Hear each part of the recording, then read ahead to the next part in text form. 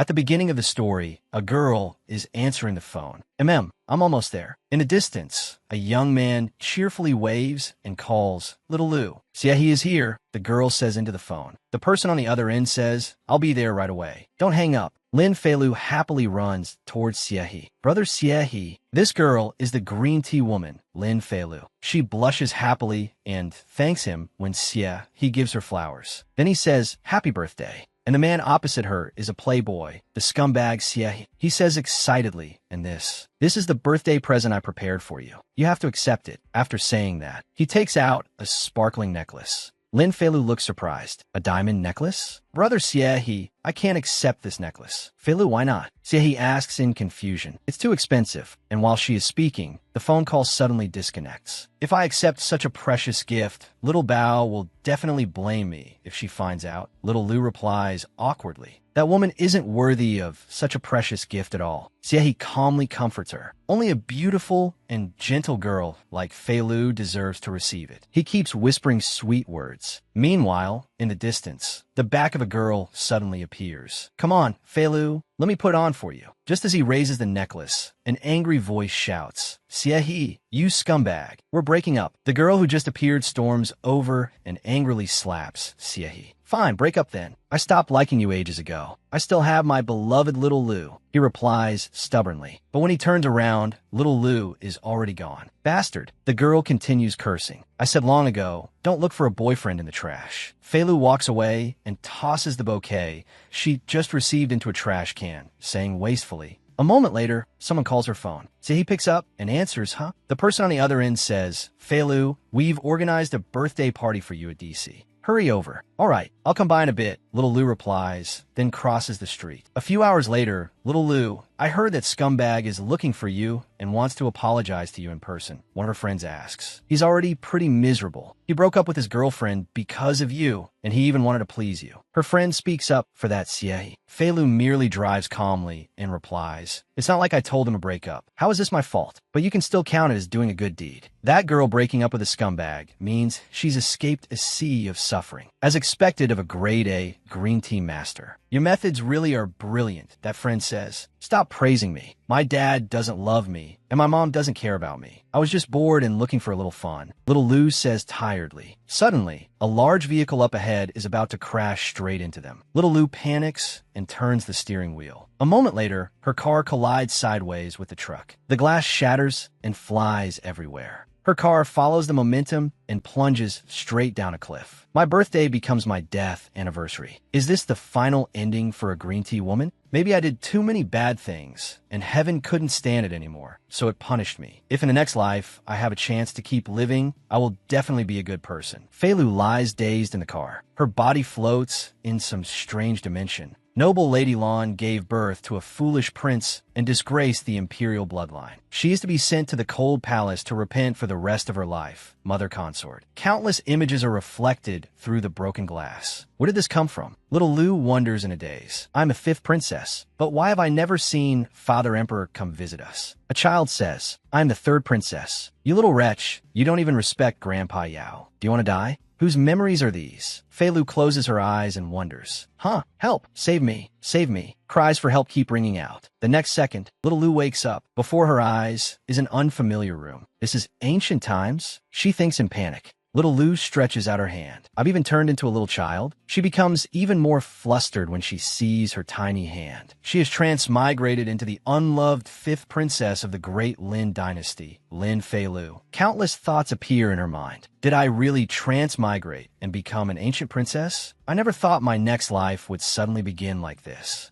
A woman walks in from outside. Little Lu, you finally woke up. That is Xiao Lan, Noble Lady Lan, Lin Feilu's mother consort. Because she is not favored, she often suffers hardship. Good Luer, do you still feel uncomfortable anywhere? Noble Lady Lan holds the fifth princess and asks with concern. What happened to me? Feilu asks in confusion. Xiao Lan answers gently. Little Lu went out to play this morning, slipped, fell into the water, and caught a chill. But it's nothing serious. You'll be fine after you drink the medicine later. Noble Lady Lan lifts up the bowl of medicine and says, She brings over a spoonful of medicine, and Little Lu obediently drinks it. Fell into the water? I was clearly pushed in by someone, Little Lu thinks. This original body's mother didn't even realize her daughter was actually pushed into the water by someone else. I have to say, women in the deep palace really are innocent. Little Lu thinks. Suddenly, someone rushes into the room. Sister, sister, the boy keeps calling out. That is Lin Feilu's biological older brother, the great Lin dynasty's sixth prince, who is disliked by the emperor because he is foolish. So this is my foolish older brother. Thinking about it, the emperor's dislike of noble Lady Lan is probably related to this too, she thinks. The true dragon son of heaven has a foolish son that is practically a stain on his life. Her brother reaches out and touches little Lu's forehead. Although this older brother is foolish, he was still very good to the original owner. Whenever he had tasty food or anything fun, he would give it to her first. Little Lu gradually regains the original owner's memories. Good sister, no pain, no pain. Her brother keeps comforting his younger sister. I'm not in pain, little Lu replies. Her brother reaches into his sleeve pocket. Eat, sister. Tasty. Her brother takes out something sticky and says happily. Sister won't eat. Brother should eat it. It's all for brother, little Lu says. Hearing this, her brother stuffs it straight into his mouth. He chews happily. Didn't mother already say so? Your sister is sick. You can't disturb her. Noble Lady Lan reminds her son. Miss Sister. Want to play with sister, her brother says with a pout. Noble Lady Lan seems not to despise this foolish child of hers at all. In the harem, a mother rises through the status of her son. The existence of this young son can be considered to have cut off all her future prospects. Little Lu secretly guesses, yet she still does not despise him. Instead, she keeps these two children by her side, always protecting them and worrying about them. This truly is sacred motherly love. Wait until Lu is well. Mother will make osmanthus cakes that you both like to eat, Xiao Lan says while holding her two young children. My osmanthus cake is for sister too. That way, sister can get better faster, her brother says obediently. Having someone care about me doesn't feel bad. Little Lu thinks happily in her heart. After all, I still need time to adapt to my new environment and new identity. First, I need to observe. Now that I've come back to life, I'll set a small goal. In this life, I won't do anything else. I'll just be a good person. Lin Feilu makes up her mind. Suddenly, a palace maid runs in anxiously. My lady, the people from noble consort Jingyan's palace have come again. They say they are here to find the princess. What happened? Noble Lady Lan asks sternly. The third princess developed a high fever last night that wouldn't go down. She kept shouting that she saw the fifth princess standing at her door. Even the imperial physician couldn't do anything about her fright. Noble consort Jingyan sent word, saying that yesterday at the forest pavilion, the fifth princess collided with the third princess, so the fifth princess must go over and apologize. The palace maid hurriedly recounts. Apologize? That third princess clearly pushed this body into the water and killed the original owner. Now, the murderer frightened herself sick and even wants the victim to apologize to her. Luer is displeased. This harem is far too interesting. Although I don't want to be a bad person, I am someone who clearly distinguishes kindness from resentment. I will absolutely not take advantage of others for nothing. Since I am using your body to live again, I won't say anything about other matters, but I will definitely avenge you. Little Lu thinks righteously. All right, noble Lady Lan tenderly holds the fifth princess's hand. Heaven bless little Lu. Wait here. Don't be afraid. Mother will protect you. All right, little Lu replies obediently. Has that little wretch come or not? Suddenly, someone shouts. That is Jing Yan, the mother of the third princess. She scowls and scolds. Do you expect me to personally invite her? Please calm your anger, noble consort Jing Yan. Xiao Lan replies respectfully. Seeing me, why aren't you kneeling immediately? Jing Yan threatens. So fierce. And she isn't even as pretty as mother consort. What's she doing? Little Lu thinks blankly. Noble Lady Lan has already knelt down and respectfully says, this concubine knows her crime. She tugs at little Lu's sleeve and whispers, Little Lu, kneel. Feilu thinks in confusion. You want me to kneel before her? Are you kidding me? I'm a modern person. Thinking this, she says, why are you kneeling? Hearing this, Jing Yan becomes furious and steps forward to hit Xiao Lan. Bitch, she shouts. Then she turns and says loudly, if the mother cannot teach the child, and I cannot hit a princess, then I will hit you as an example. If noble consort Jing Yan wants to punish someone, please punish me. Little Lu is still young. She doesn't know anything. Noble Lady Lan immediately lowers her head and begs. However, noble consort Jing Yan is still dissatisfied. A lowly woman is a lowly woman. The daughter she teaches is as lowly as you.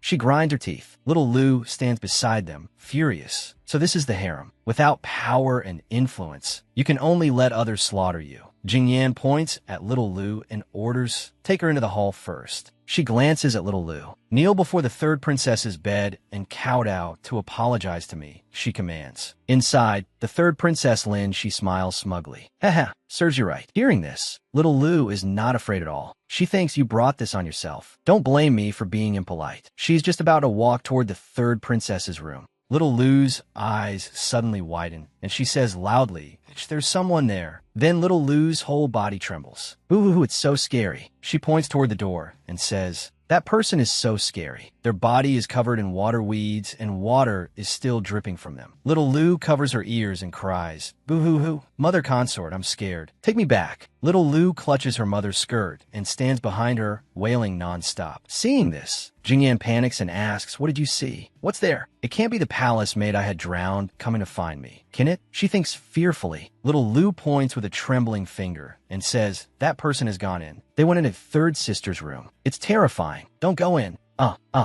Inside the room, the third princess also turns pale with fright. She keeps screaming, forcing the servants to go in and hold her down. "Your Highness, third princess." Suddenly, the third princess's eyes roll back. Oh no, the third princess has fainted. The servant inside reports. Jingyan panics and quickly runs in. "Hurry and summon the imperial physician," she orders. "Also, go outside the palace and invite several eminent monks here." Noble consort Jingyan gives her instructions. Meanwhile, noble Lady Lan holds her trembling daughter and gently says, "Mother will take you back." Little Lu smiles smugly. "You still want to fight me?" At noble Lady Lan's residence, Lu'er encountered something unclean. "Go prepare offerings," Xiao Lan orders the servants. This servant obeys. As for little Lu, she shakes her mother's hand and asks with concern, "Mother consort, are you feeling better? Where's the fifth princess?" Suddenly, someone appears. That is talented Lady Su. She smiles sinisterly and says, "Where's the fifth princess? I heard she encountered an evil spirit today. I brought a high monk with me to exorcise her. Don't let any unclean things be brought into my bright palace." According to the rules of the great Lin imperial family, this person's position is above that of a noble lady. Talented Lady Su is the mistress of Bright Palace, while Xiao Lan, as a noble lady, temporarily lives in the side hall. "I don't have any," little Lu answers innocently. But in her heart, she thinks unhappily, "Another one? Is this ever going to end? I only just transmigrated here, and I haven't had a single peaceful moment. Whether you have or not is not up to you. Men, take the fifth princess out and let the high monk exorcise her." Talented Lady Su coldly gives the order. The servants obey.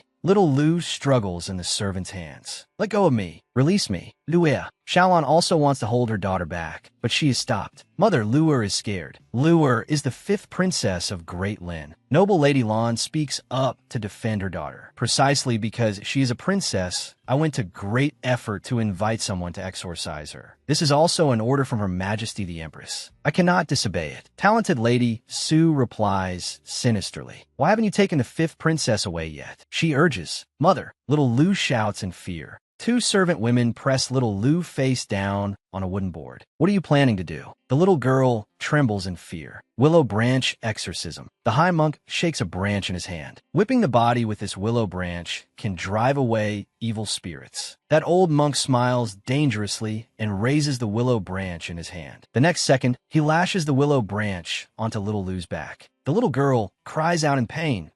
Stop. Noble Lady Lan screams in agony when she sees her young daughter being tortured. "From childhood to adulthood, I have never been beaten like this. After living again, I originally intended to become a good person." Little Lu thinks angrily. "I'll endure it." Little Lu says. Fei Lu grits her teeth and endures the pain. "Damn it, whoever wants to be a good person can go ahead. This old lady can't do it anymore." Little Lu thinks. While enduring the pain, little Lu thinks the urgent matter right now is to get through this beating first. Little Lu grimaces in pain. A while later, she faints. The servant beside her says anxiously, "The princess has fainted." Only then does the old high monk stop. "Lu'er." Noble Lady Lan anxiously shakes off the servant beside her. She rushes over in panic. "Lu'er, what happened to you? Wasn't it only one strike? How could?" Talented lady Sue's eyes dodge. Open your eyes and look at mother. The monk is also flustered. He fearfully leans close to talented lady Sue and whispers, "My lady." The princess's face is pale and her whole body is covered in sweat. With these symptoms, we cannot continue. The child is still so young. After all, I am afraid. Today, we can only beat her this much. Hearing this, talented lady Sue walks over and says, "It seems the evil spirit has been driven out. When the fifth princess wakes up, there should be nothing serious. I will leave first." Luea. Xiaolon holds her daughter and cries in pain. Talented lady Sue avoids her gaze and whispers to the servants, "Let's go." Mother consort. Little Lu slowly wakes up. Luea. Noble Lady Lan calls her daughter's name in delight. Don't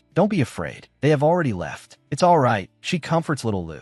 Of course I know they left. Otherwise, how could I open my eyes? Little Lu thinks smugly. The little girl raises her hand and wipes Noble Lady Lan's tears. "Mother, don't cry. Luer doesn't hurt." Fei Lu smiles and comforts her mother. Seeing her daughter like this, Xiaolon only feels her heart ache and tears fill her eyes. She holds her daughter in her arms and says regretfully, "Mother is no good. Mother failed to protect Luer properly. Mother will go invite the imperial physician for you." Little Lu lies in her mother's embrace and thinks coldly, "I originally thought this was just a retirement instance, where I could guard this tiny world, eat, drink, and pass the days happily. I didn't expect it to be a power struggle battle. A palace struggle battle is good too. Otherwise, as a green tea expert of such a high level, wouldn't it be a waste if I didn't use my skills?" Little Lu smiles faintly, full of hidden sharpness. "I want to see how much of my charm the big and small bosses in this harem instance can withstand," she thinks. The next day, the attendant maid says, "Princess, the imperial physician said your body has not fully recovered yet. Let's just walk around for a little while and then go back." The little princess smiles and replies, "That's exactly why I need to go outside and walk around more. I've almost recovered from my injuries. I need to start taking a little action," Little Lu thinks. Everyone knows that if you want to establish your position and fight monsters in the palace, you first have to find a solid backer. The biggest NPC in the Imperial Palace is the Emperor. Judging by the current situation, directly targeting the final boss is still a little difficult. Little Lu plans and thinks, why not settle for the next best thing? I'll start with my half-brothers first. She makes her decision. Suddenly, a voice is heard. "Fourth Prince, please come down quickly. What will we do if you fall?" That is the voice of a servant from afar. "Fourth Prince, slow down a little. If you want to eat from any tree, just give an order. This servant will pick it for you. Please come down." Little Lu asks the maid, standing beside her in confusion, "The fourth prince? My elder brother is the sixth prince. Is that fourth prince also my elder brother?" The maid looks somewhat troubled. She pulls little Lu aside into a corner. The maid explained, "The fourth prince is the son of consort Yao. His status is different from our ladies. The fourth prince has a stubborn temperament. If he sees you, princess, I fear he will bully you. Let's leave first." "Oh." The princess nodded sensibly. "If father emperor and mother consort punish you, I will plead for you. What is there to be afraid of?" The fourth prince called down from the tree. "Fourth prince." The servants below were still terribly worried. In a moment, everyone gets a share of the persimmons in that basket. This was the fourth prince, Lin Jingyuan, son of consort Yao. Because his appearance resembled the emperor's, he was especially favored. Little Lu poked her head out from behind the tree root and smiled. A typical case of yielding to softness, but not force. This child may be willful, but his nature isn't bad. That makes things easy. Little Lu stepped out from her hiding place. The fourth prince noticed her. "Who is over there? Come out and let this prince see your face." "Oh no, we've been discovered." Little Lu's maid was frightened, while the little girl walked out with perfect composure. Little Lu stood before her elder brother. The maid behind her bowed low and respectfully. The fourth prince jumped down from the tree. "Who are you?" he asked. "My name is Lin Fei Lu," Little Lu replied. The servant beside the prince stepped forward to explain. "Fourth prince, this is the fifth princess. So you're my younger sister. What were you hiding there for?" Lin Jingyuan asked. "I want to eat persimmons." Little Lu stared fixedly at the persimmon in the prince's hand. "May we eat them?" The little girl put on a coquettish expression. Lin Jingyuan was immediately moved.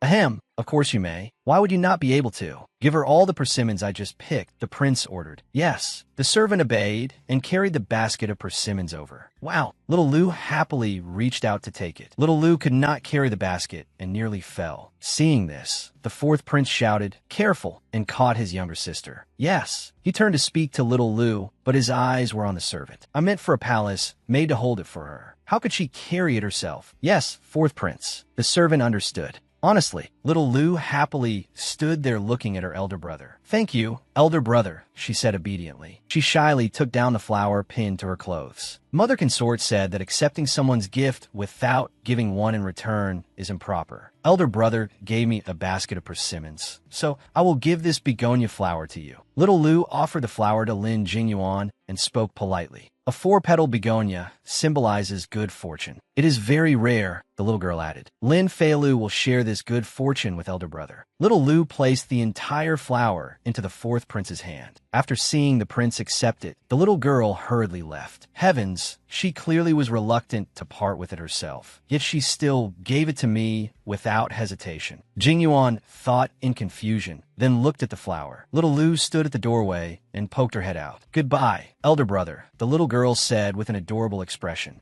Ah, what peerless little cutie is this? She is far too adorable. Jingyuan thought, his heart moved. The maid beside her carried the basket of persimmons and asked, Princess, does a begonia with multiple petals truly mean good fortune? Why has this servant never heard of it? But when little Lu heard this, she merely walked on happily, thinking, it's right that you've never heard of it. I just made it up. As she walked, she suddenly noticed something.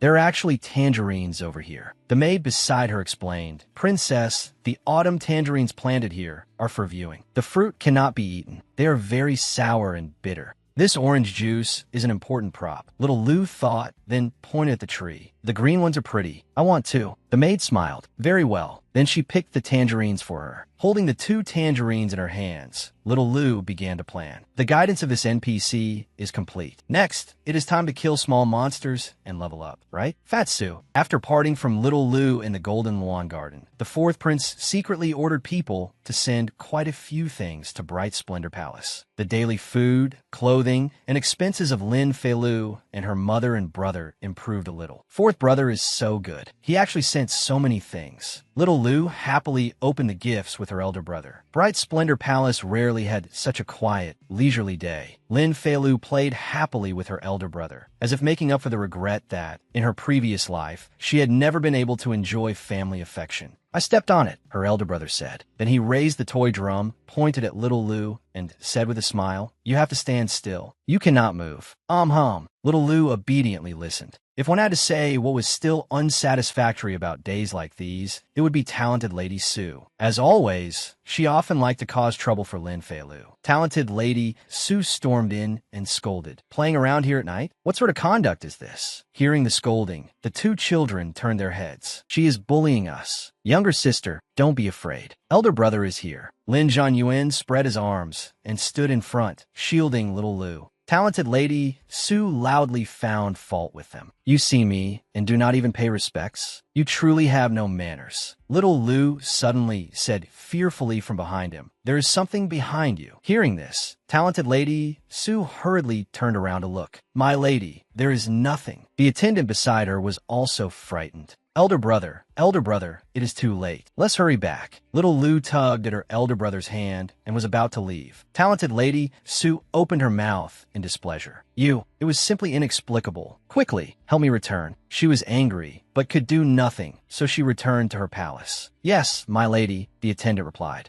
In the main hall of Bright Splendor Palace, thunder and lightning crashed as rain fell outside. The attendant said, My lady, that was only a child speaking nonsense. You need not believe what they said. Talented Lady Sue agreed. Yes, but that girl is only 5 years old. What did she know? I do not believe anything she said either. Then she angrily gritted her teeth. When the sun comes out tomorrow, I will settle accounts with her. Suddenly, someone knocked on the hall door. Knock, knock, knock. The two people inside were extremely alarmed. It is so late, and the rain is so heavy. Could it be that noble consort Ruan has some urgent matter? Follow me to take a look, Talented Lady Sue said. Yes, the attendant obeyed. Talented Lady Sue fearfully went forward to open the door. In the courtyard, thunder, and lightning rumbled. There was also a noose hanging from a tree branch. Seeing that loop, talented Lady Sue and the palace maid were so frightened their souls nearly flew away. Close the door. Close the door. It is the hanged palace maid coming back to find me. It must be her, she screamed. Meanwhile, outside in the courtyard, little Lou carried a stool over to the tree. She jumped up, took down the rope, and smiled smugly. Hee hee, this is only the beginning. The good show is still to come. Little Lou glanced in the direction of bright Splendor Palace and thought sinisterly. Because of the fright on that rainy night, talented Lady Sue ran a high fever for several days and could not recover. The palace maids invited both high monks and imperial physicians. Everyone in Bright Splendor Palace was busy as a swarm. Hurry, change the basin of water again. Palace maids bustled in and out of the palace.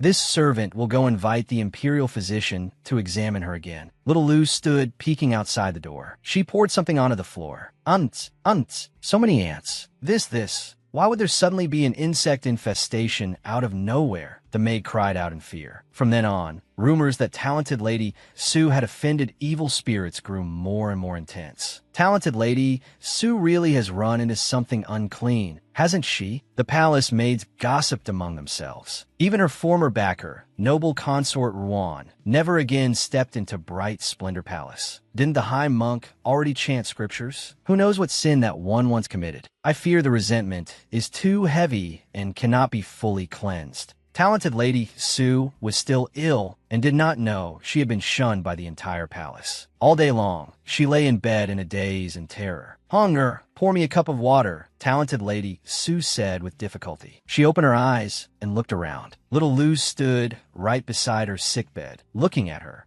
Talented Lady Sue was so frightened she sat up at once. My lady, Little Lou called obediently. She is waiting for you, Little Lou said, putting on a dangerous look. Hearing this, talented Lady Sue was terrified out of her wits and screamed. The palace maid outside hurriedly ran in. My lady, what happened? Hunger, quickly drive her out for me. She gave the order. Fifth princess, please. Hunger spoke respectfully. Little Lou did not resist. Instead, she obediently jumped off the bed. Hunger, light every lamp in the room for me. Make it brighter. I refuse to believe those filthy things will still dare approach my body. Talented Lady Sue shouted, giving orders. Hunger obeyed and replied, Yes, this servant will light the lamps. My lady, look. Hunger panicked. What? Talented Lady Sue glanced over wearily. Words appeared on the lantern. Pay me back with your life. Talented Lady Sue was so frightened that all color drained from her face. She fainted on the spot. My lady, wake up! Hunger cried in fear. Someone, my lady has fainted. Hurry and invite the imperial physician, she shouted, calling for help. Little Lou left the palace cheerfully and elegantly. In a side hall of Bright Splendor Palace, Little Lou discovered Lin Jianyuan doing something. Younger sister, eat an orange. The boy held up 2 oranges and called to Little Lou. These are not for eating, Little Lou said gently. Not eating? Then what are they for? Her elder brother asked. All right, I will show you something fun. Little Lou took the oranges from her elder brother's hands and said. She squeezed the orange juice into an inkstone, then dipped a brush into it and wrote on paper. Look carefully, Little Lou reminded him, then held the sheet of paper over the fire. A smiling face appeared on the paper. There is a picture, her elder brother said joyfully. Is it fun? Little Lou asked. In these days of panic and terror, one small trick was enough to scare talented Lady Sue into madness and disorder from now on. Thinking that from this point onward, talented Lady Sue would never again have a chance to turn things around, and that she could finally temporarily hold a peaceful birthday, Little Lou smiled. Little Lou, someone called her from outside. The servant following behind reminded, Your Highness, this Bright Splendor Palace once had a disturbance with evil spirits. It is dark and filthy. You truly cannot go in. Is there anywhere in this palace that this prince cannot go? The 4th prince asked boldly. This is that 4th prince from last time. He has come at just the right time. I can use this chance to make him like me even more. Little Lou thought quietly. The 4th prince ran in from outside and called Little Lou. Little Lou peeked out from behind the door and replied, Elder brother, 4th Highness, you cannot, the servant kept reminding him. Hearing this, the prince turned back in displeasure and retorted, 5th Imperial sister is like a little fairy. Wherever she is, there's only immortal energy, no ghosts or evil spirits. You dog servant, if you dare speak nonsense again, I will not spare you. stand at the door and wait. Do not follow me, he ordered. Yes, the servant could only obey. Elder brother Jinyuan, why are you here? Little Lu asked with sparkling eyes. Elder brother Jinyuan? No one has ever called me that before. Hearing younger sister call me, that is quite pleasing. The fourth prince thought happily. This is the 5-petal begonia you gave me that day. Jinyuan took it out from his clothes. He held out the flower and said, these past few days, I have had the palace maids take good care of it, but it's still withered.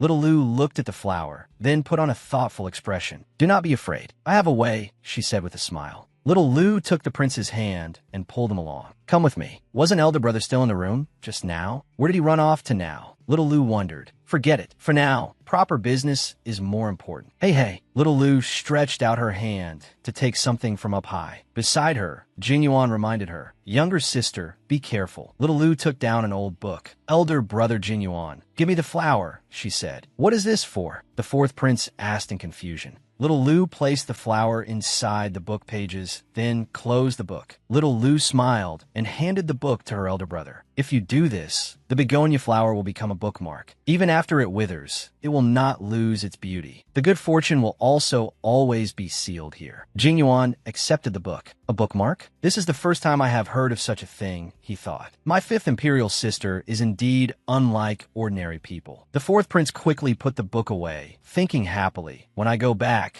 I must put my hand on the page she placed it on. Suddenly, the two of them noticed something at the same time. Lin Jianyuan was standing half-hidden outside the door. Who is he? The fourth prince asked. He is my elder brother. His name is Lin Jianyuan. Little Lu lowered her head and clasped her hands together. Elder brother, this is the fourth prince. He came to play with me. Little Lu tugged at her elder brother's hand and coaxed him, while Lin Jianyuan looked unhappily at the person opposite him.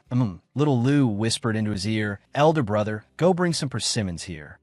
He obediently replied. Little Lu, younger sister, the fourth prince called. Why do you not call me what you called me just now? You clearly called me elder brother at the doorway. Why are you calling that one that now? Jinyuan asked unhappily. Little Lu stepped forward and stood on tiptoe. Because she leaned close to Jingyuan's ear and said, that is our secret. Those words made his heart melt. Oh no, I cannot take it. Little Lu is truly far too adorable. Wait, you said your elder brother's name is Lin Jianyuan. Is he that fool? The fourth prince asked. Hearing this, Little Lu immediately looked sad. But my elder brother is not a fool. He is only sick. Little Lu spoke with tears welling in her eyes, making the fourth prince flustered. I am sorry. She tugged at the prince's sleeve. Elder brother Jinyuan, will you also hate my elder brother like everyone else? As Little Lu spoke, she looked as if she was about to cry. Seeing this, Jinyuan answered boldly, of course not. He is your elder brother, and also my sixth younger brother. How could I possibly dislike him? Jinyuan said, patting his chest. Elder brother Jinyuan is so good. You are the best person I have ever met. Little Lu flattered him to the fullest. I'm the best person in Little Lu's heart. Thinking of this, Jinyuan was overjoyed. Younger sister, younger sister. Jinyuan kept calling from inside. Noble Lady Lan walked in from outside and asked, what are you playing now? Why, for no reason. That would you suddenly want so many persimmons? Fourth prince. Xiaolan was surprised. Greetings, noble Lady Lan. Lin Jinyuan bowed politely. We have never had any dealings with the fourth prince. Why today? Xiaolan thought in confusion. Persimmons. Zhan Yuan handed the persimmons to Little Lu. Elder brother Jinyuan, eat a persimmon. This one is the biggest and reddest. Little Lu handed the persimmon to the fourth prince and obediently offered it. Is this the persimmon I sent you that day? It has been so long. Why have you still kept it? Jinyuan asked with concern. Little Lu replied happily, this kind can be kept for a long time before eating. If we eat them too quickly, there will be no food left. Hearing this, Jinyuan felt sad. A few days ago, I had palace servants inquire a little about fifth imperial sister. Although I knew that her mother consort was not favored, and that even she herself was not valued, I never expected her life to be this poor. Not only is her residence simple and crude, even persimmons from the whole garden must be eaten sparingly. As he thought this, he said, sixth younger brother, eat. Jinyuan handed it to Zhan Yuan. Kangin, come here, the fourth prince called out. Fourth highness, what are your orders? The servant asked. Return to the hall of eternal brightness at once. Bring over delicious food, clothing, brocade, jewelry, and silver charcoal braziers. Bring over everything needed for winter, he ordered. This, the servant was troubled. Last time, I already helped Fourth Highness secretly send many things to Bright Splendor Palace. Now he wants to give such fine things again. If Consort Jiao finds out, what should be done? The servant was conflicted. This servant will go do it. Your Highness, please come with this servant, the servant said. You go. This prince still wants to take 5th Imperial Sister to the lake. Jing Yuan ordered. A moment later, he turned back with a smile and called, Little Lu, younger sister. The weather is very nice today. How about we go fishing? All right, Little Lu replied, while thinking, this 4th brother's favorability has almost been fully drained by me. I need to find the next target to gain power. Lin Jingyuan held Lin Feilu's hand and led her for a stroll outside in the clear weather. Little Lu, younger sister, in a little while, I will teach you how to fish. They all say, I'm very good at fishing. Walking beside him, she happily praised him. Wow, elder brother Jinyuan is amazing. After walking for a while, the harem palace maids they encountered bowed to the 2 children. This servant pays respects to the 4th prince and the 5th princess. From afar, seeing the 2 of them walking together, they could not help whispering among themselves. Isn't that the unfavored 5th princess? Since when has she had such a good relationship with the 4th prince? It seems 5th princess's skills are high. She has attached herself to the 4th prince. We cannot look down on her like before. She smiled smugly. I have to say, this 4th brother is very easy to use. Suddenly, from a distance behind them, a voice rang out. Song Lianglan. The voice drew her attention. I came to find you after recovering from illness. I merely asked you to accompany me for a stroll around the lake, but you were so ungrateful. Lin Feilu looked over. Isn't that Lin Shi, the 3rd princess who was frightened unconscious by the water ghost? Why is she here too? The person in the distance who attracted her attention was Lin Shi, the 3rd princess. The eunuch beside her tried to soothe Lin Shi. 3rd princess, your highness, we still have a fever. It truly isn't suitable. But she was being far too unreasonable. What was the point of deliberately making things difficult? No matter what, he has to go boating on the lake with me today. Hiding by a tree, Lin Feilu watched her. This princess, why does she look so much like a thug trying to abduct a village girl? What entered her sight was Song Lianglan's handsome, bright, and refined appearance. But this little brother really is very handsome. If it were me, I'd want to abduct him too. She stared in surprise without blinking. Once he grows a little older and his features fully mature, who knows how many young maidens' hearts he will shake. Lin Feilu could see the infatuation in Lin Shi's eyes. It seemed this 3rd princess Lin, she had already become completely obsessed with him. Song Lianglan smiled gently. Boating on the lake is a small matter. It is just that my cold has not yet recovered. I fear I may pass the illness to the 3rd princess. Your highness is in good health, so you must not be infected. Hearing this, Lin Feilu smiled mockingly. In other words, he was refusing, yet it sounded as if he were concerned for the other person. Lin Shi's eyes shone brightly as she looked at him. Are you caring about me? Standing nearby, Lin Feilu almost couldn't bear to watch and laughed in disdain. Sure enough, what woman wouldn't be happy hearing words like that? He really was an expert. Song Lianglan said, Of course, the wind is strong by the bamboo grove. Princess, please take good care of yourself. I asked that you return first. Lin, she happily agreed. Very well. Next time, I'll come find you to go boating. A while later, while strolling by the lake, Lin Feilu and Lin Shi ran into each other. The moment Lin Shi saw her, she became furious. How unlucky. Why did I have to run into this little wretch who harms people's romances? Lin Feilu was displeased. Again, I didn't even go looking for trouble with you. Yet you came knocking at my door yourself. She tightly grabbed Lin Jingyuan's hand and said pitifully, Brother Jinyuan, little sister didn't harm anyone's romance. Seeing her tearful eyes, Lin Jinyuan immediately grew angry at Lin Shi. You rely on being my elder sister and still dare to act arrogant in front of me? If I hear one more word from you, I won't let you off. Lin Shi was stunned by his reaction. You're scolding me for her? Lin Feilu hid behind him, trembling in fear and sobbing. Woo-woo. Lin Jinyuan immediately protected her with all his might and shouted at Lin Shi, Why aren't you leaving? Lin Shi burst into tears and ran away. Woo-woo. Her servants quickly chased after her. Lin Jinyuan rubbed Lin Feilu's head to comfort her. Little sister Lu, don't be afraid. I will protect you. Lin Feilu smiled gently.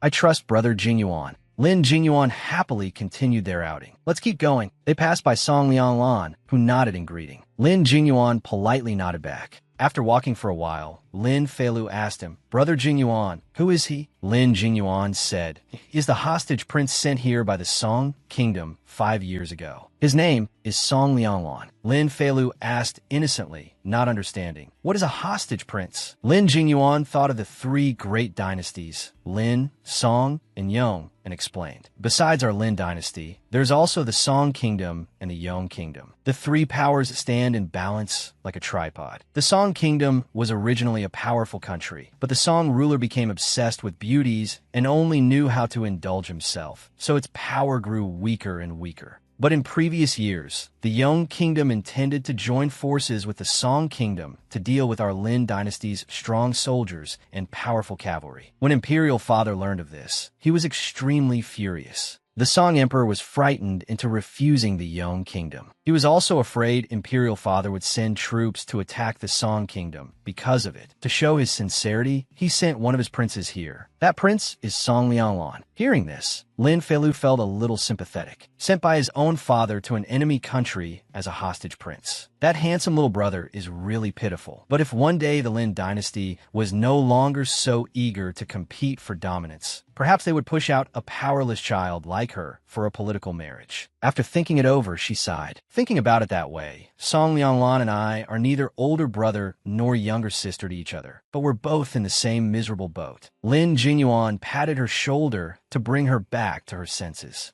Little Lu, what are you thinking about so dazedly? Come on, let's go fishing. Lin Feilu happily took the fishing rod. All right, she comforted herself. Forget it. Right now, I can't even take care of myself. How would I have time to worry about other people? She would just take things one step at a time. When they reached the lake, Lin Feilu swung her hand and cast the fishing rod far out. Immediately, by good luck, she caught a fish, to Lin Jingyuan's delight. Lin Jingyuan had a wonderful time playing with her and kept praising her fishing skills. Little sister Lu is amazing. In such a short time, you've already caught so many fish. Let the eunuchs help you carry these fish back. An anxious voice suddenly rang out in the middle of their fun. Your Highness! Another eunuch ran over to report. His Majesty has arrived at the Hall of Eternal Brightness. He has schoolwork he wishes to examine from your Highness. Consort Diao says you must hurry back. Lin Jingyuan was startled and immediately left, not forgetting to instruct her. Little sister Lu, I have something to do, so I'll return to my palace first. This eunuch will escort you back. Remember, don't run around. Lin Feilu waved goodbye. Brother Jingyuan. The eunuch smiled warmly. Fifth princess, this servant will escort you back. Lin Feilu leisurely headed back. On the way back, she passed by the Emerald Bamboo residence and looked inside with great curiosity. The servant by the lake said, the Emerald Bamboo residence is where Song Lianglan lives. She had thought her own palace was desolate enough. Lin Feilu turned back to look. She hadn't expected the Emerald Bamboo residence to be even more desolate, without even a bird in sight. But then she turned to leave. What does he have to do with me? Right now, it's already hard enough to protect myself. Her back receded slowly as thoughts continued turning in her mind. But just now by the lake, Song Lianglan said he had caught a cold, right? As a hostage prince with no one to rely on, his days must be very difficult. Suddenly, Lin Feilu called to the eunuch wait. The eunuch ahead obeyed. Yes, fifth princess. From the bucket full of fish, she picked up 2 at random and turned around. Wait here. I'll go in and take a look. Lin Feilu walked into the Emerald Bamboo residence from outside. The servant saw her and was extremely surprised. You? He recognized her and scrutinized her. Isn't this the little girl who was following the 4th prince just now? That 4th prince has bullied Master more than a few times. She definitely isn't a good person either. Lin Feilu handed the 2 fish to the servant. These are for you. He kept wondering what she meant. Lin Feilu smiled and explained, isn't your master ill? Make some fish soup to nourish his body. The servant immediately looked at the fish with suspicion. Could these fish be poisoned? Lin Feilu could see the servant's gaze and said, they were just caught. There's no need to worry. The servant hesitated.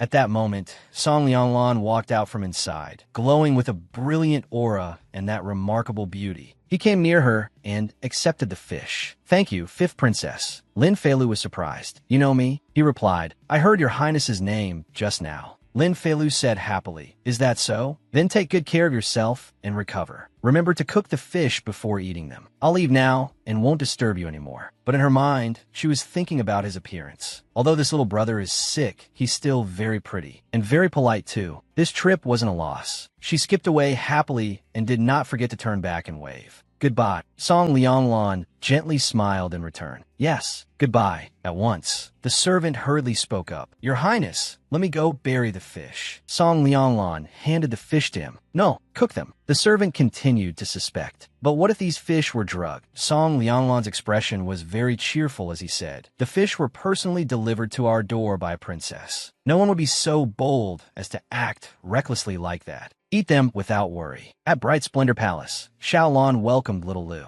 You're finally back. Lin Feilu asked, Mother Consort, what happened? Xiaolon quietly looked at the pile of things inside and said, This afternoon, after you left, the people at the fourth prince's side sent over quite a few things. Lin Feilu's eyes widened in shock when she saw them, and she happily ran over with a cry of surprise. She thought to herself, Lin Jinyuan, that little brat, is actually quite useful. Xiaolon watched Lin Feilu's cheerful mood and sighed, somewhat worried. If Consort Diao learns of this, she may be displeased. Unlike the peaceful scene at Bright Splendor Palace, at this moment, inside the Hall of Eternal Brightness, the atmosphere seemed a little tense. A cup slammed heavily onto the table. Emperor Lin interrogated angrily. You went out to fool around again? Consort Diao, sitting beside him, did not look any less stern. Lin Jinyuan knelt before them and honestly confessed everything. I went fishing. Emperor Lin frowned, very displeased with his attitude toward his studies. You certainly are leisurely. You never put any heart into your homework. But when it comes to these games, you are quite accomplished. Consort Diao soothed him from his side. Your Majesty, please do not be angry. She held his hand, wanting him to calm down. Jingyuan is still young. It is normal for him to be a little playful. Emperor Lin grew even angrier. 8 years old is not young anymore. When I was his age, the Grand Tutor had already assigned me 3 essays. Lin Jinyuan knelt on the ground, not daring to raise his head. Consort Diao wanted to speak up for him. Your Majesty is accomplished in both civil and military affairs. How could Jinyuan compare to your Majesty? Emperor Lin noticed something and asked, What is that on you? Lin Jinyuan guiltily touched his belly. Consort Diao was startled and worried he had done something wrong again. In the past, this child had stuffed a dead sparrow into his clothes and carried it into the Imperial Academy, frightening the tutor terribly. If this time he had brought another dead fish, Lin Jinyuan took a book out from his robes. Both of them were shocked. The Anilex, this was the son who would complain that his head felt dizzy and his whole body felt unwell the moment he saw a book. How could he be carrying a book? Emperor Lin then called, Bring the book here. Lin Jinyuan quickly said, Yes, Imperial Father. Emperor Lin opened it and inwardly sighed. This book was real. Seeing a flower tucked inside, he asked, What is this? Lin Jinyuan replied, It is called a bookmark. Your son uses it to mark my reading progress, so as to avoid folding the corners of the pages. He secretly rejoiced. Luckily, little sister had told him what it was used for. Emperor Lin's expression gradually eased. I did not expect you to be someone who cherishes books. This begonia is placed on this page. In other words, you have read up to this page? Then read a passage aloud for me. At that moment, Lin Jinyuan became awkward and blurted out, Your son has not memorized it yet. I plan to finish reading the entire book and then start over from the beginning. Consort Diao was delighted. This child has never liked reading before. Now he's begun to read and even carries books with him. It can be seen that he is putting in effort. Your Majesty, why not give him a little time? Emperor Lin lifted his chin and hesitated, but his expression showed great satisfaction with Lin Jingyuan's attitude. Very well, I will give you 3 days. Lin Jinyuan happily took the book and held it against himself. Emperor Lin looked at Consort Diao and said, Tonight, I will have dinner at the Hall of Eternal Brightness. I will come again in a little while. Consort Diao immediately obeyed. Yes, this concubine will go down and prepare. Consort Diao and Lin Jinyuan saw Emperor Lin off. As soon as he left, Consort Diao asked Lin Jinyuan, Where did this book come from? Lin Jinyuan said cheerfully, Fifth Imperial Sister gave it to me. Fifth Imperial Sister put a lucky begonia inside this book and gave it to me. Mother Consort, it really is very lucky, isn't it? Imperial Father didn't scold me. Consort Diao's expression was very satisfied. In the afternoon, a palace maid had come to report that for some reason, Jinyuan had sent a pile of things to Bright Splendor Palace. She had originally planned to summon noble Lady Lan tomorrow morning to reprimand her, but now it seemed Consort Diao then called Suyu. Suyu quickly ran over. Your Highness, Consort Diao instructed, tomorrow morning there is no need to summon noble Lady Lan. Call the 5th princess here instead. Suyu obeyed. Yes, Your Highness. The next day, at the Hall of Eternal Brightness, Lin Feilu knelt before Consort Diao and paid her respects. Little Lu greets Consort Diao. Consort Diao looked her over and smiled faintly. This fifth princess was still innocent and childish, but her appearance was exquisitely adorable. Though nervous, she did not forget etiquette. At a glance, she seemed like a well-behaved and simple child. Consort Diao said, "Rise. Like your mother consort, you are a beauty." Lin Feilu stood up properly, clasped her hands in front of herself, and smiled with pure loveliness. Consort Diao pulled her close to sit beside her and asked kindly, "Has the fifth princess eaten breakfast?" Lin Feilu said, "Not yet." Consort Diao passed her food. "Since that is so, have breakfast with me. Quickly taste this porridge."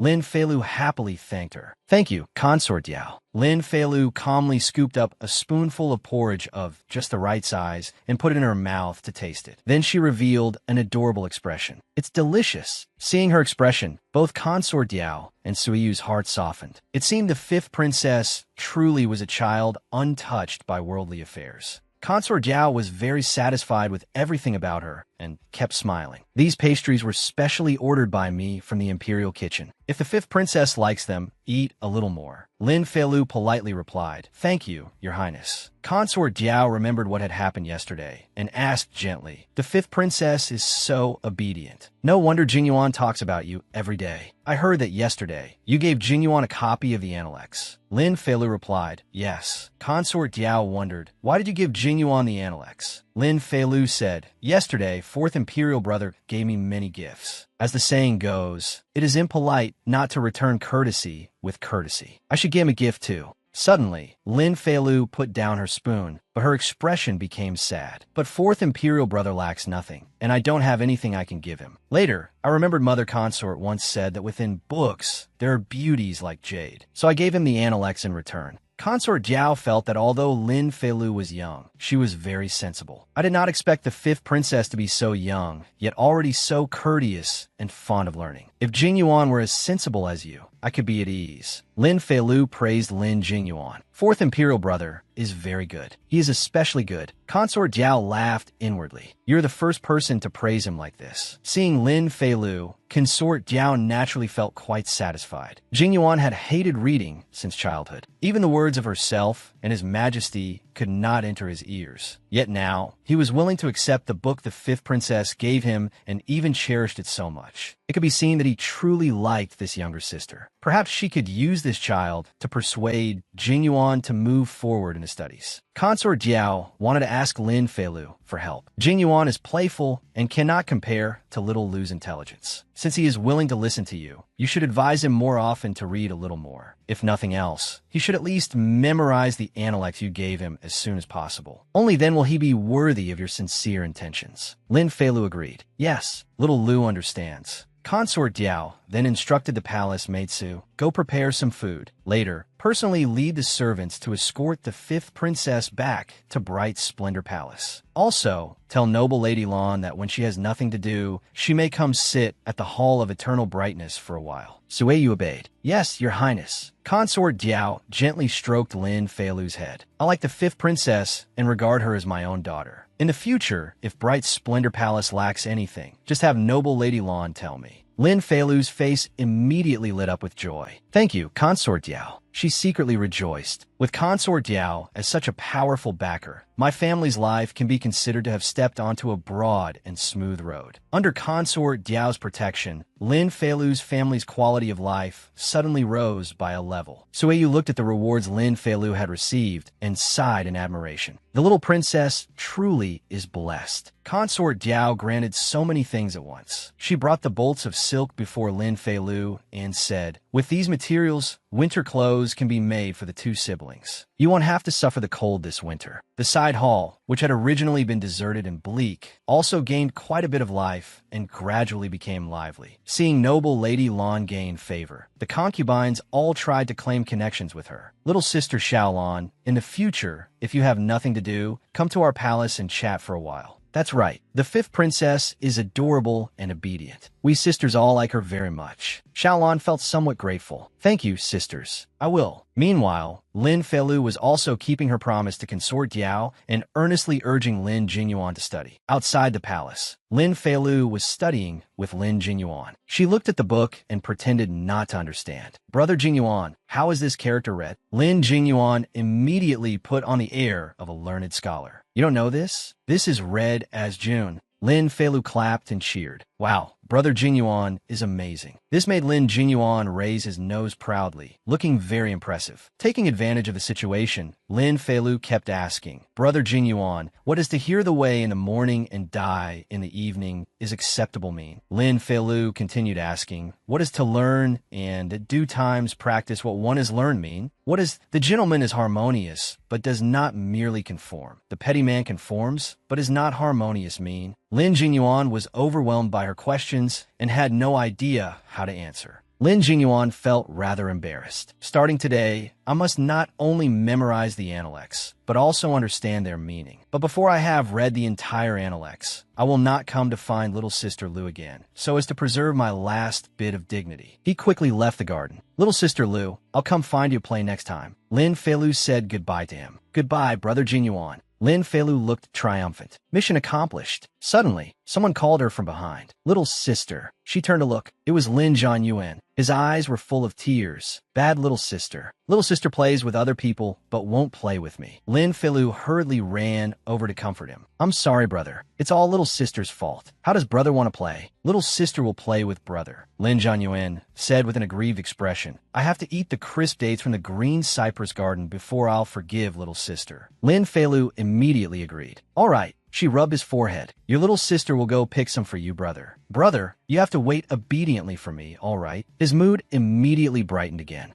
At Green Cypress Garden, Lin Feilu diligently picked a great many for Lin Jianyuan. These should be enough for brother to eat. Just as she was about to go back, she accidentally heard crying. Sobi, sobi, sobi, sobi. Curious, she followed the sound of the crying. That sound, is someone crying? She pulled aside clumps of plants and saw a figure. A boy with his head lowered, staring at the ground. Hearing the strange noise, the little boy turned to look toward where it had come from, his eyes wet with tears. Who are you? She stared at him wide-eyed, but inwardly, she was extremely excited. A new NPC. Perfect timing. You'll be conquered by me soon enough. Miss. Lin Feilu walked closer and asked with concern, Why are you crying? Seeing her bright, cheerful face, he felt a little embarrassed, rubbed his eyes, and turned his face away. It has nothing to do with you. In truth, he was already rather ashamed to have been seen. A boy shedding tears, and to be seen crying by a girl, no less. How embarrassing. Seeing the little rabbit in his arms, she reached out to touch it. Is this a rabbit you're raising? It's so cute. Hearing that, he tried hard to hold it in, but in the end he could not suppress it and turn away, struggling as tears fell. Whoa, she asked in confusion, what's wrong? Seeing him like that, she secretly could not help judging him. Looks like he's a crybaby. From far away came the sound of palace maids talking. Sister, sister, wait for me. Stop making such a fuss. Her ladyship is still waiting for us to bring fruit back. He immediately pulled her close and hid behind the bushes. Chill, come over here with me. She quietly shifted after him. Musa. The two of them watched the two palace maids. Sister, what's the hurry? There's clearly still time. After the two palace maids left, the two of them looked at each other in silence, then grew embarrassed again. She shifted out a little. He asked, Who exactly are you? She said, I'm little Lu. As she asked him, she stroked the head of that adorable rabbit. Why were you crying? Does it have something to do with this rabbit? He stammered in reply, My mother told me to kill it myself. Looking at the adorable rabbit before her, Lin Feilu was completely won over. The little rabbit is so cute. How could I possibly kill it and eat it? Yet in her mind, another expression appeared, smug and self-satisfied. As expected of me, I can say such nauseating words without changing my expression at all. She asked, Why does your mother want you to kill it? Does she not like rabbits? He hesitated, then said no. This rabbit was a birthday gift my mother gave me. I've raised it for 3 years. He looked at the rabbit with great affection. Mother said that once people grow up, they cannot have compassion, nor can they like animals, because these things will become fatal weaknesses. She fell silent in thought. This young man's birth mother was a little. She makes her own child personally kill his pet. abandoned kindness, and hardened his heart, using extreme methods to force her child to grow up. She had heard people in the palace say that the woman was domineering and arrogant. She was the favored noble consort Ruan, yet she had given birth to a warm and modest child who treated others gently. Could he be the first prince, Lin Ting? This is a major NPC. I have to win him over. She gently stroked his head. Don't cry anymore. I'll help you think of a way. He looked at her in a daze. What way? She said, give the rabbit to me. I'll take it back to my palace and raise it for you. When you have time, you can come visit it. What do you think? He wondered. Then, how should I explain things to my mother? She told me to bring the rabbit's body back. She immediately began laying out a plan. Then tell her this. Because you truly couldn't bear to do it, you found a place with no one around and threw the rabbit away, leaving it to fend for itself. That can still count as completing the task your mother gave you. She added, she understands your personality. If you really brought the rabbit's body back, she might become suspicious instead. Warmed by her words, he smiled and accepted what she said. I'll listen to you. When Lin Feilu saw him smile, she immediately liked it very much. Ah, this handsome young man's smile is so gentle and warm. I think he's so adorable. She wiped the tear tracks from his eyes with her hand and said gently, I live in Bright Splendor Palace. From now on, if you encounter anything you can't solve, don't cry. Come find me. I'll help you think of a way. He immediately blushed. But she was still very happy. Don't be afraid. I'll protect you. He suddenly remembered something and asked, you said you live in Bright Splendor Palace. Little Lu, could you be the fifth princess Lin Feilu? She confirmed, that's right. He liked her very much, so it was actually her. She was nothing like the rumors. Meeting her in person showed exactly what she was really like. He added, then I'll trouble you to take care of Little Rabbit from now on. When I have time, I'll go to Bright Splendor Palace to visit it. He handed the rabbit to her. She took it and lovingly cuddled the little one. All right. She reached out, took a handful of the apples she had picked, and gave them to him. Here, let's make an exchange. I'll treat you to some apples. He accepted them. Thank you. She hugged the rabbit and waved goodbye to him. Then I'm going back to the palace. Goodbye. He said calmly, See you next time. On this side, Lin Feilu was secretly delighted at having successfully conquered him, but she had no idea that a new danger was already drawing close to her. A set of footsteps appeared nearby. It was the eldest princess, Lin Yinji, appearing with an angry expression. It seemed it was time to teach the fifth princess a lesson. Winter came quickly in the north, as if autumn's breath had withered away entirely after just one night's sleep. The palace maids chatted lively among themselves. Bring the new stove in. Because Lin Feilu had formed good relations with the other palaces, the household department had long since sent over enough charcoal for the winter. That made this winter very warm. Lin Zhanyuan and Lin Feilu were happily playing together with the rabbit. She looked at the white rabbit with a cheerful expression. After the little rabbit was brought back, her elder brother loved it so much he could hardly bear it, raising it until it became white and plump. When first Imperial Brother Lin Ting came to visit later, he would surely be very happy to see it. Then she looked down, but she grabbed her own chubby belly. Lin Jingyuan had been studying the Anilex fairly well lately, and Consort Diao occasionally sent people over with food. Even I've been fed until I'm fat. She jumped down from the chair. To lose weight, one had to start from childhood. I can't let myself fall like this any longer. He suddenly asked, Little sister, where are you going? She winked at him. I'm going out for a little stroll. In her heart, she thought, the weather is cold, and no one in the palaces likes going outside. I can only walk around for exercise. And while I'm at it, who knows? Maybe I'll run into a new NPC. On this side, Lin Feilu was leisurely strolling around, but she was making things miserable for someone on the other side, who was like a headless fly, running around everywhere. Here, a eunuch was reporting to the eldest princess, Lin Yinji, daughter of Consort Hui. Consort Hui and Consort Diao were mortal rivals. One was the mother of the fourth prince, and the other the mother of the eldest princess. The fifth princess is not here. She has gone to High Wind Pavilion. Furious, she said, Didn't I tell you to keep an eye on her? How did you let her run off? Hurry and follow me to High Wind Pavilion. She followed him in a huff. Panting, the eunuch reported, Eldest princess, she has now gone to Imperial View Pavilion. Shocked, she continued chasing after her. How can that little girl run so fast? Does she have 4 legs? A palace maid continued reporting, Eldest princess, she is currently feeding fish at Long Creek Pavilion. She probably won't leave for a while. Her mouth fell open. I don't believe you'll still be able to escape this time. At Long Creek Pavilion, Lin Feilu was currently scattering bait to feed the fish. From far away, Lin Yinji saw her. Very good. She was indeed here.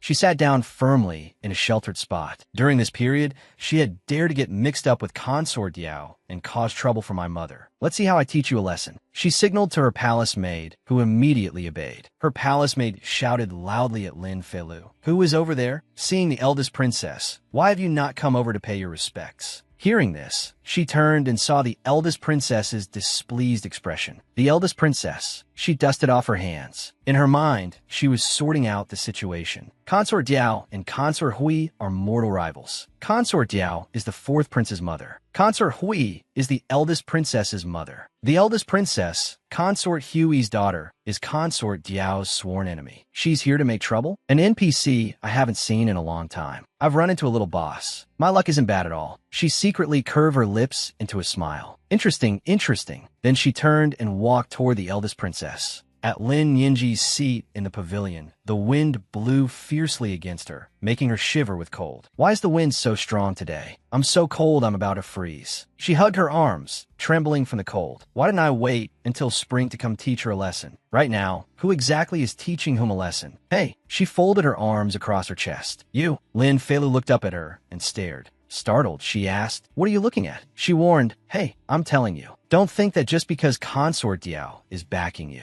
Lin Feilu smiled shyly. "Sister, you're so pretty." The eldest princess stared at her with round eyes. Is she complimenting me? But she still felt very uncomfortable with the way Lin Feilu was sneaking glances at her. It was not the kind of direct flattery that openly fawned on someone. Seeing her shy expression, the eldest princess kept scrutinizing her. She seems to truly think I'm good looking. This kind of praise is impossible to resist. Suddenly, she felt embarrassed before Lin Feilu's adorable appearance.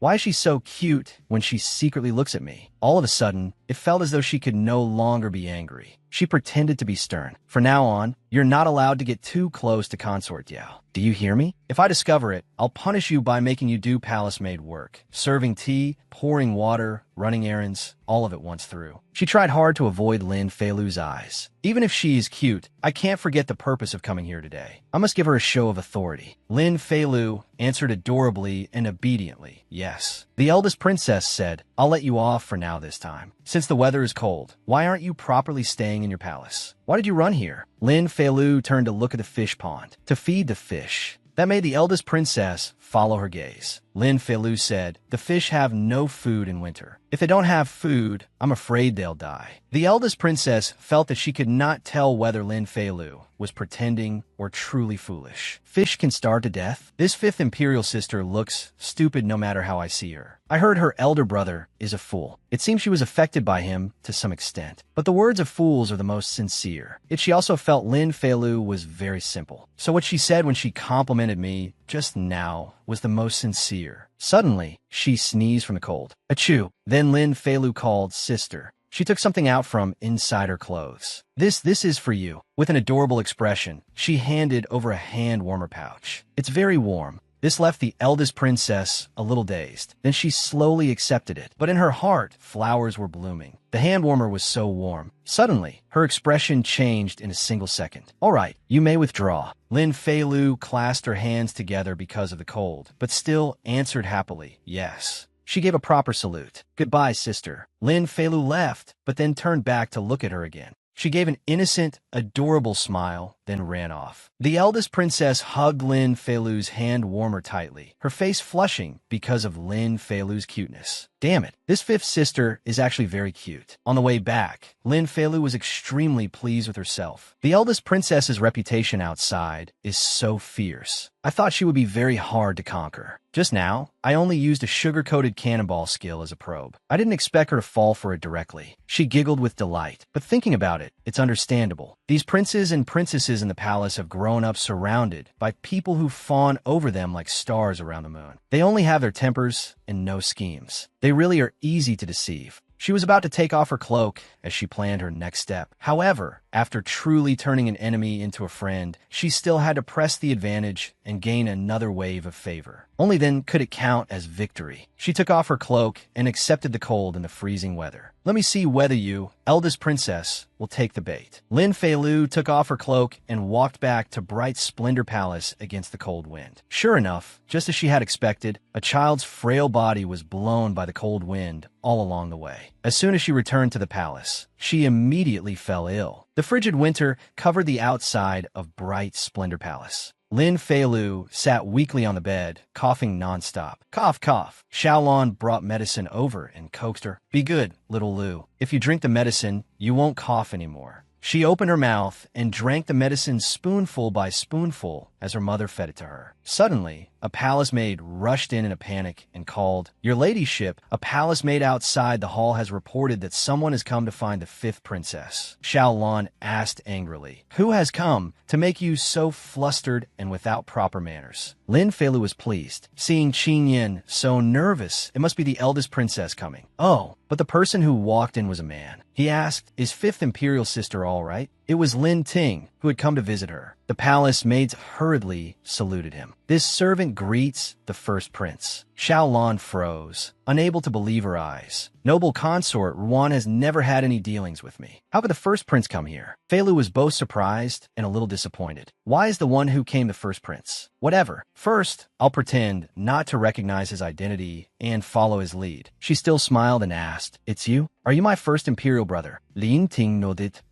It's me." He asked worriedly, "Little Lu, are you sick?" She grinned and replied, "I just caught a chill. It's nothing." Xiaolon did not want to interrupt the two of them any longer, so she said, "Luer, chat with the first prince first. Mother will go warm the water again for you." In her heart, she was also extremely shocked. How did Luer become connected to the first prince? Lin Fei-Lu obediently replied, "Yes, mother." Lin Fei-Lu sat up, wanting to get off the bed, and asked, "First imperial brother, did you come to see the little rabbit? My brother has raised it until it's very fat. I'll go get it for you to see." Alarmed, Lin Ting hurriedly supported her and said, "There's no rush." He rubbed her little head. Then, afraid that being too eager would make her dislike this first imperial brother, he quickly withdrew his hand. He comforted her. "With a little rabbit at your place, I feel very reassured. Since you're sick, rest well first. Don't catch cold again." She laughed lightly and replied, "All right, first imperial brother, let's go sit in the front hall." Sitting in the front hall, she did not forget to ask about what had happened with the little rabbit last time. "Imperial brother, after you went back last time, did her ladyship the noble consort believe what you said?" He replied, "I told mother consort according to what you said. She really believed it and did not ask about the matter again." Lin Fei-Lu smiled and said, "That's wonderful. First imperial brother, when you have free time in the future, you can come here often to see the little rabbit. My brother will definitely be very happy." Faced with her warmth, Lin Ting did not refuse either. He said, "Although sixth brother is different from ordinary people, his heart is extremely kind. Since I can no longer bring the little rabbit back to Cloud Radiance Palace, I'll give the little rabbit to him." From outside the door came another person's voice. It was Lin Jianyin, holding the little rabbit as he looked inside, and called "Little Sister." Lin Fei-Lu quickly called him closer. "Brother, come here." Zhang Yuan lowered his head and said sadly, "Little sister is sick again. I can't disturb little sister." Fei-Lu laughed and said, "I'm not sick. Brother, don't you see me sitting here? I'm already better." Sure enough, he immediately brightened and came closer. She introduced Lin Jianyuan and Lin Ting to each other. "Brother, this is our first imperial brother. The little white rabbit was given to you by him." Lin Ting saw the little rabbit in Lin Jianyuan's arms and immediately called out in heartache, "Little rabbit." He stroked its head. It also seemed very happy and familiar with him. Immediately, tears welled up at the corners of Lin Ting's eyes. Lin Jianyin patted his head and comforted him. "Don't be sad." Lin Ting laughed and replied,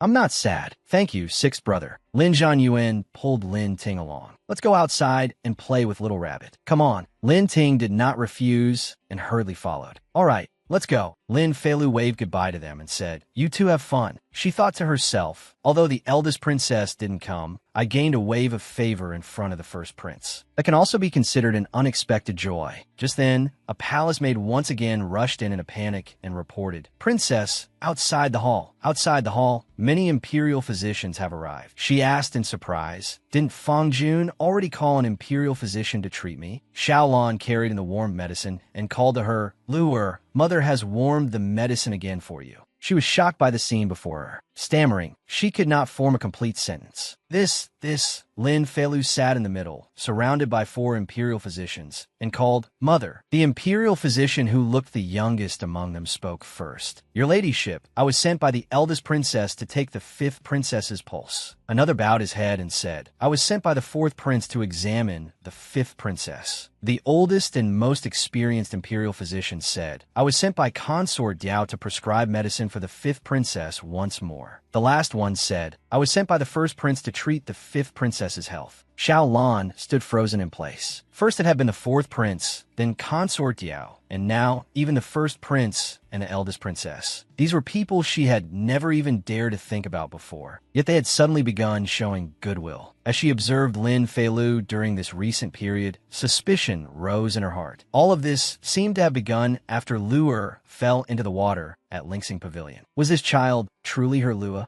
Outside, heavy snow was falling, and it was bitterly cold. Lin Yinji was startled when she heard her maid's report. What? The 5th princess is ill. The imperial physician examined her carefully and reminded her, the temperature has dropped sharply these past few days. It is indeed a time when illness spreads easily. I heard from my colleagues that the 5th princess has a fever and is bedridden. She is still a child, after all. This cold wind can easily invade the body. The eldest princess must also take care. Lin Yinji lowered her head in worry. Why had she fallen ill? She looked at the hand warmer placed beside her and felt terribly guilty. Could it be because she gave me the hand warmer that she caught cold and fell ill? Lin Yinji began to worry. With the status of Bright Splendor Palace, even if they invited an imperial physician, the other party probably would not take them seriously. Even if they managed to invite one, he would likely just casually prescribe something to get over with. She thought of how Lin Feilu had endured the cold that day to bring the hand warmer to her. Imperial physician Feng had said that children were prone to illness, and cold wind was the easiest to invade the body. After finishing her examination, the imperial physician was about to leave. Your Highness the eldest princess, I take my leave. She stopped him. Wait, he asked in surprise. Does Your Highness the eldest princess have further instructions? She ordered the imperial physician, go and see whether her illness is serious. Carefully prepare 2 prescriptions for her. Yinji even cautioned him carefully. You must examine her properly and thoroughly. You absolutely must not be perfunctory. He immediately accepted the order. Yes, I will go at once. A new character appeared again. Who was it this time? A servant girl following behind cried and begged, Young master, I beg you, please walk faster. We're already late. Look, it is already the hour of the dragon. Who else would still be wandering outside like you? The person in front pointed at Lin Feilu and the maid accompanying her and said, Aren't they people? His gaze turned that way, and he said with interest, I like people who don't follow the rules, just like me. After the imperial physician finished examining little Lu, he said, Your ladyship, the 5th princess's wind-cold illness is not serious. She only needs to take her medicine on time. I will take my leave first. She replied, Thank you for your trouble, imperial physician. Then she turned to little Lu and said, Luer, mother has warmed this medicine again. Drink it quickly. It will be a little more effective. The little girl obediently replied, Yes. Yet Xiao Lan still could not stop feeling uneasy. Should I ask Luer about these matters? She hesitantly began. Luer, she was about to speak, but stopped again. The little girl asked curiously, Mother, what is it? She could not bring herself to ask about this matter, so she could only say, No, it's nothing. As the little girl drank the medicine, she thought silently, just now. After Mother came in, she kept looking at me as if she wanted to say something, but then she stopped. The things that have happened and the differences during this period have been too great, so they have made her suspicious. Then an idea came to her. Since that is the case, I might as well take the initiative. While Xiao Lan was still feeding her medicine, she took her hand. Mother, there is something I have always wanted to tell you. That time at Lingsing Pavilion, I did not slip and fall into the water. I was pushed in by the 3rd princess. Xiao Lan froze and cried out in shock. What? She continued. She pushed me into the water. Everyone nearby saw it, but no one came to save me. The little girl recounted it with pitiful fear. If I had not managed to grab onto a willow branch by the bank, I would have lost my life long ago. After hearing this, Xiao Lan's heart ached terribly, and she held the little girl tightly. My poor Luer. The little girl leaned on her mother's shoulder, her eyes brimming with tears, and said, They were clearly the ones who did something wrong, but afterward, I still had to go and bow my head to apologize. She clutched Xiao Lan's clothes tightly. Mother, I don't want to be bullied by them like this anymore. I want to protect myself. I also want to protect you and elder brother. Xiaolan held her child, her heart aching as if cut by knives. She had originally thought that as long as they did not fight or compete, they could live a peaceful life. But the more they yielded, the more others pressed forward. In the end, she still had to rely on her daughter to protect herself. As a mother, how could she be so weak? Luer wiped away the tears on Xiaolan's cheeks and said, "Mother, don't cry. No one will bully us again in the future." Xiaolan held her hand and said softly, "All right, Luer. Mother promises you. From now on, I will not let others humiliate us the way they did before." After speaking with Lin Feilu, Xiaolan spent the entire day leaving the courtyard to make plans. She even went to the palaces of the other consorts, slowly integrating herself among them. She brought a plate of food and set on the table, inviting the other consorts. "These are pastries I made myself. Sisters, please try them and see whether you like them." In Lin Feilu's eyes, Xiaolan's change was quite surprising. The little girl stood under the corridor and silently watched her mother. Mother is someone who only moves after being prodded a little. But this time, she actually took the initiative to give pastries to the consorts. Watching from aside, the little girl was extremely satisfied. It seems that their previous conversation truly made Mother determined to change. The fourth prince carried a pile of gifts and eagerly ran off to find Luer. "Little sister Lu, I'm here to play with you." When she saw him, she called Brother Jingyuan.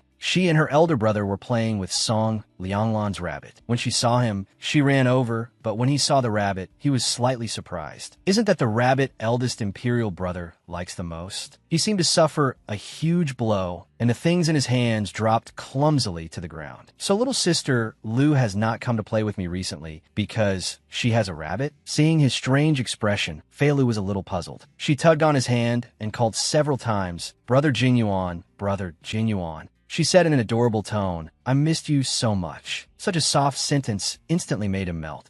He was not angry anymore. She pulled his hand and walked over to the rabbit, saying, "Brother Jingyuan, look, eldest imperial brother gave little rabbit to me." The fourth prince smiled and was no longer angry, so it was given to Lin Zhanyuan. She noticed a change in his attitude and smiled smugly. "Looks like I've coaxed him. Next, I should put the plan into action." She immediately activated her T-like counterattack function and said with a pitiful expression, "Brother Jingyuan, you haven't come to see me lately." He suddenly became anxious. Little sister Lu couldn't be angry with him, could she? He turned to the little girl and said, "I have been busy with my studies lately. I have to go to the Imperial Academy every day." She pretended not to know and asked innocently, "What is the Imperial Academy?" He explained to his little sister, "It is where the nobles and members of the Imperial family study." She thought to herself, "I understand. It's where all the important NPCs gather." She showed interest and replied, "Then can I go too?" He found this request difficult. He thought, to enter the Imperial Academy, one must have an imperial decree from Father Emperor. But little sister Lu is an unfavored princess. She does not have the qualifications. He also considered little Lu's feelings. If he answered so bluntly, if he told the truth, it would definitely hurt her. So he could only say, "What is fun about that lousy place? It is boring to death and not fun at all." The little girl replied blankly, "Oh." Then she looked disappointed and said, "Then Brother Jingyuan, you must come play with me often." Brother Jingyuan has not come to see little Lu for so long. Little Lu is very lonely. Seeing her like this, the fourth prince naturally felt a little sad. Little sister Lu can only stay inside her hall every day and cannot go anywhere. She must really want to go out, right? His heart softened, and he said, "Little sister Lu, tomorrow I will come early to pick you up. Come with me to the Imperial Academy." She immediately asked excitedly, "Can I go?" Seeing her happy again, he could not help feeling delighted. "Of course you can, as long as you don't go inside. It should be allowed if you only stroll around outside, all right?" She happily threw herself over and took his hand. "Thank you, Brother Jingyuan." The next day, at the Imperial Academy, the fourth prince said to Lua, "Aside from the 3 main halls, which you cannot enter, you may stroll wherever else you like." "Yes." He pointed at Kong and beside him and added, "If you get tired from walking, have Kong and take you to the small palace to rest. After I finish my lessons, I will come pick you up." She obediently replied, "Yes." He carefully instructed Kong and take good care of the fifth princess. If anything happens, I will hold you accountable. Kong bowed his head and accepted the order. Your Highness, please rest assured. The fourth prince entered the Imperial Academy and even waved goodbye to Lu Er. Little sister Lu, then I'm going to class. She also waved goodbye to him.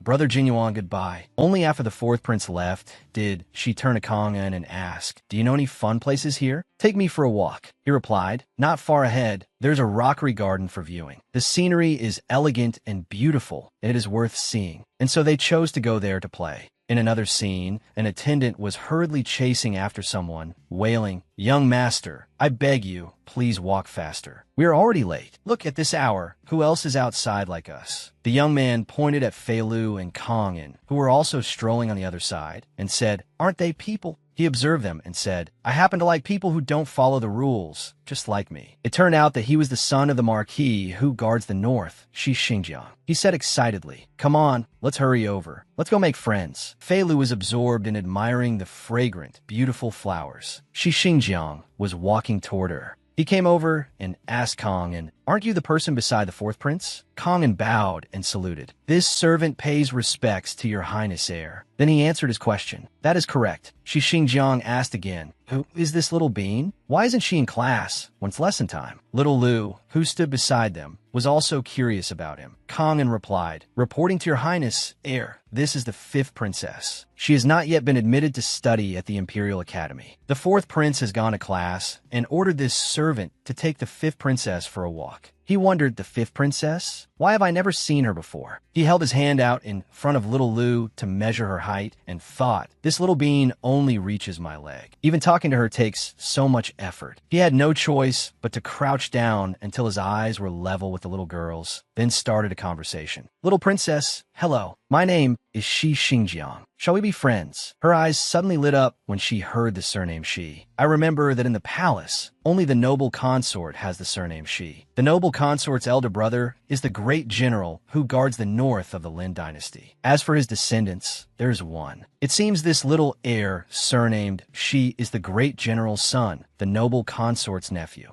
It was said that noble consort she was proud and aloof and did not associate with anyone. Her son was the same. They were different from the NPCs she had previously conquered. Other than Emperor Lin, she was not controlled by anyone. If Fei Lu could conquer her, then she might become a powerful backer. She looked at him for a long while and began calculating. I was just worrying about not having a chance to come into contact with her. I didn't expect an NPC connected to her to deliver himself to me. She was still deep in thought when he suddenly rubbed the little tuft of hair on top of her head. Hey, little bean, why are you spacing out? Hurry and tell me your name. He shook the tuft of hair on her head back and forth. She thought in disgust, this NPC is definitely the brattiest of all the NPCs I've met. To deal with this unruly, mischievous type, I can't act weak like before. I had to fight back. She immediately activated the skill of being fierce yet delicate and entered the battlefield. She stepped back and pushed his hand away from her hair. Stop pulling it. He seemed even more interested and laughed teasingly. So what if I do? Are you going to bite me? She thought to herself, humph, and he still dares to laugh. He made the offer to lure. Little bean, let's be friends. She turned her face away and said arrogantly, I don't make friends with bad people. He pointed at himself and said, how am I a bad person? I'm the best person in the world. Not becoming friends with me is your loss. She looked at him secretly in an adorable manner, then lifted her face again and refused to look at him. Oomph. This action succeeded in making his heart tremble. Wow, she's so cute. He tightly grabbed her hand and pulled her back. Little friend, today, whether you agree or not, you're going to be my friend. He said domineeringly, now that we have held hands, we are friends. He softened his voice and spoke gently to her. From now on, if I am in trouble, you must help me even if you have to sacrifice your life. Understand? She quickly pulled her hand back and thought to herself, as if I would believe you. She hurriedly ran, thump toward Kong. She hid behind Kong's clothes, showing an angry expression. Shi Xingjiang secretly laughed. Haha, this little bean is even fierce with that milky little face. His attendant helplessly cried and begged, young master, hurry and go. We truly cannot delay any longer. If the Grand Tutor tells the general, you will have to suffer the ruler again. He replied impatiently, I know. He turned and left, waving goodbye to little Lu. Little bean, see you later. She did not reply. Instead, she stuck out her tongue and made a face at him. Oomph. Only after he left did Kong dare to speak softly to little Lu. Fifth princess, the young heir of the Marquis who guards the north, is nicknamed the Little Demon King. Aside from the Imperial Academy, he does not often enter the palace. You need not worry. She nodded with bright, sparkling eyes. I understand. She was secretly thinking, this new NPC does not often enter the palace. It seems I have to think of a way to conquer him. She returned to smiling and joking happily, then turned to Kangin and said, it's boring here. The morning lesson is about to end. Let's go pick up fourth brother. He replied, all right. The two of them stood waiting in front of the Imperial Academy, watching the bustling crowd coming and going. But after waiting for a long time, they still did not see the fourth prince come out. Kangin said worriedly, Fifth princess, we have waited half the day and still have not seen his highness. Please wait here for a while. This servant will go inside to look for him. She replied, all right. She felt too cold and was warming her hands when she heard someone say, Song Lianglan, just you wait. She immediately realized, my third imperial sister is bothering beautiful brother again. The third princess was surrounding Song Lianglan and acting coy. That is, say, the Grand Tutor explained, I still don't quite understand it. Explain it to me again. Song Lianglan politely refused her. Just now in the classroom, I already explained it once. Fei Lu watched silently and sighed with admiration. His temper is truly good. Even when facing someone making such unreasonable noise, he can still smile. The third princess kept pestering him. I don't understand. Explain it again. Suddenly, little Lu burst out laughing. The third princess noticed and angrily shouted, Lin Fei Lu. She spoke extremely fiercely. You little wretch, why are you here too? In contrast to her attitude, little Lu smiled brightly and responded, a brainless person like you is truly untalented and incompetent. You still can't understand after hearing it explained twice. There's no helping you.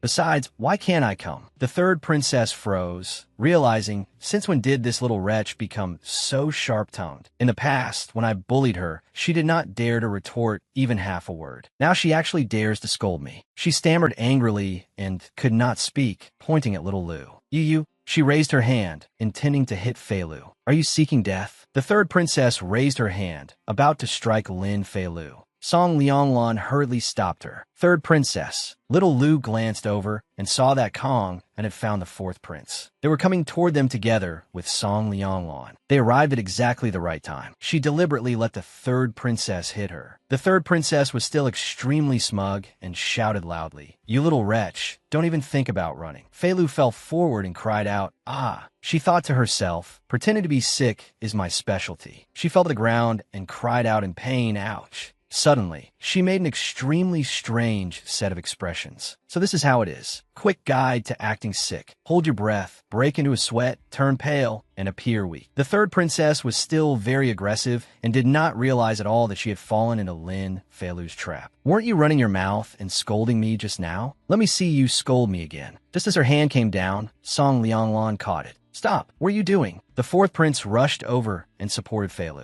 Little Lu. He was extremely worried about her. Little Lu, what happened to you? Lin Fei Lu sobbed. Brother Jingyuan. Her eyes were filled with glistening tears. Her hair was in a mess, and her face was pale and pained. Her little face looked frightened, yet she still forced herself to appear all right and replied, I'm fine. Seeing this, the fourth prince could not help feeling heartbroken. He immediately ordered, Kangin, take good care of the fifth princess. Kangin did not quite understand, but he still had to reply, yes. The fourth prince angrily clenched his fist and charged forward. You dare hit my little Lu? I will teach you a lesson. The first prince hurriedly stopped him from hitting the third princess. Stop right there. What do you think you're doing? Have you forgotten your status? The fourth prince could not calm down and kept shouting. She dared to hit little Lu. I'm going to kill her. The third princess angrily retorted. She cursed me first. She deserved it. Caught between them, the first prince felt his head ache from all their arguing. All of you be quiet. He glanced at the fifth princess, who was standing helplessly off to the side, then reached out to touch her cheek and asked, Does it hurt? She immediately gave him a bright smile, though tears still shimmered in the corners of her eyes, and replied, It doesn't hurt. Seeing her like this, the first prince could not help feeling distressed. He turned and scolded the third princess. Third princess, you have no regard for palace rules and caused a disturbance at the Imperial Academy. You are confined for half a month. Stay behind closed doors and reflect on your actions. The third princess shouted furiously, Eldest imperial brother. Her eyes also filled with tears as she refused to yield. She hit me first. If you want to punish someone, you have to punish her too. The fourth prince beside her also found her extremely unpleasant. Don't you dare falsely accuse her. Little Lu would never curse anyone. You're used to being overbearing, so spitting blood on others like this is something only you could do. She kept arguing. She cursed me first. Then she turned to ask Song Jinglan. Song Jinglan, you heard it too, didn't you? Everyone's eyes fell on Song Jinglan. Looking at the fifth princess standing there so pitifully, he also found himself in a difficult position. He glanced at the third princess and gave a soft then could only answer, I'm sorry, third princess. I didn't hear anything just now. Perhaps the wind was too loud, so I heard nothing. The third princess was shocked when she heard this. How could he say that? The fourth prince immediately pressed the advantage. What excuse do you have now? What are you all waiting for? Hurry and take your princess back. Teach her properly. The palace maids answered yes and hurried over to pull away the weeping, noisy third princess. Unconvinced, she shouted, Song Jinglan, you're a liar. He pretended not to hear or know anything and turned away. My sleeve is dirty. Kong and was very professionally tying the fifth princess's hair back for her. The fourth prince looked at little Lu with heartache and said, confining her for half a month is far too lenient. It's all my fault for not paying attention in class and being kept behind by the grand tutor for extra lessons. Otherwise, if I had come out earlier, she never would have been able to bully little Lu. The first prince said more calmly, return to the palace. Summon an imperial physician to examine her. The fifth princess still smiled obediently and replied, I'm fine. Thank you, elder brothers. She also knew how to behave and said, eldest imperial brother, Brother Jinyuan, Song Jinglan helped me just now. I want to go thank him. But when she looked over, the place was empty, without a person in sight. She was surprised. He left a while ago. Let's go. It seemed he was a beautiful person with a kind heart, a little brother who did good deeds without leaving his name behind. With a dazed expression, she said, he's already gone. Then I'll thank him next time. Then she stretched out one hand and called, eldest imperial brother. She stretched out her other hand as well and called to the fourth prince, Brother Jinyuan. Holding both of their hands, she said happily, let's go. The two of them answered in unison, all right. Suddenly, the first prince's attendant hurried over and asked, Your Highness, her ladyship the noble consort sent me to find you and ask you to return. He let go of the fifth princess's hand and asked the attendant, did mother consort say why she was looking for me? The attendant seemed rather anxious as he replied, her ladyship the noble consort only said there was something important she needed to instruct you about. His gaze turned cold as he said, very well, let's go. The first prince had no choice but to return with his attendant, leaving the fifth princess and the fourth prince there. She seemed worried as she called, eldest imperial brother. In the sleeping palace of the first prince's mother consort, noble consort Ruan, the birth mother of Lin Ting, was leisurely playing chess as she said, I heard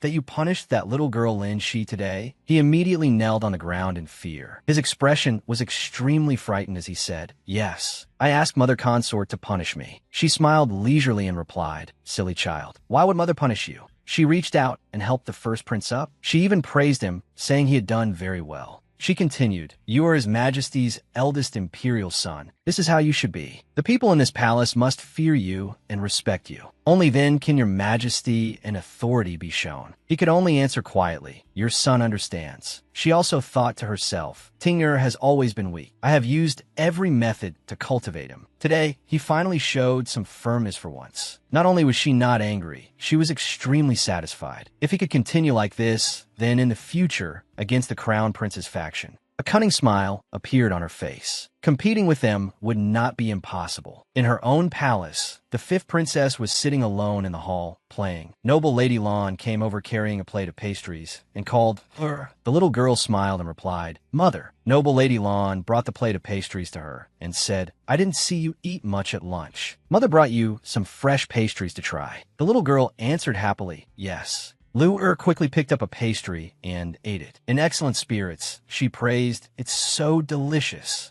Noble Lady Lan asked her worriedly, Lu, I heard people talking about what happened at the Imperial Academy today. Were you hurt? But she still smiled happily and replied, no, I'm fine. I hit back. Noble Lady Lan sighed and said, that's good. With people like that, this is how you should be. The fifth princess secretly observed her mother and thought, it seems mother consort really has changed. She is no longer the Xiaolan for back then. She has become Noble Lady Jiaolu. Little Lu kept eating as she asked, "Mother, are there more of these snacks? I want to bring some to someone." Noble Lady Lon asked, "There's still some in the kitchen. Who does Luer want to give them to?" She smiled and replied, "Someone who helped me." Noble Lady Lon stroked the little girl's cheek dotingly and said, "All right, then I'll prepare some for you later." The little girl hurried off to Song Jinglon's place. Seeing where he lived, she thought to herself, the beautiful little brother lives in such poor conditions. Normally, he definitely doesn't get to eat anything good. It's perfect to bring him these pastries to try. If I say they're a thank you gift, he can accept them with peace of mind. Song Jinglon's attendant opened the door and asked, "You are the fifth princess?" She smiled and replied,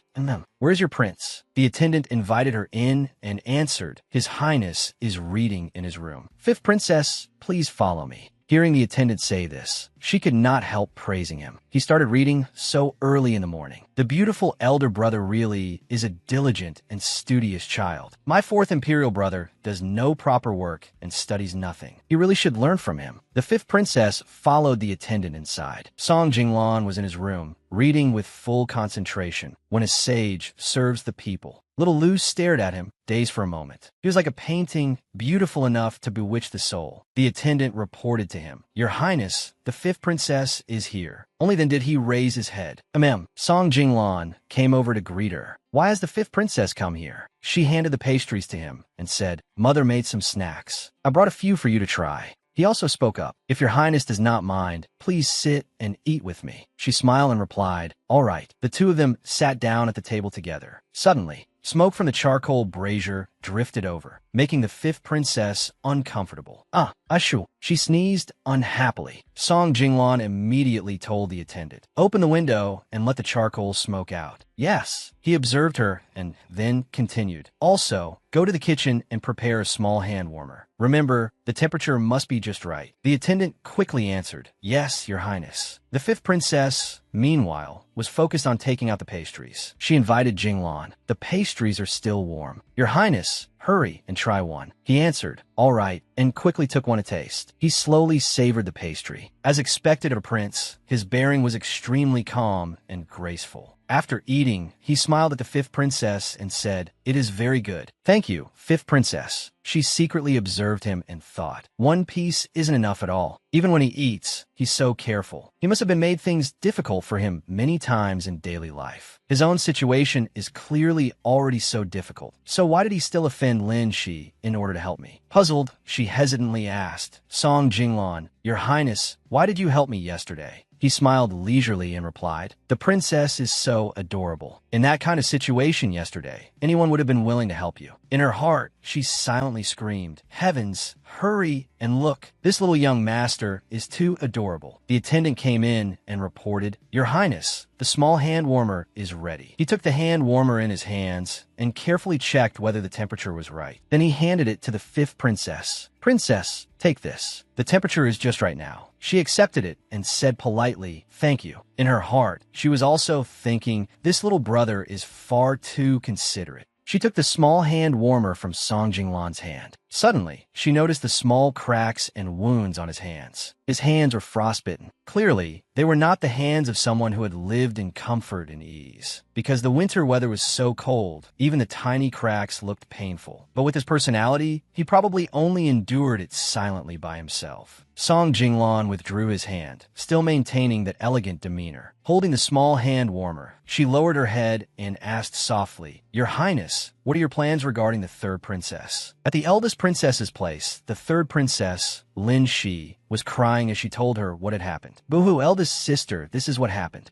The eldest princess asked her suspiciously, "Did she really curse you? She said you were stupid and ignorant, right?" She made even more of a fuss. "Yes, that's how she cursed me." The eldest princess did not believe her and analyzed, "That can't be right. Little Fifth has never studied at the Imperial Academy and doesn't even know how to read. How could she curse using idioms? Besides, from what I've seen, she doesn't usually seem like someone with such a sharp tongue." Lin, she was furious and could only beg her to believe her. "Have I ever lied to you? Eldest sister, you have to believe me." The eldest princess sighed and said, "It's not that I don't believe you. It's just that what she said doesn't really count as cursing you. Wasn't she just telling the truth?" Hearing this, Lin, she could only fall silent. The eldest princess glanced at the third princess again. "Besides, didn't you also call her a little wretch?" Lin, she could not understand why her sister was defending that fifth princess. But don't you usually curse her too? The eldest princess waved her hand and said, all right, all right. The eldest princess was extremely blunt with her. Go back. Didn't eldest imperial brother punish you with half a month of confinement? Don't come to my place during this half month. Hearing this was like a thunderbolt from a clear sky. Lin, she was speechless. The eldest sister, the third princess, cried as she ran out of the eldest princess's palace. Wah! Song Jinglan answered calmly. There is no need to fear the third princess. Princess, you do not need to worry. Worry appeared on the fifth princess's face. I've caused him to fall into such a dangerous situation, but he still doesn't blame me and even comforts me. Is he a kind little angel? The more he acted like this, the less she could tolerate the third princess. Lin, she is narrow-minded. After her confinement ends, she will definitely come looking to make trouble for him. And there's also the matter of her causing the original owner to drown before. I haven't settled that score with her yet. Her eyes filled with determination. It seemed it was time to deal with her thoroughly. Song Jinglan said politely to the fifth princess, I have my own plans. The weather is cold. Princess, you should return early. Thank you for the gift. She also answered politely, no need to thank me. She thought to herself, I only just caught a chill before. If I stay here too long, I'll get sick again. I'd better go back first, or I'll implicate him again. She stood and said, then I'll be going. He also thoughtfully handed the hand warmer to her and said, take the hand warmer. The wind is strong on the way back. She asked foolishly, if I take it, what will you use? Her heart ached for him. Judging from his circumstances, he probably only had this one hand warmer. But he replied very gently, I'm not afraid of the cold. She smiled, her eyes shining brightly, and accepted the hand warmer. All right. She took the small hand warmer from Song Jinglan's hand and thought mischievously, I really want to tease him. She waved goodbye to him. Then I'm leaving. He also waved to her and carefully reminded her. Fifth princess walked slowly. His hands were full of red wounds. She secretly observed him and thought, his hands are so cold, and there are so many small wounds. If they aren't treated, they'll become serious. I have to go back and think of a way to help him treat them. After she left, the attendant closed the door and sighed tiredly. She finally left. When Song Jinglan heard this, he turned and asked him, what are you talking about? The attendant did not hesitate to say, one third princess is already difficult enough to deal with, and now there's another fifth princess. He asked worriedly, Your Highness, why did you help the fifth princess yesterday? Offending the third princess is no small matter. Have you forgotten how she tormented you before? As he closed the pastry box, he said, that Lin, she will not be able to make trouble for much longer. The attendant was very confused when he heard this.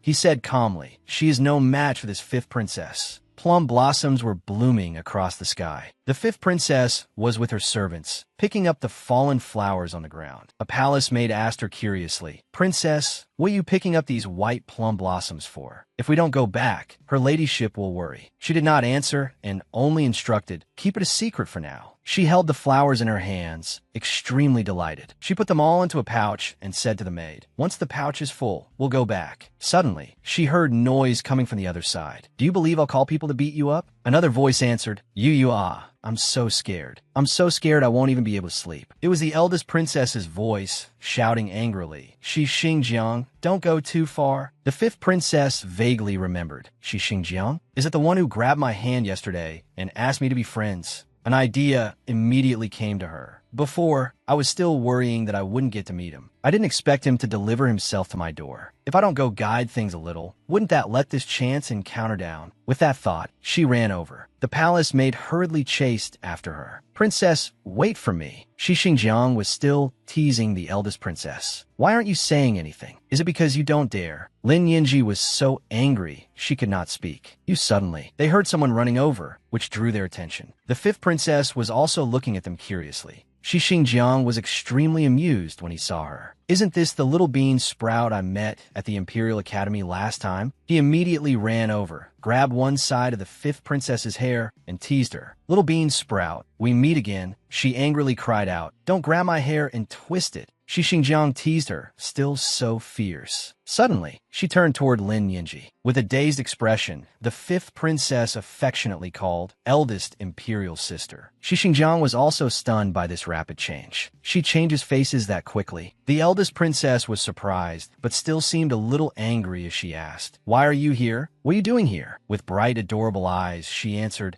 I was in the White Plum Garden and heard eldest imperial sister being bullied, so I came to help you. Suddenly, the eldest princess could no longer act fierce towards such cuteness. She thought to herself, so she came to help me? But my tone just now, did I scare her? She suddenly felt guilty for speaking to the fifth princess in such a slightly loud tone earlier. The fifth princess spread her arms to protect Lin Yinji and even said fiercely to Shi Xingjiang, "You're not allowed to bully my eldest imperial sister." Lin Yinji froze at her actions. Shi Xingjiang put his hands on his hips and retorted, "Who told your eldest imperial sister to have such a bad temper? I was just sitting here perfectly fine and wasn't blocking her path, yet she insisted that I move. Tell me, doesn't she deserve to be bullied?" Lin Yinji was so angry she could not form a sentence. Shi Xingjiang, before Lin Yinji could speak, the fifth princess had already retorted for her. "My eldest imperial sister is the most beautiful girl in the world. A beautiful girl can be forgiven even if she has a bad temper." Lin Yinji was stunned by her once again. Shi Xingjiang, after hearing this, also seemed struck dumb. What exactly was this little bean sprout saying? The eldest princess gently tugged at the fifth princess's sleeve and called, "Little fifth." She said shyly, It's not quite to that extent." Little Lu was extremely satisfied. The result had even exceeded her plan. Since ancient times, no one had ever been able to resist the power of flattery. Lin Yinji's favorability toward her had multiplied. To deal with Lin Yinji, a single simple compliment was enough to make her favorability soar. She kept saying, "Eldest sister is the most beautiful person in the world." Lin Yinji could only laugh modestly, but in her heart, she was utterly delighted. What Shi Xingjiang said really was all nonsense. I don't care what he says at all. Little Fifth is the one who's right. Then she took Fei Lu's hand and pulled her away. "Little Fifth, let's go. I won't bother with such a shallow, ignorant person." She obediently followed and replied, "Yes." Shi Xingjiang watched the two of them leave. Lin Feilu also turned back to look at him. The mischievous little girl even stuck out her tongue at him. Shi Xingjiang found this extremely amusing and smiled. Even after they left, he stood there for a long time, thinking she said that woman is the most beautiful woman in the world. What a joke. But compared with the eldest princess, Shi Xingjiang clearly liked Lin Feilu much more. "I think you're even prettier than she is." Lin Yinji, who had been walking, suddenly stopped. She gently let go of little dear's hand. Feilu suddenly thought that girls at this age cared the most about being compared to others. Shi Xingjiang's provocation had actually been quite skillful, so she firmly took the eldest princess's hand again. She suddenly turned back to look toward Shi Xingjiang. The little girl turned her face back and teased him. How can someone so young already be blind? Shi Xingjiang had been scolded as blind too. After hearing this, the eldest princess also burst out laughing. The eldest princess was extremely satisfied with this younger sister. She said, "Little Fifth, come back to Jade's Splendor Palace with me. The palace domestic service has already sent over some winter fruits. I'll take you to try them." Lin Feilu was secretly calculating. The eldest princess was friendly with Lin Shi and was Lin Shi's greatest support. If she could completely win over the eldest princess and have her stand on her side, then would she still need to fear being unable to deal with Lin Shi? She immediately answered obediently, "All right, Lin Yinji." At this moment, Lin Yinji seemed to have been completely bewitched by Lin Feilu's innocent cuteness. She kept delighting in her. The more I look at my fifth younger sister, the more adorable she is. The two of them turned and left, leaving Shi Xingjiang there alone. He also very much enjoyed playing with little deer. "Sharp-tongued little P. Next time we meet," he muttered under his breath. "Let's see if I don't tear off that mask of yours." Once they arrived at the eldest princess's Jade Splendor Palace, the eldest princess asked Lin Feilu generously, "Do you like this pot of flowers? If you like it, take 2 pots back with you later." She also generously handed little deer a small charcoal brazier and said, "This is a hand warmer newly presented by the palace domestic service. Take it and use it. Throw away your old one." And she brought Feilu a whole pile of clothing as well. "Take these winter outfits too, and this 99-fold snow fox fur they gave me. Take it." Lin Feilu hurriedly waved her hands and refused. "No need, no need. I can't take them. I can't use these things." The eldest princess immediately glared and said, "What do you mean you can't use them? You are the dignified fifth princess. Whatever you wear and whatever you use, you deserve it. In short, all these things are yours." She pushed the pile of things over to Lin Feilu and said boldly, "Food, clothing, things to use, things to play with. If you lack anything in the future, just tell me. With me here, I definitely won't let you suffer any grievances. Little deer put on a pitiful, tearful look and answered with emotion. Thank you, eldest imperial sister. She looked over an object Lin Yinji had said was the 9 linked rings. She thought for a moment. She had heard that the eldest princess had liked this toy since she was young. Fei Lu turned and asked Nianji, eldest imperial sister, is this the 9 linked rings? She asked back, you know how to play with this? She immediately smiled foolishly and answered, only a little. In her heart, she was secretly planning. If she could have a shared topic with her, perhaps she could draw their relationship closer and take another step toward becoming intimate sisters. Yes, Lin Yinji said. Then we can play together. This 9 linked rings is quite complicated. I had to study it for several months before I knew how to play. Lin Feilu replied admiringly, yes. She deliberately put on a muddle-headed appearance and said, but I'm not very good at it either. Let's study it together. In truth, Fei Lu had already planned the path ahead in her mind. If she wanted Lin Yinji to display her ability, acting clearly smarter than her would not be clever. On the contrary, she had to make Lin Yinji feel that Fei Lu's mind was not bad, but still could not compare with hers. Sure enough, just as expected, Lin Yinji happily said, all right. While studying it, she said foolishly, eldest imperial sister, try threading this ring through. They cried out in delight. It really can open one. As if paving the way for the eldest princess to show off, she said, the position of this one is so strange. Sure enough, the eldest princess immediately said, I know. This one has to be released from a back. One link was opened, and Lin Yinji immediately said proudly, see, I wasn't wrong, was I? Lin Feilu promptly put on an admiring expression and praised her. Wow, eldest imperial sister is so smart. In the end, they completed the puzzle. All of them had been removed. Lin Feilu kept praising Lin Yinji, making her delighted. Eldest imperial sister is amazing, Lin. Yinji had completely changed her view of Little Deer. She was thinking, I heard Lin she say before that little fifth was hateful, but now that I've interacted with her, I know that what she said really can't be trusted. Yinji felt extremely regretful. It seemed she would have to keep some distance from Lin Shi in the future. Just as the two of them were happily playing, they heard a maidservant greet someone. Consort Hui, Your Highness, you have returned. With an extremely displeased expression, she walked in. I only told Nianji to teach that little girl some rules outside. Why did the palace servants report that she brought her back to the palace? She was worried, thinking if anything happens and His Majesty investigates, I will inevitably be implicated. She walked in and called, Nianji, but when she saw the scene before her, she was extremely surprised. The two little girls were getting along very harmoniously and happily. Lin Yinji immediately called, Mother Consort. She looked at Lin Feilu. The girl had an adorable smile on her face, and around her were a hand warmer, snacks, and even the 9 linked rings that Yinji loved the most. She was stunned and puzzled, thinking what is going on. Lin Feilu immediately and politely knelt down. Little Fifth pays respects to Consort Hui. She still spoke to the little girl in a very cold and stern voice. What is the 5th princess doing here? If there's nothing else, go back. Feilu thought blankly. She is asserting authority over me the moment we meet. This person clearly didn't come with good intentions. Lin Yinji called out in confusion. Consort Hui, Mother Consort. She looked at Lin Feilu, implying, Little Fifth, you should go back first. In her heart, Feilu thought, this consort Hui changed face the moment she arrived. It seems she has a very bad prejudice against me. She could only politely bid farewell and withdraw. Goodbye, consort.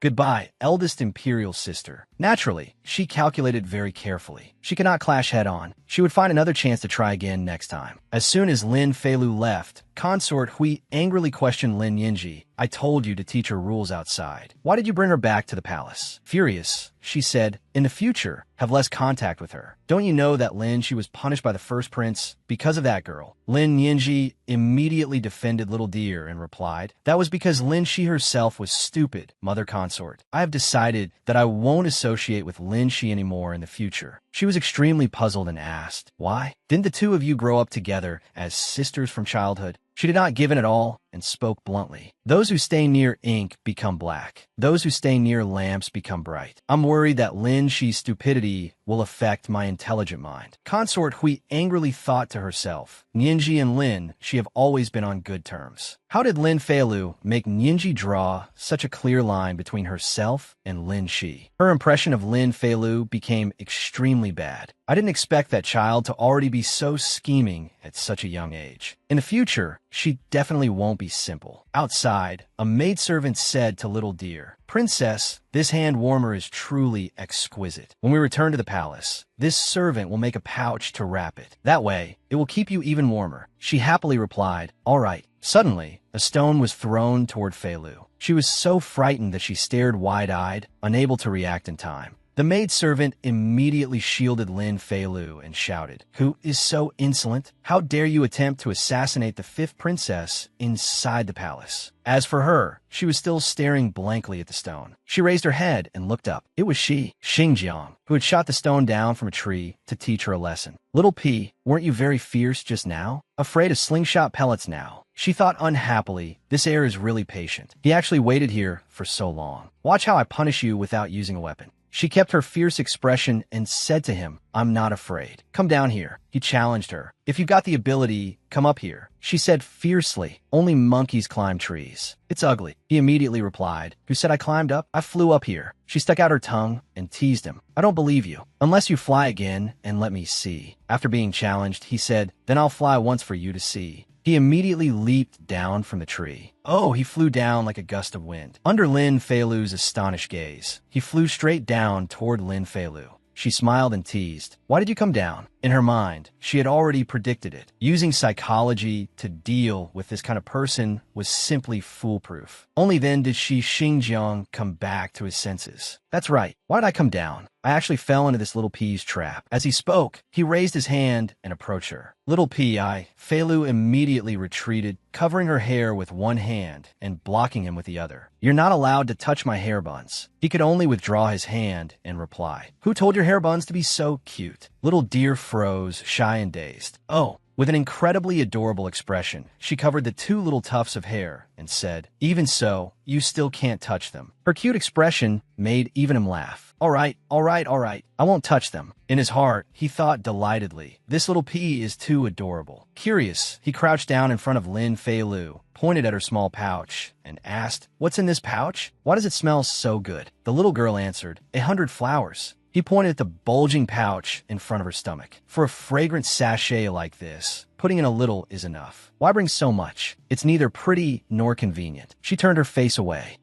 "I won't tell you." She was also secretly thinking, "I didn't expect this young man to look like a spoiled dandy, yet his thoughts are actually quite mysterious." He immediately laughed. "You won't tell me?" He immediately snatched the flower pouch from her. "Then I won't give it back to you either." She was stunned and could not stop him in time. "Hey." She reached out, wanted to take it back. "Get it back to me quickly." He lifted it even higher, making it impossible for her to reach, and challenged her. "Are you going to tell me or not?" She was so angry she could die, only stammering, You. In an instant, her eyes were filled with tears. "Didn't you say before that we were friends? How can friends bully each other?" He hid the flower pouch behind his back. With his other hand, he rubbed her hair tuft. "Oh, now, you remember that we're friends? Just now, when your eldest sister was bullying me, why didn't I hear you say we were friends?" She put on an extremely adorable, muddle-headed look. "Oh dear, I must have forgotten at the time." Looking at that expression, he was utterly delighted, and in his heart he was screaming, "Too cute." He stopped teasing her. As he put the flower pouch back on her, he said, "Little P, what's your name? You didn't tell me last time." She immediately answered sharply, "You're lying. You know I'm the fifth princess already. How could you not know my name?" He replied, "I don't want to hear it from other people. I want you to tell me yourself." She hesitated, then answered, "My name is Little Deer." Xingjiang repeated her name several times. Little Deer, Little Deer." Then he rubbed her head and praised her. "It really is a cute name." He handed her the slingshot he had used earlier to shoot the stone at her and said, "I have to go now. I'll give you this slingshot as a first meeting gift." In her heart, she mocked him. Giving a slingshot as a first meeting gift, he really is a boy. Outwardly, she still put on a happy smile and accepted it. "Thank you." He did not forget to make a demand. "I've given you a first meeting gift. So what will you give me in return?" Little Deer pointed at herself in surprise and asked, "I give you something?" She waved her hand and said, "Oh dear, you'll know when the time comes. Hurry and go." Xingjiang smiled and replied, "Then I'll see you next time, Little P." After he left, the maidservant praised Little Fifth. "Princess, you are truly amazing." Suddenly, Lin Feilu raised the slingshot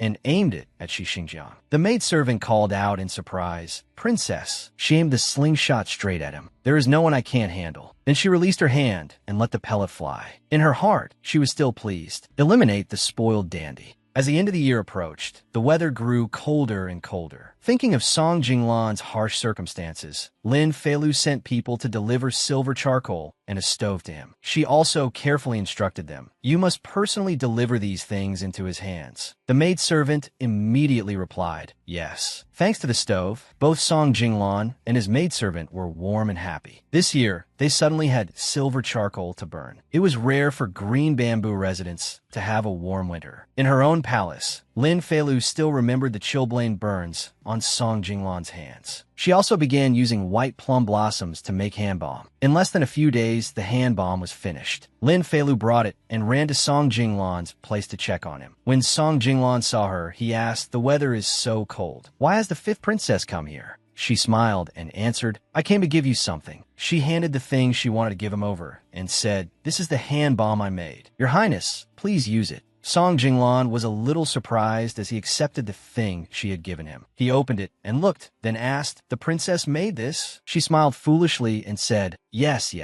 Last time we met, I saw that your Highness's hands had chilblains, so I made this hand balm." As he accepted it, Song Jinglan's gaze seemed to pause for a beat. She pointed at his palm and said, "Like this." She took his hand and gently applied the hand balm while saying, "Take out a little and spread it evenly. That's all." She carefully reminded him, "This hand balm has a fine, moist texture and can protect your hands. Your Highness must remember to apply it often." He smiled happily and nodded. Now that she was done, she should return to her own palace. The gift had been delivered. "I'll be going now." He politely returned the courtesy. "Many thanks, fifth princess." Suddenly, a snowflake fell onto her hair. She looked up at the sky in delight and exclaimed, "It's snowing." She turned back and said to Song Jinglan, "Your Highness, this is the first snow of the year." She stretched out her hands to catch the falling snow. "I heard that if you make a wish on the day of the first snow, your wish will come true." She immediately clasped her hands together and made a wish. Under the first snowfall, Song Jinglan and Lin Feilu stood together and watched for a little longer. After a while, she told him, "Your Highness, do you have any wish? The snow isn't heavy yet. Hurry and make one." He looked at her and spoke his wish. "My wish." Then he looked up again at the snowy sky. "Does not need to rely on heaven."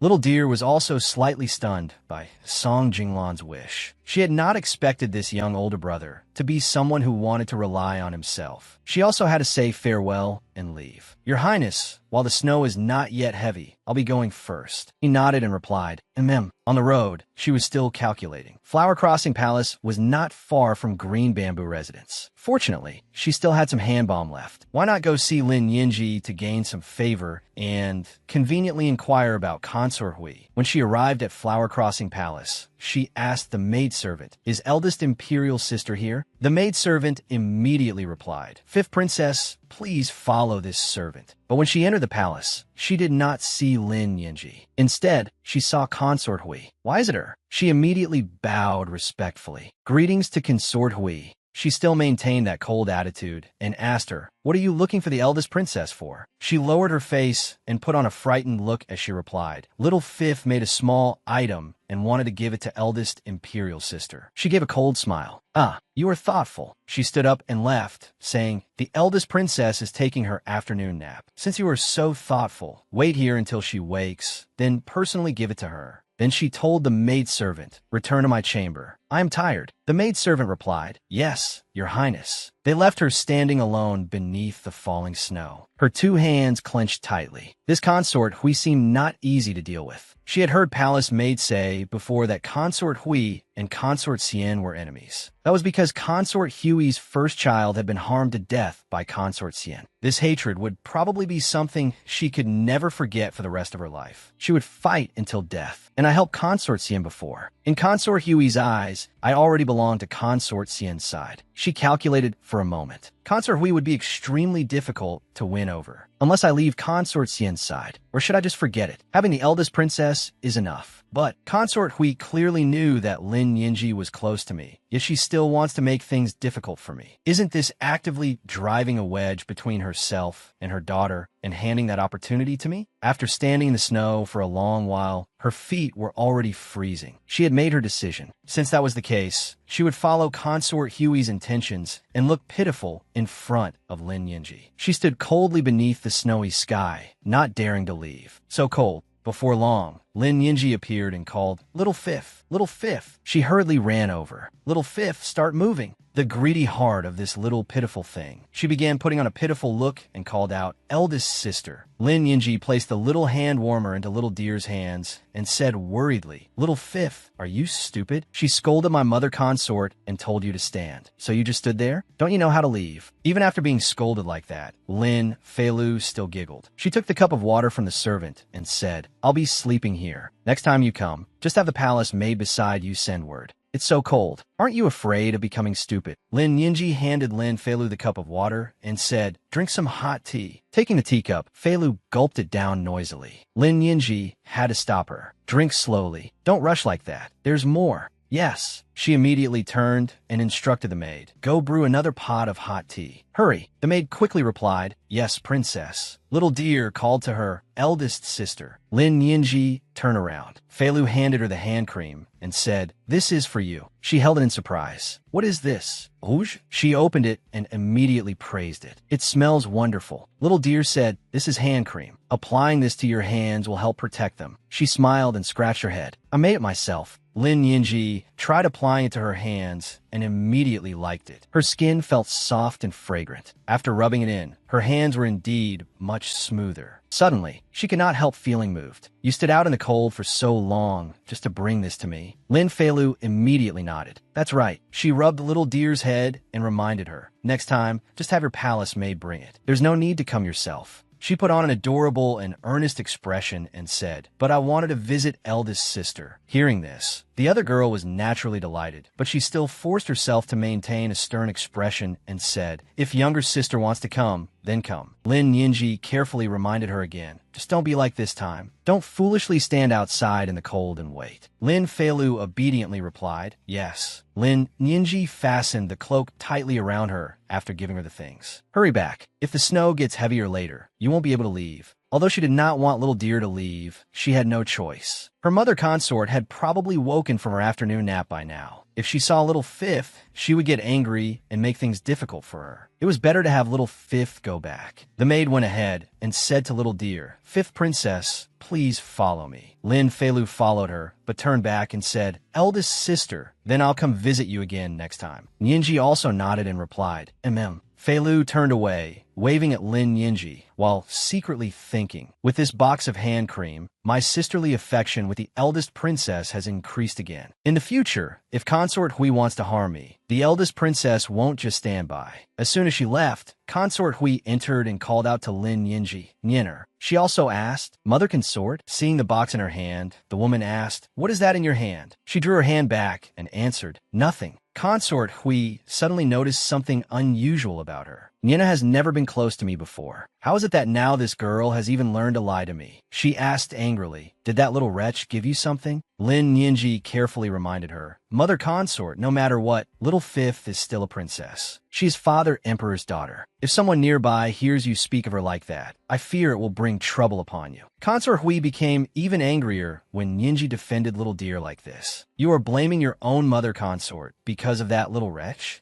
Lin Yinji answered very tactfully, "I am caring for Mother Consort. Little Fifth is still only a child. She has nothing to do with these grudges. I hope Mother Consort will no longer make things difficult for her in the future." Consort Hui was so angered by her that she could not speak. "Nyen are you? I'm leaving first. Think this over properly yourself." After she left, Lin Yinji lowered her head and sighed. "Sigh, my life is so hard. Because of the hand cream, in the blink of an eye, it was the end of the year." Because of the matter with Consort Xian, Noble Lady Lan and Lin Feilu were able to attend the banquet for the first time. With the year-end banquet approaching, preparations had to be made quickly. Noble Lady Lan was praising Lin Feilu as she tried on new clothes. "Luer looks very beautiful in this." She happily giggled. Everyone in the palace was bustling about preparing for the year-end banquet. Only concubine Jing's Morning Sun Palace was extremely gloomy. Because she had done something wicked, she had also been grounded by the first prince. The people in the palace avoided them, him as much as they could. Lin Shi threw herself into her mother consort's arms and cried, "Boo-hoo, mother consort." Holding Lin Shi and coaxing her, concubine Jing could not help feeling angry too. On what basis can that wretch Lin Feilu attend the year-end banquet while we cannot? Then she angrily blamed her daughter. You still know how to cry? This is all because you provoked the first prince and offended noble consort one. Your father emperor will no longer see me because of that wicked matter. And you still want to attend the year-end banquet. She could not stop crying and asked, Then what should we do now? Fool. Concubine Jing took a handkerchief and wiped away her tears, saying, Stop crying. This matter is clearly because of that wretch in Bright Splendor Palace. Mother will think of a way for you. They won't be free for long. She angrily thought to herself, Xiaolan, that wretch. She only climbed up by clinging to Consort Xian's leg, and she dares to act so arrogantly. If not today, then when? Isn't she stepping on my head and throwing her weight around? Lin, she immediately smiled and asked, Mother Consort, do you have a plan? Concubine Jing stroked Lin Shi's head and said,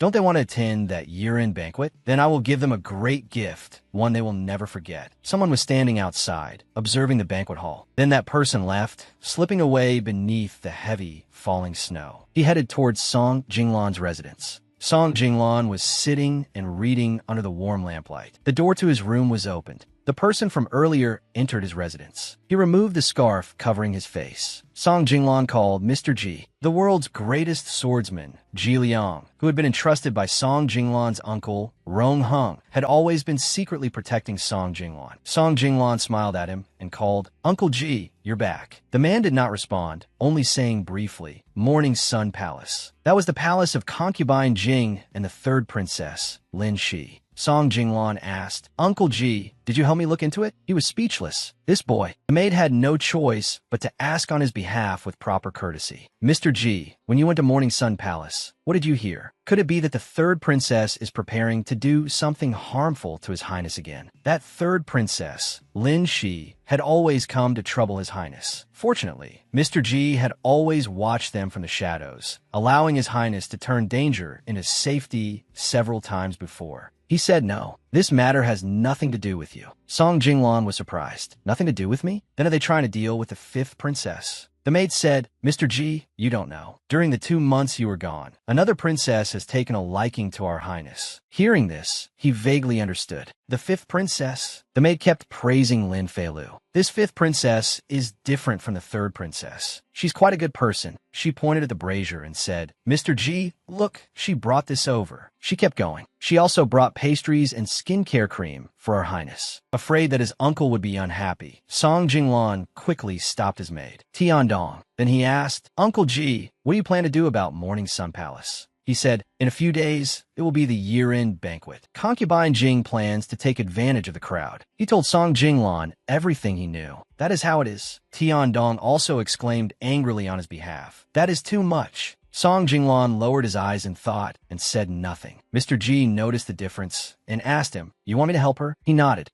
Ji Liang was somewhat puzzled by this unusual behavior from him. This is not like you. Song Jinglan instead raised his hands toward the brazier and asked, Uncle Ji, do you think this room is warm? The man also nodded.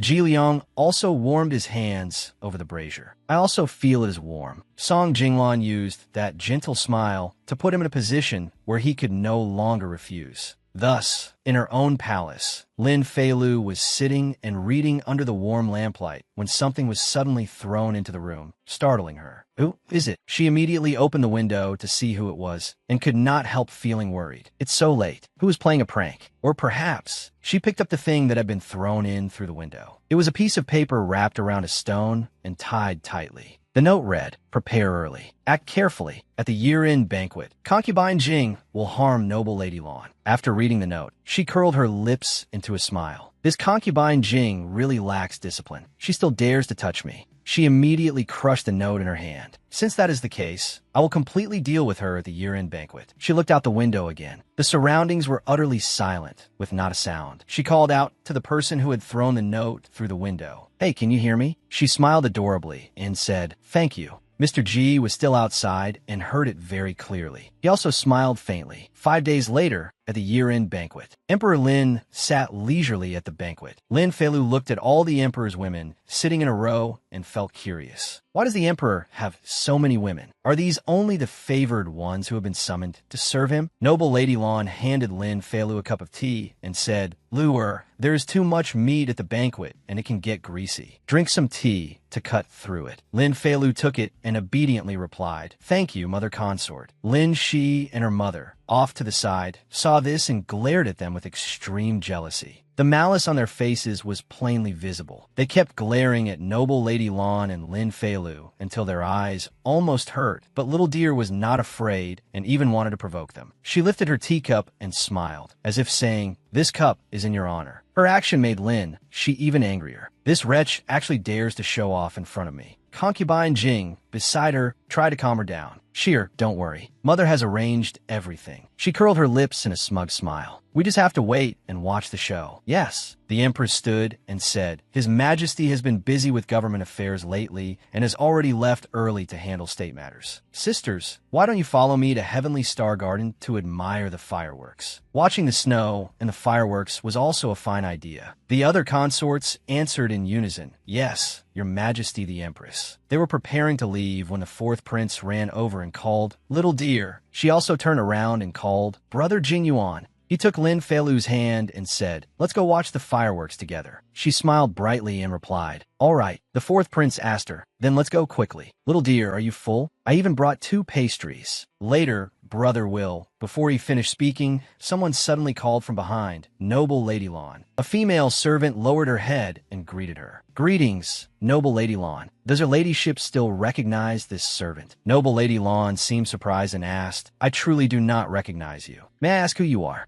The woman continued, "It is normal that Noble Lady Lan does not recognize me. This servant was originally a maid at Madame Zhao's side. Later, Madame Zhao bestowed me to the son of your paternal aunt of the Xie family, Xiemin. After that, Miss Xie entered the palace and was granted the rank of selected lady, and this servant followed her into the palace as well." Hearing this, Lin Feilu almost felt dizzy. This relationship was far too roundabout. Noble Lady Lan then recognized her and asked, "You are a maid from my mother's side? I heard about Minner entering the palace, but these years my health has not been good, so I have never gone to visit. You came looking for me. Has something happened to Minner?" The maid smiled and replied, "Madame Zhao asked me to come see you. The selected lady sent this servant to invite your ladyship over." Hearing this, Noble Lady Lan became a little worried. "You're saying my mother asked you to come see me?" The maid immediately replied, "Yes." "Noble Lady Lan, please hurry and come with this servant." Noble Lady Lan felt uneasy and thought, "After I fell out of favor, the Zhao family cut off contact with me. I have not seen mother for many years, nor have we exchanged letters. And now mother has sent someone to speak with me." She then turned and smiled warmly at Lin Feilu. "Luer, go watch the fireworks with the fourth prince first. Mother will go see your aunt." The little girl obediently replied, "Yes." The fourth prince took Feilu's hand and led her away. "Little Deer, let's hurry. Otherwise, there won't be a good spot to watch the fireworks later." She also nodded in agreement.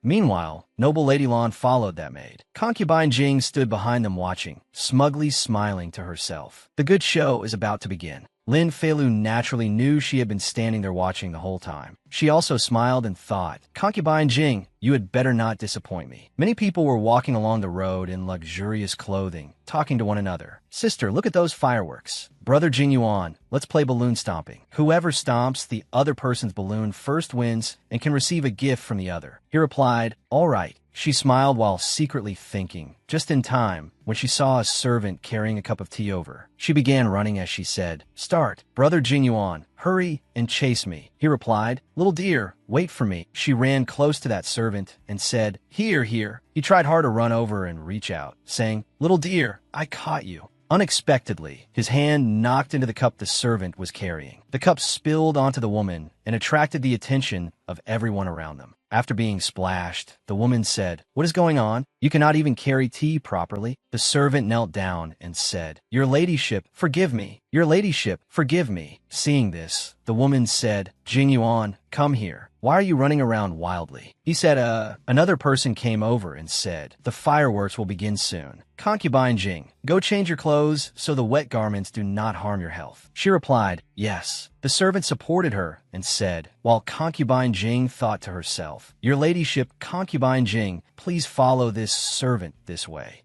I hope I can make it back in time. I don't want to miss the good show. She followed after the woman, and the boy turned back with a smug expression, as if to say, mission accomplished. Standing before a tower, the Empress said, ahead is Heavenly Star Garden. Sisters, come here with me to enjoy the fireworks. Suddenly, a loud cry drew everyone's attention. The Empress said, where did that sound come from? Someone pointed in one direction and said, I heard the sound coming from over there. The Empress immediately said, you two go ahead, lead the way in, and take a look. The two maids beside her said in unison, yes, your majesty the Empress. The two of them went toward the bushes and shone their lanterns inside. A pair of lovers were being intimate in the bushes. Seeing this, the two turned back and said, your majesty the Empress, it seems to be a man and a woman. Suddenly, a voice made the Empress startle. Concubine Jing. Hearing this, the woman immediately ran out, one hand clutching her collar, and said, your majesty the Empress, save me. She knelt down and said, this concubine was walking along this path just now when this vile man dragged me into the flower garden. I almost, she thought in shock. I clearly followed the palace maid to change clothes just now. How did I suddenly lose consciousness? And when I woke up, my clothes were disheveled and I was lying there. What exactly is going on? She continued, I beg your majesty the Empress to uphold justice for this concubine. The Empress said in return, why are you alone? Where is the palace maid attending you?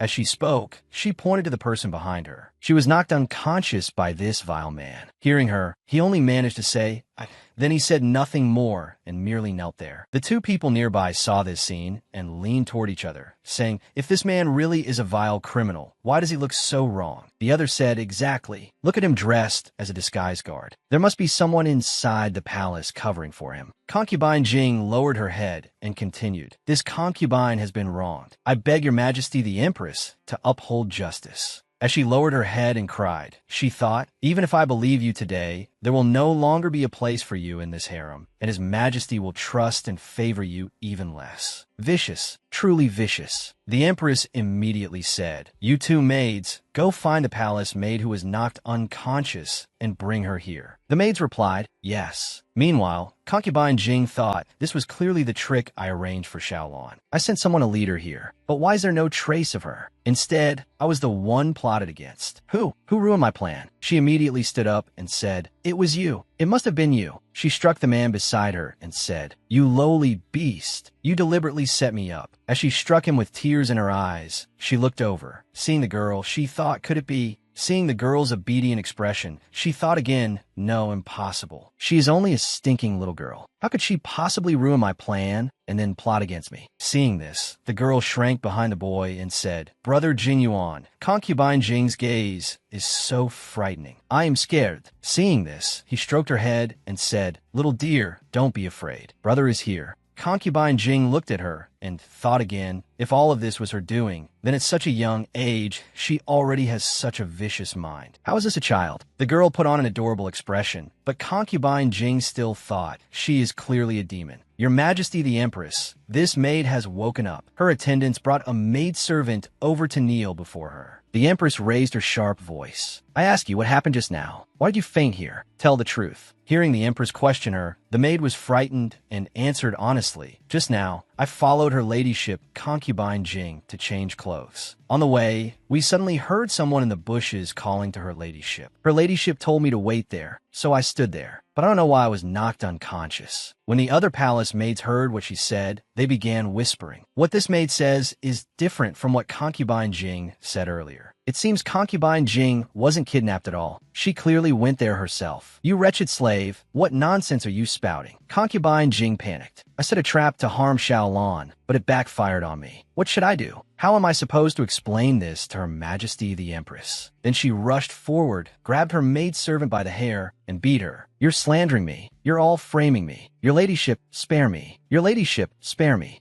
Seeing the two people before her acting like this, the Empress pointed and ordered her attendants, shouting, "What disgraceful behavior! Why are you still standing there? Pull them apart." Yes. The Empress turned to ask the man standing timidly beside them, "Which post are you a guard from? What is your relationship with concubine Jing?" Suddenly, he dropped to his knees before her. "Your Majesty the Empress, I do not know her ladyship, concubine Jing. Just now, I was momentarily possessed by madness and kidnapped her ladyship. I am willing to die to atone for my crime." As soon as he finished speaking, he drew his sword. Right in front of the Empress, he slashed his own throat. She could only stand there, staring wide-eyed, unable to do anything in time. The sword, covered in blood, fell to the ground. The palace maids were terrified by the sight. "He's dead. Someone died." Then the Empress ordered, "Men, come quickly. Take concubine Jing and the others away." Your ladyship, your ladyship." Lin Feilu had witnessed everything from beginning to end. He killed himself. Why? Why did he have to go this far? Suddenly, someone ran over and grabbed her hand. "Little sister Xiaolu." Lin Jingyuan looked at her. "We should hurry and leave too. Let's get out of here quickly." Lin Feilu kept staring at the scene ahead and refused to look away. Suddenly, the first Prince Lin Ting came over and covered her eyes. "Don't look anymore." Then he pushed her toward Lin Jingyuan. Lin Ting said, "Fourth brother, take Xiaolu back to Bright Splendor Palace. I can't leave this place for the time being."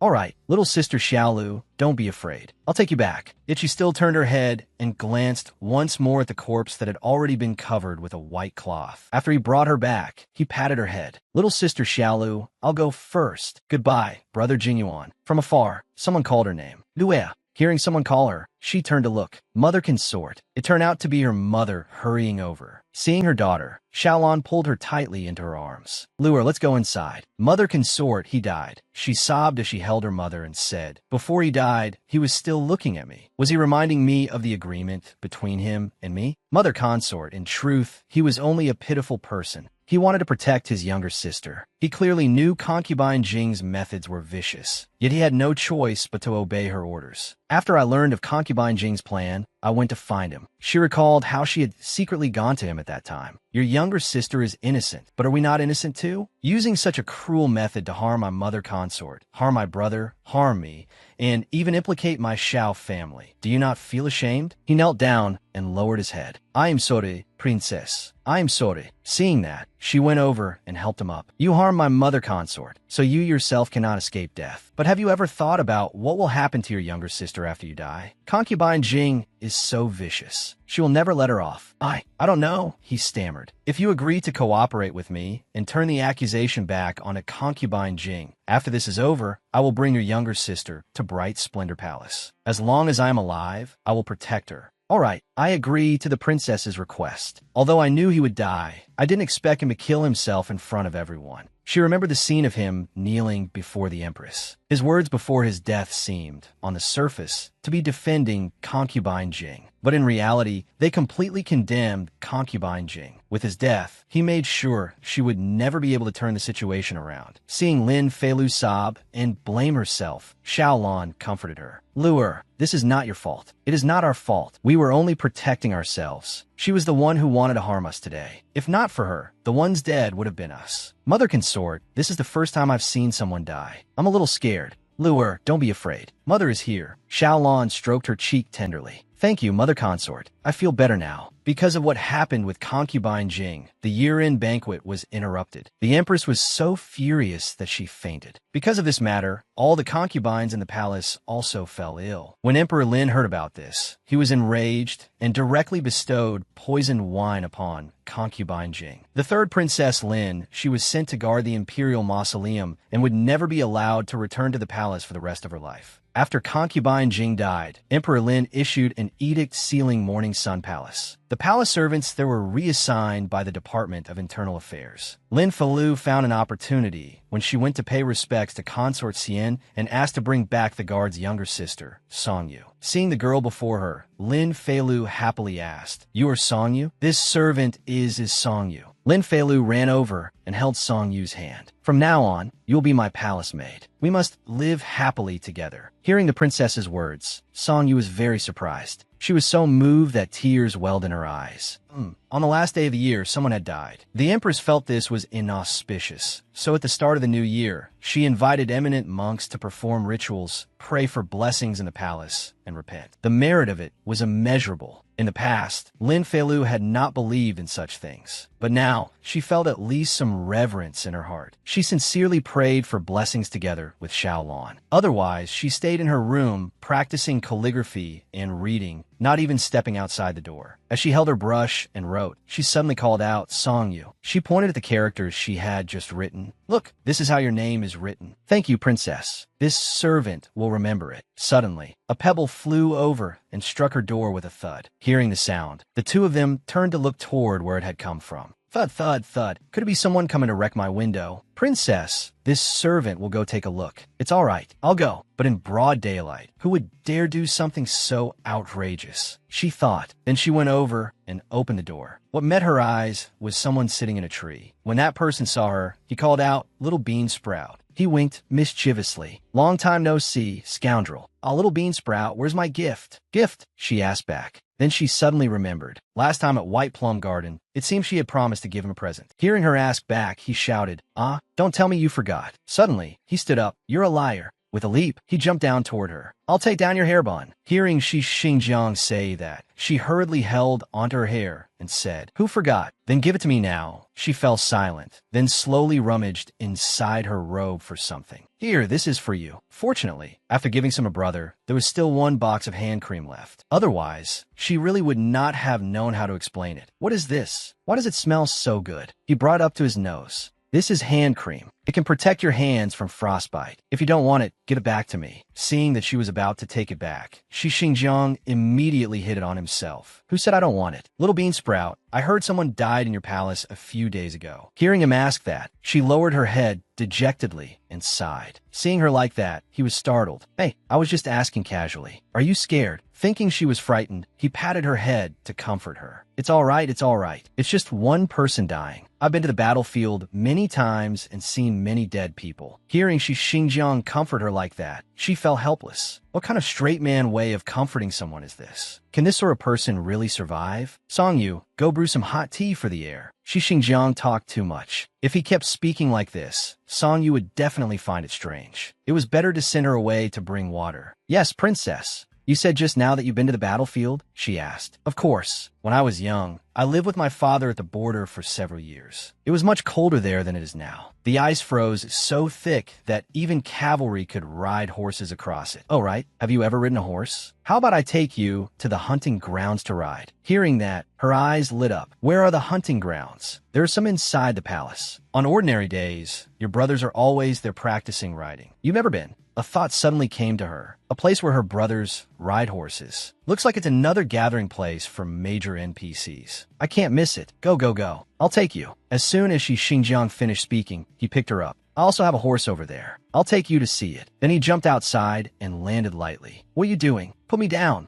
Mumusa. Suddenly, she inhaled a gust of cold wind. Cough, cough, cough, cough, wah, cough, cough. Seeing her like that, Shi Xingjiang hurriedly put her down. "Fine. If you don't want to go, we won't go." Cough, cough, cough. He gently wiped away her tears. Don't cry, little bean sprout." "Who's crying?" "The wind just blew into my eyes." Hearing that, he burst out laughing. Then he squatted down. "Call me Brother Air, and I'll carry you there on my back." "I don't want to." She was stubborn. She stuck out her tongue and walked ahead. A new NPC is still waiting for me at the hunting grounds. But she was in no mood to care about anything else. When they arrived, he introduced the place. "This is the archery field. Little bean sprout, wait here while I lead my horse over and teach you how to ride." Ignoring Shi Xingjiang's words, she kept looking around. Why is there no one here? Where's the new NPC? Suddenly, several horses galloped over. Then an arrow shot straight toward her. "Move aside," he said. "Don't be afraid. You're short." Hearing that, she opened her mouth wide in disbelief. An arrow flew straight past and landed right in the center of the target. "See? I told you you're short. That arrow couldn't hit you at all." She stared in shock and then felt indignant. Although she knew the horse and the target were both much taller than her, and that in that situation, staying still was actually safe, Shi Xingjiang still didn't need to say it so bluntly like that. She really wanted to jump up and smack him. Crown Prince Lin Qing jumped down from his horse and asked worriedly, "Are you hurt?" "Your Highness the Crown Prince, we are fine." "It missed us by far," Shi Xingjiang answered. "His Highness the Crown Prince. So he's my third imperial brother, the current empress's son, Crown Prince Lin Qing." "It is good that you're not hurt," the Crown Prince said. She was secretly delighted. She had thought this trip would be wasted, but unexpectedly, a major NPC had come directly to her. "Little Fifth greets Your Highness the Crown Prince." Only then did Crown Prince Lin Qing notice the little girl standing beside Shi Xingjiang. "Xingjiang, is this your younger sister?" Shi Xingjiang was surprised. "No way, Your Highness. You don't even know your own younger sister." "Younger sister?" the Crown Prince asked back. "She does look somewhat familiar. She is my fifth imperial sister." "Yes." Shi Xingjiang suddenly spoke up. "Ahem, Your Highness, for you not to know that you had such an adorable younger sister really makes me envious. If I had a younger sister like this, I would definitely lift her high every day." The other two glanced at him, feeling somewhat nauseated. "The weather is so cold. Why is Your Highness personally practicing riding and archery here?" "Although it is cold, I dare not slack off in my studies. The targets are all full of arrows. Could it be that Your Highness wants to secretly improve and take first place in the spring hunt?" The Crown Prince was rather surprised to hear him ask that. Xingjiang is joking. With the way Shi Xingjiang speaks, if Lin Qing becomes emperor, he'll probably chop off his head before long. "Forget it. I'll help him a little and shift Lin Qing's attention." Suddenly, she covered her mouth. "Achoo, fifth sister, have you caught a chill? I'm Fina." The Crown Prince turned to scold the person who had brought his younger sister here. "In this freezing weather, why did you bring her here? The wind here is stronger than elsewhere. I brought Xiaolu to see my little horse, and also to teach her riding and archery." "Nonsense. How old is fifth sister? It is one thing for you to be mischievous by yourself, but you also want to drag my younger sister into your mischief. If she stays here any longer, she will catch a chill. Why have you not taken her back yet?" "Don't. Since we're already here, let the two of us compete with Your Highness." As soon as he finished speaking, dark clouds seemed to gather over the two young men's heads. He was provoking a battle between two men. Again, he really wants to play now. "Where is the little horse?" She tugged at his sleeve. "You want to see the little horse?" He turned to her with a smile and said, "Forget the match. I'll take Xiaolu to see the little horse first. We can choose another day to come and seek Your Highness's guidance. You are welcome any time." Then she clasped her hands and bowed. "Your Highness the Crown Prince." Little Fifth takes her leave. "Fifth sister, there's no need for excessive ceremony. After you finish looking at the horse, hurry back." Suddenly, the Crown Prince removed the jade pendant he was wearing. "This jade pendant has been blessed and carries the meaning of peace.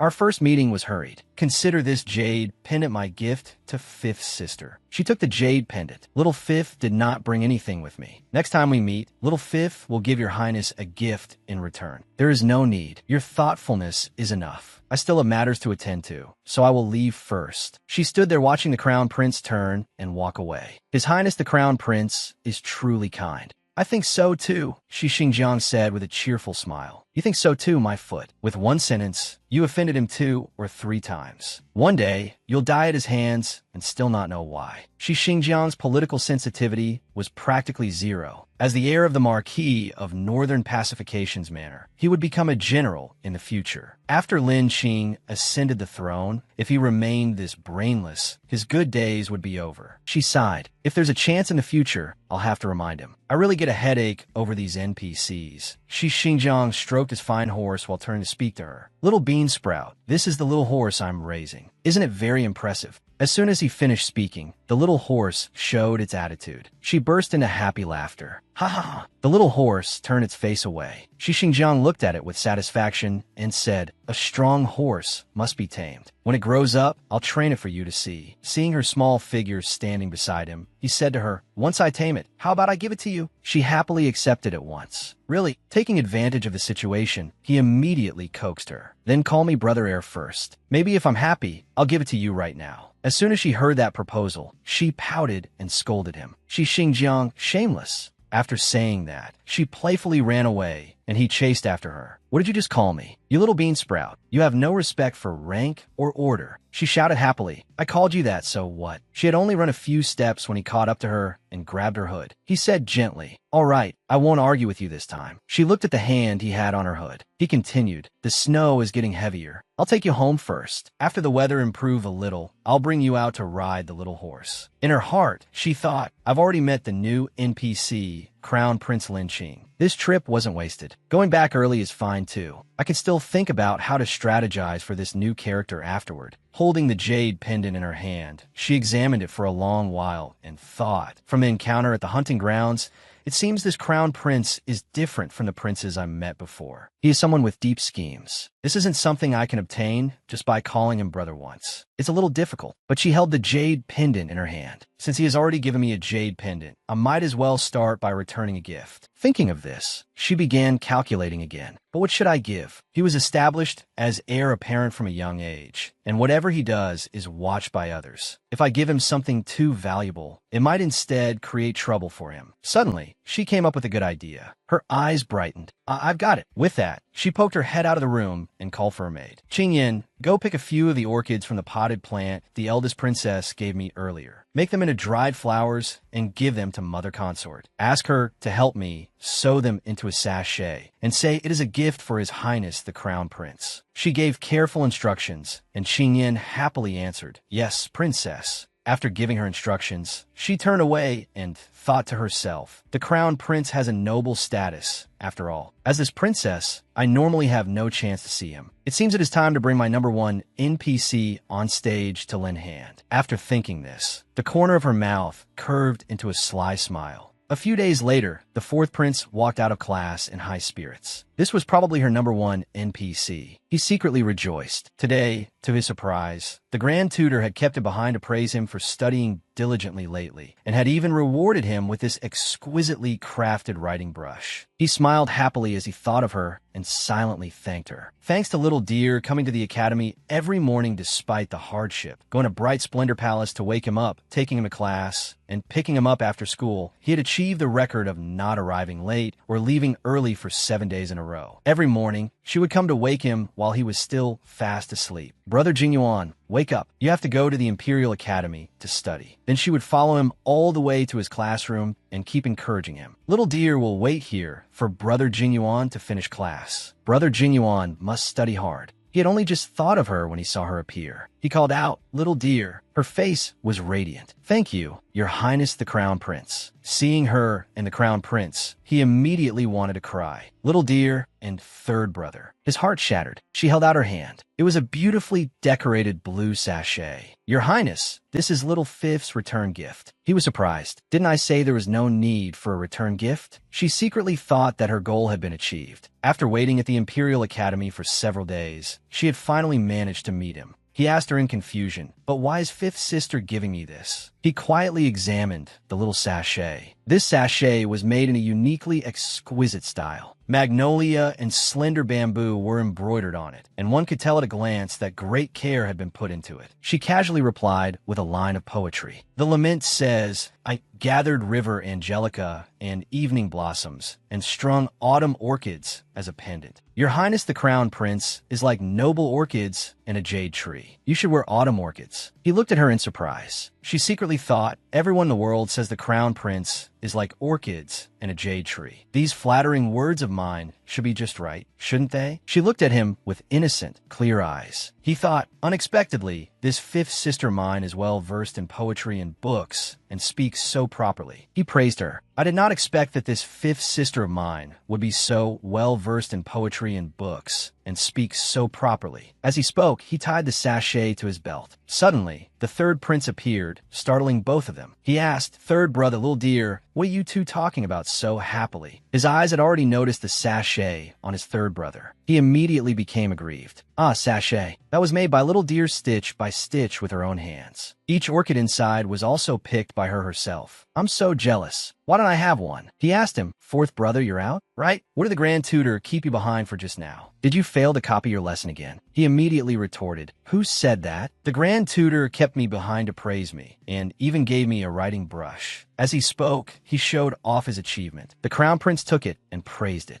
A good brush. He immediately wanted to make a trade. Third brother, do you like it? If you like it, how about exchanging your sachet for it? The crown prince refused at once and returned the brush, leaving him disappointed. She covered her mouth and smiled slyly. Oh, it seemed that this returned gift had indeed been the right one to give. She called Brother Genuine, but he turned his face away in a sulk. The crown prince asked in confusion, "What are you sulking at fifth sister for?" Her little hands clutched the hem of her brother's robe. Her eyes shimmered with tears, as if she were about to cry. "Brother Genuine, are you angry with little dear?" He panicked. In the end, he bent down and gently rubbed the little princess's cheek. All right, I'm not angry with little dear. I'll take you back, all right," she immediately said. "Thank you, Brother Genuine." She also invited the crown prince. "Your Highness, would you like to come with us?" He did not stand on ceremony. She was overjoyed inside and thought, yes, the first stage of the skill has been successfully completed. He silently assessed her. This fifth sister was still very young, but her words and actions revealed a measure of intelligence and cleverness. But then he thought, however, I like intelligent people. Interacting with them saves worry and trouble. On a bridge, the fourth prince recited, "Is it not a joy to have friends come from afar? If others do not know you and you are not resentful, are you not a gentleman?" She turned and clapped in praise. "Brother Genuine is amazing. You really memorized it all." He smiled smugly and said, "That's right. Recently, the Grand Tutor has also praised me for making great progress." The crown prince, beside them, looked at the two and thought there were rumors in the palace before that the fifth princess was supervising the fourth prince's reading. It seems they were true. This fifth sister is indeed much smarter than the other sisters. Suddenly, a voice said, "Please forgive us, your ladyship." Ahead, two people were kneeling on the snow-covered ground. The maid said, "Our mistress accidentally bumped into Beauty Ling. Please forgive us, your ladyship." Seeing this scene, she wondered the two people on the ground are. When she saw them clearly, she was alarmed. Mother Consort and Qin Yan. Then she ran over and shouted, "Mother Consort." Behind her, the fourth prince looked at her and said, "Little dear." Beauty Ling was holding Noble Lady Lan's hand and said, "I heard your hands are very nimble, and that you made many beautiful garments for Her Highness Consort Xian." In her heart, she thought angrily, "But you are merely a noble lady, 2 ranks below me. Just by flattering Her Highness Consort Xian, you think you can soar to the heavens in a single step? If I do not teach you a lesson, you will truly think you are a mistress." With that thought, she squeezed Noble Lady Lan's hand hard. She continued, "You can really endure it. Today I must." Before she could finish speaking, the fifth princess ran over and pushed her down, shouting,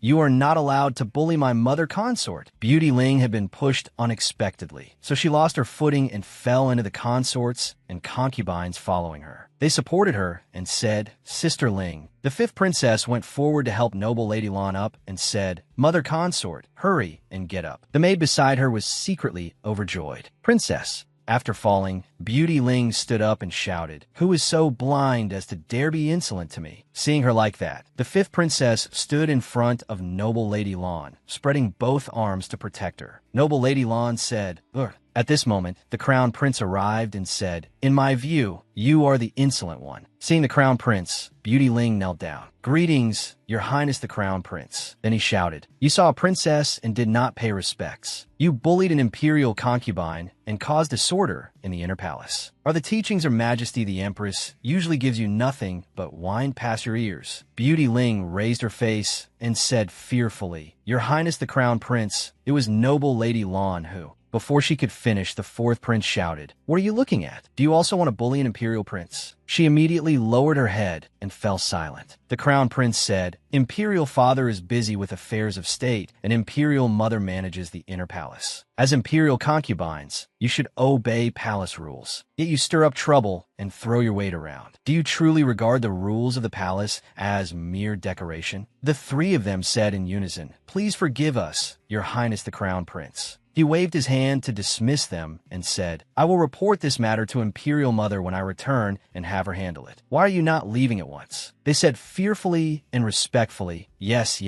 we will leave immediately." The fifth princess held her mother consort's hand and blew on it to soothe the pain. Then she said, "Mother consort, is your hand all right? Does it hurt?" Noble Lady Lan said gently, "Mother is fine. It doesn't hurt. Then she wiped away the fifth princess's tears. She stood and said, "Many thanks, Your Highness the Crown Prince. Many thanks, Your Highness the fourth prince." He smiled and replied, "Noble Lady Lawn, there is no need for such courtesy." Then he looked down at the fifth princess and said, "Little fifth, accompany Noble Lady Lawn back. Call an imperial physician to examine her." She replied, "Thank you, Your Highness the Crown Prince." He rubbed her head and answered, "Hurry back with Noble Lady Lawn. I should also return to my palace." The fourth prince looked at her and said, "Little dear, I'll escort you two back." As she left, she turned back to look at the crown prince and thought, unexpectedly, Lin Xing stepped forward this time to help me save Xiaolon. It seems the effect of the skill is even better than I imagined. In the future, I must go to the academy and show my face more often, so I can win over the crown prince as soon as possible. After what happened to Xiaolon, Lin Feilu diligently went to the Imperial Academy every day to show her face and make her presence known. Her relationship with Lin Xing also became closer. Days like this continued until the new year was approaching. The Imperial Academy was finally going on break. That day, Lin Feilu and Lin Jingyuan went together to take part in the year-end examination before the holiday. Lin Jingyuan said, "Why is this year's topic composing poetry based on objects? Before, it was always reciting poems, debate, and calligraphy. I specially prepared this time, but in the end, the test is poetry composition. This is bullying people too much." She was being led by the hand by him and thought a year-end assessment. It sounds like a final exam in modern times. But is poetry something you can write just because you're told to? The Grand Tutor stood before the two of them and said, "Your Highness the fourth prince, the fifth princess is not a student here, so she cannot enter." She thought to herself, but I wanted to go in and see what an ancient final exam is like. The crown prince walked over from somewhere and said, "Grand Tutor, let little fifth go in. Today's exam is not being held in the crown prince's inner hall, so there is no need for so many rules." Seeing him, she happily called, "Your Highness the crown prince." The Grand Tutor replied, "In that case, I asked the princess to stand quietly to the side later and not disturb anyone." She happily answered, "Oh, ma'am, I will." Inside the examination room, everyone was taking their seats. The crown prince turned to the first prince and asked, "Imperial brother, shall we sit together?" He replied, "All right." The fourth prince sat down beside Ershi. She stood outside looking in and said, 25, 26, 27. It's an odd number. In her mind, she thought, the little beauty is starting. He is a hostage prince of the Song Kingdom. Everyone thinks sitting with him is humiliating, so no one wants to sit with him. Right now, the little beauty seems just like a pitiful little child isolated in class. She thought with some sympathy, anything can be endured except seeing a pretty face suffer. She ran over to him and said, "Grand Tutor, there is still one person missing here." The Grand Tutor looked toward her and said, "Very well. Fifth princess, fill in here." She asked blankly, "But I don't know how to compose poetry." He replied, "It does not matter. Fifth princess only needs to point things out to him." Suddenly, the fourth prince raised his hand and said, "Grand Tutor, I'll switch with Song Jingwan." Hearing this, Ershi was a little bewildered. Then he also raised his hand and said, "Grand Tutor, I also want to switch with Song Jingwan." She wondered, The Grand Tutor said, "No fooling around. Your Highness the fourth prince and Ershi, sit down at once. The exam is about to begin. Fifth princess, sit down as well." Sitting in front of Song Jinglan, she said, "Your Highness, you look very beautiful in white." He smiled gently and replied, "Thank you." The sound of the drum rang out and the year-end assessment began. He said calmly, "Fifth princess, please." She looked around and thought, poetry based on objects. What should I have him describe? Then she pointed behind him. That. He turned back and replied, "Very well," then bent his head and began writing. Seeing him write with such concentration, she admired him quietly and thought, regarding Consort Jing's matter, I have always thought the little beauty was secretly helping me. But this handwriting is not the same as the writing on the stone that was thrown in last time. Could he have written it with his left hand that time? He said, "Continue." She thought that fast. Then she pointed to the well outside the examination room. That well. He continued writing. She looked at him and thought, the little beauty composes poetry as quickly as I eat. Unlike those two, who glared at each other for ages and still could not write a single word. She said, Your Highness, is composing poetry that easy? He replied gently, I'm only writing casually. Seeing his writing, she thought his handwriting is also quite beautiful. But from the perspective of my literary cultivation, this poem is honestly a little ordinary. Could it be because I've read too much of Li Bai's poetry that his writing feels ordinary to me? But if it is like this, I can write too. According to the Little Beauty style, I feel like I could also perform the entire 300 Tang poems. He turned to her and said, Fifth Princess, the final object. She pointed at herself. He asked in surprise, what?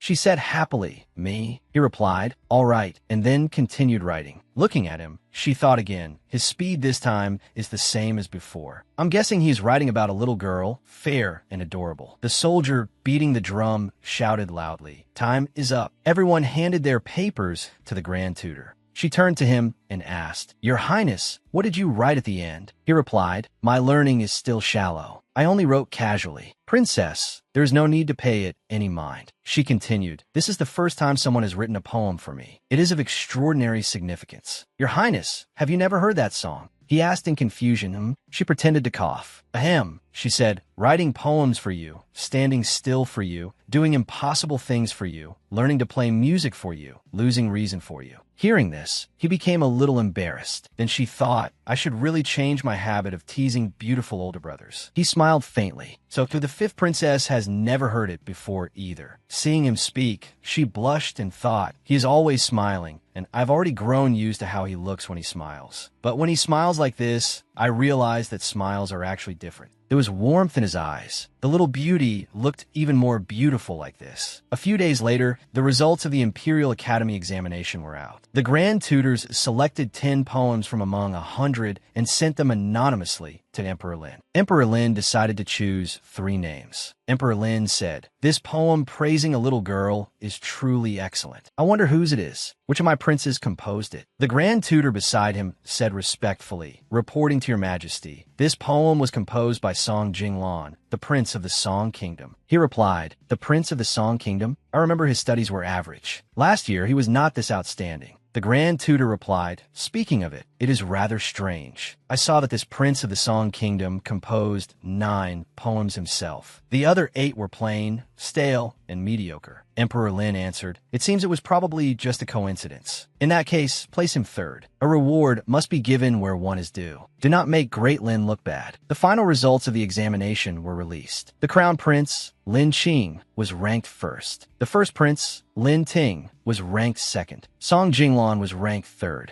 Emperor Lin's rewards were also delivered to the palaces one after another. Among them, Lin Qing and Lin Ting were the most outstanding. Emperor Lin summoned the 2 of them alone to the hall to praise them, and separately rewarded each of them with precious items. Outside, the 2 of them were walking. Lin Qing said, this time, I only barely won again. I still prefer Imperial Brother's poem on plum blossoms. Lin Ting replied, it cannot compare with younger brother's poem on fresh bamboo. Lin Qing thought, this Imperial Brother is harmless. Perhaps I should not overthink things. He quickly ran inside. He turned back and said, Imperial Brother, when spring begins, let us compete again. You must not refuse. The first prince replied, you know I cannot go hunting. The Crown Prince answered, that is fine. When the time comes, I will hunt a rabbit and bring it back for Imperial Brother. I'll hunt a rabbit to keep you company. He replied, all right. Back at the first prince's residence, he called Mother Consort. Seeing him, she said, Tinger is back. Hurry over and pay respects to your aunt. He stepped forward. Greetings, aunt. She replied, your highness is too courteous. Yes. Seeing him holding a gift box, his mother asked, is that his majesty's reward? He replied, yes. Then she asked, what was the crown prince rewarded with? The first prince replied, your son received the same as third brother, except he received 1 extra ancient jade fan. She grew a little angry. His aunt said, the prime minister always keeps your highness in mind, knowing that your highness likes small animals. This humble consort brought a little puppy today. Please have a look, your highness. This dog is named Long Ears. Seeing it, he was somewhat delighted. Long Ears. Then his expression withdrew again. She turned and said, I have delivered this little dog, so I shall take my leave. Your highness, your ladyship. Next time, I will enter the palace to visit you again. She replied, very well. She turned to the servant and said, take the dog to the first prince's room. Suddenly, he knelt down. Mother consort, your son does not want to keep it. She asked why not. Don't you like such things? What is it? Are you afraid I will order someone to kill it? He replied, yes. Your son does not want to keep it and also does not want to kill it. Please grant your son this. She was somewhat surprised, then sighed and replied, Tinga, stand up. Last time, when Mother Consort ordered someone to kill that rabbit, you hated Mother Consort very much in your heart. Seeing that he was a little aggrieved, she continued, now you feel that Mother Consort is very cruel. You still do not understand how to survive in the imperial family. In the future, everything will depend on what you can seize for yourself. A person who is weak, indecisive, and kind, what can he use to contend with others? He replied, your son has never once thought about contending for anything.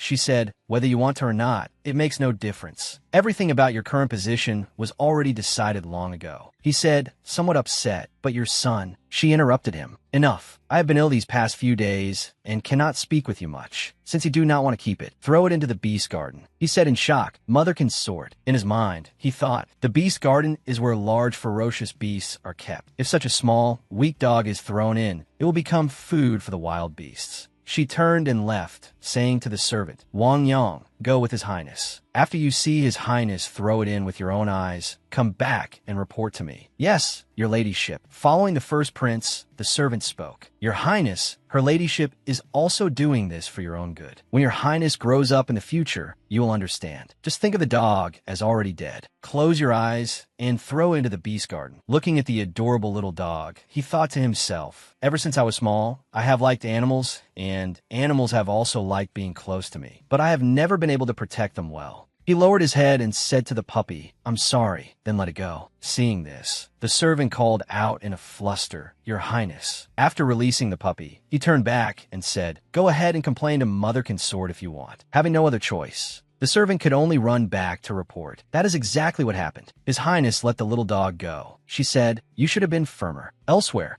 at that moment, she and her elder brother were playing in the snow. Brother, look at my snowball, he said happily. Silly little sister, have a taste of mine too. The two of them were having fun when she suddenly noticed that the first prince had been standing behind the gate for some time. First brother, seeing that his eyes were red, she thought to herself, did he cry? Then she walked over. First brother, what's wrong? Why are your eyes red? Did someone bully you? He replied softly, You noticed? Actually, it's because I didn't want to throw the puppy into the beast garden. So halfway there, I'll let it run away. The palace is strictly managed. I don't know whether it can survive. Hearing this, her brother's eyes filled with tears while she stepped forward to comfort him. First brother, let's go find the puppy and bring it back. In her heart, she thought he is so gentle. How can I let him be sad? I must protect him. In the woods, the three of them called, Long ears. Long ears, long ears. The little puppy came out from the bushes. Seeing it, she hurriedly said, First brother, it's here. He walked over, opened his arms, and said, Were you waiting for me here? The puppy ran toward him, barking. Seeing the dog, he said emotionally, I found you. She stroked its head. Good long ears. Her brother stared at it wide-eyed and said, This puppy. The first prince turned to him with a smile and said, From now on, sixth brother, you take care of long ears. He happily took the puppy and said, What a cute little dog. Seeing this, she thought, as expected, first brother with such a gentle smile is the true first brother. After the matter of long years, the last day of the year soon arrived. Every palace began preparing to welcome the new year. Xiaolon pulled Lin Feilu along to cut paper flowers and couplets to paste on the windows. Bright Splendor Palace, which had always been cold and desolate, finally gained a trace of joy amid the falling snow. Consort Xian said, I heard that the paper flowers and couplets in Bright Splendor Palace were all made by you personally, younger sister. You truly have skillful hands. Noble Lady Lan smiled and replied, Your ladyship flatters me. Consort Xian answered,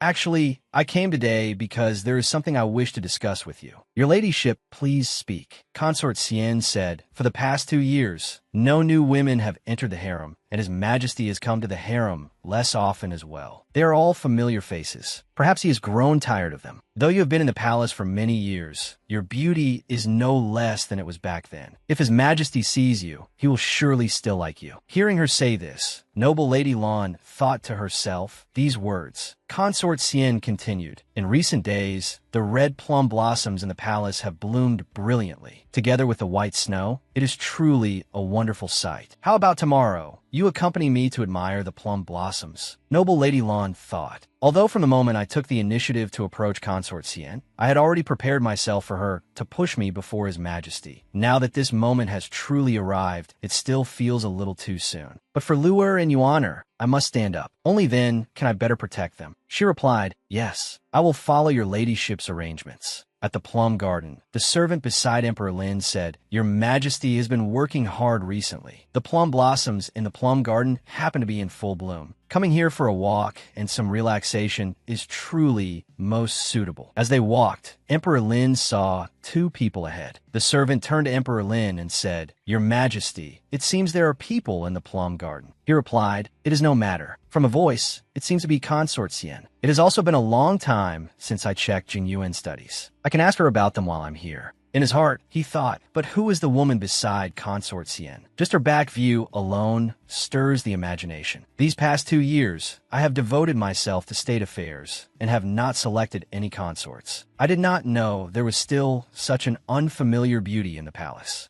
At this moment, Consort Cien was saying, The plum blossoms have bloomed so beautifully. Later, let us break off a few branches and bring them back. Suddenly, she noticed His Majesty approaching. She turned around and said, Your Majesty. The two of them bowed to him. This concubine greets Your Majesty. How does Your Majesty have the leisure to come here? He smiled and replied, Am I only allowed to let you admire the flowers, but not allowed to come myself? All right, rise. He turned to Noble Lady Lan and said, Raise your head. Yes. She raised her head and answered. Seeing her unfamiliar face, he asked, Who are you? She lowered her head and replied, This concubine Xiao Lan greets Your Majesty. He said, Xiao Lan. Consort Cien said, Your Majesty, do you not even remember the noble lady you personally conferred? Looking at her face, he thought, Xiao Lan, Noble Lady Lan. I remember now. So she is Noble Lady Lan, the one who gave birth to that foolish son of mine. As he thought of this, he immediately frowned. Seeing His Majesty's expression, Consort Cien said, Your Majesty. He turned his face away and said coldly, Plum blossoms and snow scenery. You may continue enjoying them. I still have memorials that have not been reviewed. I will leave first. Seeing this, Consort Cien thought, just now His Majesty was clearly startled by Xiao Lan's beauty, yet he left so decisively. Perhaps he remembered the foolish sixth prince, and so his heart became displeased. It seems this Noble Lady Lan cannot be lifted up after all. She turned to Noble Lady Lan and said, His Majesty is busy with affairs of state. His heart is filled with concerns for government matters. After winter passes, I will arrange for younger sister to meet His Majesty again. Noble Lady Lan replied, Many thanks, Your Ladyship. The news that Emperor Lin and Xiao Lan had met in the plum garden quickly spread. The concubines in the harem all secretly laughed at Consort Cien for choosing the wrong person, and laughed at Xiao Lan for humiliating herself. Even the palace maids discussed the matter loudly. Several palace maids said, I heard that today Noble Lady Lan went to the plum garden and happened to meet His Majesty. But in the end, she was disliked. Noble Lady Lan thought that by clinging to Consort Cien's thigh, she could climb back up to a high branch. What wishful thinking! She hid behind them and listened to these words. She thought, Mother Consort has an indifferent temperament. Today, she went to meet Father Emperor Shirley because of me and elder brother. Although the result was not as desired, it does not matter. She smiled smugly and continued thinking. The matter of grinding affection points with the biggest NPC in the palace should still be handled by me personally. Fourth prince, throw the ball. Long Ears, look here. Catch it. Long Ears wagged its tail and happily ran after the ball. Lin Fei Lu and her elder brother clapped along at the side. They were playing very happily. Then the fourth prince sighed and said, Tomorrow, I have to attend a banquet. I won't be able to play with little sister Luer. Lin Fei Lu asked, What banquet are you attending? The fourth prince said happily, the traditional unity banquet of the Great Lin dynasty. On New Year's Eve, Father Emperor invites some imperial relatives to attend the banquet. The imperial kitchen prepares 99 dishes for everyone to enjoy. The moment Lin Fei Lu heard about food, her mouth watered. Wow, 99 dishes. Are they very delicious? The fourth prince's face turned green with disgust. Actually, the Unity banquet tastes terrible. Because it is such a large banquet, the dishes are served too slowly, so every dish is ice cold. When I eat them, My stomach feels unwell. Hearing this, Lin Feilu complained inwardly. Humph, you have food to eat and still nitpick. The fourth prince continued. Although the taste is not good, it is a rule passed down by the ancestors. Eating the first banquet of the year is to pray for favorable weather and peace. Although Father Emperor does not like it, he still forces himself to take one bite of every dish.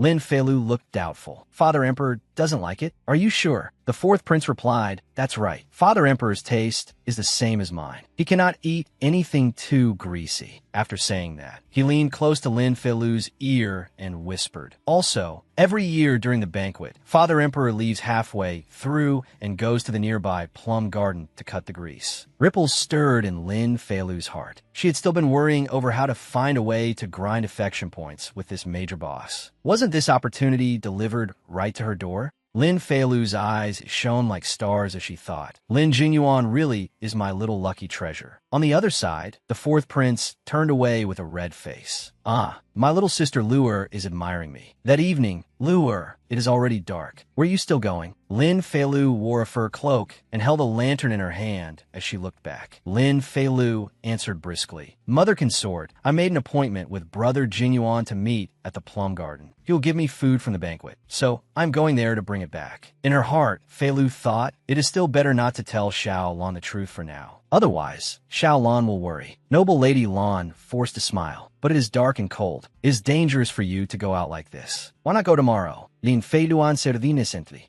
If we wait until tomorrow, it won't taste good anymore. After saying that, Lin Feilu turned and ran off. Don't worry, mother consort. It will be fine. I'm leaving first. Noble Lady Lan looked at her gently and smiled faintly. She really is an adorable little kitten. The banquet on the other side also officially began. Emperor Lin's face darkened as he looked at the dishes being served. Again, he put down his chopsticks and silently complained. Can the chefs of the Imperial Kitchen not make the dishes of the Unity Banquet a little tastier? How can they be this unpleasant? Can they not make them even slightly according to my taste? Seeing that the fourth prince not far away was also frowning at the food on the table, Emperor Lin thought to himself, aside from the fourth, everyone else seems to think it tastes quite good. At this moment, a eunuch stepped forward and whispered into Emperor Lin's ear, Your Majesty, this servant has already set up a tea table in the plum garden. The tea to cut the grease has also been brewed. Emperor Lin's expression brightened. Very good. Let us go. Not long after, Emperor Lin arrived at the plum garden, followed by several eunuchs running errands. Suddenly, there was a sound from inside. The eunuch immediately said sharply, Who is there? Emperor Lin waved his hand to signal him to stop. Smiling, he looked in the direction of the sound and thought, the snow is falling so heavily and the sky is so dark. I would rather like to see who has such leisure and refined interest to come here to admire the flowers. Emperor Lin stepped closer and saw Lin Feilu kneeling before snowmen in the plum garden. Seeing this, Emperor Lin was puzzled. This little girl, Lin Feilu, clasped her hands together. Her soft voice sounded, Fairy Goddess, can you hear me? If you can hear me, please blow a gust of wind to let me know. As soon as she finished speaking, a chilly wind blew over. Lin Feilu said with an innocent expression, Fairy Goddess, you heard me? Then I will begin making my wishes. Emperor Lin, on the other side, felt helpless. On a snowy night, there is naturally wind. This little girl is truly naive. Lin Feilu began making her wishes. First, I wish for the sacred body to be healthy and for peace throughout the world. When Emperor Lin heard this, he was startled. She's actually my child, but why do I have no impression of her at all? Second, I wish for Mother Consort to have good fortune, for all her wishes to come true, and for her to smile often. Emperor Lin thought to himself, that is right. There is a fifth princess born to noble Lady Lan. At first, I thought she would be like her brother, a foolish child. But now it seems her words are clever and skillful, with no sign of foolishness at all. Lin Feilu lowered her head and bowed. Third, I wish for elder brother to be carefree and free from illness. Seeing Lin Feilu like this, Emperor Lin's heart filled with thought. I have never met her, yet she sincerely prays for me. At such a young age, she even wishes for peace in the world. My fourth wish is Emperor Lin now looked interested. I would like to see what you will ask for. Lin Feilu's eyes sparkled as she said something that made Emperor Lin unable to hold back a laugh. Fourth, Luer wants to taste a little of the food from the banquet. Just a little is fine. Please, have mercy. Hearing the sound, Lin Feilu turned her head to look. Emperor Lin had been standing behind her at some point. Lin Feilu silently looked at Emperor Lin, who was smiling at her. 1 second later, she lifted her feet and ran, startling Emperor Lin. Don't run. He quickly ordered people to search for her. She runs very fast. Men split up and search for her. A rustling sound rang out. Emperor Lin glanced over. Lin Feilu had somehow climbed up and was sitting in a tree. The two of them looked at each other. Seeing this, Emperor Lin said, "Why did you climb up a tree? Aren't you afraid of falling?" Lin Feilu asked awkwardly, "Who are you?" Emperor Lin smiled and coaxed her. "I am the person sent down by the fairy goddess to fulfill your wish." Lin Feilu pouted. "Do you think I'm stupid? I'm not that easy to trick." Hearing this, Emperor Lin burst into laughter. Lin Feilu cried out in fright.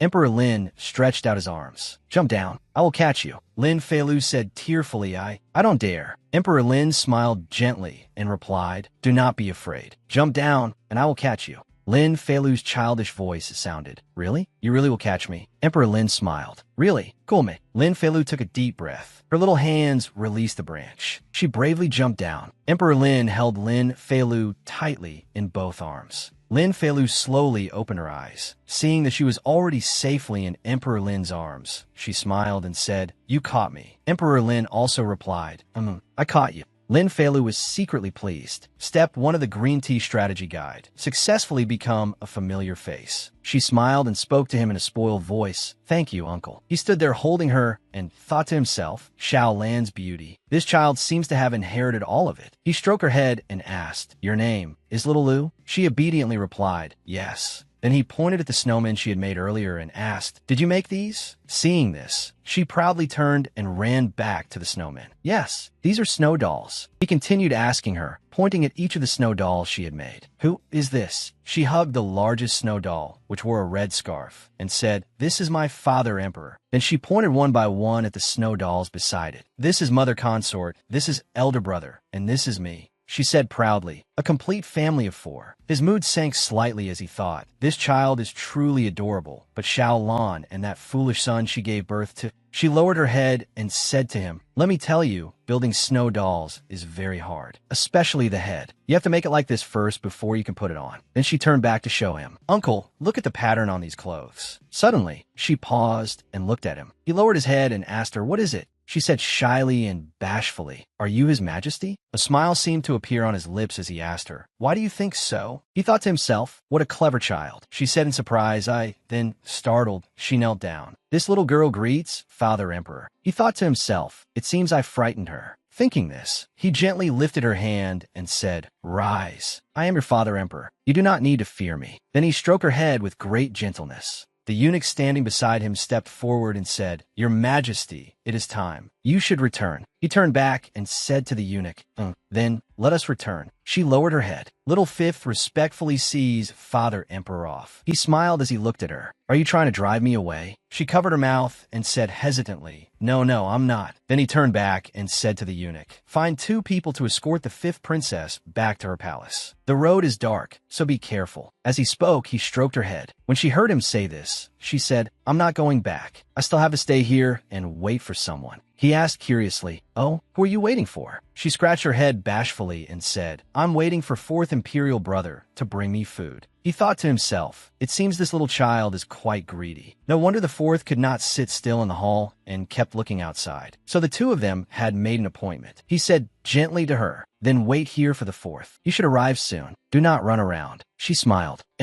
He turned and left. Behind him, she shouted, "Father Emperor, take care." She smiled as she thought of her plan. Step 2 of the Green Tea Strategy. Successfully awaken Father Emperor's desire for paternal affection. The next day, while she was in her mother consort's hall, she looked at the bowls of food the servants had brought. Her mother consort stood beside her and asked in surprise, "What is this?" Hearing her ask this, a servant stepped forward and reported, "Good morning, noble Lady Lan. His Majesty ordered food to be made for the 5th princess. The kitchen has prepared it and brought it over. It is still hot." Noble Lady Lan looked at the expectant expression on the girl's face and thought, His Majesty sent food to Lua? What is going on? Then the servants bowed to the 2 of them and withdrew. Then we servants will not disturb your ladyship and the princess during your meal. We take our leave. Noble Lady Lan gently sat down beside her and asked, did you meet His Majesty last night? She answered calmly, I did. I was originally waiting in the plum garden for Brother Jinyuan to bring me food, but unexpectedly, I met Father Emperor afterward. Then she told Noble Lady Lan everything that had happened last night. After hearing it, Noble Lady Lan said, so that is what happened. You were born clever. Mother does not know whether that is good or bad. From now on, when you meet His Majesty, be a little more careful. As she spoke, she took out her handkerchief and wiped Lin Feilu's mouth. She obediently replied,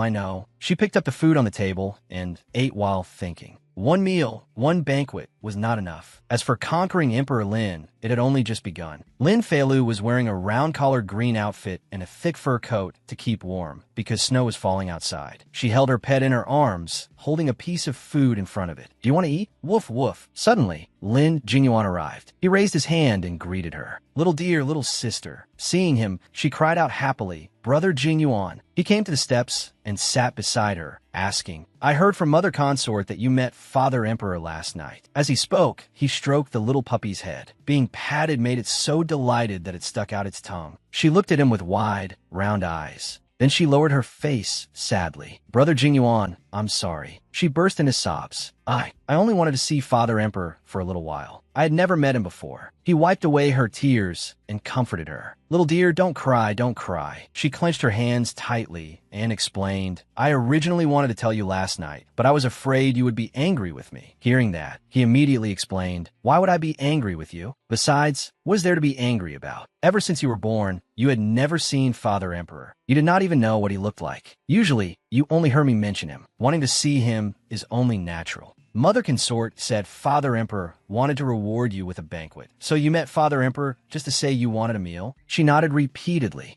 Hearing this answer, he angrily scolded her. Are you stupid? You had a chance to meet Father Emperor, yet you only wanted a banquet? You should have told him you wanted the qualification to enter the Imperial Academy. Such a good opportunity was wasted by you. You really are a silly little sister. After saying that, he helplessly rubbed her head. She could only laugh awkwardly. Haha, I forgot. But he did not know that everything was part of her plan. She was secretly pleased. In this way, the persona of a silly little sister lacking Father Emperor's affection was established. She thought, Lin Jinyuan and the others probably won't think I deliberately approached the Emperor. The Emperor won't guard against me. After returning to Bright Splendor Palace from a banquet, the harem truly began to treat Lin Feilu as a princess. Lin Feilu sensed the changes in the harem, but she still maintained her usual manner. Draped in a red fur coat, she swaggered past the palace maids. They lowered their heads and greeted her, observing proper palace etiquette. Lin Feilu was in the study room. The red room was very warm and cozy. Holding a sheet of paper, she thought, nothing can be rushed. Since I've already left an impression on Emperor Lin, I can leave things to fate later. Right now, I still have more important things to do. She turned to Lin Jianyuan. Brother, how is your practice writing your name? As long as you can learn to write your own name, I will take you sledding. She thought, Lin Jianyuan's foolishness is a thorn in Emperor Lin's heart. In the future, father and son will certainly meet one day. I must teach him to read and write first. Although I don't hope Emperor Lin will like him, at the very least, he shouldn't dislike him as much as before. Lin Jianyuan held up a sheet of paper to show her. On were the characters for Lin Jianyuan. He cried out happily, Name, sledding. She stretched out her hand and said, Let me see. Seeing the clear handwriting, she felt relieved. Lin Jianyuan would grow up and could not spend his whole life living under the protection of her and Mother Consort. It would also be good if he could have a little more to rely on. She praised him. Brother is amazing. Your writing is very beautiful. Hearing this, he joyfully raised his hand. She smiled and quickly pulled him along. Let's go. I'll take you sledding now, so you can relax a little. The two of them laughed happily, bright as flowers. Outside, falling snow covered the ground. Lin Feilu patiently explained to her brother how to play. She sat in a wooden basin. Brother, look, sit like this, then go down. Lin Jianyuan listened curiously and answered, ma'am. She turned back to look at him. Then, brother, push me. He replied, push. Then she slid down together with the wooden basin. She shouted excitedly, woo, wow. And he watched her slide across the snow with delight. The sled slid so quickly that her hair flew up. It had been a long time since she had sled. Playing once in a while was quite fun. Suddenly, the wooden basin hit a small stone. She was flung far away and cried out in fright, whoa. Then her head plunged into the ground. She cried out in pain. Ouch! A foot stepped up beside her. It was Song Jinglan. He was wearing a green cloak embroidered with cranes in an extremely exquisite manner, and Ankong was holding some kind of bundle. The two of them silently looked at her after her fall. He asked gently, "What is the fifth princess doing?" She answered, "Ah, little dear fell down. I need your highness to hold me before I can get up." Her eyes sparkled as she looked at him. He looked at her speechlessly. Seeing this, Ankong covered his mouth in shock. Ah, his highness was being teased by the fifth princess. He helped her up. "Stand up first. The ground is cold. Is sledding very fun?" She answered innocently, "Very fun. Does your highness want to try?" He glanced at the basin in distaste and said, "I won't try. That basin can't hold me." She keenly noticed a bundle in Ankong's hands. "Your highness went to the Imperial Household Department. I went to collect some allowances." She put on a fierce expression and braced herself against the cold. "Did they make things difficult for you?" "No." Hearing that, she instructed him, "In the future, if your highness lacks anything, tell me. I will have someone send it over. Those people in the Imperial Household Department are best at judging who is easy to bully. If your highness goes there, you will inevitably have things deducted." He smiled and replied, "The princess has already given me many things. I do not lack anything." He was startled by her gaze. In her heart, she thought he was a good, sensible child. As for him, he felt that gaze was like a mother's affection and believed he must have seen wrong. At this moment, Lin Zhanyuan ran over to her with the basin. "Silly little sister fell down." Hearing this, she stuck out her tongue. "Blah, blah, blah." She introduced him to Song Jinglan. "Your highness, this is my brother, Lin Zhanyuan." She gestured towards Song Jinglan and said to him, "Brother, this is the seventh highness." He stared blankly at the tall man before him, then suddenly shouted, "Little brother." She held Lin Zhanyuan's hand and said to him, "Brother, he is not a little brother. He is the seventh highness." After hearing this, he pointed at Song Jinglan and said in an extremely innocent voice, 6777, little brother." Hearing him, Song Jinglan burst out laughing. Standing beside him, she looked helpless too. Then he turned to look at her and said, "Your brother is very adorable." She teased him and asked, "Then does your highness think my brother is adorable? Or am I a little more adorable?" Hearing her ask this, he answered gently, "The fifth princess is the most adorable." Hearing his answer, she felt a little guilty. She thought to herself, "I originally planned to tease this little brother a bit. Why do I feel like I'm the one who got teased instead?" Beside her, Lin Zhanyuan tugged at her sleeve and said, "Little sister Snow Snow." Seeing this, Song Jinglan said, "Fifth princess, go play. Be careful. Don't fall again." She turned around, held Lin Zhanyuan's hand, and waved goodbye to him. Goodbye, your highness." After saying goodbye, she felt a little regretful and thought, forget it. In any case, getting to see such an immortal-like beauty up close means I've already profited. The scene shifted to another place in the imperial palace. The emperor smiled and said to the crown prince, "I heard from the grand tutor that you have improved quite a bit recently. Your performance has been very good. But as the crown prince, remember to avoid arrogance." He cupped his hands, bowed his head, and said, "This son has remembered Father Emperor's teachings." The emperor noticed the sachet at his waist and asked, "Why do I see you wearing this sachet every time?" Hearing the question, the crown prince pointed at the sachet and said, "This sachet was given to this son by fifth sister. This son likes its style and scent very much, so this son wears it every day." The emperor found this somewhat interesting and said, "She made it herself? Take it off and let me have a look." Hearing his request, the crown prince removed the sachet and offered it before him. The emperor thought back to her adorable appearance when the two of them met. He thought to himself, "Our fifth princess is truly clever and quick-witted. She knows how to pile up snowmen and even knows how to make sachets." Thinking this, he took the sachet and kept it with him. The crown prince did not understand what had happened and asked, "Father Emperor?"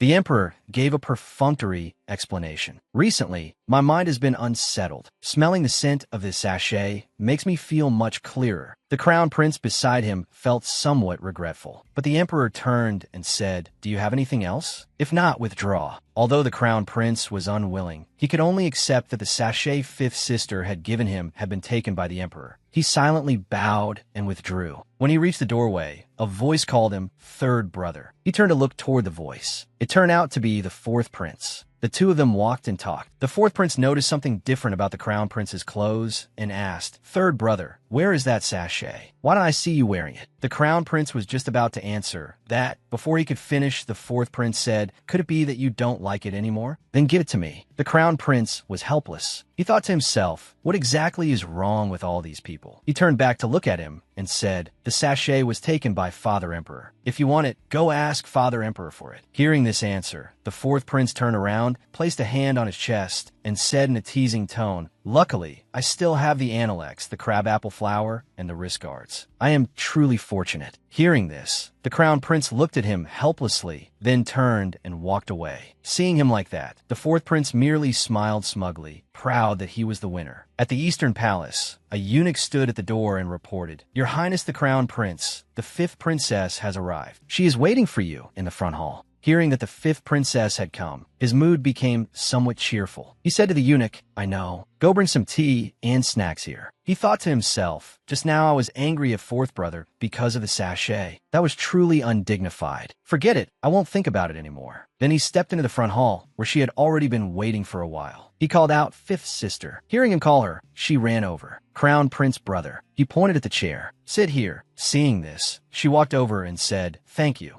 Because her legs were short, she struggled for a long time, but still could not climb onto the chair. Seeing this, he went over, picked her up, and set her on the chair. She turned back and thanked him. "Thank you, Your Highness the Crown Prince." He poured tea and took pastries for her to eat, saying, "Fifth sister, eat more. You will grow taller." Hearing this, she asked suspiciously, "Does Your Highness the Crown Prince think little Fifth is short?" He answered, "A little, but it does not affect my little sister's adorableness. You are still young. When you grow a little older, you will become taller." Hearing this, she replied, "That's true." Then he noticed that after she came here, there did not seem to be anyone beside her. He asked, "But the weather is still cold. Fifth sister, did you come all this way alone?" She tilted her head and answered innocently, "This morning, Brother Jinyuan told me that the sachet of the Crown Prince had been snatched away by Father Emperor, and that Your Highness was very sad." Hearing this, his brow twitched as he said, "Old Fourth really has a quick mouth. He truly needs to be disciplined." He smiled and said to her, "If Father Emperor likes it, then as his son, of course I should offer it to him. How can it be called snatching?" She looked at him with a doubtful expression, thinking, but your pained eyes aren't saying that. Then he turned back to look at her and asked with an excited expression, "Could it be that you plan to make another sachet for me and give it to me?" Hearing this, she said mischievously, "If I give you a sachet and someone else takes a fancy to it, what then? This time, little Fifth wants to give Your Highness something no one can steal." Hearing this, he repeated in confusion, "Something no one can steal?" Then she jumped down from the chair and reached her hand toward him. "Let's go. Little Fifth will take Your Highness there now." Seeing this, he did not hesitate and took the small hand she held out toward him. Before the two of them were one large basin and one small basin. "Is this the gift Fifth sister wants to give me?" "No." She crouched down beside the large basin. "Your Highness the Crown Prince, sit inside first." Hearing her request, he hesitated. "How can I do something so crude? Your Highness the Crown Prince, no one here will see." "Fifth sister, what exactly do you want to give me?" She tugged at his clothes and pleaded, "Little Fifth won't deceive you. Your Highness will know what the gift is in a moment." But he still hesitated, turning his face away and thinking to himself, "Since I have already followed little Fifth here, it would not be good to embarrass her. She is still young, but she is very intelligent. Moreover, she has a pure heart. In any case, no one is around. It is fine to try." "All right." He placed his hands on the rim of the basin and sat down. "Hold both sides of the basin here with your hands to keep your balance. Your Highness the Crown Prince, little Fifth is going to push you down now." "Huh?" He was surprised and had no time to react. "Go." She had already pushed him down. At this moment, his whole body was stiff, his hands gripping the basin tightly. Then he suddenly discovered that this was what sledding felt like. Standing above, she called down to him, "Your Highness the Crown Prince, what little Fifth is giving you is happiness. It is happiness that belongs to you, something no one else can steal." "Happiness that belongs to me," he murmured. Then he smiled. "Ever since I was appointed Crown Prince, I have acted cautiously. I must be careful in every word and deed, never daring to make the slightest mistake, afraid of taking a wrong step, afraid of angering Father Emperor and Mother Empress. They have also always warned me that many people people are eyeing my position. Not only can I not make mistakes, I must also possess both virtue and talent, becoming a model for all the princes. Only then can I bear the two words crown prince. Because of this, I build a frame around myself. As long as I live inside that frame forever, I will never make a mistake. It has blocked many malicious attacks for me, but it has also blocked me from human freedom and happiness. Your Highness the Crown Prince. Her call startled him and pulled him out of his thoughts. When he turned his head, he saw that she was also sliding down with him. Let's go. Let's climb up and slide again. He also said happily, let's go. Whoa. Then the two of them played together happily. Suddenly, he slipped and tumbled out of the basin. Ha ha. Your Highness the Crown Prince fell down, holding the basin in one hand and his hand in the other. She said, go, go. Let's continue. All right. That evening, he said, Your Highness the Crown Prince, little Fifth will take her leave. Next time, I will come find you to go sledding together again. Little Fifth. She looked at him with her big, round eyes. Yes. What do you call Old Fourth? She answered honestly, Brother Jingyuan. Then what do you call me? Your Highness the Crown Prince. At this moment, she suddenly discovered the issue in his question. She replied, Crown Prince Brother. She raised her hand and waved goodbye. Goodbye, Crown Prince Brother. Lin Xing actually took the initiative to ask me to change how I address him. It seems he is very happy. This gift was not bad. In the end, he has completely broken through the walls around his heart. In Emperor Lin's private study, Your Highness the Fourth Prince, Your Highness the Crown Prince, Your Highness Noble Consort Shi, Your Majesty, this is the list of those going to Deer Mountain Temporary Palace for rest this year. There are 19 people in total. Noble Consort, she had always loved her nephew. Add Shi Xingjiang as well. Yes, the Emperor added. That's right. Add the fifth princess too. Pass down the decree and send a copy to Bright Splendor Palace. Yes, Your Majesty. Recently, government affairs have been busy. Ever since returning from the banquet, he had not seen the little dumpling again. It just so happened that he could take advantage of this trip to the temporary palace to continue spending some time with her. A few days later, a procession of carriages from the palace began to set out. Lin Feilu sat in a carriage. I actually want to ride a horse too. Sitting in this carriage all the time is so boring. I really want to go outside and play. Little bean sprout, little bean sprout, little bean sprout. Shi Xingjiang walked along, lifting the curtains of carriage after carriage to look for her. Isn't that Shi Xingjiang? Is he looking for me? Thinking he was looking for her, she called out loudly, Shi Xingjiang, Shi Xingjiang. He looked toward the source of the voice, calling his name. Found you. Then he came forward. Little bean sprout, long time no see. Did you miss your air brother? She stuck out her tongue. Letcher, no matter how you scold me, it's always just those few phrases. Sitting in a carriage must be unbearably stuffy. Do you want to come out and ride a horse? But I don't. Before she finished speaking, he had already reached out his hand. Come on, I'll let you ride with me. She hesitated. Although I'm still small and can climb out through the carriage window, the procession is still moving. Isn't doing this a little too dangerous? Before she could answer, he reached through the carriage window and firmly wrapped his arm around her shoulders. With one pull, she was already seated properly on the horse. Princess, princess, he called back. This air is taking your princess out. I guarantee she will be safe. Just rest assured. Then he made the horse go faster. The horse suddenly accelerated, startling her. Shi Xingjiang, ride a little slower. If we slow down, how can it still be called horseback riding? Whoa. And the two of them rode straight ahead, just like that. Kangin, do you think that voice sounds like my fifth sister? Lin Jingyuan spoke up. It sounds a little similar, but isn't the fifth princess in the carriage behind us? As soon as he finished speaking, the other two rode past on horseback. Ha ha ha. Seeing this, Lin Jingyuan immediately threw away the half-eaten pastry in his hand. Shi Xingjiang. Then he called outside, You get off the horse and give it to me. After getting the horse, Lin Jingyuan hurriedly chased after them. Shi Xingjiang, you shameless fellow, put my sister down right now. Do you have any shame? A grown man as big as you, yet you bully someone as little as my sister. The fourth prince is actually quite decent. Do you believe I'll report you to Imperial Father and have your head cut off? Just as fourth brother Lin Jingyuan was about to give chase, someone suddenly called out to the two of them from behind. The crown prince rode over on horseback. Xingjiang, stop fooling around. Fifth sister is still young. Put her down at once. Ignoring the voices behind and beside him, Shi Xingjiang finally reined in his horse when he heard this. All right.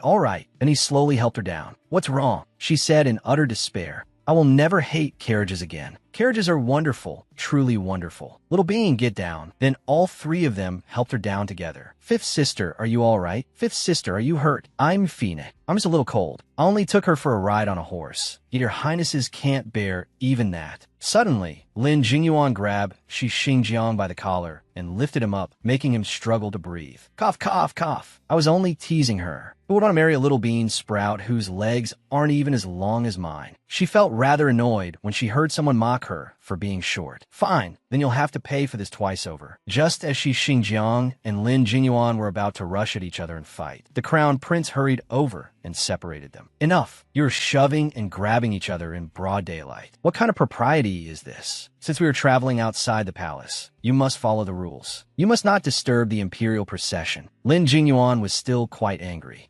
Shi Xingjiang kept holding his throat and coughing. Cough, cough. Yes, but unlike how he treated the other two, when the crown prince spoke to her, his voice was extremely gentle. Fifth sister, shall I ride with you back to the carriage? Thank you, crown prince brother. Lin Xing mounted with her, and they chatted happily as they rode along. Xingjiang has always been stubborn. Fifth sister, there is no need to argue with him. Yes, yes, crown prince brother. Aside from the hot springs, is there anything else fun at the temporary palace? The temporary palace is on a mountainside, and the scenery is unique. You'll know once you go and see it. Suddenly, someone inside a carriage lifted the curtain. Your Highness Crown Prince, I just heard a commotion outside the carriage. Did something happen? The person who spoke was Consort Mei, one of the 4 consorts favored by Emperor Lin. Fourth brother was only fooling around. Your ladyship consort may need not worry. Then she turned and asked her, is this the 5th princess? Little Fifth greets your ladyship consort May. She smiled happily, as if they had known each other for a long time. Seeing you for the first time, I can tell you are indeed a clever child. The temporary palace is far away. 5th princess, are you afraid riding in a carriage alone? Why not come ride with me? It will be easier for me to look after you. I heard Consort May and Consort Hui are on good terms. Every time Consort Hui sees me, she looks disgusted. Yet Consort May is showing me goodwill at our first meeting. This behavior is a little abnormal. But looking at her smiling appearance, there was not the slightest flaw in her tone or expression. After thinking it over, she said, Little Fifth would not dare trouble your ladyship consort May. What is 5th princess saying? The moment I saw the princess, I felt fond of you. How could I find it troublesome? This must be what people call affinity. I simply want to spend a little more time with the princess. Why does this feel as if I've smelled the scent of my own kind? A green tea bitch. A real green tea bitch.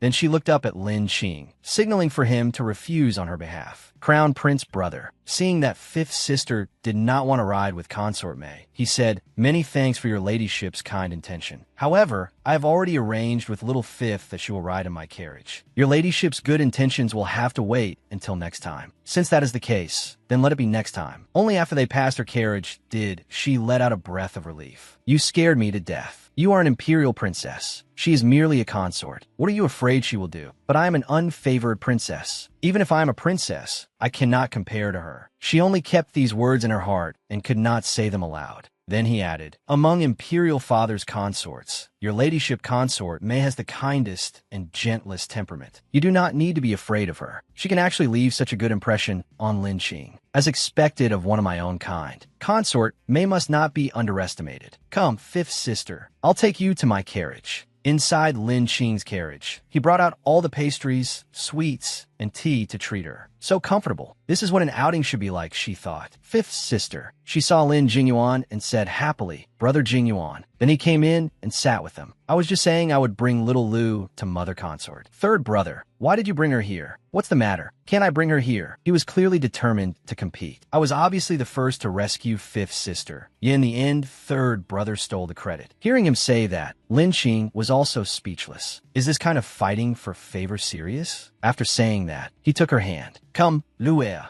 Let's go to Mother Consort's place. I prepared lots of food. You'll definitely like it. But he simply urged her along. Hurry, hurry, hurry. In the end, she could only bid farewell to Lin Xing. Little Fifth takes her leave. That evening, in the princess's room, Princess, you must be tired after riding today. Rest early. His Majesty said we will set off again at daybreak. As Song Yu tucked her in, she spoke. She patted the empty spot beside her and said, the heating equipment at a stopover can't compare to the palace. It's cold sleeping alone. Song Yu, come sleep with me. In this cold weather, if the wind and rain come down, it will be freezing sleeping on the floor. All right, Song Yu, you're so warm. She snuggled into Song Yu's arms. Princess, Go to sleep. Then the two embraced each other and fell asleep. As she was sleeping, she heard strange sounds.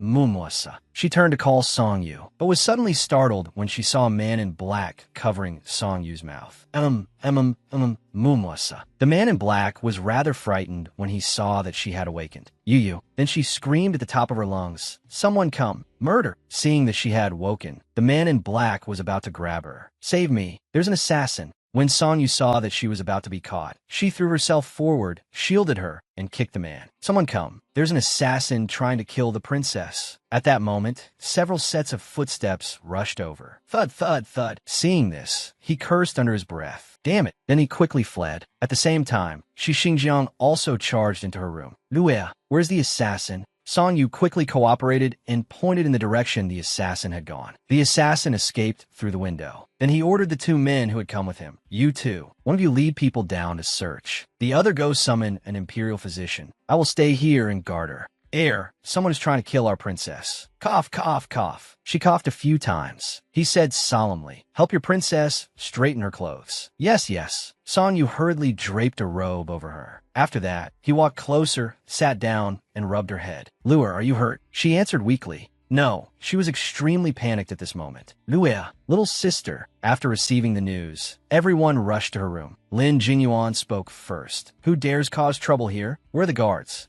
Have they caught that thief yet?" Shi Xingjiang replied, "I have sent people to pursue him. There's no news yet." Consort Shu also came over, stroked her head, and comforted her. "Fifth princess, don't be afraid. I will investigate this matter clearly, ask His Majesty to decide, and return justice to you. His Majesty summons the fifth princess. I'm going too. I must help Imperial Father find a murderer who plotted to harm Luer." No sooner had Lin Jingyuan finished speaking than Consort Shu stopped him. "Ankong, take the fourth prince back." Then she continued, "First prince, your highness crown prince, heir Shi, you should all return first as well. I will accompany the fifth princess there. I heard there was an assassin in the fifth princess's room. Are you hurt? Has an imperial physician been summoned to examine you?" Consort Mei asked with concern at this moment. The tiny girl knelt before Emperor Lin and Consort Mei, her small face deathly pale. Consort Shu spoke. "Your Majesty, the fifth princess has injured her throat from fright. She has lost her voice for the moment and cannot speak." He looked down and saw his daughter trembling. He felt a little pained. Suddenly, he stood up,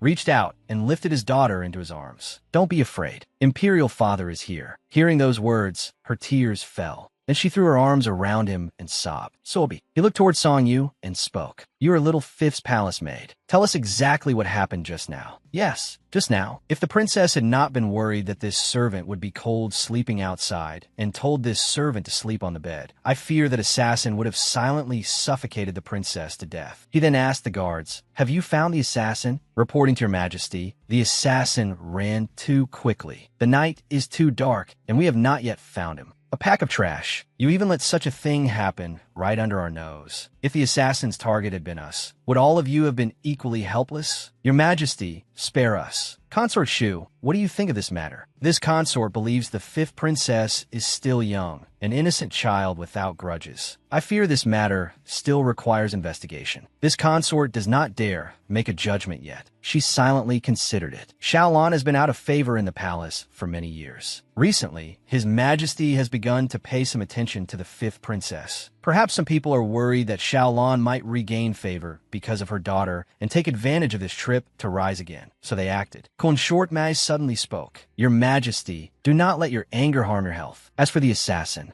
understanding what she meant, he said, "Say what you wish to say." This consort has the same view as elder sister Consort Shu. The fifth princess is so delicate and adorable that outsiders would not have time enough to like her. So why would they strike so viciously? I fear it may be the grudges of the fifth princess's mother that have implicated her. Perhaps there was once a palace servant who bore malice toward noble Lady Lawn. Because of a feud with noble Lady Lawn, that person carried resentment in their heart for many years and seized this opportunity to take revenge. Her words were also reasonable. So this is how she speaks. On the surface, she seems to be sharing His Majesty's worries, but in just a few sentences, she has shifted Emperor Lin's fury toward the assassin onto Xiaofeng. But between the lines, it is all personal grudges, and she is trying to throw dirty water on Xiaolon. Emperor Lin already disliked Xiaolon. After this incident, he would certainly loathe Xiaolon even more. Go. Investigate thoroughly this time. Send people to look into anyone accompanying the palace who has had grudges with noble Lady Lan of Bright Splendor Palace. Once you find anything, report it at once. Yes, Your Majesty. All of you may withdraw. Tonight, little Fifth will sleep with us. We would like to see who still dares come here. Then he said to Consort May, you should return first tonight. Consort May looked at her for a moment, then smiled pleasantly and said, yes. This consort takes her leave. Her gaze remained fixed on Consort May's departing back. We are both green tea bitches. In front of me, you can't pretend, White Lotus. There is no surprise if this matter was done by her. He placed her on the bed, stroked her head lovingly, and said, Little Lu, don't be afraid. Imperial Father is here. Her voice was hoarse. Imperial Father, summon the Imperial Physician to examine the fifth princess. Understood. At this moment, the Imperial Physician was examining the princess. Your Majesty,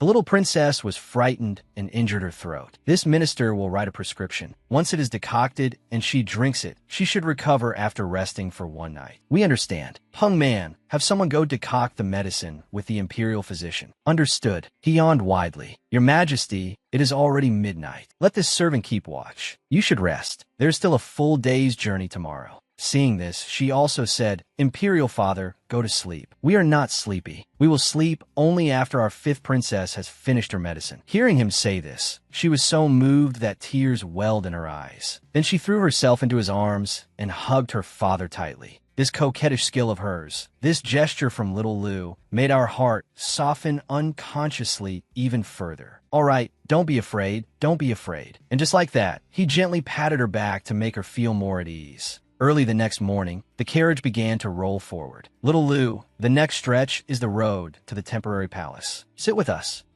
Your Majesty, your ladyship consort, May has arrived. Let her in. Your Majesty, this consort has come to accompany you in finishing yesterday's game of chess. Good. Hung Man, set up the board. Today, we must see whether our beloved consort has improved or not. Your Majesty is teasing this consort again. After that, she sat down and asked after her. Is the fifth princess's throat better today? Thank you for your ladyship consort May's concern. I am much better. Your Majesty, the board has been arranged. She picked up a white piece. Your Majesty, then may this consort play white first. As long as our beloved consort does not regret her move after placing it, like yesterday. She laughed warmly. Your Majesty, as for her, she had been observing Consort May the entire time. Although there was no evidence proving that last night's assassin was Consort May's doing, this matter was definitely connected to her. If she wanted to deal with her, then she could not allow her to continue receiving the Emperor's favor. So she kept staring intently at the chessboard. Seeing her stare like that, he also found it strange. She looked up at him, her meaning clear. Imperial Father, play quickly. Imperial Father, play quickly. Imperial Father, play quickly. You're looking so seriously. Do you like this game? Then he wiped the cake crumbs from the corner of her mouth. Do you know how to play? At once, her face flushed red, and she shook her head. Seeing her say that she did not know how to play, he stroked her head. We will teach you. Hung Man, take out the black pieces. Your Majesty, Consort May spoke up. We will not play today. We will teach little Fifth. You may return first. Hearing him say this, she was delighted. Thank you, Imperial Father. As for Consort May, she could only obey. Yes, then this consort will return first. Then she left in low spirits. Consort May, oh Consort May, if you wanted my life the moment you made your move, then don't blame me for being impolite. And little Lu, we have one. She pouted, unwilling to accept it. Imperial Father, one more time. Her action made him burst into laughter.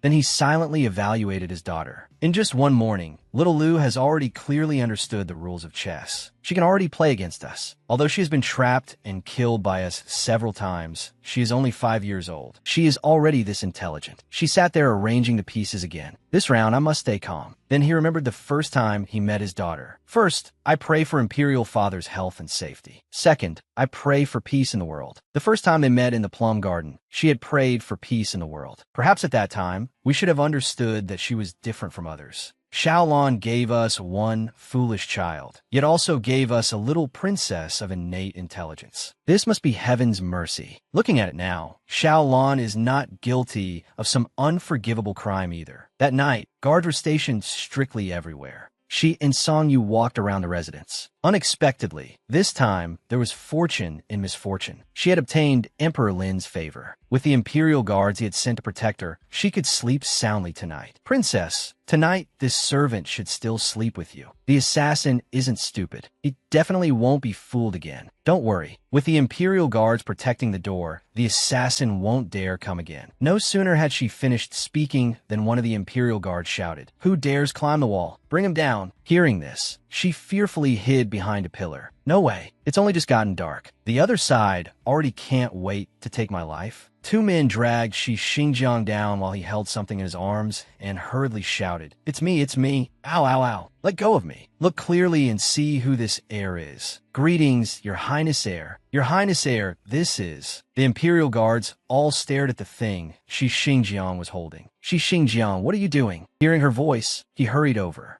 I was worried that the assassin from last night would come again, so I wanted to patrol here." Her gaze fell instead on the thing he was holding. "Why would you bring a soft quilt along while patrolling? If you run into an assassin, are you planning to smother him to death with that quilt?" she said teasingly. He immediately knocked her on the head. "Who do you think I'm worried about? You dare look down on me?" Then he pushed her into the room. Go, go, go. Go inside first, then we'll talk." Shi Xingjiang busily spread out the quilt he had brought. "What does Your Highness Heir want to do?" Song Yu asked. "Can't you see? I'm laying out the quilt." "This servant knows Your Highness Heir is laying out a quilt, but why is Your Highness Heir laying out a quilt here? Could it be that you want to spend the night here?"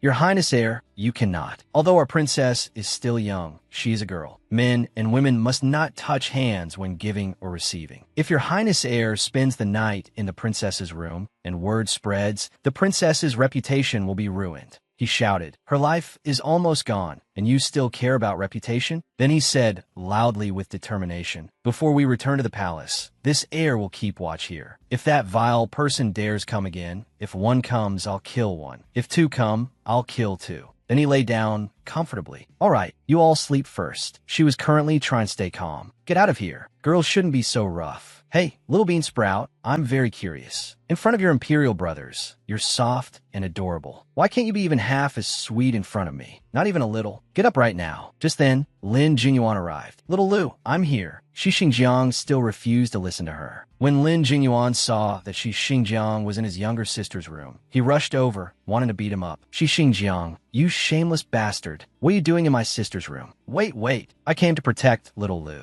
"Is that so?" To make sure, Lin Jingyuan even turned to ask her if it was true. Then Lin Jingyuan declared firmly, "Then I'll sleep here too. I want to protect my fifth sister too. With your pathetic little skills, don't look down on people." In the end, she had to step forward to mediate. "All right, stop arguing, both of you. Knock, knock." Suddenly, someone knocked on her door. "Heir, her ladyship has sent a message." "How does my aunt know I'm here?" "Her ladyship said she not only knows you are here, she also knows what you intend to do. If you do not appear before her ladyship within the time it takes to brew a pot of tea, she will personally come here and break one of your legs." Lin Jingyuan was trying hard to hold back his laughter. Then suddenly, the other two burst out laughing. "Go back and tell my aunt that I want to stay here to protect the fifth princess. Her ladyship said there are Imperial guards here, so there is no need for you to protect her. If you insist on staying here, then get up onto the roof and sleep there." Hearing that final sentence, Shi Xingjiang shuddered. The temperature on this mountain was low. If he slept on the roof for a night, he would be frozen to death by tomorrow morning. Lin Jingyuan simply sat there laughing. "Hey, leave me a blanket," Shi Xingjiang snapped. "Go back to your own room and get one yourself." Then the two of them said goodbye to him in unison. "Take care, heir." Shi Xingjiang could only leave dejectedly. Brother Jingyuan,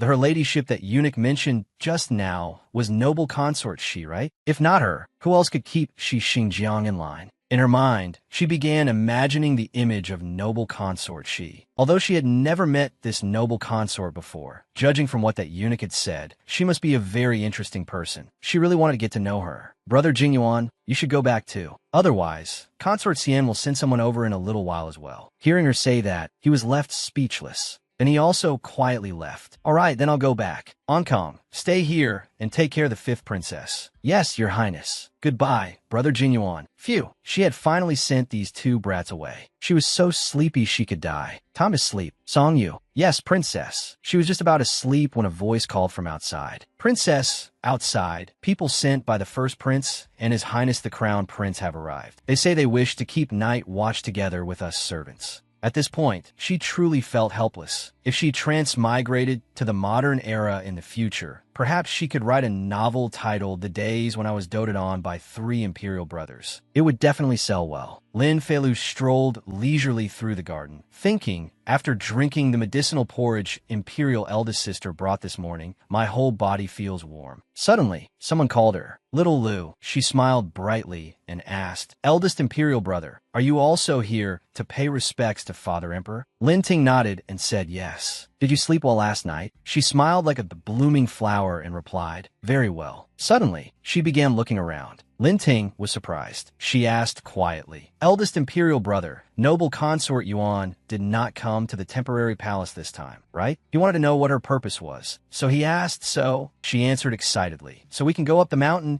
and look for little animals to play with. I heard there are little foxes on the mountain. Lin Ting smiled faintly. Seeing her like this, he also felt happy inside. He rubbed her head and said, all right. He took her hand and led her away. Come on, let's go pay respects to Father Emperor first. She smiled with delight and answered, okay. When they entered the palace hall, they saw Emperor Lin sternly instructing Lin Jinyuan. I just examined your third brother. Now I will examine you. He said, I heard that you performed well last year. I want to see whether it is truly, as the Grand Tutor said. Lin Jingyuan's face turned pale with fear, and he mumbled indistinctly. Just then, Lin Feilu and Lin Ting entered. Lin Ting called, Father Emperor. Emperor Lin said happily, Little Fifth, Ting, you're here. Lin Ting bowed and saluted. This son greets, Father Emperor. Lin Feilu also quickly bowed and followed suit. Little Fifth greets, Father Emperor. Emperor Lin smiled faintly and said, Little Fifth's voice is much better than yesterday. Ting, come over with fourth brother. After I finish examining his lesson, it will be your turn. Lin Ting obediently answered, yes. Lin Jinyuan, however, bitterly complained to the heavens. I only came to pay my respects, yet I still got dragged into a lesson examination. I'm so miserable. Feilu looked adorably at the two of them kneeling before Emperor Lin. She also obediently knelt down beside them, startling them. When Emperor Lin saw this, he secretly praised the little dumpling for being truly well-behaved. He picked up the book and said, Fourth brother, I will ask you. In the 7 songs of the 5 sons, the 5th brother of Taikong, standing by the Luo River, described the Great Yu's warning. What does the 5th poem say? Lin Jinyuan stammered, the 5th poem, the 5th poem. He was stunned, thinking, I clearly memorized this passage. What was the first line again? He could not remember at all. He quietly asked Lin Ting, Eldest Imperial Brother, help me. What is the first line? Lin Ting glanced at him with a frown and did not answer. Seeing him stammering, Emperor Lin grew angry. He had not expected that fourth brother could not even answer such a simple question. He really wanted to split open his head and see what was inside. Suddenly, Lin Feilu tugged at Lin Jingyuan's sleeve. She whispered a reminder. The first says, the august ancestor left instructions. The people may be approached, but they must not be looked down upon. He immediately realized it. Yes, that was it. Jinyuan then smoothly recited everything in one breath. The first says, the august ancestor left instructions. The people may be approached, but they must not be looked down upon. The people are the foundation of the state. When the foundation is firm, the state is at peace. Emperor Lin was surprised. He had not expected the fourth prince to be not bad after all. Lin Jinyuan proudly recited it all in one go. I face the many people with caution, as if holding 6 reins in my hands. As one who stands above others, how can I not be reverent? Emperor Lin praised him. Not bad. It seems the Grand Tutor spoke the truth. You have improved. Go sit to the side. Lin Jinyuan stood up, wiped the sweat from his forehead, and answered, Thank you, Father Emperor. Consort May immediately wanted to stir up trouble and asked Lin Feilu, What did the 5th princess say to the 4th prince just now? Why did the 4th prince suddenly answer so smoothly? She wore a smile that looked gentle, but was in truth cunning and scheming. What she truly wanted to say was, I will kill Consort May. She deliberately shrank her neck into her padded jacket, as if saying, no one can see me, no one can see me. Emperor Lin looked dignified as he asked, Little Fifth, what did you say to fourth brother just now? Trembling with fear, she stammered, I said, the first. Immediately, her whole body began trembling, and she burst into tears, shocking everyone into silence. She wanted to cry, but could not form words, covering her mouth and looking extremely pitiful. Emperor Lin suddenly burst out laughing. Consort May fell silent. She had not expected this little girl to be so good at acting. Lin Jinyuan rushed over and hugged Lin Feilu tightly. Father Emperor, don't blame Fifth Sister. This son is foolish. Fifth Sister had no choice but to remind me just now. Seeing Emperor Lin stand up and walk toward him, he became even more anxious and said, Father Emperor, please punish this son instead. This son is willing to accept punishment. Feilu cried even harder. Emperor Lin glanced at him with a look of disgust and said coldly, move aside. Lin Jingyuan froze when he saw Emperor Lin pick Lin Feilu up. In Emperor Lin's arms, seeing that he was even smiling faintly, she asked, Father Emperor isn't angry? He carried her back to the chair and said, Father Emperor isn't angry. He even peeled off a segment from an already peeled tangerine on the plate and fed it to Lin Feilu. He asked her, is it sweet? She nodded and answered happily, sweet. Though Consort May was furious beside them, she still forced herself to keep smiling and sat there silently. Emperor Lin asked Lin Feilu, Little Fifth,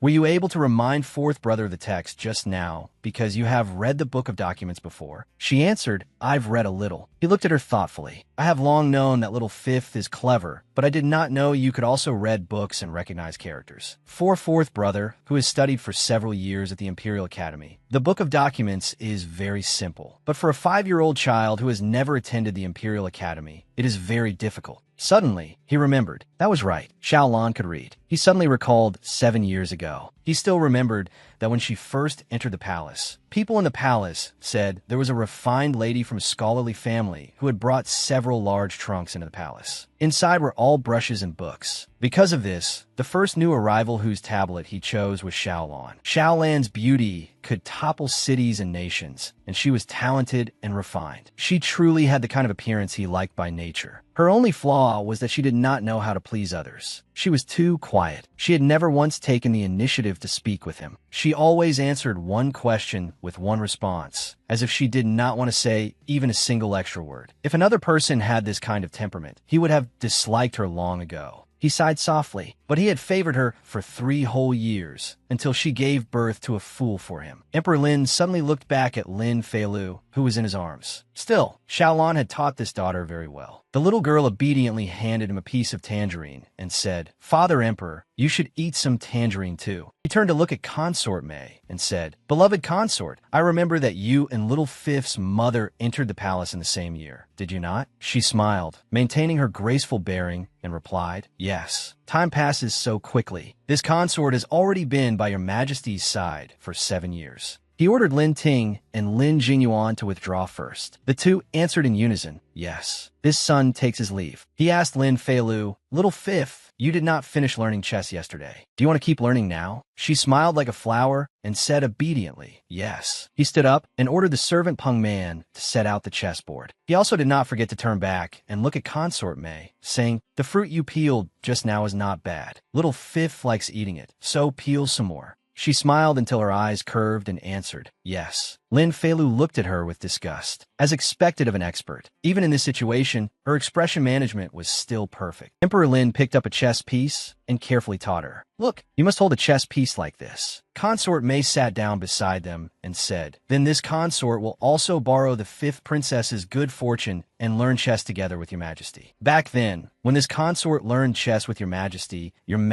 was not nearly so patient with this consort. He looked at her dotingly and said, You are speaking nonsense again. Was I not patient with you? She covered her mouth shyly and said, Your Majesty's patience was not placed on the chessboard. Clearly, she was flirting. He coughed a few times, as if she had hit the mark. Lin Feilu silently grumbled in her heart. I suspect you are deliberately causing trouble, and I already have the evidence. She lowered her head angrily and thought, this consort may really does have some tricks. With just a few words, she can draw Emperor Lin's attention back to herself. No wonder she has remained favored for so many years. Forget it. What chess is there left to play like this? I should go back to my room and catch up on sleep. She pretended to let out a huge yawn. Emperor Lin asked her with concern, Is little Fifth sleepy? She had only just stammered and had not yet finished speaking. He seemed to have been waiting for this opportunity for a long time. He immediately put her down and said to Peng Man, Escort the fifth princess back to rest. The servant quickly came over to lead her away. Fifth princess, this servant will escort you back. Behind her, Consort Mei and Emperor Lin were flirting in an unsightly manner. Her voice could still be heard saying, Your Majesty, you are so impatient. Lin Feilu cursed silently in her heart. Pair of shameless, adulterous dogs. Broad daylight, and you dare do something so indecent. The beautiful, poetic scenery of the spring appeared before her eyes. Lin Feilu changed clothes and stepped out fully prepared. After sleeping for an entire afternoon, she could finally soak in the hot spring. Which one should she soak in first? While she was still hesitating and thinking, Emperor Lin appeared and called, Little Fifth. She immediately ran over to him and called, Father Emperor. He rubbed the little buns on her head and teased. The two little buns have merged into one, she thought silently. As an emperor, is it really all right for you to be this childish? She smiled and asked him, Did Father Emperor also come here to soak in a hot spring? He said with concern, Yes. I heard from the people in the palace that you came here to soak in the hot spring. I was not at ease leaving you here alone. He took her hand and led her away, saying, Come, I will take you somewhere safer. She obediently followed him. He brought her to meet a woman and introduced her. This is noble consort, she. Her eyes widened as she looked at the woman in admiration. So this person is she Xinjiang's aunt? I heard that she grew up at the border since childhood and learned a great deal of martial arts. As expected of a descendant of a military family. This aura is so cool. She quickly saluted her. Little Fifth greets, noble consort, she. Emperor Lin said to noble consort, she beside him, Danner, I brought little Fifth here so that she can soak in a hot spring with you. You already know about what happened at the relay station. I'm not at ease leaving her alone. She still replied coldly. Has your Majesty taken this consort for a guard? He pushed Lin Feilu forward and said, I would not feel at ease in trusting her to anyone else. I trust you the most. My little Fifth is so adorable. Danner will surely like her too. She could only bow her head and accept the order. Lin Feilu silently assessed her. It seems to be just like what I previously heard. Although noble consort, she's personality is cold, and she does not like competing for favor. She receives a great deal of Emperor Lin's trust and affection. After entrusting Feilu to noble consort, Emperor Lin said, Then the two of you can soak at your leisure. I will leave first. Noble consort, she turned around and walked away, telling Lin Feilu to follow. She happily and obediently ran after her. Looking at noble consort, she excitedly screamed in her heart, Oh, this lady is so cool. She is completely different from that vixen consort May. It's decided. I must win over noble consort, Noble consort, she was comfortably soaking in the hot spring. Lin Feilu wanted to swim toward the deeper area and kept edging farther out. She thought happily, this feels so good. It has been so long since I last enjoyed a hot spring. Suddenly, noble consort, she reminded her, Don't swim toward the middle of the pool. The water there is very deep. She turned back and obediently answered, Yes. In her heart, she was still secretly complaining about Emperor Lin. Such a beautiful young lady. How did my father manage to marry her? She obediently sat down beside noble consort, She stared at her without blinking. Noble consort, she only asked coldly, What are you looking at? With a look of admiration, she praised, Your ladyship is so beautiful. Noble consort, she bluntly said, You little fraud. You are so young, yet you already know how to flatter people. She boldly patted her chest and declared, Little Lu doesn't deceive people. Your ladyship really is beautiful. Noble consort, she gave a haughty oh and said to her, Then tell me, what part of me is beautiful? She immediately listed everything nimbly. Your ladyship's collarbones are very beautiful, both alluring and distinct. And your neck, too. It is slender, graceful and beautiful, just like a swan's. She secretly pinched noble consort She's waist and said, "In this waist too, your ladyship does not need a blade to kill people. You rely entirely on your waist." After saying that, she concluded, in short,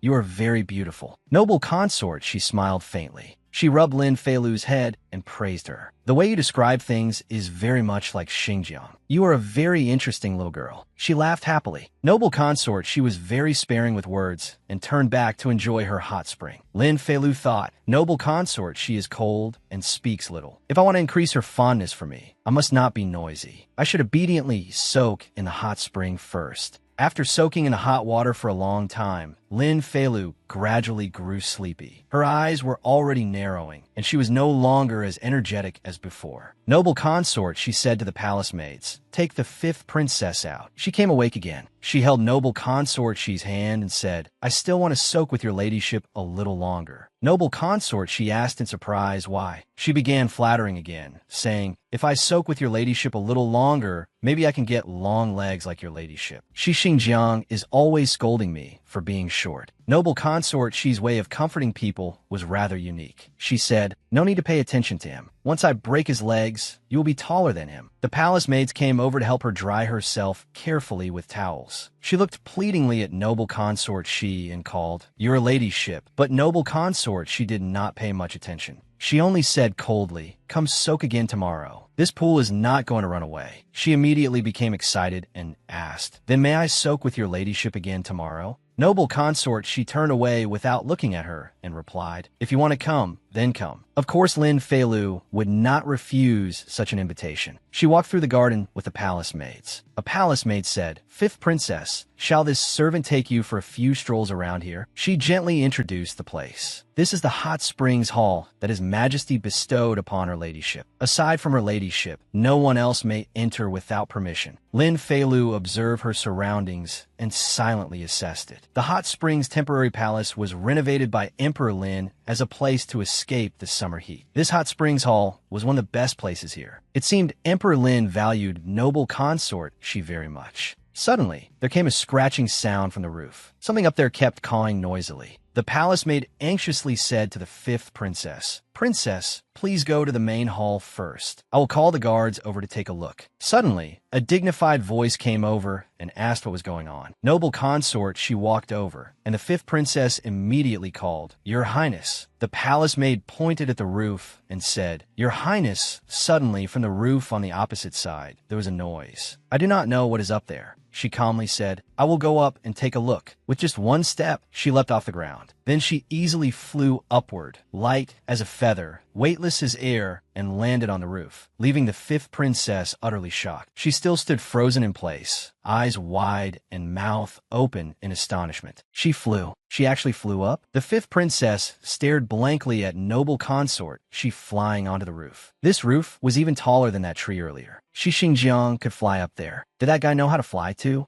Then she immediately refuted her own thought. No.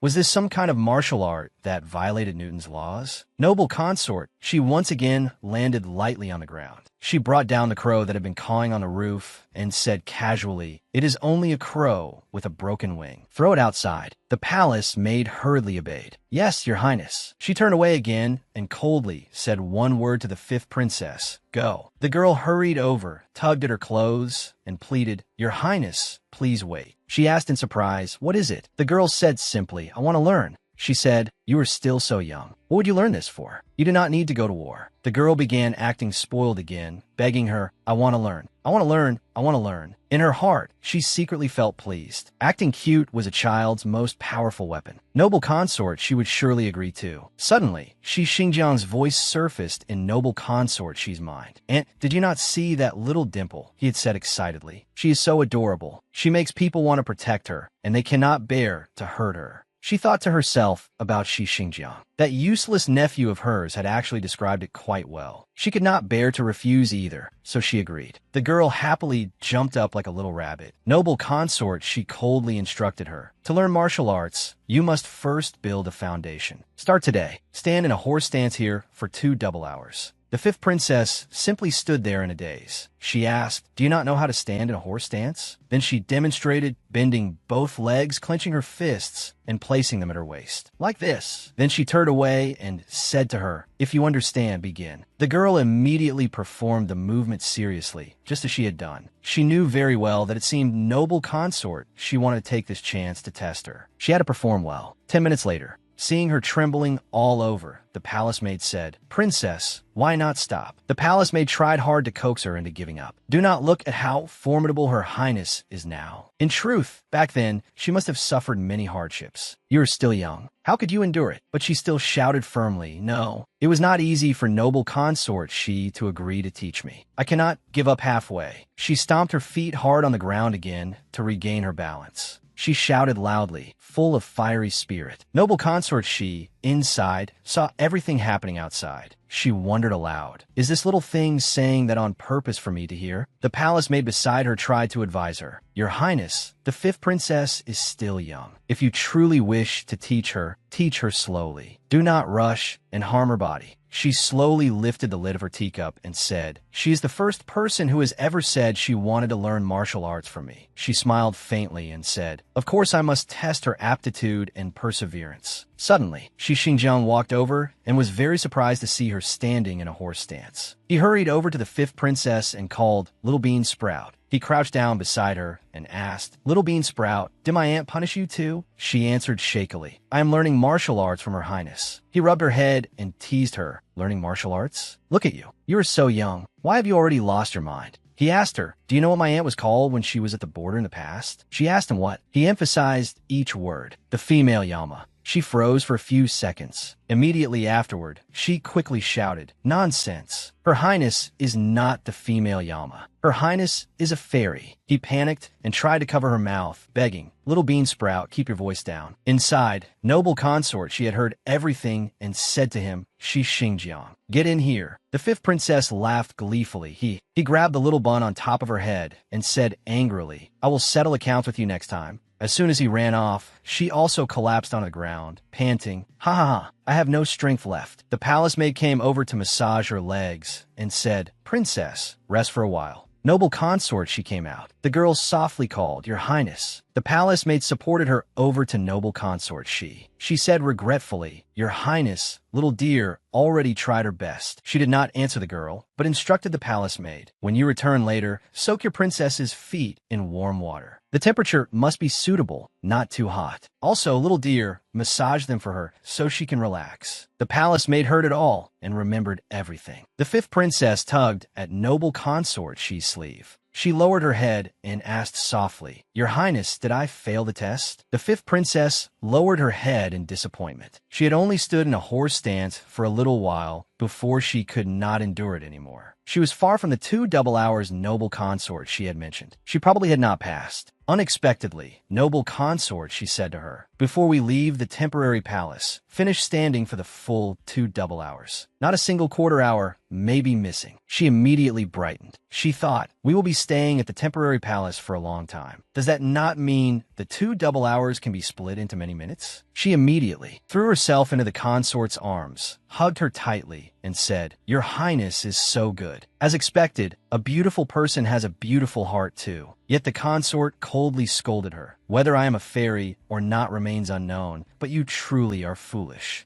The fifth princess still laughed foolishly. Haha. She thought to herself that she suddenly felt Emperor Lin did not like visiting noble consort she's palace perhaps, because she was too good at provoking people. She glanced at Shi Xingjiang, who was being punished by kneeling nearby. Before leaving, she even waved and said, "Shi Xingjiang, I'm going first." He was kneeling there as punishment and was so angry he could die. He thought, "This little bean sprout, to see how I pinch her cheeks this time." In noble consort she's residence, her voice rang out. "Your Majesty asked me not to teach the fifth princess martial arts." Emperor Lin smiled and said, "Little fifth is still young. Fighting and killing are too dangerous." In truth, his heart was full of fear. There was already one noble consort in the palace who could kill people. How could little fifth learn martial arts from her? He remembered how, back then, When Danner had first entered the palace, she had been bullied by certain consorts. Yet she had not come to him to seek justice. Instead, she had directly beaten up all the guards in that consort's palace. Afterward, she threw that consort onto the roof and left her there to wail miserably. That consort had cried and begged, "Save me, save me." Meanwhile, she herself had walked away completely unscathed. Thinking of this, Emperor Lin's face darkened. No, his little fifth could not become such a female demon cultivator. Noble consort, she slowly set down her teacup and said, "Your Majesty, I can protect the fifth princess for a while, but I cannot protect her for a lifetime." She spoke slowly and earnestly. If someone in this harem wants to harm her, it is only a matter of time. Learning martial arts for self-defense would be good too. Her words made Emperor Lin reconsider. He thought, Danner is right. The person who harmed Little Fifth has not yet been found. Who knows whether they will strike again in the future. If Little Fifth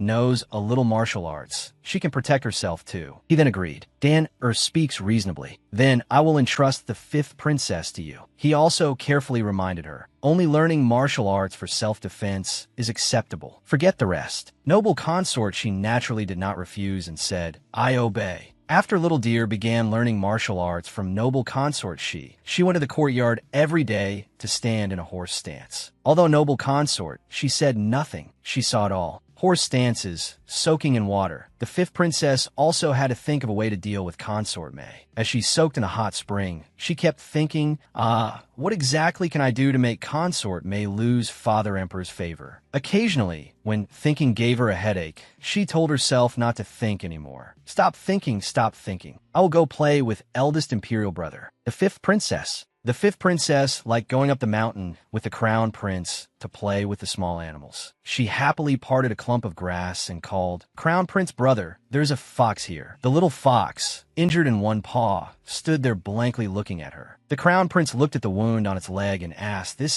He said, it is injured. He picked it up, stroked it, and said, Fifth sister, let's take it back and treat its wound. The fifth princess immediately agreed. The crown prince sighed again and said, but this fox must be given to you. It is not convenient at my place. She agreed without hesitation. She knew very well that the palace maids and eunuchs around the crown prince were all Noble Consort Yuan's people. If they reported this to Noble Consort Yuan, the crown prince would probably be punished. She held the little creature and said, Fox, I will take you back to treat your wound. You must be good. The fox obediently nestled against her arm. She entered the palace and asked, where is the imperial physician? The imperial physician asked her, Fifth princess, what are your orders? She said, this fox has injured its leg. Can you treat it? He answered, of course. Fifth princess, please follow me inside. After examining it, the imperial physician said, its leg injury is not serious. Applying medicine will make it heal. It is just that its body is too dirty and must be washed first. She took on the responsibility of bathing the fox. The imperial physician also reminded her to avoid the wound. She brought the fox to the basin of warm water that the palace maid had prepared in advance. She placed the fox into the water. A few leaves floated out, and a strange smell rose up. Both the palace maid and she were horrified by the smell. The two of them backed far away and shouted, it stinks. The palace maid covered her nose and asked, Princess, I have often heard that foxes are very smelly. Is this the smell? The fifth princess forced herself to endure it and replied, no, do not insult it. Foxes are not smelly. A truly dreadful odor was still coming from the basin. She saw several leaves floating out. She picked one up and sniffed it. Then she quickly held it far away and shouted, it stinks. She held the fox close and sniffed it, only to find, Ichem, it does not stink. Looking at the smelly leaves in the basin, the fifth princess pondered for a moment. She handed the fox to the palace maid and said, Songyu, the stench is not from its body. Take it and change to another basin to wash it. The palace maid held the fox and carried it away. The fifth princess stayed behind and schemed. As for these stinky leaves, I can make use of them. Before long, the fifth princess arrived before Emperor Lin's chamber and asked, Eunuch Peng, is Father Emperor inside? The eunuch respectfully answered, Fifth princess, Consort May is currently attending to His Majesty during his afternoon nap. Holding the little fox in her arms, she smiled and thought, it seems to be just like the situation I learned about. Every day at this time, Consort May takes an afternoon nap together with Emperor Lin. The fifth princess cheerfully said, I want Father Emperor to see this white fox. Can I stand here and wait for Father Emperor? I will be good and will not make trouble. Chief Steward Peng saw this and gestured toward a chair, saying, Then princess, please wait inside the hall. When His Majesty wakes, this servant will come call you. The fifth princess obediently gave a sound of agreement. She sat in the armchair, enjoying pastries, then turned and looked toward the distant curtain inside. As the fifth princess spoke, she broke off a piece of pastry. Little fox, I heard that foxes understand people the best. She fed the little creature a piece before continuing. Can you understand what I am saying? The fox happily gave a cry, as if responding to her words. The fifth princess pointed. Do you see inside there? After you finish the snack, run in there. Run to the side of the bed and crawl underneath. All right. She smiled slyly at the fox. If you agree, then from now on, I will make chicken for you every day. The snow-white little ball of fur cried once, then nimbly jumped down from the chair. The fifth princess also jumped down after it and cried, Little fox, do not run around. The little fox pranced along, passing through the servants and heading deep into the chamber. It crawled under the bed where Emperor Lin and consort May were taking their afternoon nap. The fifth princess hurriedly ran in and asked, Did you see my fox? Hearing this, the servant pointed under the bed. So the little girl crawled under as well, calling Little Fox, hurry out. The servant grew anxious. She had to quickly call Chief Steward Peng in. If His Majesty woke up, it would be terrible. The fifth princess instantly regained her calm expression. After that palace maid left, she took out a piece of cloth used to wrap powder ground from those stinky leaves. After sprinkling the powder into the shoe consort May had placed in front of the bed, the fifth princess smiled and thought, done. She called Little Fox. Come out quickly. Then she picked it up and said, Little fox, you really are clever. When we go back, I will give you chicken. At this moment, Chief Steward Peng finally rushed over and called, Fifth Princess. The fifth princess controlled her expression and said dejectedly, Eunuch Peng, my little fox would not listen. It almost woke Father Emperor. Chief Steward Peng reached out and gently lifted the curtain to check the situation inside. He breathed a sigh of relief and said, Small animals like to run around. Princess, just watch it a little more carefully. But the fifth princess insisted, I will take it back and teach it properly right away. Once the little fox is obedient, I will bring it to see Father Emperor. Hearing this, Chief Steward Peng could only indulge her. That is fine too. Fifth princess, please go carefully. A while later, Consort May stood behind Emperor Lin, helping him dress after he woke from his afternoon nap. He asked, Little fifth came here. Chief Steward Peng respectfully replied, The fifth princess even brought a fox here to show your majesty. It was just that the fox was lively, and the fifth princess feared it would disturb your majesty. So she said she would bring it to meet you after teaching it properly. Hearing this, Emperor Lin said, It is fine. Next time, I will go visit little fifth instead. Consort May at the side had finished helping him dress and said gently, Your Majesty, it is time to go soak in the hot spring. Emperor Lin touched her hand and asked, I remember this time it should be beloved consort's turn to soak with me. Consort May smiled and replied, Yes. A moment later, Consort May, dressed in a thin robe, walked to the hot spring pool and called, Your Majesty. Emperor Lin had already entered long ago. Seeing her arrive, he smiled and said, Beloved consort, come quickly to my side. But just as Consort May had placed her foot into the pool, he made a sound of surprise. His expression became somewhat ugly. A strong odor rose up, making the two of them cover their noses. Consort May cried, It stinks. Emperor Lin looked around and asked, Where is that stench coming from? He suddenly looked toward Consort May's feet and said, Could it be? The area of water around her instantly turned black. The stench also rose from there. Seeing Emperor Lin's expression, Consort May asked in surprise, Your Majesty? But before she could say anything more, he hurriedly stood up and scolded, Do not come near me. She was frightened by the shock as well. Emperor Lin hurriedly ran out of the pool while covering his nose with his hand, thinking, Consort May,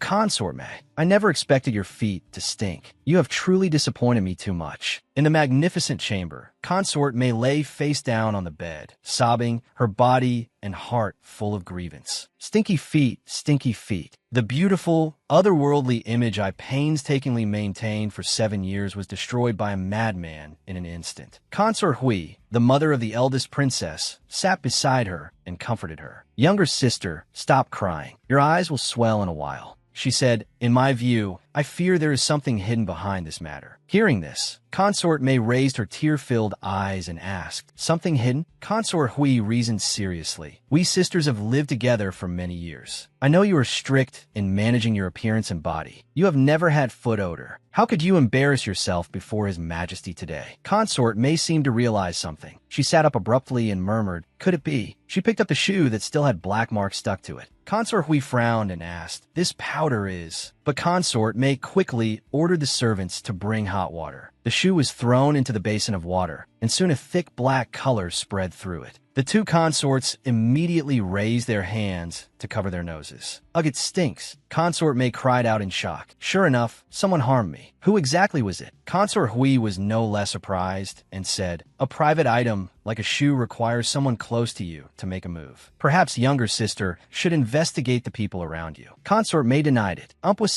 The people by my side are all trusted confidants." After saying that, she suddenly cried out, "No, that is not right. Today, during the afternoon nap in Central Harmony Hall, that little wretch, the fifth princess, came by. I remember that at the time, Chief Steward Peng reported the matter of the fifth. Princess Consort May rested her hand on her chin and wondered to herself. But she was only a 5-year-old child. How could she have such scheming methods? Consort Hui, beside her, reminded her, "I told you before. Although that fifth princess is young, she is no simple person. Just look, what does she bewitch my son into?" She quickly continued, "Moreover, behind her is that vicious woman, Consort Sien. Consort Sien's relationship with us is like fire and water. Perhaps she was the one giving orders from behind the scenes." Convinced, Consort May gritted her teeth and said, "It seems that back at the relay station, I should have finished Lin Feilu off directly." Consort Hui took her younger sister's hand and said, "The situation was urgent then, and the preparations were insufficient. It was only natural that there would be an oversight." She smiled and advised her, "Recently, she has once again gained His Majesty's favor. It is not suitable to make a move now. Wait until we return to the palace. There will be opportunities then." Consort May also smiled and agreed. "Elder sister is right. I was too angry and acted willfully. I should take my time."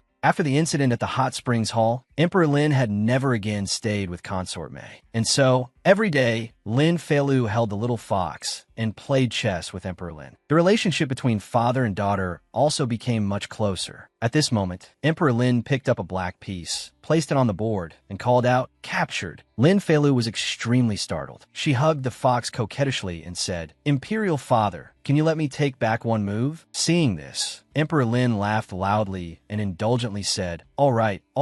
More than 10 days later, their period of rest ended, and the imperial procession returned to the palace. In front of the palace hall, Xiaolan was already waiting. As soon as Lin Feilu saw her, she spread her arms wide and ran over. "Mother consort, I'm back." Xiaolan reached out to catch her and said, "Lure." The little girl hugged her mother tightly and said, "Mother consort, I missed you so much." Lin Feilu kissed Xiaolan on the cheek, making her happily say, "I missed you too." After they finished laughing and joking, Xiaolan asked worriedly, "Lure, I heard about the assassins at the relay station. Were you hurt?" Lin Feilu answered innocently, "Mother consort, I'm fine. That person never appeared again." Then she hugged Xiaolan again and said, "But I suspect that what happened at the relay station was done by Consort May." Hearing that, Xiaolan was also shocked and asked, "What?" Lin Feilu said sadly, "Not only that. Back then, when someone drugged you and caused elder brother to be born prematurely, that was probably her doing too." Xiaolan seemed unable to believe her ears and said, "Consort May has a kind nature and treats others gently. How could she possibly?" Lin Feilu did not give up and continued persuading her. "Consort May and Mother Consort are both beauties. I heard that the two of you entered the palace in the same year and were even close for a time. You became pregnant with an imperial prince, while Consort May showed no movement at all. So it will be very normal for her to be jealous, compete for favor, and poison you."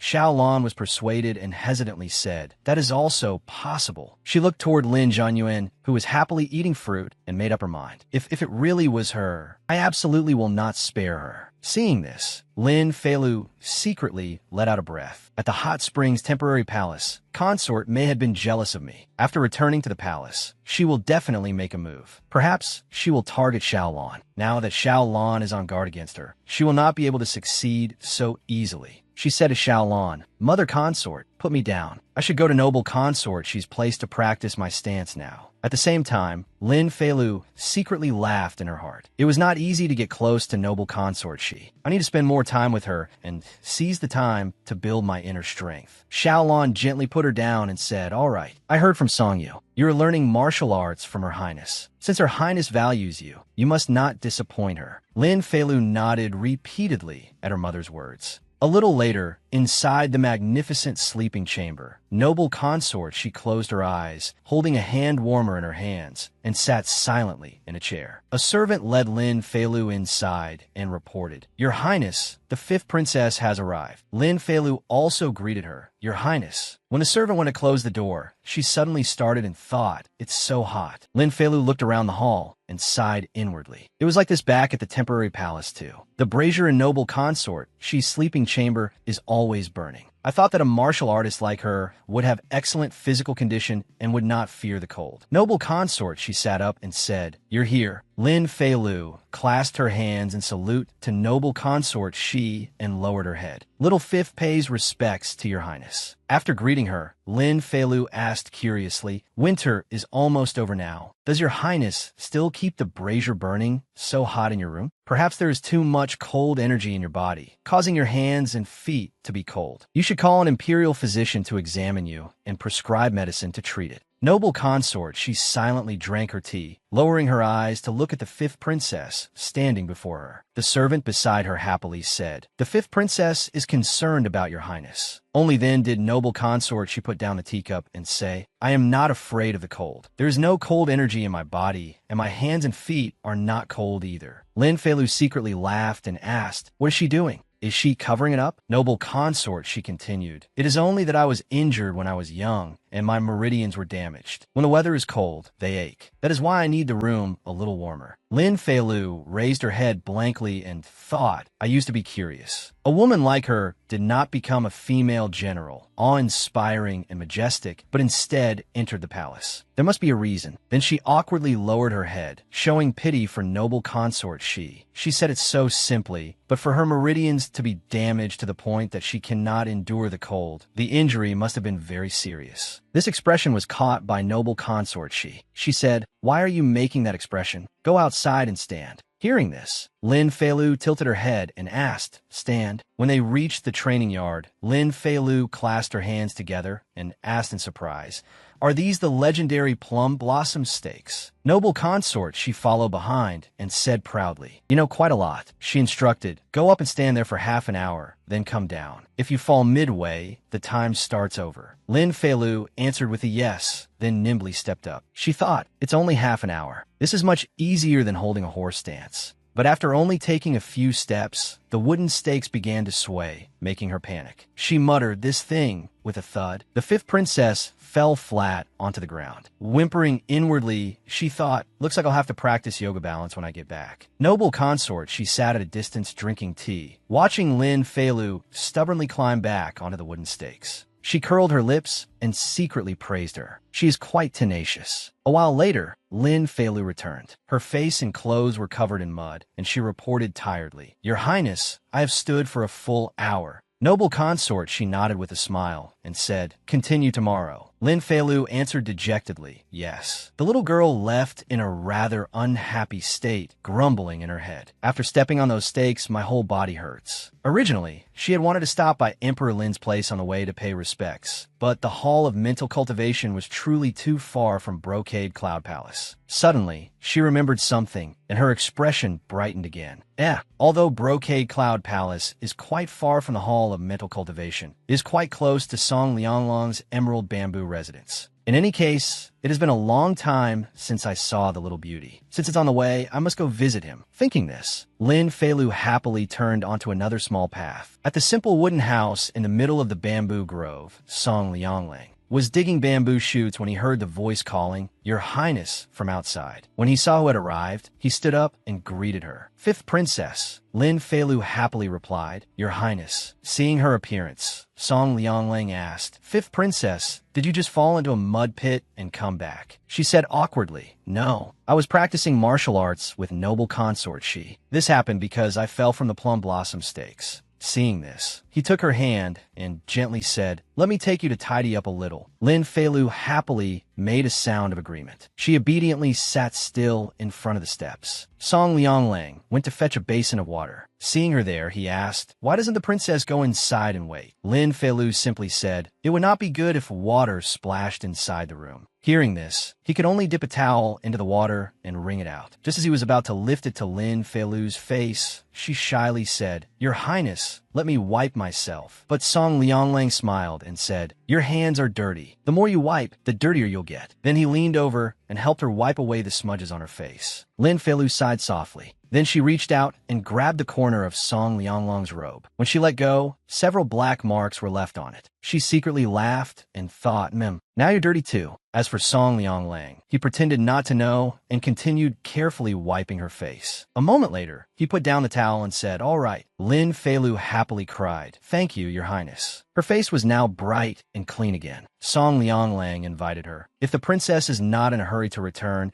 come inside and have a cup of hot tea before leaving. Lin Feilu answered, "All right." As soon as she stepped into the room, she was startled and thought, "This room is far too cold." She rubbed her hands together and tactfully asked, "Your Highness, have you used up all your firewood?" Song Lianglang sat down and poured tea as he said, "No, the snow has already melted and the weather is beginning to turn to spring. I plan to save the rest for next year." Lin Feilu imagined Song Lianglang with squirrel ears and a squirrel tail, arranging firewood, and thought, the little beauty is like a squirrel storing food for winter. He must feel very insecure deep down. She tilted her head and said, "If the firewood gets damp, it won't be usable next year. Next winter, I will send Your Highness new firewood." Lin Feilu proudly patted her chest and said, "There's no need to worry about having nothing to use. Don't you still have me?" Song Lianglang gently rubbed her head and said, "I will listen to the princess. In a while, I will burn all the remaining firewood." Then he handed her a cup of hot tea and asked, "I heard that the princess recently stayed at the Hot Springs Temporary Palace. Did you have fun?" Hearing this, Lin Feilu smiled and answered, "It was very fun." She began telling him, "There are many hot springs in the temporary palace. Each one has a different effect. I took turns bathing in them every day and still could not try them all." Song Lianglang said, "Is that so?" Lin Feilu seemed to have been switched on and continued talking endlessly. "But the most fun was still on the mountain. Before, I went up the mountain with eldest imperial brother, and we even found an injured little fox. Its eyes were green, and its fur was pure white. It was extremely beautiful."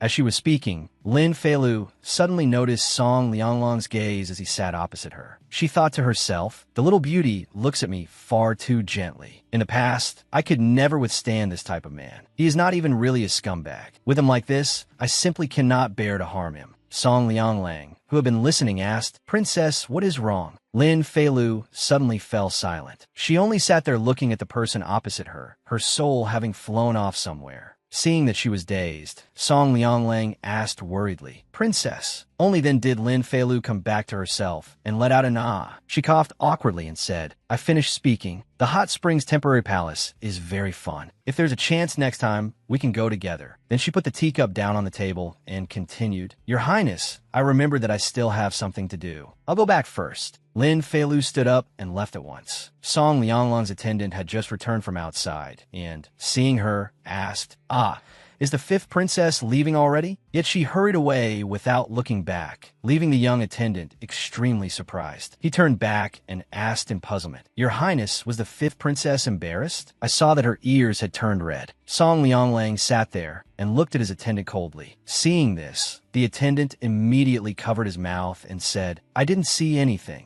In the days that followed, Lin Feilu persistently went to noble consort Xi's palace to stand on the wooden stakes. Her body also improved quite a bit. As time gradually passed, the breath of winter grew weaker and weaker. At last, spring arrived. Lin Feilu patted her arm and happily said, "My hard work this winter was not in vain. I could be considered to have trained some muscle." Lin Feilu's birthday was at the end of spring. In previous years, she had spent it with Xiao Lan and the others. Cooking a bowl of noodles counted as a celebration. After Emperor Lin found out, he felt guilty in his heart and decided that this year could not be handled casually like previous years. He ordered his attendant, "Peng Man, go give the instructions. This year's birthday banquet for the fifth princess must be held grandly. It must be lively, and it must be big." Emperor Lin said solemnly, "Through this birthday banquet, I want little Fifth to shine in the palace and give her a name before the common people of the world. He picked up a scroll and continued instructing him. In addition, take this imperial decree to Bright Splendor Palace. Little Fifth has grown up and should also go to the Imperial Academy to study like the other princes and princesses. Chief Steward Peng reached out to receive the imperial decree and answered, "Yes, Your Majesty." Lin Feilu received Emperor Lin's imperial decree approving her admission to the Imperial Academy and happily prepared her school supplies. She thought joyfully, "Ooh,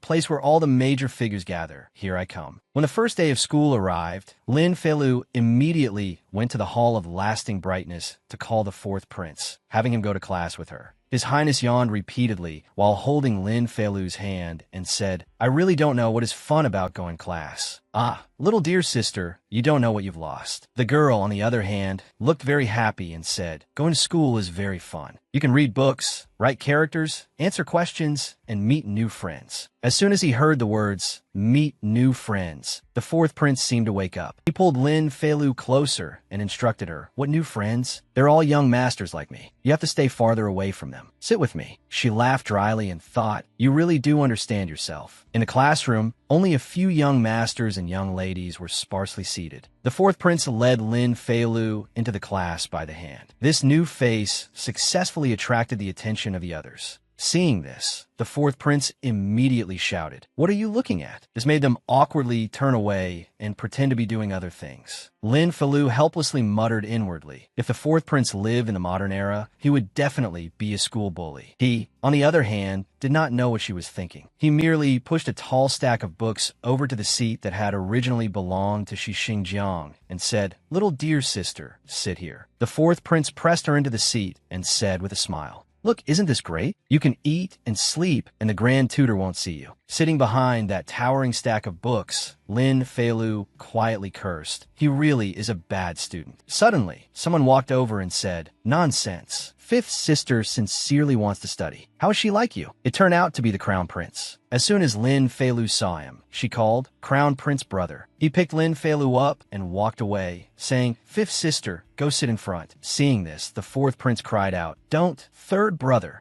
He grabbed her other hand and continued, "I already said I would sit with little dear. How can you steal her away?" The Crown Prince also looked displeased and said, "Sit with you? Then in class, she will do nothing but eat and sleep like you? Do not lead fifth sister astray." The fourth prince retorted, "What do you mean? I also seriously listen to the lesson from time to time." "All right." Lin Feilu ignored the two of them and looked around. Then she saw a lone desk in the corner and wondered, why is this seat separated from the others? She fixed her gaze on it and secretly guessed, it seems that everyone is unwilling to go near it. I remember that the little beauty also studies at the Imperial Academy. It looks like that is his seat. Just like during the last exam, no one wanted to sit with him. Thinking this, she pattered away from her seat. When the Crown Prince and the fourth prince saw this, they called fifth sister. Before anyone could do anything, she was already sitting properly at that lonely desk. The Crown Prince walked over with one hand behind his back. "I have already discussed it with fourth brother. Sit with me in the front." Behind him, the fourth prince was still aggrieved, but he could not say anything. Lin Feilu smiled and said, "There is no need to go to so much trouble. I think this place is fine. It is close and spacious. Crown Prince brother, can I sit here?" The Crown Prince asked seriously, "Someone sits here already. You do not know him. You want to sit with him?" Lin Feilu pretended not to know anything and answered innocently, "Yes." "Then I can make a new friend." Unexpectedly, a voice rang out, "Your Highness the Crown Prince, fifth princess." The two of them turned to look. It turned out to be Song Lianglang, who had just arrived at class with his eyes widened in surprise. Lin Feilu greeted him. "It's you." The Crown Prince thought to himself that, no matter what, Song Lianglang was the hostage prince sent by the Song Kingdom. It would not be good to say anything in front of him, lest it damage the bearing of Great Lin.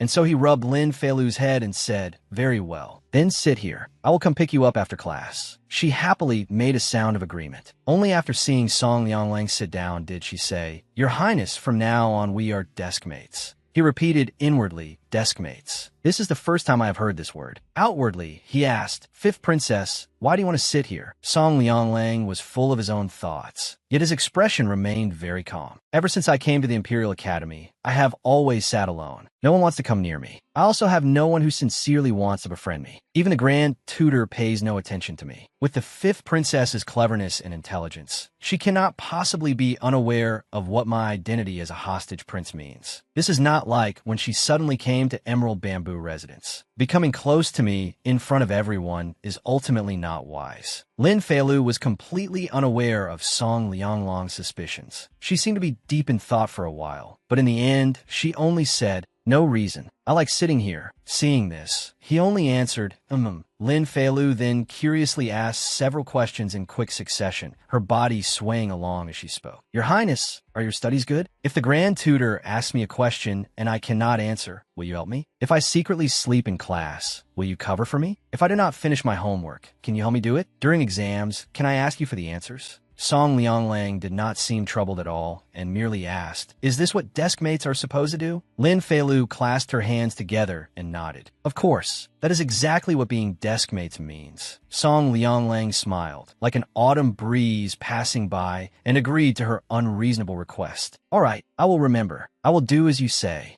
Lin Feilu rested her chin in her hand in a daze and muttered to herself, "I'm going to die from this young gentleman's gentleness. If I had gone to school back then and had a deskmate like this, I definitely would have fallen in love early." In the classroom, the elderly tutor seated at the front lectured in an even tone. Confucius said, "Those who know are not as good as those who love it. Those who love it are not as good as those who take joy in it." Lin Feilu held the book in her hands, nodding off. The Grand Tutor's lecture was both slow and deep. It really was enough to hypnotize a person into sleep. Song Lianglang, sitting beside her, suddenly heard a clatter and looked over. It turned out she had finally failed to resist the temptation and had simply sprawled on the desk to sleep. He quietly took the book from her hands, folded it shut, and placed it on the desk. He secretly thought that she looked like she was sleeping quite comfortably. Song Lianglang shifted a little closer to her. While studying, he shielded her, letting her sleep peacefully without worrying that the Grand Tutor would catch her. Just then, Shi Xingjiang yawned repeatedly as he walked into the academy hall. When he saw that his desk was a mess, covered with all sorts of notebooks, he was startled. He asked angrily, "Who messed with my things?" The Grand Tutor up front saw this and scolded, You are late again today. Why are you not hurrying to your seat?" The fourth prince, sitting beside him, woke up in a daze and said, "Can you lower your voice a little? You disturb my sleep." Shi Xingjiang did not care and merely tidied his books. Then he turned and said, "You're still sleeping? Didn't you say little dear came here to study? Where is she sitting?" The fourth prince frowned and replied, "Why are you so concerned about my younger sister? What does it have to do with you?" After saying that, the fourth prince dropped his head back onto the desk. Shi Xingjiang looked around and snorted. "I'm not talking to a sister-obsessed fellow like you anymore." After searching for a long time, he finally spotted Lin Feilu. But the sight of her sitting together with Song Lianglang made a huge question mark appear on his face. Shi Xingjiang straightened up, wanting to stand, and asked anxiously, "Hey, why is little dear sitting beside Song Lianglang?" The fourth prince, who had only just flopped onto the desk, had no choice but to raise his head again and complain, "What? Little dear would rather sit beside him than beside me? How could third brother do this?" Shi Xingjiang could only say, "Wait until class ends. We'll go ask little dear together." A while later, the Grand Tutor raised his hand and rang the bell, signaling the end of the lesson. He said, "That is all for today's lesson. Take a quarter-hour break." Only then did Lin Feilu wake up, nodding groggily. She reached up to wipe her mouth and secretly breathed a sigh of relief. Fortunately, she had not drooled. Seeing this, Song Lianglang secretly let out a soft laugh. Lin Feilu asked guiltily, "Your Highness, I wasn't discovered just now, was I?" He curved his lips and replied, "No." Reassured, she stretched and said, "The Grand Tutor's lectures are far too boring. There isn't the slightest bit of inspiration." Song Lianglang could only say, "The Grand Tutor is already advanced in age and highly respected. Naturally, he lectures a little slowly." The other two Grand Tutors traveled all over the world when they were young and are rich in experience. Their lectures are fascinating. When the time comes, you will not feel bored anymore. Hearing him comfort her like this, Lin Feilu smiled and answered with an Just then, the fourth prince hid behind a pillar and called resentfully, "Little dear, my younger sister." She was startled and asked, "Brother Jingyuan?"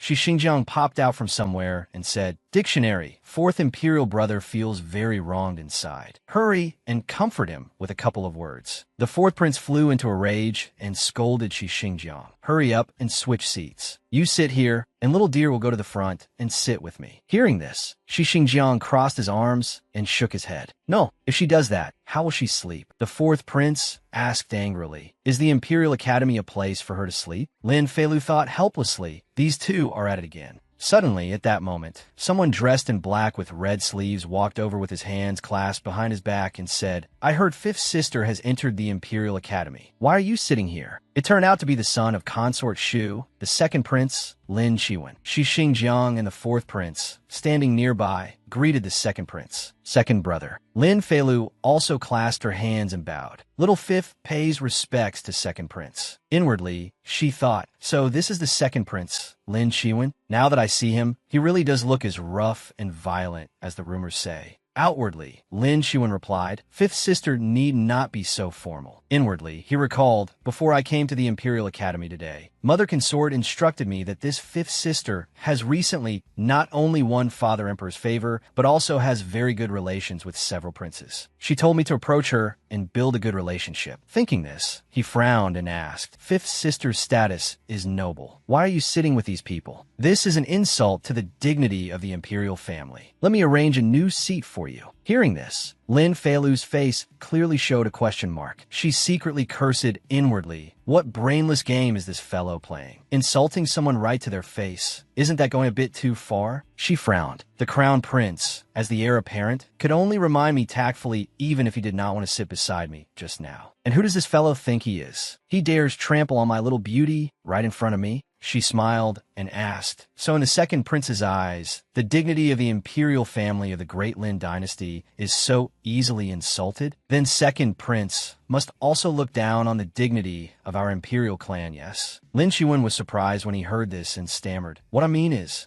But Lin Feilu had already spoken first, quick-tongued. "According to what your highness said, merely sitting in one place is enough to insult the imperial family. Then do you consider him an insult? You, and he listening to the same Grand Tutor lecture, is also an insult? Eating, drinking, breathing the same air, sitting at the same table. All these are insults." She finished with a shocking question. "After all that, I wonder how much face the second prince is still willing to leave others." By the time she finished, Shi Xingjiang, the fourth prince, and Lin Qiwen all had darkened expressions. The fourth prince, standing off to the side, placed a hand over his chest and happily breathed a sigh of relief. "Huh, as expected, I'm still the person my younger sister loves the most. She really is my good little dear. This exclusive warmth and tenderness is worthy of me." Over on the other side, Shi Xingjiang laughed smugly. "I knew long ago that this little dictionary has a sharp tongue. In front of her imperial brothers, she acts so obedient, but when facing me, she shows no mercy at all. Good, good. Finally, someone else is being treated the same way I was. It would be even better if she said a few more words. Best if she made that Lin Qiwen doubt his entire life and let him taste what I once went through." Lin Qiwen, however, did not have the same thoughts. Instead, he said loudly, "He is merely a hostage prince from a weak nation. One day, the Song Kingdom will submit to our great Lin. Then we will imprison the criminals of that fallen state. Forget the Imperial Academy. Even the prison will have no place for him." These words startled all of them. Lin Qiwen even pointed straight at Song Lianglong's face. Shi Xingjiang and the fourth prince, standing beside him, immediately cried out, "Second Highness, please mind your words." After a pause, the fourth prince pulled Lin Qiwen's arm and said, "Second brother, go back. I think fifth sister sitting here is quite good. Do not disturb her studies." He secretly thought, if second brother's words spread, the imperial family's reputation really will not be preserved. I must quickly drag him away, or if he loses his temper, he will say even more crude and unreasonable things. Lin Qiwen's face also flushed crimson. He shook off the fourth prince's hand, gave a snort, and left on his own. Lin Feilu stuck out her tongue and made a face as she watched second brother's figure leave. She propped her hands on her waist and thought proudly, "As a combat expert, I can tear apart a white lotus with my words and smash a scheming green tea man with my fists. I can act cute and I can be tough. Huh, I'm not praising myself, you know. Shi Xingjiang praised Lin Feilu. Little Bee, not bad. She looked at him blankly. That is. He walked over, slung an arm around the fourth prince's shoulders, and said, let's go. We should take a stroll too. The fourth prince nodded with an and the two of them left together. Lin Feilu smiled and looked beside her. Song Lianglang was studying seriously. Feilu looked at him and secretly thought, little beauty seems to not care at all about what that Lin Qiwen said. Perhaps it is because he has heard such things many times before. She lowered her head, moved closer to him, and said, Your Highness, you do not need to take the second prince's words to heart. The brush in Song Lianglang's hand suddenly stopped writing. He raised his head and asked her, Is that why the princess spoke up for me? Lin Feilu immediately replied, Did the grand tutor not just lecture about it in class? If you wish to have your own needs fulfilled, you should infer that others also have needs that should be fulfilled in the same way. The second prince was wrong to begin with. Song Lianglang smiled very faintly and said, Princess, what you just said is from chapter 7. But the grand tutor had already lectured up to chapter 20 just now. She also looked a little surprised and gave an O. Then she rubbed her little head and said, It's all because I'm too clever. He also rubbed her head and praised her. The princess truly is very clever. The grand tutor instructed, The afternoon class is about to begin. This afternoon will be martial arts. Princes, remember to go train around the practice field. Princesses do not need to participate. Everyone answered in unison, Yes, grand tutor. In Lin Feilu's palace, her voice rang out, Your ladyship, I have come to practice my horse stance. The little girl very seriously took up the horse stance on the tall wooden stakes. Noble consort, she held a rattan whip and cracked it against the ground, sternly saying, Keep your legs straight. Straighten your waist. Stand properly. Feilu broke out in a cold sweat. As expected of someone who had grown up at the border since childhood and once led troops in battle, she really was strict. She continued standing seriously in the horse stance and asked noble consort she, Your ladyship, have you ever fought against soldiers of the Song Kingdom? Noble consort, she nodded. Curious, she asked again, Then were they powerful? Today at the grand tutor's place, I heard someone say that the Song Kingdom is extremely weak and that the soldiers of the Song Kingdom are also weak. Could your ladyship defeat 10 of them by yourself? Noble consort, she suddenly fell into thought. Since I entered the palace, very few people have asked about my life at the border. The palace maids do not want to bring up the painful matter of my injury. As for everyone else, they are afraid. She looked over at the little girl, standing rigidly in her horse stance. Lin Feilu was the first person in the palace in all these years to bring up this subject. She set down her teacup and could not help feeling doubtful. However, the Song Kingdom is weak? Its soldiers are weak? Her expression remained unchanged as she said, On the battlefield, the thing one must fear most is underestimating the enemy. The Song Kingdom's decline is due to political problems and the current ruler's indulgence. They once ruled the Central Plains. The founding emperor was defeated at Huaiye, and the Yong Kingdom lost 30,000 elite troops on the banks of the Huai River. Though her words were light, they were forceful. Someone who was once a wolf will not truly become a dog. She also warned Feilu, If you keep behaving like this, I really can give you more than 10 lashes. The girl smiled awkwardly. I was only asking a little. Inwardly, she wanted to say, I am so miserable. A maid brought food over. Your ladyship, the snow ginseng stir-fried porridge you instructed this servant to make is ready. There are also crispy peach blossom candies. Noble consort, she said to Lin Feilu, Come over and eat a little. The little girl immediately jumped down excitedly. I'm coming. As she ate the pastries, Feilu said, Your ladyship, next time, you can borrow my personal cook and try changing the filling of this pastry to egg. Add honey and milk. Then an egg yolk pastry will be made. Noble consort, she immediately instructed the maid. Remember that. Next time, have her make it. The maid replied, Yes. This dish sounds quite delicious. The princess is truly thoughtful. After eating, Lin Feilu did not forget to use a handkerchief to wrap up the remaining peach blossom candies on the plate. She stood and said, Your ladyship, I am full. I will come again tomorrow. Seeing her wrap up food to take away, noble consort, she asked, You're not only eating it, but you want to take some away too? The girl immediately turned and ran. I guessed wrong. Today, your ladyship should be called an old aunt instead. I cannot provoke her. Run, run. Lin Feilu went to knock on Song Lianglang's door. Little Beauty usually does not like snacks. I wonder if he will like these peach blossom candies. She stood quietly outside for a long time, but no one came to open the door. She looked blankly and thought strange. Usually, he comes to open the door after one knock. Why is it taking so long today? From inside, someone called out, Who is it? Song Lianglong's servant came out to open the door. So it is fifth princess. She immediately asked, Tiandong, what happened? Tiandong frowned sadly and replied, His Highness is injured. Lin Feilu was extremely shocked. Injured? Was he not fine this afternoon? She hurried inside, ignoring Tiandong's attempt to stop her. Princess, His Highness is still applying medicine in his room. At that moment, Song Lianglang opened the door and came out. His body was covered in injuries, yet he still smiled gently and called to her, Fifth Princess. Lin Feilu looked at Song Lianglang, who was covered in wounds, and asked, Who did this? He rubbed her head to comfort her and replied, During the martial arts match this afternoon, my skills were inferior, that is all. It is nothing. She still felt upset and insisted on asking him until she got an answer. Was it Lin Shiwen? He hesitated. Before he could answer, he began coughing nonstop. Cough, cough, cough, cough. Tiandong called out anxiously, Your Highness. He ran over to support Song Lianglang and said to Lin Feilu, Princess, our Highness is injured all over. Just now, I invited the imperial physician to examine him, and he said His Highness's lungs were injured. His Highness even coughed up blood. Feilu's anger made her hands clench tightly into fists. Suddenly, she turned to leave. Song Lianglang, worried she would cause trouble, asked, Where does fifth princess want to go? She turned back and answered firmly, I'm going to chop off Lin Shiwen's head to atone to you. But her furious expression was extremely adorable, making him burst into laughter. He pulled her hand and said, The wind is strong outside. Come in first, and then we will talk. He smiled very faintly. Although his face was full of bruises, it still showed a hint of happiness. Lin Feilu puffed out her cheeks angrily and said, You are still laughing. He turned back to look at her and said, Although I know the princess was only joking just now, I am still very happy. He reached out to straighten the few stray bangs on her forehead.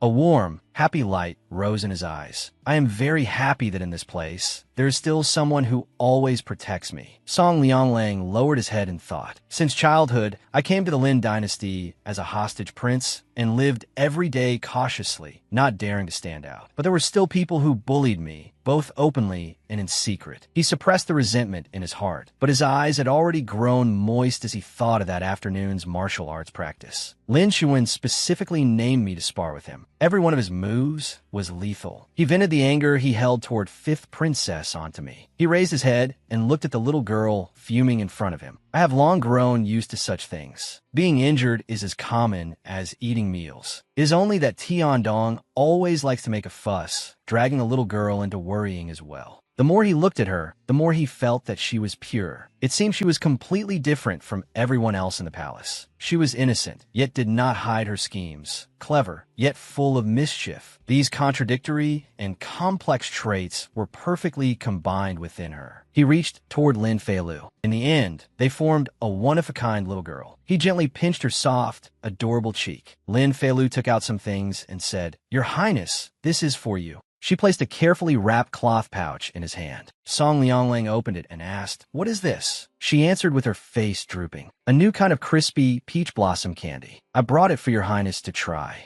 He immediately took one and tried it to see how it tasted. After tasting it, he smiled and said, It is very good. Thank you, princess. She stared at him and secretly thought, It seems that no matter what happens, he always smiles like this. His smile is his way of surviving, but his eyes cannot hide his sorrow. Her gaze turned gloomy. But living in this era, under these circumstances, who is not forced to act against their will? I myself am also working hard to create a persona just to survive. She hurriedly shook her head, casting aside those thoughts. Forget it, forget it. Do not think too much. Think more openly. Lin Feilu asked Song Lianglang, Your Highness, in the Song Kingdom, are you the seventh son? Did her father have 6 sons? As he poured tea, he replied, That is right. My father has many wives and concubines. After me, there are 8 younger brothers. Curious, she asked again, Then why was it you who came here as a hostage prince? Is it because you and I are the same, both unfavored by our mothers? He replied somewhat gloomily, No, my mother holds the highest position among the consorts. Her maternal family is powerful and once produced 2 empresses. The reason it was me was because a beauty by the emperor's side suggested drawing lots to choose which prince would be sent to the Lin dynasty. His face clearly showed sorrow, and his eyes were already glistening with tears. I was rather unlucky, so I was the one drawn. She could not help aching for him. Although she had heard that the emperor of the Song Kingdom was dissolute and immoral, and though she thought of noble consort she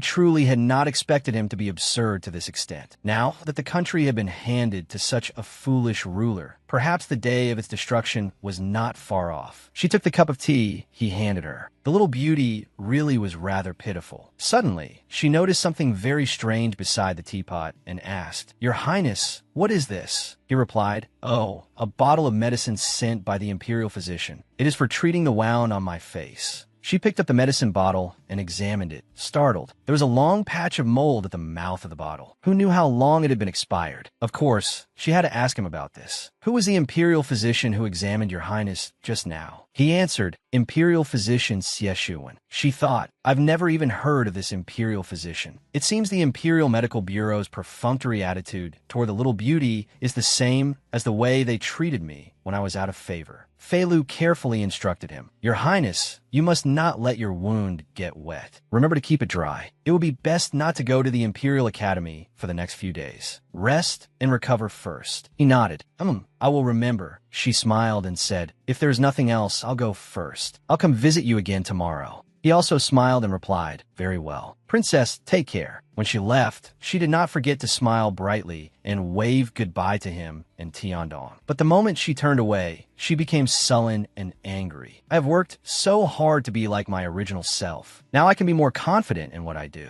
Pretending to be weak and pitiful is no longer the only method I can use right now. It is time to become strong." Lin Feilu went to the Imperial Medical Bureau. When a servant saw her, he asked, "Why has the fifth princess come here? Do you need to summon an imperial physician?" She said, "I want to find the physician who is best at treating bruises." He asked her again, "Has the princess been injured?" She put her hands on her hips and said, "If I am not injured, can I not summon an imperial physician?" He hurried off and said, "Of course you can. Princess, please wait a moment. This humble one will go pass on your Highness's words." Soon, an imperial physician came out to greet her. "Greetings, fifth princess. May I ask which noble person has been injured?" She waved at him and said, "Big brother, kneel down here. I have something to tell you." He bent down close to her, and she whispered, "Big brother, the prince of the Song Kingdom who lives at Emerald Bamboo Residence was injured during the contest this afternoon. You're the best at treating bruises in the Imperial Medical Bureau, so please help me go take a look at him." She also said sternly, "You must treat him seriously. Otherwise, I will get angry, and the consequences will be very serious." He stood up, bowed, and replied, "As a physician, this subject is benevolent by duty. Of course I will. Please rest assured, Princess, this lowly official will certainly not fail your Highness's expectations." Watching his departing figure, Lin Feilu sighed. "I hope this imperial physician can heal the little beauty's injuries. For now, this is all I can do to help him." The second prince laughed loudly and gestured boastfully as he said, "I thought that in yesterday's match, Song Lianglang might at least be able to take a few more moves from me. I didn't expect that after only a few punches, he would be beaten flat on the ground. He really doesn't know how to fight at all." The others also joined in, praising him. "The second prince is truly amazing." Someone else continued, "That's right. The one at the top of yesterday's ranking was the second prince." He laughed delightedly. "Aha!" He then said smugly, I did not even use 30% of my strength yet. Just wait. Next time." Suddenly, while he was speaking, he saw Lin Feilu walking past and ignoring him completely. He immediately shouted at her, "You little brat, you saw your imperial brother and didn't even greet me? You have no sense of respect at all." The crown prince quickly grabbed his hand, which had already clenched into a fist. "Fifth sister is still young. You're not allowed to bully her." The second prince replied through gritted teeth, "I know." Although he endured it, he was extremely resentful inside. "She ignored me just now. Why didn't you say anything when she bullied me?" When the fourth prince saw Lin Feilu's frowning face, he anxiously asked, "Little Lu, what's wrong?" She puffed out her cheeks and replied, "I don't like him." The fourth prince smiled and said, "You mean second brother? He's just like that. We can simply ignore him." She hesitated. Then Feilu lowered her head and said dejectedly, "We should not rely on our status to bully others. That is wrong. We should be good children." He also nodded in agreement. Munmuasa. We should be good children. The fourth prince looked at his little sister, feeling extremely proud. Little Lu is truly well-behaved, kind, and obedient. In this palace where people rely on power to bully others, it is rare to find someone so sensible. She smiled brightly again. Fourth brother is still the most understanding and reasonable. Seeing how adorable and obedient she was, he could not help feeling satisfied. Such a kind little sister must be a little angel sent to me by the heavens. After class, the grand tutor said, "Today's lesson ends here. Class dismissed." As soon as Lin Feilu returned home, she called out, "Mother consort, I'm back." Just as she entered the palace, she saw a maidservant crying as she came toward her. Qingyan, what is wrong?" The maidservant hurried over and said, "Princess, her ladyship, something has happened to her ladyship." Lin Feilu was shocked and frightened. She immediately ran inside to find Lady Xiaolan. Mother consort. When she arrived, she saw Xiaolan's face covered in injuries as she lay motionless on the bed while an imperial physician took her pulse. Seeing her, the maidservant called out, "Princess, you are back." Lin Zhanyuan cried and made a huge fuss. Wuwu's sister, mother consort. She had gained another frantic fan. After the imperial physician finished examining Lady Lan, he stood up and said, "This lowly official has already treated the wounds on the noble lady's body caused by the venomous bees. It is just that the noble lady fell into the water and her body is weak. She needs to recuperate." He handed over a prescription. "This is the prescription this lowly official has written. The medicine must be prepared quickly." Lin Feilu immediately told the maidservant, "Song Yu, go fetch the medicine first." She then turned to another maidservant. "Yin Yao, see the imperial physician out." Then Feilu turned back to comfort Lin Zhanyuan. "Brother, don't cry anymore. Your eyes are red now, just like a little rabbit." He was still sobbing as he asked, "Sister, is mother dead?" She looked at Lady Xiaolan and said, "Mother is not dead. She only fell asleep. Mother will wake up soon." The foolish Zhanyuan still asked blankly, "Is that so?" She coaxed him, "So brother must be good and must not wake mother up. Take the little rabbit outside to play first." "All right." At last, he stopped crying and nodded in agreement. Lin Zhanyuan carried the rabbit and left. Lin Feilu then turned back sternly and asked the maidservant, "Qingyan, what exactly happened?" The maidservant lowered her head, tears brimming in her eyes as she recounted. "This morning, consort May sent someone to invite her ladyship to admire flowers together in the imperial garden. Although her ladyship knew the other party was not kind-hearted, her status in the palace is low, so she could only accept the invitation. Who would have expected that while they were admiring flowers, they passed by a patch of blossoms, and a swarm of bees suddenly flew out? But they only surrounded her ladyship. Her ladyship was so frightened that she ran everywhere. The swarm of bees kept chasing her relentlessly. Qingyan had also hurriedly chased after Lady Lan. "Someone, hurry and save her ladyship." In the end, her ladyship jumped into the lake, and only then did she escape disaster. Qingyan stood on the shore, calling in panic, "Your ladyship." The others, however, stood by calmly and watched. On Consort May's face, there was an obvious expression of satisfaction and delight. Qingyan looked painfully at Xiao Lan lying on the sickbed. Her ladyship suffered a great fright and fell into the water for too long. By the time she was rescued, she had already fallen unconscious. Lin Feilu lowered her head and asked in a low voice, "When she went to admire flowers, was there anything unusual? Why did the swarm of bees only chase my mother consort?" Qingyan sniffled and said, "When this servant accompanied her ladyship, I smelled the scent of mugwort on everyone else. At the time, this servant thought spring had arrived, so they were using mugwort to repel mosquitoes. Thinking about it now, perhaps the bees disliked the smell of mugwort." Feilu immediately asked, "Where are the clothes mother consort wore when she went to admire the flowers?" Qingyan quickly went to fetch them. "Here they are." She brought over the clothes that had just been changed out of and were still soaking in a basin of water. Feilu picked them up and sniffed them, then was startled. This fragrance. Qingyan also noticed something was wrong. This fragrance is very strange. It is not the fragrance her ladyship usually uses. She pondered. It seems consort May took advantage of mother consort's inattention and sprinkled pollen on her clothes to lure the bees. That is why the swarm only chased mother consort. If mother consort had not jumped into the lake, I'm afraid the bees would have stung her until her face was ruined.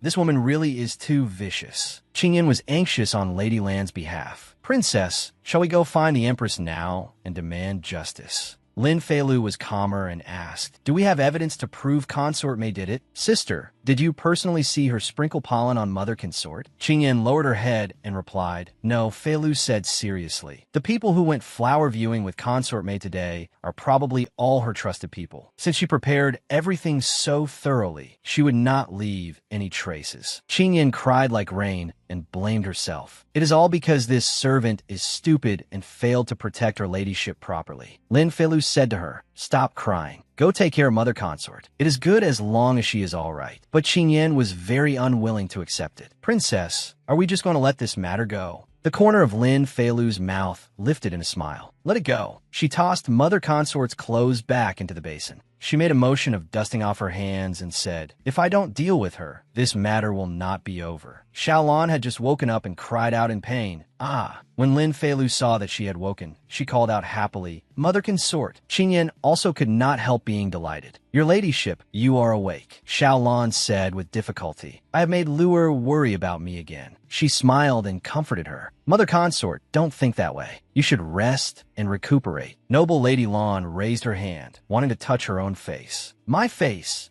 Lin Feilu quickly reassured her, Don't touch it. The imperial physician just applied medicine. Mother consort, don't worry. It is not a big problem. It will heal, Xiaolan said painfully. Consort May wants to ruin my face. Now that this scheme failed, I fear she will not be willing to give up. Luer held her hand and said, Then let her scheme. She did her best to comfort her mother consort. Mother consort's body is still very weak. You should rest and recuperate more. I will handle the other matters. Do not worry. With these words from her, noble Lady Lan felt slightly more at ease. All right, then you must be careful. Looking at her ladyship, she could not help feeling heartache. Now that something like this has happened, it seems I cannot leave Bright Moon Palace for the time being. Even while noble Lady Lan was asleep, distress still showed on her face. Emperor Lin's favor is all directed toward me. As long as Xiaolan remains out of favor, there will always be people coming to the door to bully her. Only when I am here can I protect the people in this palace and keep them safe. She went over and told the maidservant Qingyan, Go to Zither Cloud Palace and inform noble consort she that I have something to deal with during this period and temporarily cannot go to her place to practice martial arts. Qingyan answered, Yes. Just then, a maidservant came in to report, Princess, noble consort, she has arrived. She is waiting for you in the main hall. She could not help asking in surprise, Does her ladyship have something she wants to see me about? The maidservant only replied, This servant does not know. She wondered, Could it be because I did not go to Zither Cloud Palace to practice martial arts this morning, so she specially came here to find me? But for such a small matter, surely she would not personally come here, right? She hurried out to greet noble consort she. Understand. I will go at once. She went over and bowed. Little Fifth greets noble consort she. She said, Dispense with the formalities. Lin Feilu hurriedly explained, Your ladyship, I did not go practice martial arts this morning because some things happened recently, so I could not make it in time. But before she finished speaking, noble consort, she interrupted her. I already know about what happened this morning, she said. This time, I came because I have brought some nourishing items. Have your palace maids take them to nourish noble Lady Lan. Feilu stared at her blankly. Your ladyship, noble consort, she also rubbed her head and said, No matter what happens, there is no need to be afraid. I will support you. But her eyes were full of surprise. So noble consort, she did not want to blame me at all. She came to care about me. After finishing her business, noble consort, she also said to her maidservant, Let's go. Lin Feilu lowered her head in farewell. Noble consort, take care. She watched noble consort, she's departing figure, and felt moved in her heart. Woo-woo, noble consort, she really is a good person. She is beautiful and kind.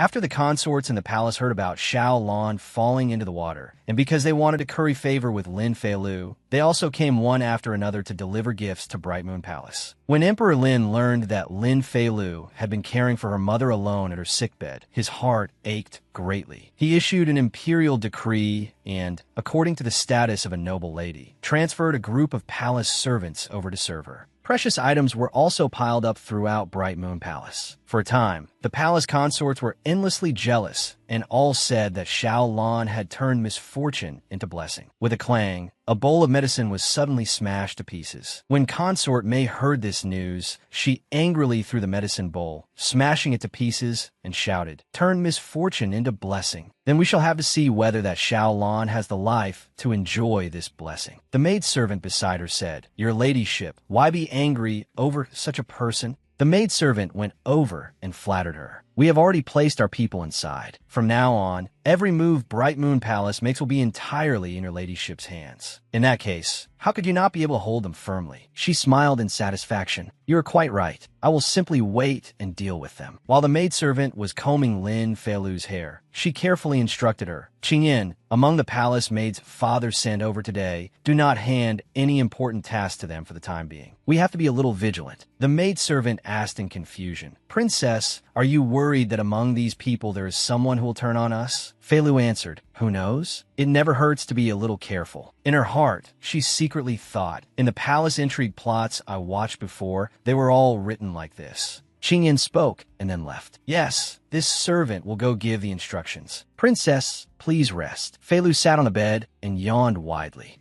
Suddenly, she saw a figure flash past outside the window. Could it be? She pushed the window wide open and searched. She saw a dark shadow above the star-filled night sky. She then called out, Your Highness, I saw you. But what answered her was only an extremely quiet space. She rubbed her hands together and called out again, Your Highness, stop hiding. I'm so cold. Immediately, the person appeared by the window. Song Lianglang smiled and called, Fifth Princess. Lin Feilu asked with a teasing smile, Your Highness, instead of sleeping in the middle of the night, you are running all over the palace. Are you not afraid of being caught by the guards? He answered, The guards cannot catch me, but I was caught by you instead. She asked curiously, The one who used a stone to knock on the window and deliver a note to me last time was Your Highness, right? For this sort of thing, it was obvious who had done it just by thinking about it. She spread out her hand, revealing 2 stones, and asked, So has Your Highness brought me more intelligence? He said, Be careful of the palace maid with a mole between her brows who just arrived at your palace today. She asked in surprise, How did Your Highness discover that? He said,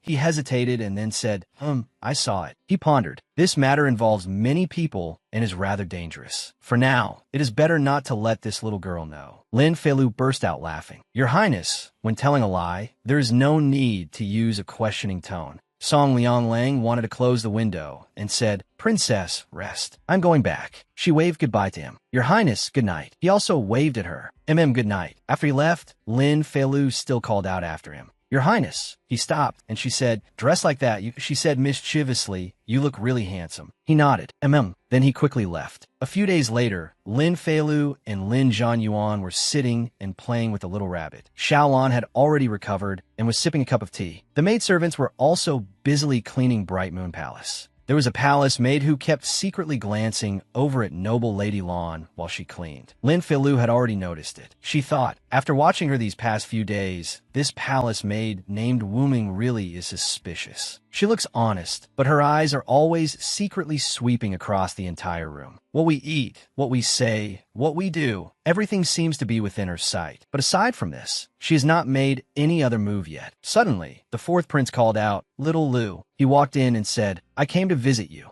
Seeing him come in, Lin Zhanyuan immediately called, Brother. Noble Lady Xiao also greeted him. Your Highness the 4th Prince. Lin Jingyuan also returned the greeting. Greetings, Noble Lady Xiao. Lin Feilu immediately ran over to him. Brother Jingyuan. He took her hand and said, Recently, the Inner Palace office has acquired many strange flowers and plants. A few days ago, my mother consort went to look at them and said they were very interesting and unusual. I'll take you for a walk and to admire the flowers. All right. Lin Feilu hesitated, but Noble Lady Xiao knew she was worried about her. So she said, Go with the 4th prince. You stayed here for so many days without going out to play. If this goes on, you'll surely fall ill from boredom. Feilu thought. Brother Jinyuan knows that because of Xiaolan's matter, I've been in a poor mood, so during this period when I don't need to attend the Imperial Academy, he has had people send over anything interesting. Now he has even come here especially to find me. I can't make him sad. She then nodded in agreement. The 2 of them went together to the Inner Palace office. Lin Jinyuan said, Little sister Xiao Lu, many rare flowers were brought in this time. You definitely haven't seen them before. He added, If you like them, I'll immediately have people move them to Bright Moon Palace. Lin Feilu laughed happily. Suddenly, she saw something that made her freeze.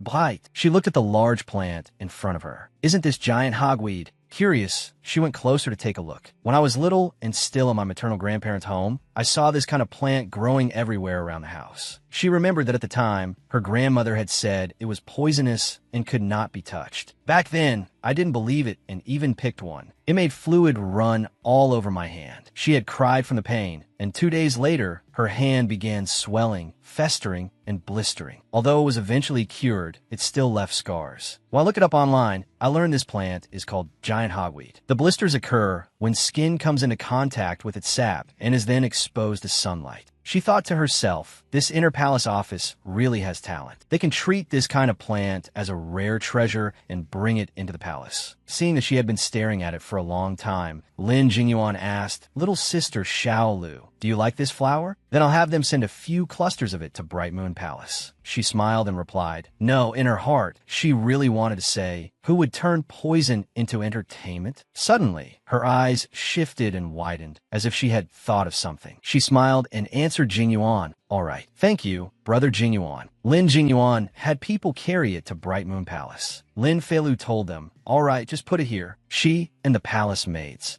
all carefully observed the giant hogweed. She carefully instructed the maidservants, but did not tell them the truth. She only said, "You must take good care of these flowers. You absolutely must not touch them. Their juice is very precious." A palace maid asked curiously, "Does the juice of this flower have some special use?" She placed a finger to her lips, signaling that it was a secret. Then she turned and instructed, "Song Yu, go bring a mortar. Qing Yin, bring a basin of hot water into the room." They answered, yes, and quickly did as told. The girl named Wumeng was still secretly watching. Lin Feilu had the maidservants pound the medicine, then apply it to Xiaolan's face. Seeing this, Wumeng secretly guessed, so the fifth princess crushes this flower and applies it to noble Lady Zhao's face. Could this flower be good for the skin? 7 days later, when she brought tea to Xiaolan, she carefully observed the red marks on her face at close range. The bee stings on noble Lady Zhao's face had indeed disappeared. Even her skin had become much softer and fairer than before, as if water could be squeezed out of it. After serving the tea, she withdrew. "Your ladyship, this servant will take her leave first." Xiaolan note that. Wuming left and smiled in satisfaction. No wonder the fifth princess said the juice was very precious when that potted flower was brought back that day. I never thought it would have such an effect on the skin. I must hurry and tell Consort May about this. The maidservants still watered that flowering plant every day. A palace maid said curiously, "This flower was plucked by the princess until only the top bloom was left." Speaking of it, it's strange. This servant always feels that after the branches and leaves of this flower are crushed, they smell like cucumber. Lin Feilu only thought inwardly. That's because it was cucumber to begin with. How could it not smell like cucumber? Every early morning, I hide cucumbers in noble Lady Zhao's room. She laughed mischievously. After the giant hogweed was plucked, it was brought inside. But what was actually being pounded was cucumber. These things are all green. Once crushed, you basically can't tell the difference. Apart from Xiaolan, Wuming and the others have always believed that what Xiaolan applied to her face was this giant hogweed. She suddenly realized that Wuming had disappeared and asked the palace maid, "Right, where did Wuming go?" The palace maid replied, "She accidentally lost an earring and is looking for it now." Feilu raised her head and said, "Is that so? I remember Consort May's birthday is in 2 days, isn't it?" The palace maid replied, "Yes, it is in 2 days." Feilu was extremely excited. "Very good. Then I'll wait for a good show." Consort May asked in surprise, "Is there really such a thing? Why has this palace never heard of it before? How does that little girl know?" The maidservant lowered her head and replied, "Wuming is very reliable. This matter cannot be false." This servant heard that the fifth princess is very close to an imperial physician in the palace who was recently promoted. That imperial physician's parents are both skilled doctors in the countryside and are deeply learned. Perhaps that imperial physician told her. Consort May propped her chin on her hand and pondered for a while. Yes. Then she pointed at a palace maid. "You go take one branch, crush it, and apply it to your face to test its medicinal properties for me." The maid was startled. "Yes." Afterward, the maidservant quickly followed Consort May's instructions, taking the giant hogweed leaves, crushing them, and applying them to her face to test them on Consort May's behalf. After she finished, Consort May asked, "You have had it on for so long. Do you feel anything wrong? The palace maid replied, reporting to your ladyship. This servant's face shows no sign of discomfort. In fact, the reason the palace maid felt nothing unusual was that skin contact with giant hogweed sap could cause phytophotodermatitis. The symptoms of blisters and burning pain only appeared when combined with sunlight. She had only just tried applying it to her face and had not left the palace, so naturally there were no signs. Consort May observed the palace maid's skin and saw that it had not become smoother at all. The maidservant beside her then said, "How could it take effect so quickly? Didn't Wu Ming say that Xiao Lan used it morning and night every day, and only after 7 days did it take effect?" The palace maid continued, "If your ladyship is not at ease, you can summon her again tomorrow to take a look." Consort May thought, ever since returning from the Hot Springs temporary palace, His Majesty has not turned over my name tablet even once. Although he occasionally sends people to bring gifts, he has not set foot in my bedchamber.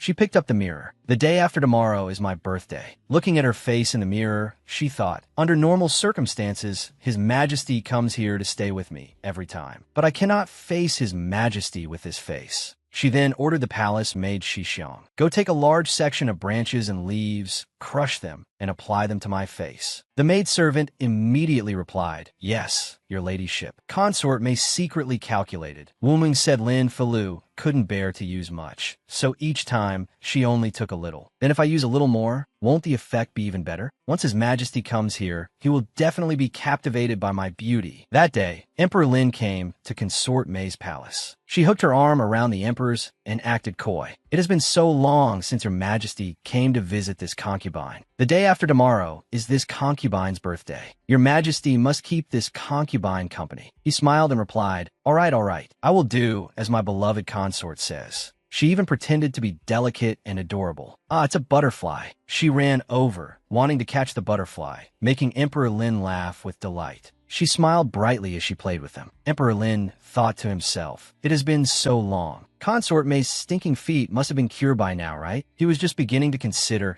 "It has also been a long time since I turned over her name tablet. Why not today?" Suddenly, his eyes widened in shock.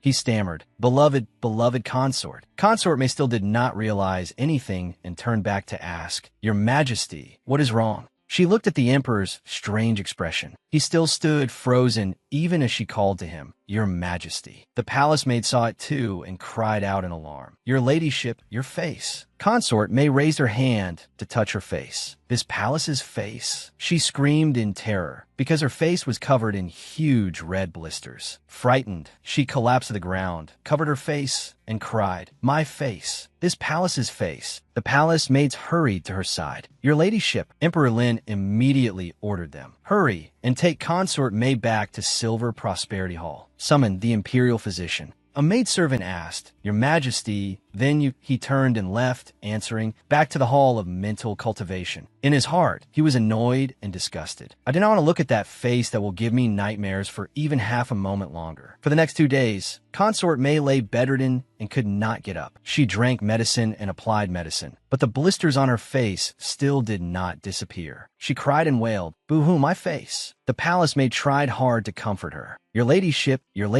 don't touch it. Let this servant apply medicine for your ladyship." The imperial physicians also carefully studied the giant hogweed, but they could only conclude that the flower was poisonous. The matter of Consort May disfiguring herself by applying a poisonous flower to her face quickly spread. Emperor Lin was extremely shocked. He summoned a maidservant for questioning. Has she gone mad? How could she dare apply a flower of unknown origin to her face? The maidservant hesitated and replied, This lowly servant does not know. Consort may shut herself in her room for a full 10 days. The blisters on her face finally slowly subsided, but they also left terrifying scars. She sat before the mirror, gazed at herself, and asked the palace maid, why? Her hands kept adding more powder. Why have I already used so many layers of powder, yet I still cannot cover these scars? The palace maid lowered her head gloomily and replied, Your ladyship, this is already the best powder in the capital. Consort May slammed the table hard. Wretched servant. It was all that wretched servant woman who harmed me. She stood up and asked, Have you captured and tied her up yet? The palace maid also lowered her head, frightened on Wu Ming's behalf. She has been tied up. She is in the courtyard. With a terrifying face, Consort May shouted. She dared deceive this palace. This palace will not let her die peacefully. Early one morning, Lin Feilu pounded on the gate of Consort May's Silver Prosperity Hall. Open the door. Hurry and open the door. A maidservant came to open it. Who was making such a racket? Immediately, Lin Feilu barged in. Consort May, quickly return my palace, maid to me. Consort May. The maidservants hurriedly ran after her to stop her. Hey, stop. She stood outside Consort May's room and shouted, Where is Wuming? Give Wuming back to me. She thought inwardly. There is still a faint smell of blood in the air. It seems Wuming has already been dealt with by Consort May. Consort May's palace maid came over and said, Isn't this the fifth princess? The fifth princess's person is not in our palace. You must be mistaken. Lin Feilu immediately retorted, Impossible. I saw with my own eyes that she was taken away by your people. Consort May finally appeared and said, What does the fifth princess want to do? What kind of place do you think my Silver Prosperity Hall is? Can you come here and make trouble as you please? Feilu sobbed, tears streaming down her face. Consort May, why did you take Wuming away? She is a palace maid bestowed to me by Father Emperor. Give her back to me. Consort May denied it at once. This palace does not know who you are talking about. She is not here with this palace. In her heart, she was cursing Feilu. This little wretch dared plot against me, and now she even dares come here to cause trouble. I truly wish I could strangle her to death with one hand. Lin Feilu pointed at Consort May's servants and said, I saw it all. They were the ones who took her away. Consort May no longer bothered to speak and turned to leave. You saw wrong. This palace needs to rest and recover. Shixiang, see the guest out. Lin Feilu hugged her leg and cried loudly, Give her back to me. Give Wuming back to me. Why did you take my palace maid? You are a wicked woman. Consort May angrily scolded her. You bastard. With one kick, she knocked Feilu down. Get out. Immediately, Emperor Lin's voice rang out. Impudent. Seeing Emperor Lin arrive, Consort May stammered in fear. Your Majesty. Seeing Emperor Lin, Consort May hurriedly knelt and bowed. Your Majesty. She was extremely shocked. What is going on? Why has His Majesty suddenly appeared here? Emperor Lin went over and helped Lin Feilu up. Little fifth, Feilu sobbed and pleaded with him. Father Emperor, can you make Consort May return Wuming to me? He held the little girl in his arms and stroked her back to comfort her. Qingyan has already told me about this. Little fifth, don't worry. I will give you justice. Emperor Lin shouted sternly and asked Consort May, Where is she? Hurry and hand her over. She still denied everything. This concubine does not know who the princess is talking about. This concubine has never seen this person. He immediately ordered, Search for her. If she is alive, I want to see the person. If she is dead, I want to see the corpse. The maidservants immediately replied, Yes, and quickly went to search. Consort May still lowered her head and sat collapsed on the ground. Her heart was in utter chaos. Emperor Lin handed Lin Feilu over to a palace made to hold. Take the fifth princess back first. The palace maid replied, Yes, then carried the little girl away. This kind of torture could not be allowed for little fifth to see. 15 minutes later, a maidservant ran back in a panic to report, Your Majesty, Your Majesty, the body of the palace maid was found in the dry well beside Silver Prosperity Hall. She was thrown into the well after death. Her back and legs were smashed. She was likely beaten to death with a staff. Consort May fearfully knelt at Emperor Lin's feet and denied it repeatedly. Your Majesty, this concubine has been wronged. This matter has nothing to do with this concubine. May Your Majesty see clearly. He kicked her away without pity. How do you want me to see clearly? She fell to the ground with a cry. He pointed into her palace and shouted, The bloodstains in Silver Prosperity Hall have already been cleaned up. Did you think I was blind and could not see them? I always thought you were gentle and kind. I never expected you to do something so vicious. Consort May lowered her head, trembling in fear and unable to speak clearly. This concubine. Emperor Lin mercilessly gave a direct order. Men, pass down my decree. She is unworthy of her position. From now on, she is to be stripped of her rank and demoted to concubine. She is to be confined for 3 months and slowly reflect on her mistakes. The news that the emperor had ordered Consort May's rank demoted quickly spread throughout the harem. Everywhere, people discussed it excitedly. I heard that concubine May ordered people to beat to death the fifth princess's close palace maid and even injured the fifth princess. That was why His Majesty punished her.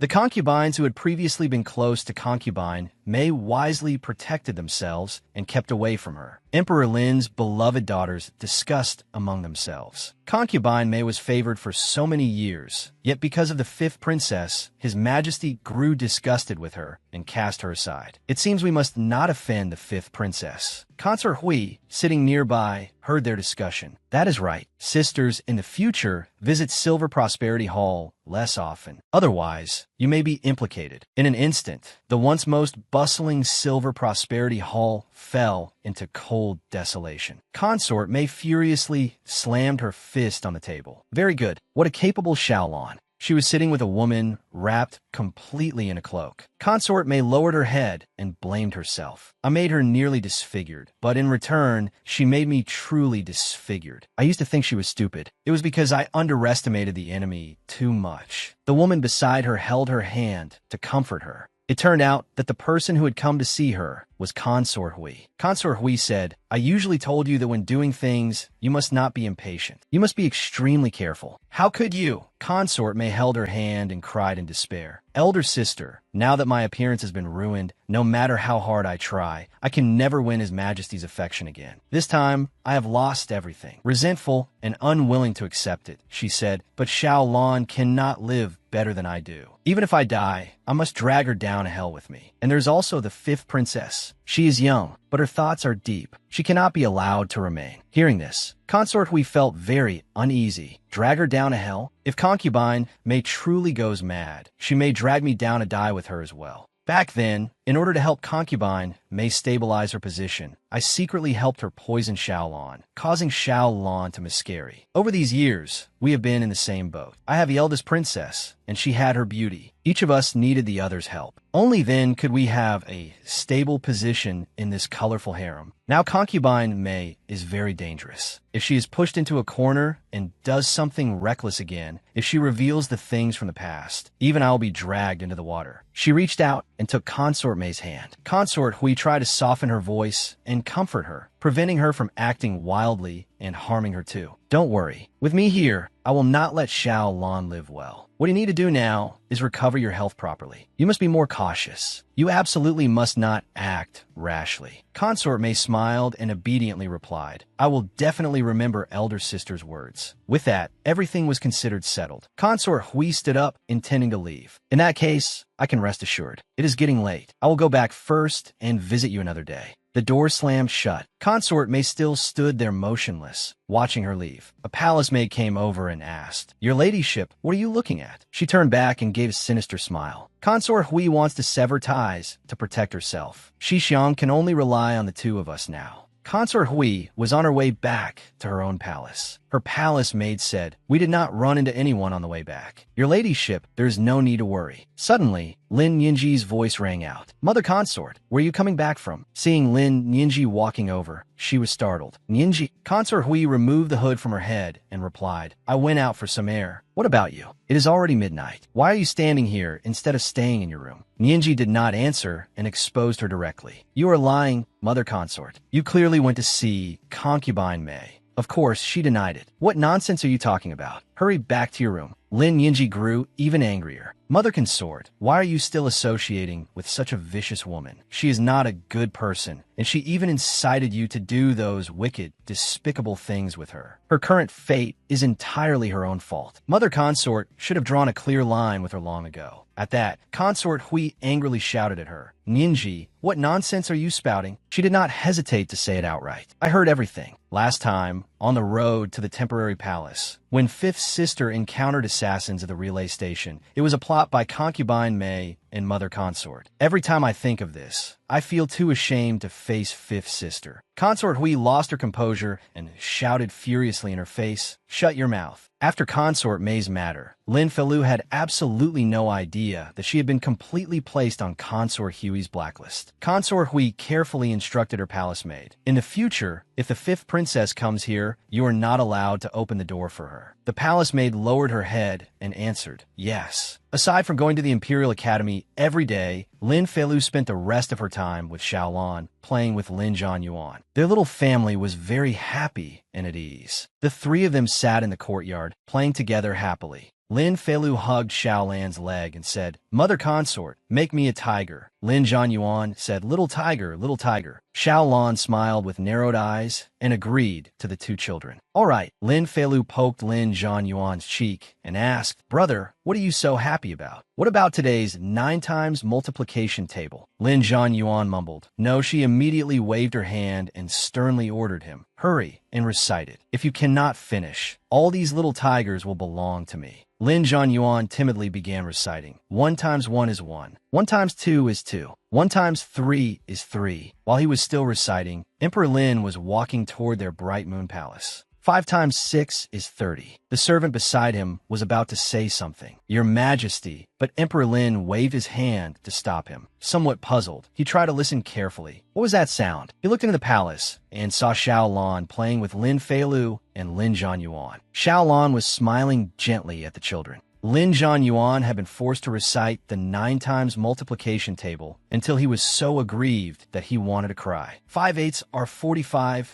Lin Feilu, however, cheered him on brightly. "Brother is the smartest. Brother can do it. 5 nines. 5 nines are 45. Emperor Lin stared blankly at this scene. Is that the 6th prince? My impression of him only remained at when he became simple-minded after falling ill at the age of 3. It seems that although he is not as intelligent and quick-witted as ordinary children, he is not as detestable as I imagined. Lin Zhanyuan was happy because he was almost done reciting the 9 times multiplication table. 8 nines are 72. 9 nines are 81. Emperor Lin also seemed very satisfied. Moreover, he can even memorize the multiplication table. Lin Zhanyuan smiled brightly again. I finished reciting it. Lin Feilu praised him without hesitation. Brother is amazing. Then all these little tigers are yours. Lin Zhanyuan was extremely excited. Mine, mine. Lin Feilu and Xiaolan looked at him and burst into laughter. Ha! Suddenly, Lin Zhanyuan saw a man standing at the doorway. He immediately turned back and said, "Sister, mother, someone is here." When Xiaolan saw Emperor Lin, she also froze in surprise. "Your Majesty." She quickly lowered her head and saluted. "This concubine greets Your Majesty. I did not know Your Majesty had arrived. Please forgive me for failing to welcome you from afar." Lin Feilu naughtily ran over to him. "Imperial father." He dotingly picked Feilu up. "Little fifth." He then excused Xiaolan from ceremony. "Rise." She softly replied, "Thank you, Your Majesty." Lin Zhanyuan was still hiding fearfully behind Xiaolan. She pulled him out and said, "Yuan, salute His Majesty." He simply stared blankly at the man before him. Lin Feilu pointed and gestured to him. She mouthed the word father. "Father, this is a game I often play with brother. As long as I do not say the 2 words Imperial Father, he will salute the way I taught him, or he will say." When Lin Zhanyuan saw it, he immediately followed along and saluted. "This son greets Imperial Father." Lin Feilu was very satisfied. He did it. Emperor Lin was also rather pleased. Not only could he memorize the multiplication table, he even knew how to salute. It seemed he was not mad or stupid, and he was even very obedient. He quickly excused him as well. "Rise." Emperor Lin turned to Xiaolan and asked, "I heard that not long ago you fell into the water. Has your health recovered?" She replied, "Thank you for Your Majesty's concern. I am much better now. Thanks to the gifts Your Majesty bestowed, this concubine was able to recover so quickly." He smiled very faintly. The current Xiaolan was much more pleasing to the eye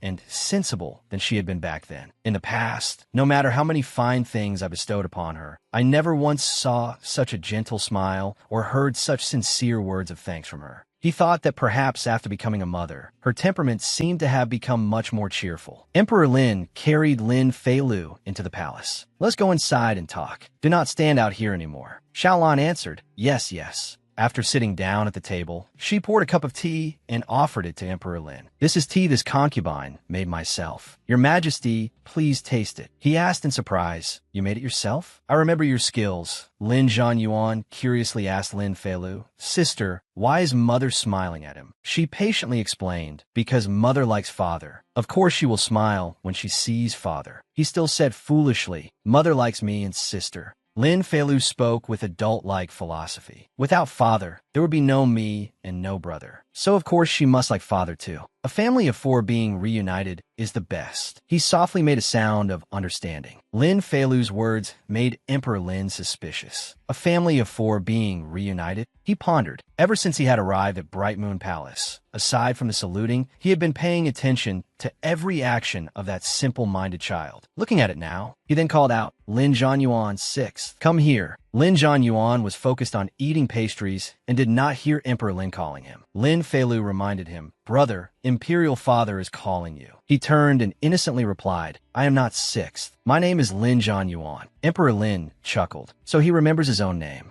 He immediately patted his chest with great pride. Of course I remember. Emperor Lin looked at Xiaolan and asked, oh, you taught him? She replied, little Lu taught him. He immediately called out, someone bring paper and brush. A servant outside answered, yes. Written on the paper was his name, Lin Zhanyuan. Emperor Lin observed it carefully. Although the handwriting was still immature, the strokes were clear and the characters already had a style of their own. But he suddenly thought of Lin Jinyuan. The 6th writes these characters even better than the 4th. That boy is hopeless in his studies. He truly cannot compare to others in anything. Lin Jinyuan, who was suddenly mentioned for no reason, sneezed. Who is talking about me? Emperor Lin placed the sheet of paper back on the table and asked, aside from your own name, can you write any other characters? Lin Zhanyuan nodded. I can. He immediately wrote several lines on the paper. Emperor Lin observed them, and his expression suddenly became tense. Lin Zhanyuan wrote, peace and prosperity under heaven, the whole realm united and clear. The meaning was that the nation was peaceful and all under heaven was unified. Emperor Lin looked at Lin Feilu with suspicion and some anger. These words clearly carried the intention of currying favor. Little Fifth did this on purpose, did she not?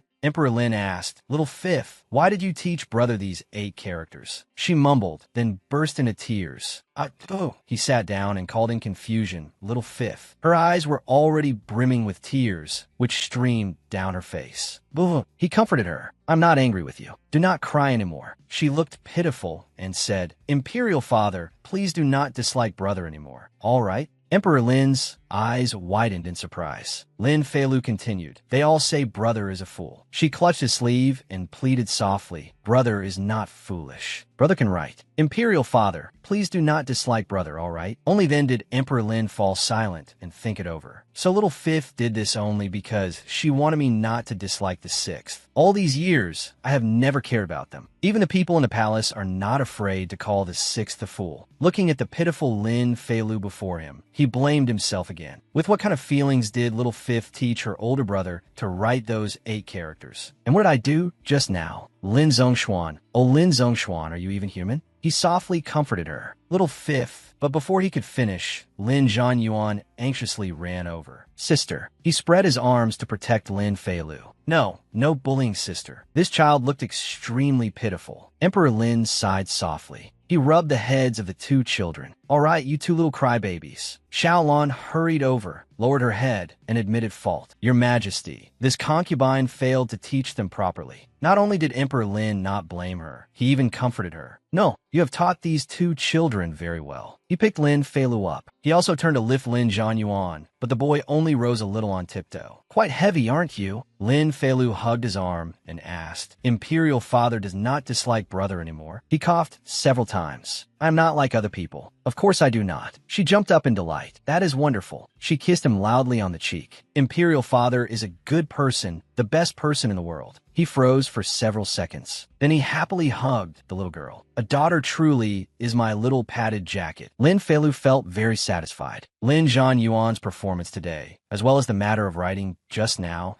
should have turned the disgust in Emperor Lin's heart into guilt and shame. What Emperor Lin had cared about most before was the fact that he had a foolish son. Now that this problem had been resolved, Emperor Lin's not regarding Bright Moon Palace had also disappeared. Xiaolan regaining favor was already within reach. This time, Emperor Lin's visit to Bright Moon Palace not only changed his view of the simple-minded Lin Zhanyuan, but also made him feel guilty and cherish Xiaolan more. Emperor Lin held Xiaolan's hand and said warmly, All these years, I have neglected you. Xiaolan replied calmly, This concubine does not blame your majesty. Besides, with the 2 children keeping me company, this concubine has truly lived quite well these years. Her words greatly satisfied Emperor Lin. No resentment, no jealousy. Magnanimous and tolerant. Very good. Emperor Lin stayed at Bright Moon Palace for the entire afternoon, immersed in this rare warmth of family affection. He did not leave until after dinner. 2 days later, Emperor Lin once again turned over Xiao Lan's name tablet. The news that Xiao Lan had regained favor spread, and Bright Moon Palace's status rose like a boat lifted by the tide. At the same time, Lin Feilu's 6th birthday arrived. Emperor Lin issued an order to hold a grand banquet according to the standards of a state banquet. All imperial relatives were invited. Even the Empress Dowager, who was outside the palace worshipping Buddha, received a letter from Emperor Lin inviting her back. Emperor Lin personally helped her in. Imperial Mother, be careful. Emperor Lin's consorts all lowered their heads and saluted. Greetings to the Empress Dowager. The princes also lowered their heads. Greetings to Imperial Grandmother. She waved her hand to excuse them. All rise. She saw an unfamiliar little girl she had never met before standing beside Lin Jingyuan. Lin Feilu also looked at her curiously. She looked at her with suspicion. This little girl? Could she be the little fifth the emperor mentioned in his letter? She does not seem to be afraid of me. Emperor Lin said considerately, Imperial Mother, the journey back to the palace was long and tiring. This son will escort you back to Tranquil Blessing Palace to rest first. She nodded.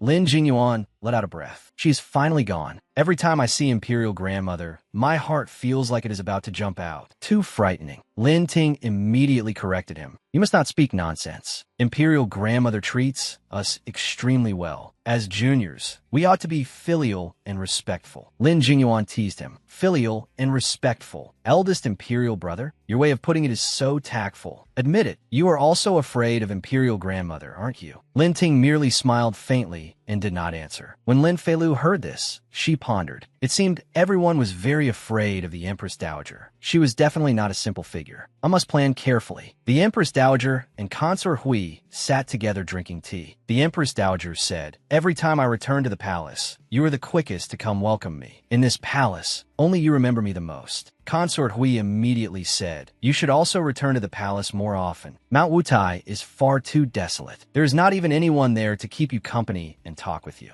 The Empress Dowager replied, I am old. I like quiet. I find this palace troublesome. While Consort Hui served tea to the Empress Dowager asked, Consort Hui, have you met the 5th princess? Consort Hui said, I have. The 5th princess is on good terms with Nianji and often comes to my palace. She even gave Nianji a wrist guard made of bone. Nianji liked the gift very much and gave the child several pieces of gold and jade in return. The 2 sisters are close. The Empress Dowager sipped her tea and thought.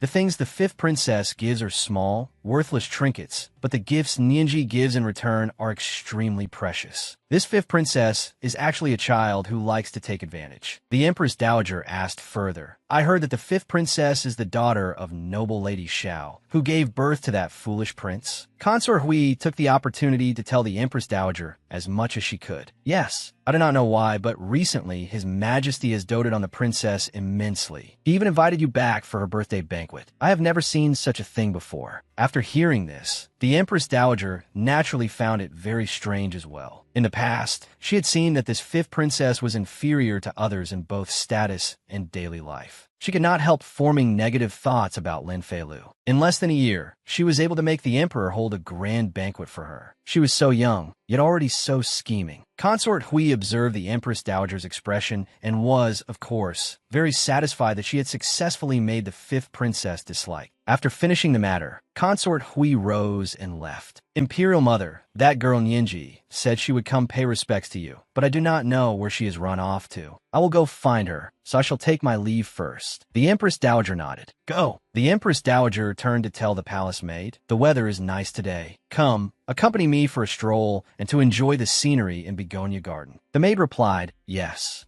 She leisurely walked about. She had grown used to the desolate scenery of Mount Wutai. Occasionally looking at such rich and splendid scenery was not bad either. Suddenly, she heard a child crying. Boo! The crying grew louder, and there was also an aggrieved voice. Now that you have someone else, you do not care about me anymore. Boo-hoo. The Empress Dowager stopped and listened. It sounded like the crying of a little girl. Looking through the trees, she saw that Lin Nianji was answering, I am not ignoring you. The Empress Dowager looked at her in surprise. Nianji. Lin Feilu sat on the ground, crying loudly. You did. I held your hand, but you ignored me. I called you, and you still ignored me. Just now, when you saw me, you even ran away. Boo-hoo. Lin Nianji shouted at her, Stop crying. Feilu cried, even louder. Wah, boo. Nianji took out a handkerchief and wiped Lin Feilu's tears for her, saying, do not cry anymore. Lin Feilu, you are not allowed to cry. She pulled Feilu up. Hurry and stand up. The ground is very dirty. Then she carefully patted the little girl's clothes for her. You are covered in dirt. Lin Feilu stopped crying and asked, eldest imperial sister, are you not angry with me?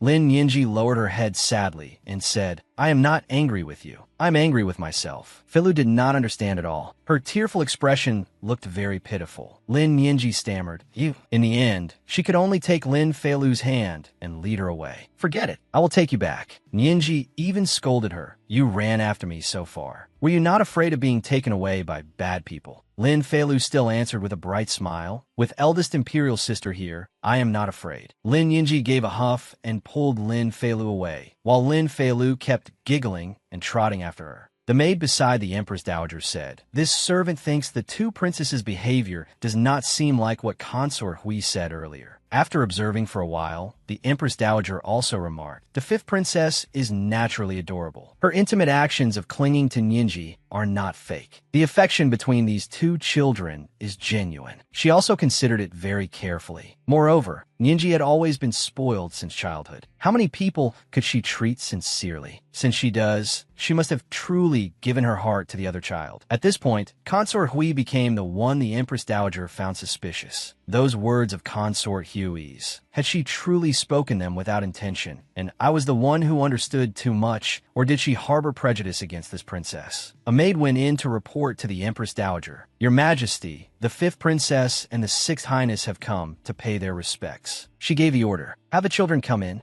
Lin Feilu and Lin Zhanyuan walked in together. Lin Feilu knelt and saluted. Little fifth greets Imperial Grandmother. May Imperial Grandmother enjoy endless blessings and golden peace. Lin Zhanyuan quickly followed suit. Little sixth greets Imperial Grandmother. May Imperial Grandmother have fortune, longevity, peace, and health. Yes. The Empress Dowager immediately excused them from ceremony. Rise. Then she ordered the palace maid Liuji, let the two children sit up here. The maid accepted the order. Yes. Lin Zhanyuan sat timidly at the side, while Lin Feilu was very natural and showed no fear of the Empress Dowager at all. The Empress Dowager was somewhat surprised. Little Fifth was truly the first grandchild who showed no fear upon seeing her. She asked the two children, have you had breakfast? Lin Feilu quickly answered, yes. But when she looked at the food laid out on the table, she swallowed, and her stomach kept rumbling. The Empress Dowager naturally noticed. The Emperor had mentioned it yesterday. Little Fifth had no other bad habits. She was simply greedy for food. She turned and instructed the maid, Liuji, go ladle a bowl of porridge for the fifth princess. After finishing the bowl of porridge, Lin Feilu was extremely satisfied and even let out a loud burp. Yes. Then she immediately covered her mouth in embarrassment. It seemed she had embarrassed herself a little. The Empress Dowager glanced at her and asked, are you full? She shyly replied, Imperial Grandmother, I'm full. The Empress Dowager stood and said, then come stroll outside with me. Feilu quickly nodded. Yes. She also did not forget to pull Lin Zhanyuan's hand. Brother, hurry, let's go. As they strolled around the palace, Lin Zhanyuan excitedly ran and jumped about. Butterflies, butterflies. Lin Feilu anxiously wanted to stop him. Brother. But the Empress Dowager said, it's all right. Let him play. She noticed something on Lin Feilu's chest and asked curiously, what are you carrying in front of your chest? Lin Feilu took it out at once. It is a first meeting gift for Imperial Grandmother. She opened the box. These are incense pellets that Mother Consort and I made together. If they are placed in the brazier, they give off fragrance and can calm the spirit and purify the mind. The Empress Dowager accepted them and could not help being surprised. Yesterday, she had heard Consort Hui say this child liked giving gifts. She had not expected that she would receive one too. She sampled the scent of the incense pellets. Lin Feilu asked with an expectant expression, Imperial Grandmother, do you like them? The Empress Dowager did not answer that question, but asked her instead, do you like making these things? She smiled happily and replied, yes. She also said, handmade things give you a great sense of satisfaction. The Empress Dowager asked again, what have you made before? She proudly recounted her achievements. hand cream, sachets, paper flowers, bookmarks, and little tigers. The Empress Dowager asked in surprise, "What are little tigers?" She chuckled and replied, "They are tigers that Mother Consort and I wove together out of grass." Hearing Lin Feilu mention her mother consort, the Empress Dowager suddenly thought, "I remember Xiaolon was very deft with her hands. Her sewing skill was better than that of the people in the palace." So this little girl was influenced by her mother. Holding the box of incense pellets, she was still a little absent-minded. In truth, what did anyone in the palace lack? On the contrary, these handmade items seemed very precious. She handed it to the palace maid and said, "I like this first meeting gift very much." Lin Feilu immediately held her hand. "Imperial Grandmother, I also know how to use flower petals and honey to make hand cream. Everyone says they like it very much." Her two small hands grasped the Empress Dowager's hand and tugged at it. Her action took the Empress Dowager by surprise. The other grandchildren were all very afraid of me. They tremble even when saying one sentence, let alone holding my hand. Is this child truly not afraid of me at all? She could not avoid feeling suspicious. Or does she have some other purpose? Lin Feilu had quickly noticed that the Empress Dowager's brows had furrowed slightly and that she seemed thoughtful. She hurriedly withdrew her hand and stammered, "Imperial Grandmother,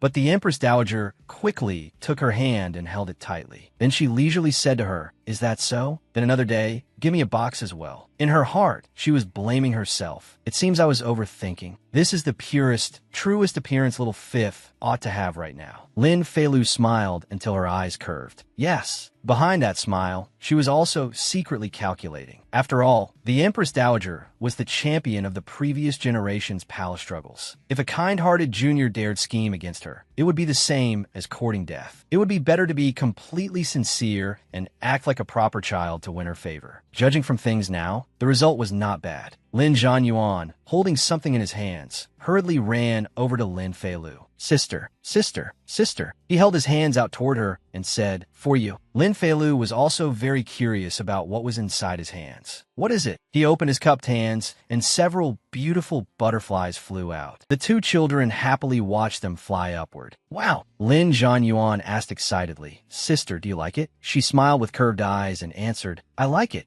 Seeing this, Imperial Grandmother thought that, in some ways, the two siblings were quite alike. They were alike in that Lin Feilu also innocently asked, "Imperial Grandmother, do you like it?" The Empress Dowager deliberately asked Lin Zhanyuan sternly, "Where is mine?" She looked closely at the innocent boy in front of her. Looking carefully, Six clean, fair appearance also bore some resemblance to His Majesty when he was young. She said, "Your sister has already given me a gift. What about you?" Lin Zhanyuan pondered foolishly for a moment. "Gift?" Suddenly, his eyes lit up as if he had come up with an idea. He searched for something in his hands, then held both hands out toward the Empress Dowager. For Grandmother, she did not see anything at all and was somewhat puzzled. "What is it?" Lin Zhanyuan formed a heart shape with his two hands and smiled brightly as he answered, "A heart." The Empress Dowager stood stunned for a few seconds. Even Lin Feilu was very surprised. "Isn't this the game I usually play with brother?" He actually remembered it until now. Suddenly, Imperial Grandmother lifted the corners of her lips and giggled. Then she burst into loud laughter.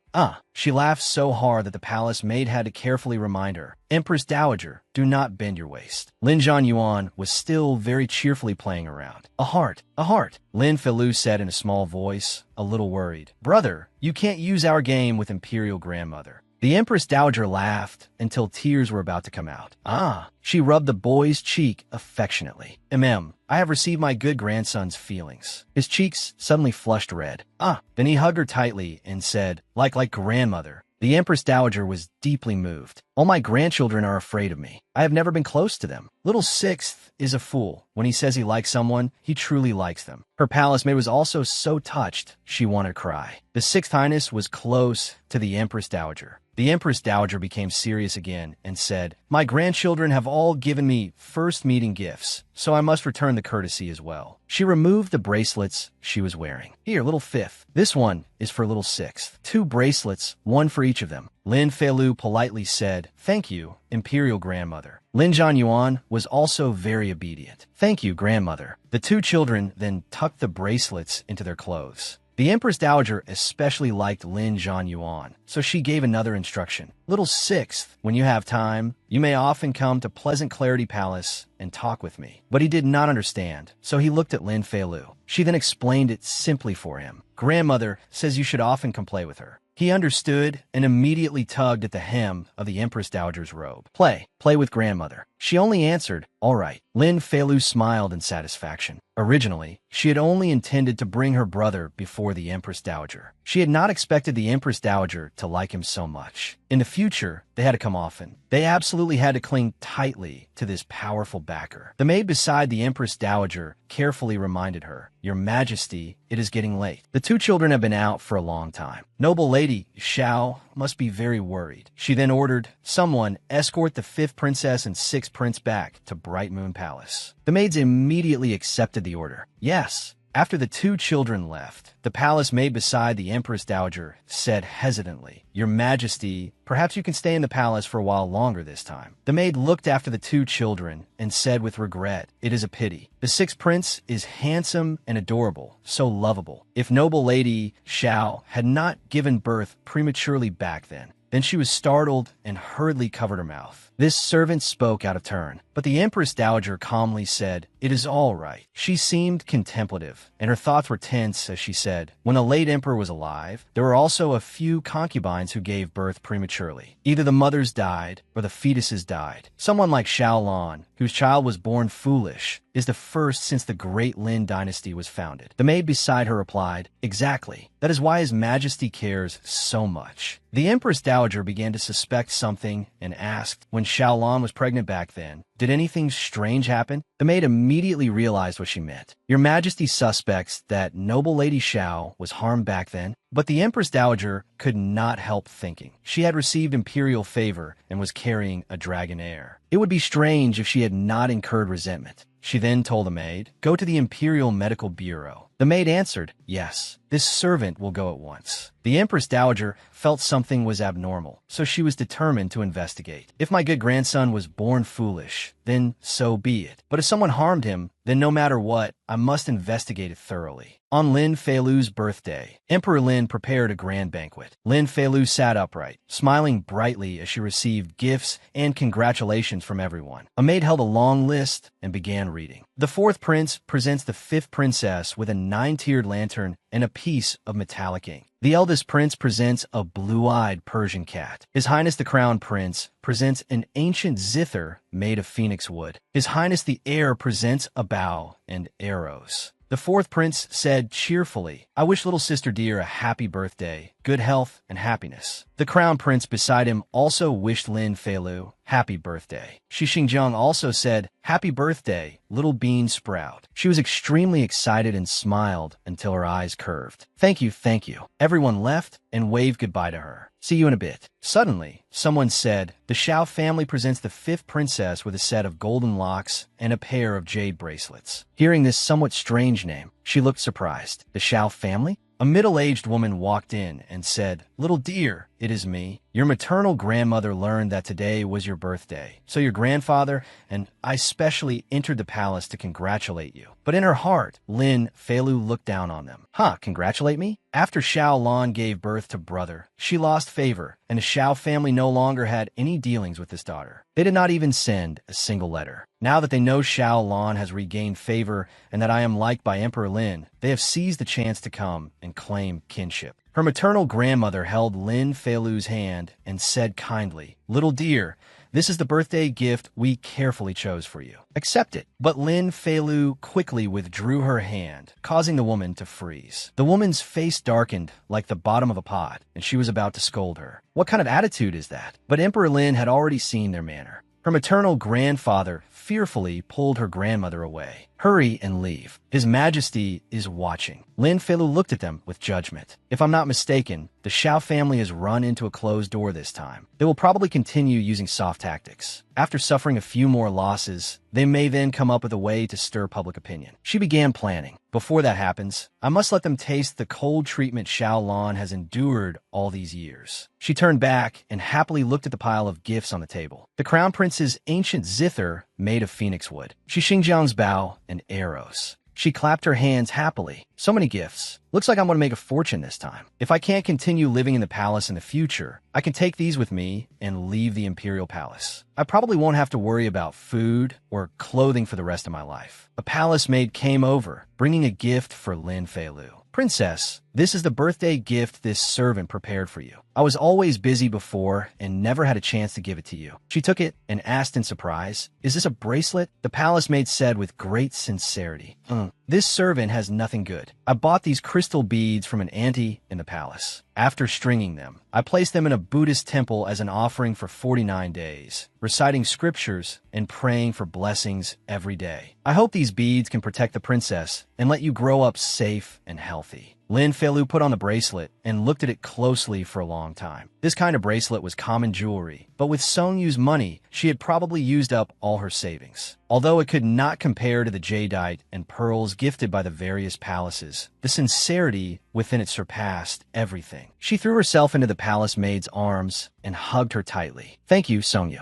You are so good to me." Yes, Song Yu also hugged her. "It is the princess who treats this servant well. So this servant has always remembered it in my heart. This is not anything valuable. As long as the princess likes it, that is enough." Lin Feilu's thoughts drifted. "Speaking of which, Song Yu has already given me a gift. Why haven't I seen a gift from Little Pretty? Could it be that he doesn't know today is my birthday? But Little Pretty even knows there are spies in my palace. How could he not know that the various palaces have been discussing the birthday banquet lately?" A palace maid said, "Princess, this servant will go prepare hot water for you to wash up." She told her go. After the maid left, Lin Feilu sighed softly. "I wasn't expecting anything from him anyway. Even a flute would do." She kept thinking, although at first I was only bewitched by his beauty, I truly have long since regarded him as my friend. Suddenly, a stone struck the door with a sound. There was a knock. Lin Feilu's eyes immediately lit up. She ran straight to the window. It's pretty little brother. She threw the window open. Little Pretty Song Jinglan was truly outside. Lin Feilu laughed happily. Song Jinglan asked in surprise, "Princess, what are you laughing at?" She answered, "Your Highness knocking at the door at night makes me think of Romeo and Juliet." Song Jinglan was puzzled. "What?" But she suddenly reconsidered. "What am I saying? This example is a little unlucky." Then she signaled for him to be quiet. Shush. She stretched out her hands and asked, "Where's my gift?" Song Jinglan asked her in return, "How did the princess know I came to give you a gift?" She blinked mischievously and said, "If not, then what did you come for? Could there be spies in my palace again?" He smiled gently and said, "Of course not." Song Jinglan reached out and handed her a doll. "Princess, happy birthday." She accepted the doll and froze. "Is this me?" The nose, eyes, mouth, and smile, even the two little buns on her head, were vividly lifelike. She raised her head and looked at Song Jinglan. If Little Pretty's craftsmanship were placed in the modern world, he would be no different from a professor of sculpture. Seeing that she remained silent for a long time, he asked worriedly, "You don't like it?" She teased him, patting his hand. "Have a little confidence in your own skill." Song Jinglan smiled. "As long as you like it. I have nothing I can give the princess. Only these toys that are not worth any money." She held up the doll and retorted, "Who said that? It is true that this piece of wood itself is not worth money. But now that it has been carved into my likeness, it is priceless." She even said seriously, "I must regard it as a family heirloom and pass it down from generation to generation." Song Jinglan said somewhat gloomily, "Wood will rot." She smiled brightly, her eyes sparkling, and said, "Then when your highness has money in the future, carve me one out of jade. That way it can last for a very long time." Song Jinglan was amused by her and answered gently, "All right." After Lin Feilu's birthday passed, the weather grew much warmer. All the palaces were preparing for the coming summer. The Empress Dowager had long since ordered people to prepare several things, and called the siblings Lin Zhanyuan and Lin Feilu to Pleasant Clarity Palace to accompany her. Lin Feilu excitedly ran ahead. "Brother, here." Lin Zhanyuan hurriedly chased after her and also called to the little dog, "Long Ears, hurry and follow sister." The two children ran to the Empress Dowager. She was sitting leisurely on a chair. Just then, Emperor Lin also arrived. "His Majesty the Emperor has arrived." Lin Feilu and Lin Zhanyuan hurriedly bowed their heads and saluted. Little Fifth pays respects to Father Emperor. This son pays respects to Father Emperor. Emperor Lin immediately excused them from ceremony. The Empress Dowager asked him, "Why has the Emperor come here?" He answered, "To accompany Imperial Mother." The Empress Dowager turned and instructed the maid Liuji, "Take the 5th princess and the 6th prince inside the hall. Bring them tea and snacks." The palace maid smiled brightly and replied, "Yes." Emperor Lin sat down beside his mother and asked worriedly, "This son heard people say that Imperial Mother has summoned the Imperial physicians many times recently. Are you unwell?" "What did the Imperial physicians say?" She replied, "I am very well. I summoned the Imperial physicians because I wanted to ask about some old matters." Emperor Lin was surprised. "Old matters?" she said. This time, after returning to the palace and seeing Yuan, I thought of Xiao Lan's premature birth back then. If she had safely given birth to the child, Yuan would now also be an intelligent prince. The Empress Dowager asked anxiously, "Do you still remember?" Back then, the emperor doted greatly on noble lady Xiao. She was pregnant at the time. Did the emperor take care of her? Speaking of noble lady Xiao's accident back then, since she was able to give birth to little Five so intelligent, there is no reason that another child would be born prematurely. Emperor Lin quickly understood what she meant. Imperial Mother is saying that someone harmed noble lady Xiao back then, which led to the premature birth and caused Fifth to become foolish. The Empress Dowager continued, "Yes. It was simply that she was pregnant, so she received treatment from the imperial physicians. The same imperial physician who diagnosed noble lady Xiao back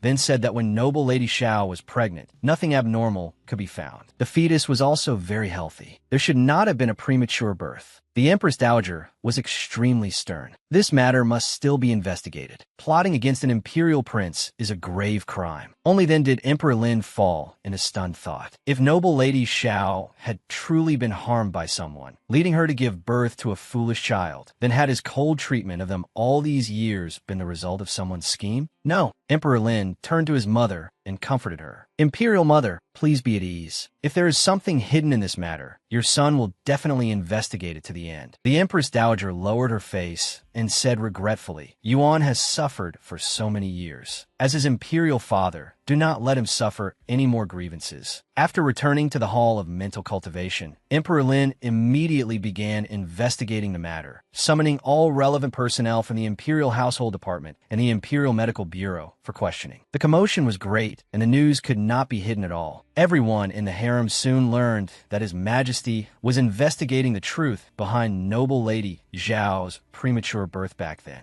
A cup of tea was slammed down with a heavy thud. Consort Hui asked anxiously, "Why has His Majesty suddenly remembered to investigate this matter?" A palace maid replied, "It is said that the Empress Dowager began investigating it first. Ever since the Empress Dowager returned to the palace, she has favored the 6th prince. I fear it is because of that." Consort Hui clenched her hands in worry. Although this matter happened many years ago, it was done without gods or ghosts knowing. I never appeared. The drugging was also all done by concubine Mei. She lowered her head, uneasy with worry. But the medicine that made the fetus foolish was obtained by me. Her fear began to rise. If His Majesty finds out about concubine Mei, then with concubine Mei's personality, she will certainly expose me too. Consort Hui immediately ordered the palace maid, "At once, send word outside the palace and have them control everyone involved in what happened back then and in finding the medicine." Also, she waved the palace maid closer. She spoke very softly into the palace maid's ear. "Send someone to concubine Mei's Silver Prosperity Hall." Then Consort Hui carefully instructed, "Go. This matter must be handled cleanly. No traces can be left behind." The palace maid nodded and answered, "Yes, your ladyship." That night, in concubine Mei's Silver Prosperity Hall, she was sleeping soundly. A pair of hands holding a cord approached her. Soon, the cord was wrapped tightly around her neck. She was being strangled with all his strength by a man.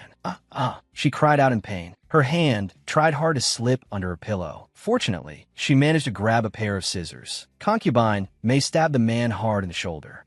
In pain, he could no longer keep a firm grip on the cord. She immediately shouted, "Help! There's an assassin. An assassin is trying to kill me." Her personal palace maid quickly rushed in. "Your ladyship." The palace maid ran over and hugged the assassin's legs tightly. "Your ladyship, hurry and run." Concubina Mei fled in panic. It was Consort Hui. It must have been Consort Hui who sent someone. She knows His Majesty is investigating noble Lady Zhao's premature birth back then. She fears I will expose her, so she wants to kill me to silence me. She ran for her life. Right now, in the entire Imperial Palace, only Bright Moon Palace is willing to protect my life. Only they care about the truth of what happened back then. Consort Hui, since you are heartless, do not blame me for being disloyal. She ran all the way to Bright Moon Palace and pounded hard on the door. Open the door. Please open the door. The maid who came to open the door was still rubbing her eyes and yawning. Who is it? It is already so late. As soon as the door opened, Concubine May rushed inside in panic. Fifth Princess, save me. Consort Hui wants to kill me. Fifth Princess, save me. Noble Lady Xiao walked over and asked in surprise, Sister Concubine May, what are you doing? Concubine May grabbed Noble Lady Zhao's hand and cried as she begged, Sister, save me. Consort Hui wants to kill me. She sent someone to kill me. I wronged you, but I do not want to die. I do not want to die. Noble Lady Xiao remained calm and said, Sister Concubine May, come inside first. Seeing this, the fifth princess instructed a palace maid, go invite Imperial Father here. She reminded the palace maid, spread the news that Concubine May was attacked and fled to Bright Moon Palace. Make certain Consort Hui hears it. The palace maid nodded and accepted the order. Yes. The fifth princess smiled in satisfaction. What was the point of one dog barking? Of course, it was only fun when dogs bit each other. Bright Moon Palace was still noisy late into the night. His Majesty has arrived. When Concubine May saw Emperor Lin, she was very frightened. Your Majesty. Emperor Lin entered aggressively, his anger obvious. In his heart, he complained, acting mad and frantic. What kind of behavior is this? Concubine May cried and knelt at his feet, begging, Your Majesty, this concubine knows her sins are grave, and even death would not be enough. But this concubine does not want your Majesty to be deceived by wicked people. Even if I die, I must die by your Majesty's hand and die with the truth made clear. Noble Lady Xiao still maintained her gentle and graceful bearing as she lowered her head. Greetings, Your Majesty. Looking at her, Emperor Lin was extremely pleased. Look, this is my beloved concubine. Even when facing such a matter, she remains calm. The fifth princess immediately ran to his side. Imperial Father. He then lifted the little girl into his arms. Little Five. She appeared innocent, but in truth, she wanted to add fuel to the fire as she asked. Lady Concubine May said someone wanted to kill her. Is it true? Emperor Lin ordered Concubine May, tell the entire story from beginning to end. She sniffled and was about to speak. Your Majesty, Consort Hui, Just then, an announcement came from outside. Lady Consort Hui has arrived. Emperor Lin curled his lips in a sneer. She came quickly. Fine. Wait until everyone is here, then speak. Consort Hui calmly knelt as if nothing had happened and paid her respects. This concubine greets Your Majesty. It is already so late. May I ask why Your Majesty summoned this concubine? Emperor Lin asked her. Seeing Concubine May here, are you not surprised? She was somewhat nervous, but still forced herself to appear normal. This concubine is somewhat surprised and is waiting for Your Majesty's instructions. Emperor Lin said to Concubine May, repeat what happened tonight. She glanced at Consort Hui and began to explain. Reporting to Your Majesty, tonight, while this concubine was sleeping, I encountered an assassin. A man in black grabbed my throat and tried to strangle this concubine to death with white cloth. Everyone was shocked by her words. In my panic, this concubine stabbed him with a knife and wounded him. Fortunately, my maid arrived and held the man in black back, allowing this concubine to escape. Concubine May fiercely pointed at Consort Hui and said, that man in black was sent by Consort Hui. She wanted to kill me to silence me. Consort Hui immediately retorted, you are slandering me with blood in your mouth. Usually, you and I have no grudges or enmity. We live together as sisters. How could I do such a vicious thing? Who knows whom you offended and why someone tried to kill you? You want to shift the disaster onto me. Emperor Lin pressed her again. Then tell me why Consort Hui would want to kill you to silence you. She calmed down and began to speak. This matter must begin 8 years ago.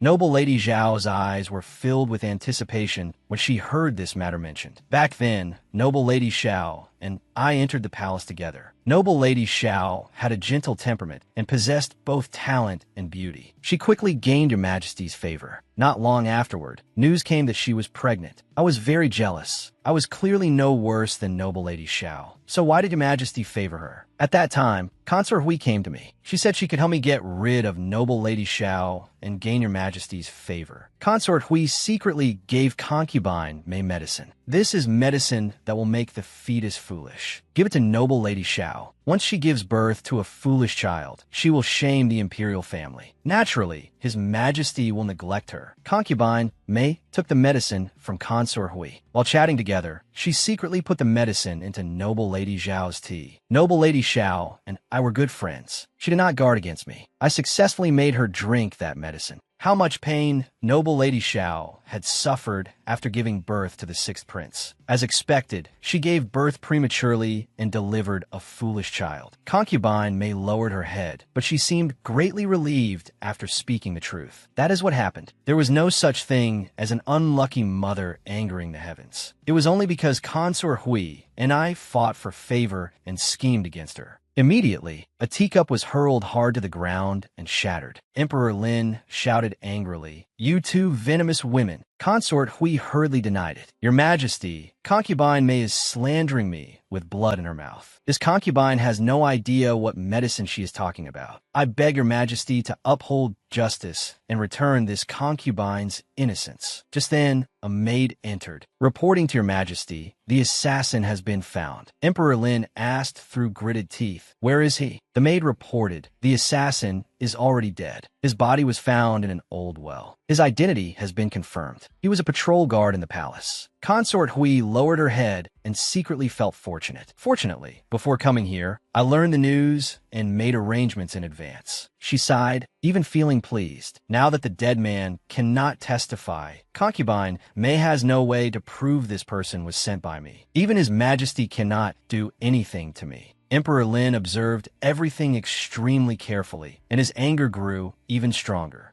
Consort Hui is not surprised at all. Instead, she looks as though she has breathed a sigh of relief. Does she truly take me for a blind man? Thinking of her, Emperor Lin found it even harder to believe. All these years, she had behaved properly in the palace, neither fighting nor contending. Even Imperial Mother praised her kindness. He had never expected her to be such a scheming and vicious woman, one who had even led him around in circles. He immediately ordered, "Men, pass down my decree. Strip Concubine Mei of her rank and send her to the cold palace. Demote Consort Hui to a concubine and confine her for half a year. She is to move out of the main hall of Splendid Transformation Palace at once." Consort Hui was flustered and could hardly believe her ears. Your Majesty." As she was dragged away, she kept crying and begging, "Your Majesty, this concubine has been wronged. This concubine did not do such a thing, Your Majesty." The fifth princess was also indignant and angry. Consort Hui had learned the news in advance, so she had destroyed the evidence. Yet she did not know that doing so had already made the proof of her guilt clear in Emperor Lin's heart. She was truly a case of cleverness being ruined by cleverness. Emperor Lin's gaze shifted to noble Lady Xiao, and he called softly, "Lan." He took noble Lady Xiao's hand and said with concern, "You have suffered all these years." Noble Lady Xiao replied gently, "It is enough that your Majesty has investigated the truth for this concubine." And so, Emperor Lin, the fifth princess, and noble Lady Xiao sat together and happily chatted once more. The next morning, what had happened the previous night had already begun spreading throughout the harem. The palace was in turmoil, but Bright Moon Palace was filled with joy. Emperor Lin sent someone to Bright Moon Palace to deliver an imperial decree. Lady Xiao is virtuous and has merit in giving birth to an imperial prince and princess. She is promoted to Lady of Bright Deportment. Thus decreed, her close palace maids were all tearful, rejoicing for noble Lady Xiao. "Congratulations, your ladyship. Congratulations, your ladyship." The fifth princess also smiled in great satisfaction. Concubine Mei and Consort Hui had fallen. Of the four consorts, only two remained. The situation in the harem had completely changed. Everyone was watching every movement of Bright Moon Palace. Noble Lady Xiao had risen 4 ranks. Perhaps she would become the center of attention. The fifth princess pondered, but since things have already reached this point, even if we do not fight, we must fight. If we're going to fight, why not fight for a high position? I think the position of consort is quite good. Although Emperor Lin issued an edict stripping Consort Hui of her consort position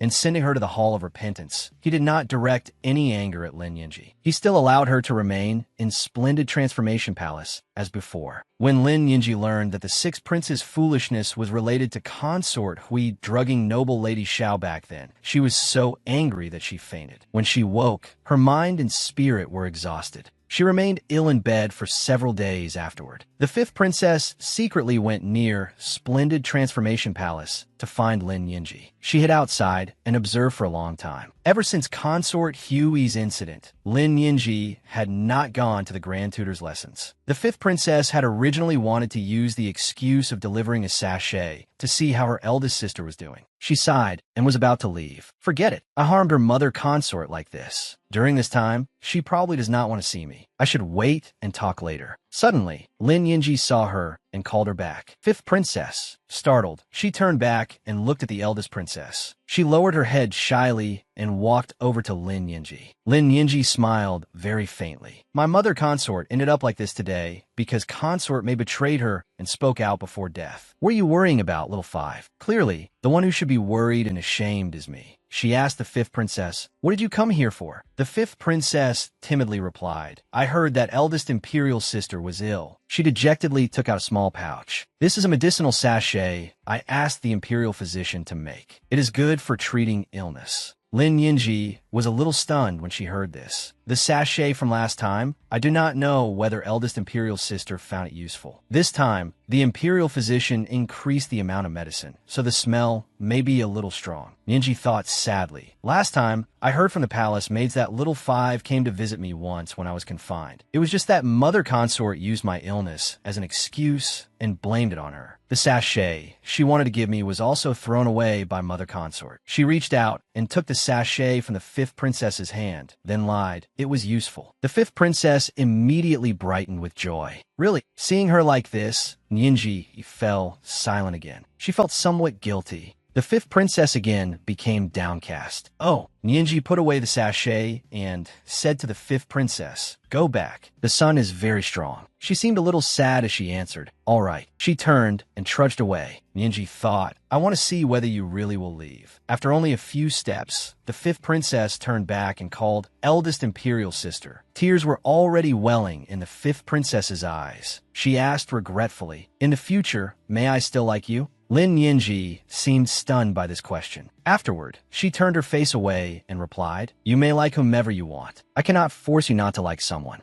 The fifth princess's little hand tugged at the hem of Yinji's clothing. She asked innocently, then do you still like me? Lin Yinji asked awkwardly. Little five, my mother consort did bad things to your mother consort and your elder brother. Do you not hate me? The fifth princess replied, before I read a line in a book, guilt does not extend to parents, and disaster does not extend to wives and children. I think it makes a lot of sense. Eldest imperial sister, am I right? Lin Yinji did not answer, and only thought silently. Little five is so young, yet she already knows how to distinguish gratitude and grudges. I am the one whose family harmed her, so what am I still hesitating for? She took the fifth princess's hand and said to herself, little five understands this principle. I should understand it even more. Then she immediately pulled the fifth princess along. The fifth princess called out blankly, eldest imperial sister. She only said, the weather is so hot. Come to my palace and drink a bowl of sour plum soup before going back. The fifth princess immediately smiled and thought to herself, as long as Lin Yinji does not target me, we can still be sisters. Fortunately, although her temper is domineering, her heart is not bad. She knows right from wrong. She smiled until her eyes curved and answered, all right. In her heart, she thought, now I truly like this beautiful and intelligent young lady. After solving the two major bosses and reconciling with Lin Yinji, the fifth princess felt much more relaxed. Time slowly entered summer. Because the weather was too hot and there were worries that the students would suffer from the heat, the Grand Tutor's lessons were moved an hour earlier. In the morning at the Imperial Academy, the fifth princess yawned repeatedly and complained, why do I still have to attend early classes even after transmigrating? She dejectedly collapsed onto the desk. Recently, because the states of Lin and Song were in fierce conflict over the construction of waterworks, the little beauty had reduced his sense of presence and stopped attending the Grand Tutor's lessons. It was truly boring. Suddenly, Xie Xingjiang grabbed her hair bun and teased, little bean sprout, are you not a good student? He said, how can you, like a bad student such as me, sleep in class? She shouted angrily, what does it have to do with you? She turned her face away and ignored him. He used his brush to poke her back again and called Little Bean Sprout. She angrily warned him, do you believe I will report you to Lady Noble Consort Xie? In her heart, she complained, boys in school pulling girls' hair. Classrooms are truly toxic. Toxic. He still stubbornly teased her without letting up. Oh, you have even learned to tattle. Do you want any to beat me up? She declared loudly. I will tell her ladyship that you especially like my hair buns and ask her ladyship to make 2 for you too. Xie Xingjiang's face suddenly turned pale. He shrank back and returned to his seat, no longer daring to tease her. The 5th princess peacefully rested her head on the desk, closed her eyes, and continued sleeping. With noble consort Xie protecting me, do I still need to fear that I cannot deal with you, you oversized schoolyard tyrant? On the way back to the palace, the refreshed 5th princess strolled leisurely. After drinking sour plum soup at eldest imperial sister's place, she really did feel much cooler. Suddenly, a little girl ran over and crashed into her. Ow! The little girl said, hush, hush. The 5th princess was stunned. Someone shorter than me has appeared. She asked the little girl,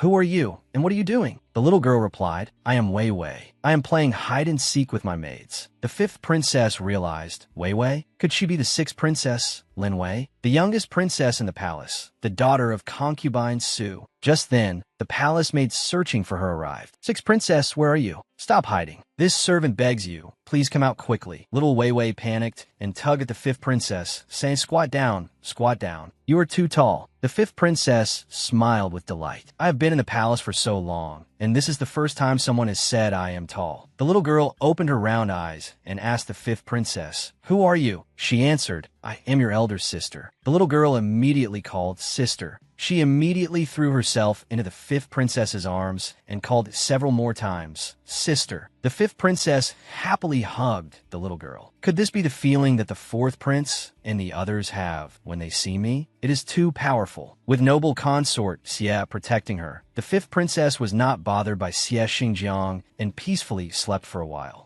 After Lin Feilu woke up, she glanced over the material the grand tutor had taught twice. Soon, the bell signaling the end of class rang. Xie Xingjiang had already fallen fast asleep at some point. That will be all for today's lesson. The weather is hot, so be careful not to suffer heat stroke. Princes and princesses, return to your palaces early. When Lin Feilu returned to Bright Moon Palace, she eagerly asked the palace maid, Song Yu, class is over. Is the ice cream I made this morning ready? The palace maid smiled and replied, Princess, you came back at exactly the right time. This servant just went to the palace domestic service to fetch the ice bucket. She opened it and looked inside. It's already frozen. Lin Feilu peered in delightedly. This was how Lin Feilu had made it. She mixed rose petals and milk together, then poured the mixture into bamboo tubes. She tasted the freshly frozen ice cream and was overjoyed. Boo-hoo! It's so delicious. I finally get to eat a familiar snack. Song Yu watched in some surprise. Is it really that good? While savoring the popsicle, Lin Feilu told the palace maid, take the ice cream from the bucket and distribute it among the palace servants. Just leave 2 sticks for me. Song Yu nodded. Yes, thank you for the reward, princess. As Lin Feilu ate her ice cream, she pondered over the 2 remaining sticks. I haven't seen Little Pretty for a long time. Why not give him to him? She headed to Song Lianglan's palace. She stood outside and observed it. This wall doesn't look too high. I've practiced martial arts with noble consort Xie for so long. I should be capable of climbing over a wall. She set down the insulated box holding the ice cream. Oh my, she took out the 2 popsicles, calculating inwardly. Or should I just fly straight in and give Little Pretty a surprise? She backed up a few steps, preparing for a running start. After exhaling to steady herself, she boldly leaped up. She pushed off hard from the ground, sending her entire body flying. It looked as though she would easily fly over the wall, but unfortunately, when she stepped onto the wall, her foot slipped. She lost her balance and fell backward. Just then, Song Lianglan heard the noise outside and opened the door to take a look. His eyes widened in surprise.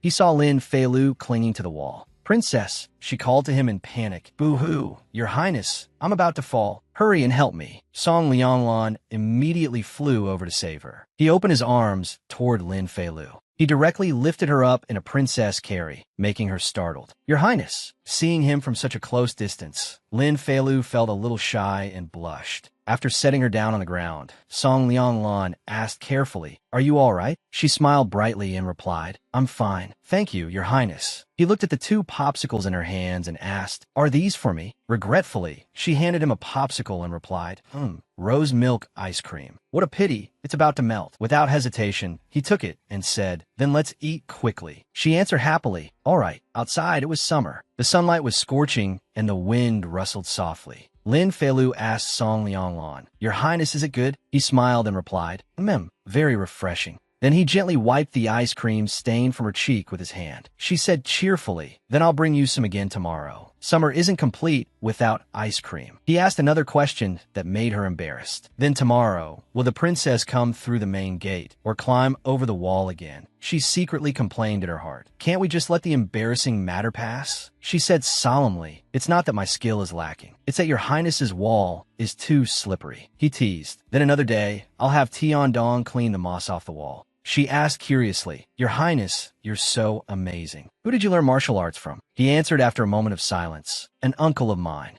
Lin Feilu asked again, "Then where is he now?" Many questions filled her mind. Little Pretty has been in the palace for so many years. It can't be that he's never even left the imperial palace, right? He raised his face to the sky, closed his eyes, and replied, "Somewhere you cannot see." She secretly glanced at him, being mysterious with me again. Little Pretty really has so many secrets. But it's normal to have secrets in an enemy kingdom. Only by staying on guard can one live long. If he were completely defenseless toward me, that would be strange too. Then she said, "Your Highness is so skilled. That uncle must be very powerful too. Can you teach me some method that lets me fly high easily?" Actually, she was still brooding over her failed wall climbing attempt. "I've trained for so long, yet in the end, I can't even get over one wall. I'm so angry." Song Lianglan said leisurely, "Training in martial arts isn't easy. You must train through the coldest days of winter and the hottest days of summer, advancing one step at a time." She asked regretfully, "Is there really no way?" He seemed to think it over. If the princess wants to fly, she immediately knew he had method. What?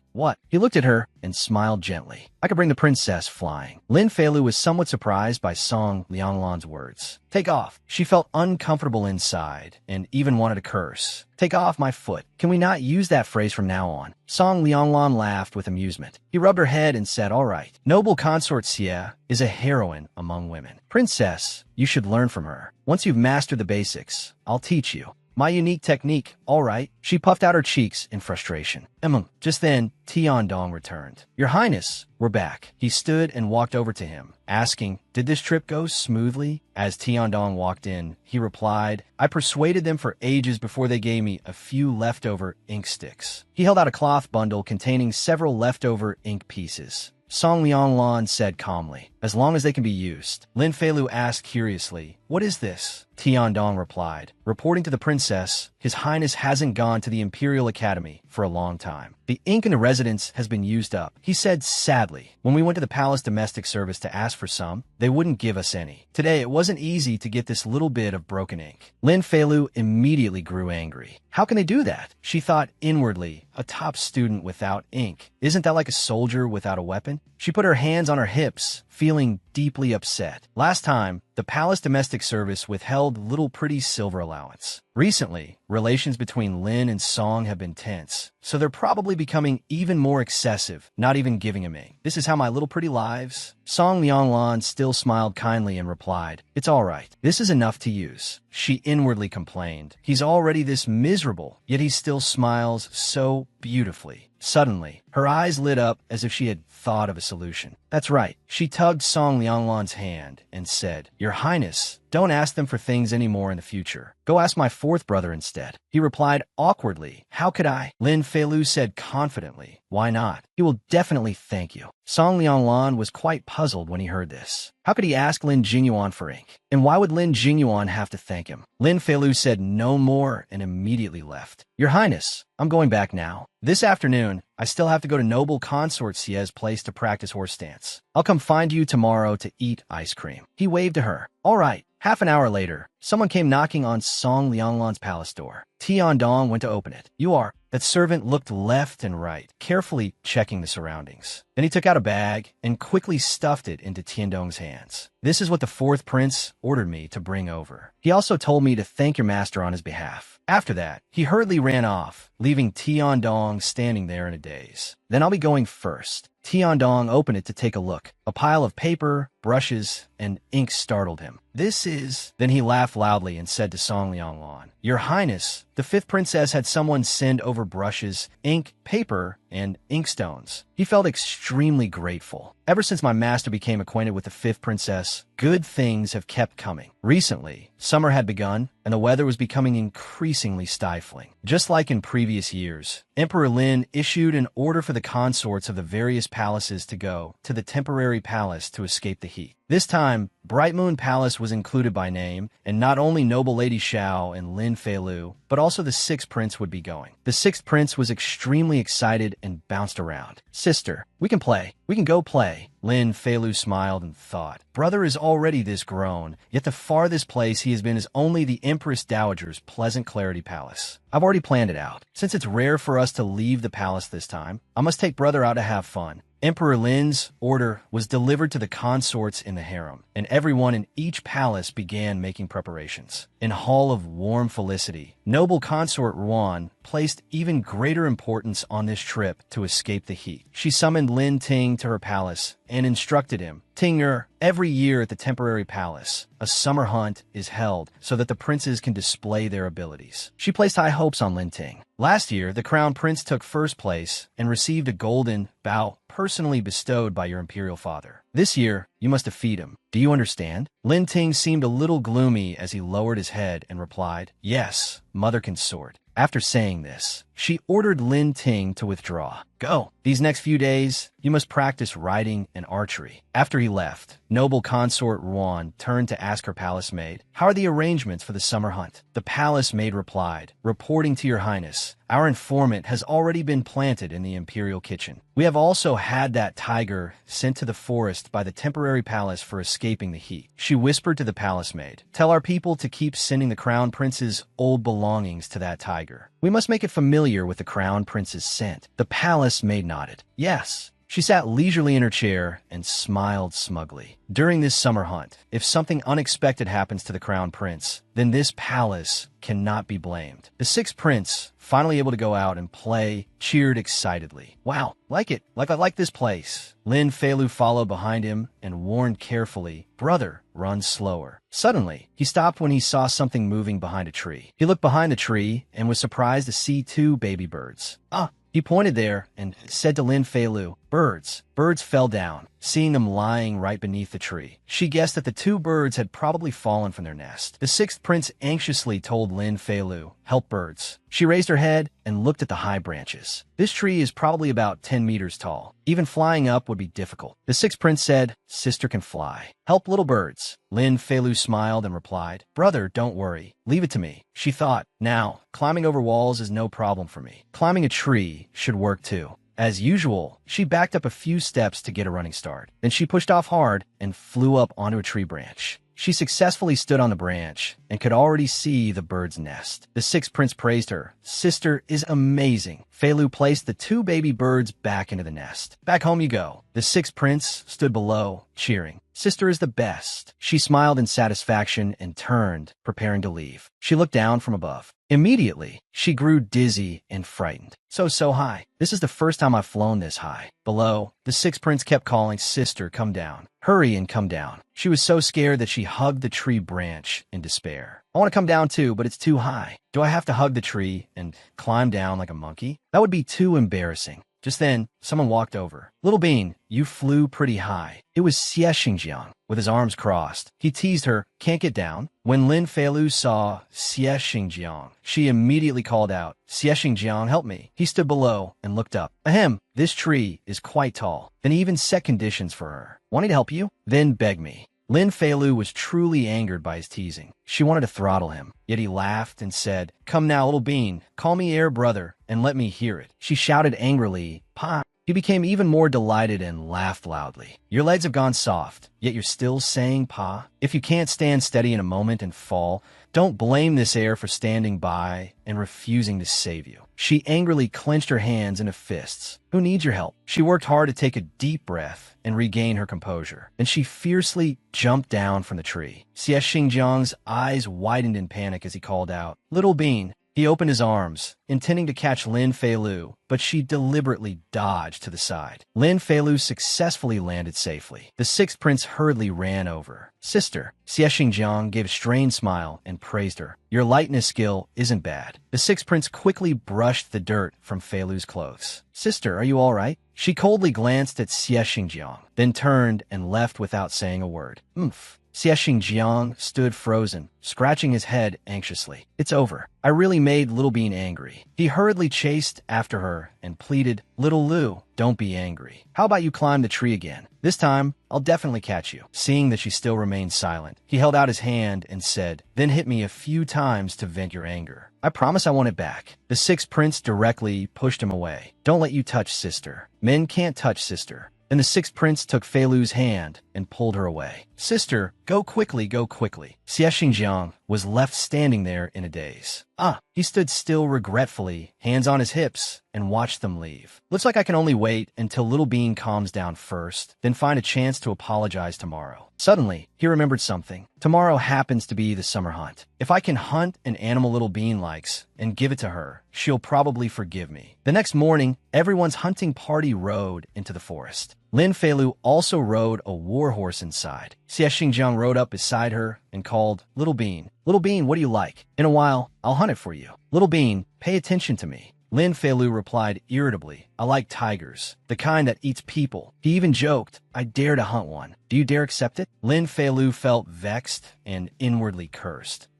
Is there something wrong with this person? Lin Qiwen rode over and picked up the conversation. "I heard the guards nearby say they heard a tiger roar last night. It seems there really is a fierce tiger in the mountains. When the time comes, don't fight me for it." Xie Xingjiang smiled calmly. "Second prince, after you." Lin Qiwen then spurred his horse forward in a show of might. Xie Xingjiang and Lin Qiwen rode their horses straight into the forest. Left alone, Lin Feilu sighed tiredly. "It's finally quiet. If I'd known earlier, I wouldn't have come to join the excitement. My body is about to fall apart from riding. TSK. Then she smiled and looked at the two rabbits hanging by her side. "In any case, I caught the two rabbits I promised brother. Why don't I turn back now?" She looked around, searching. "I need to find a guard to help me inform father." Suddenly, she saw the crown prince and was somewhat surprised. Isn't the crown prince always by father's side? Why has he fallen so far behind? He also looked unwell. Ever since their last meeting, the little child, the sixth princess, often came to play with Lin Feilu. When they had played until late, a palace maid came over and said, "Fifth princess, it is getting late. This servant should take the sixth princess back now." The sixth princess hugged Lin Feilu tightly. "I won't go back. I won't go back. I won't go back. Elder sister, don't chase me away." The palace maid looked at Lin Feilu. "Fifth princess this?" She smiled and nodded. Then she turned to the sixth princess and said, "Wei Wei, do you know the story of the door guardian god?" The little girl replied, "Wei Wei doesn't know." Lin Feilu then told the story with a dangerous expression. Every palace has a door guardian god who specially protects the people in that palace. Whenever night falls, monsters that eat children sneak out to capture children. But because of the door guardian god, the monsters can't get in.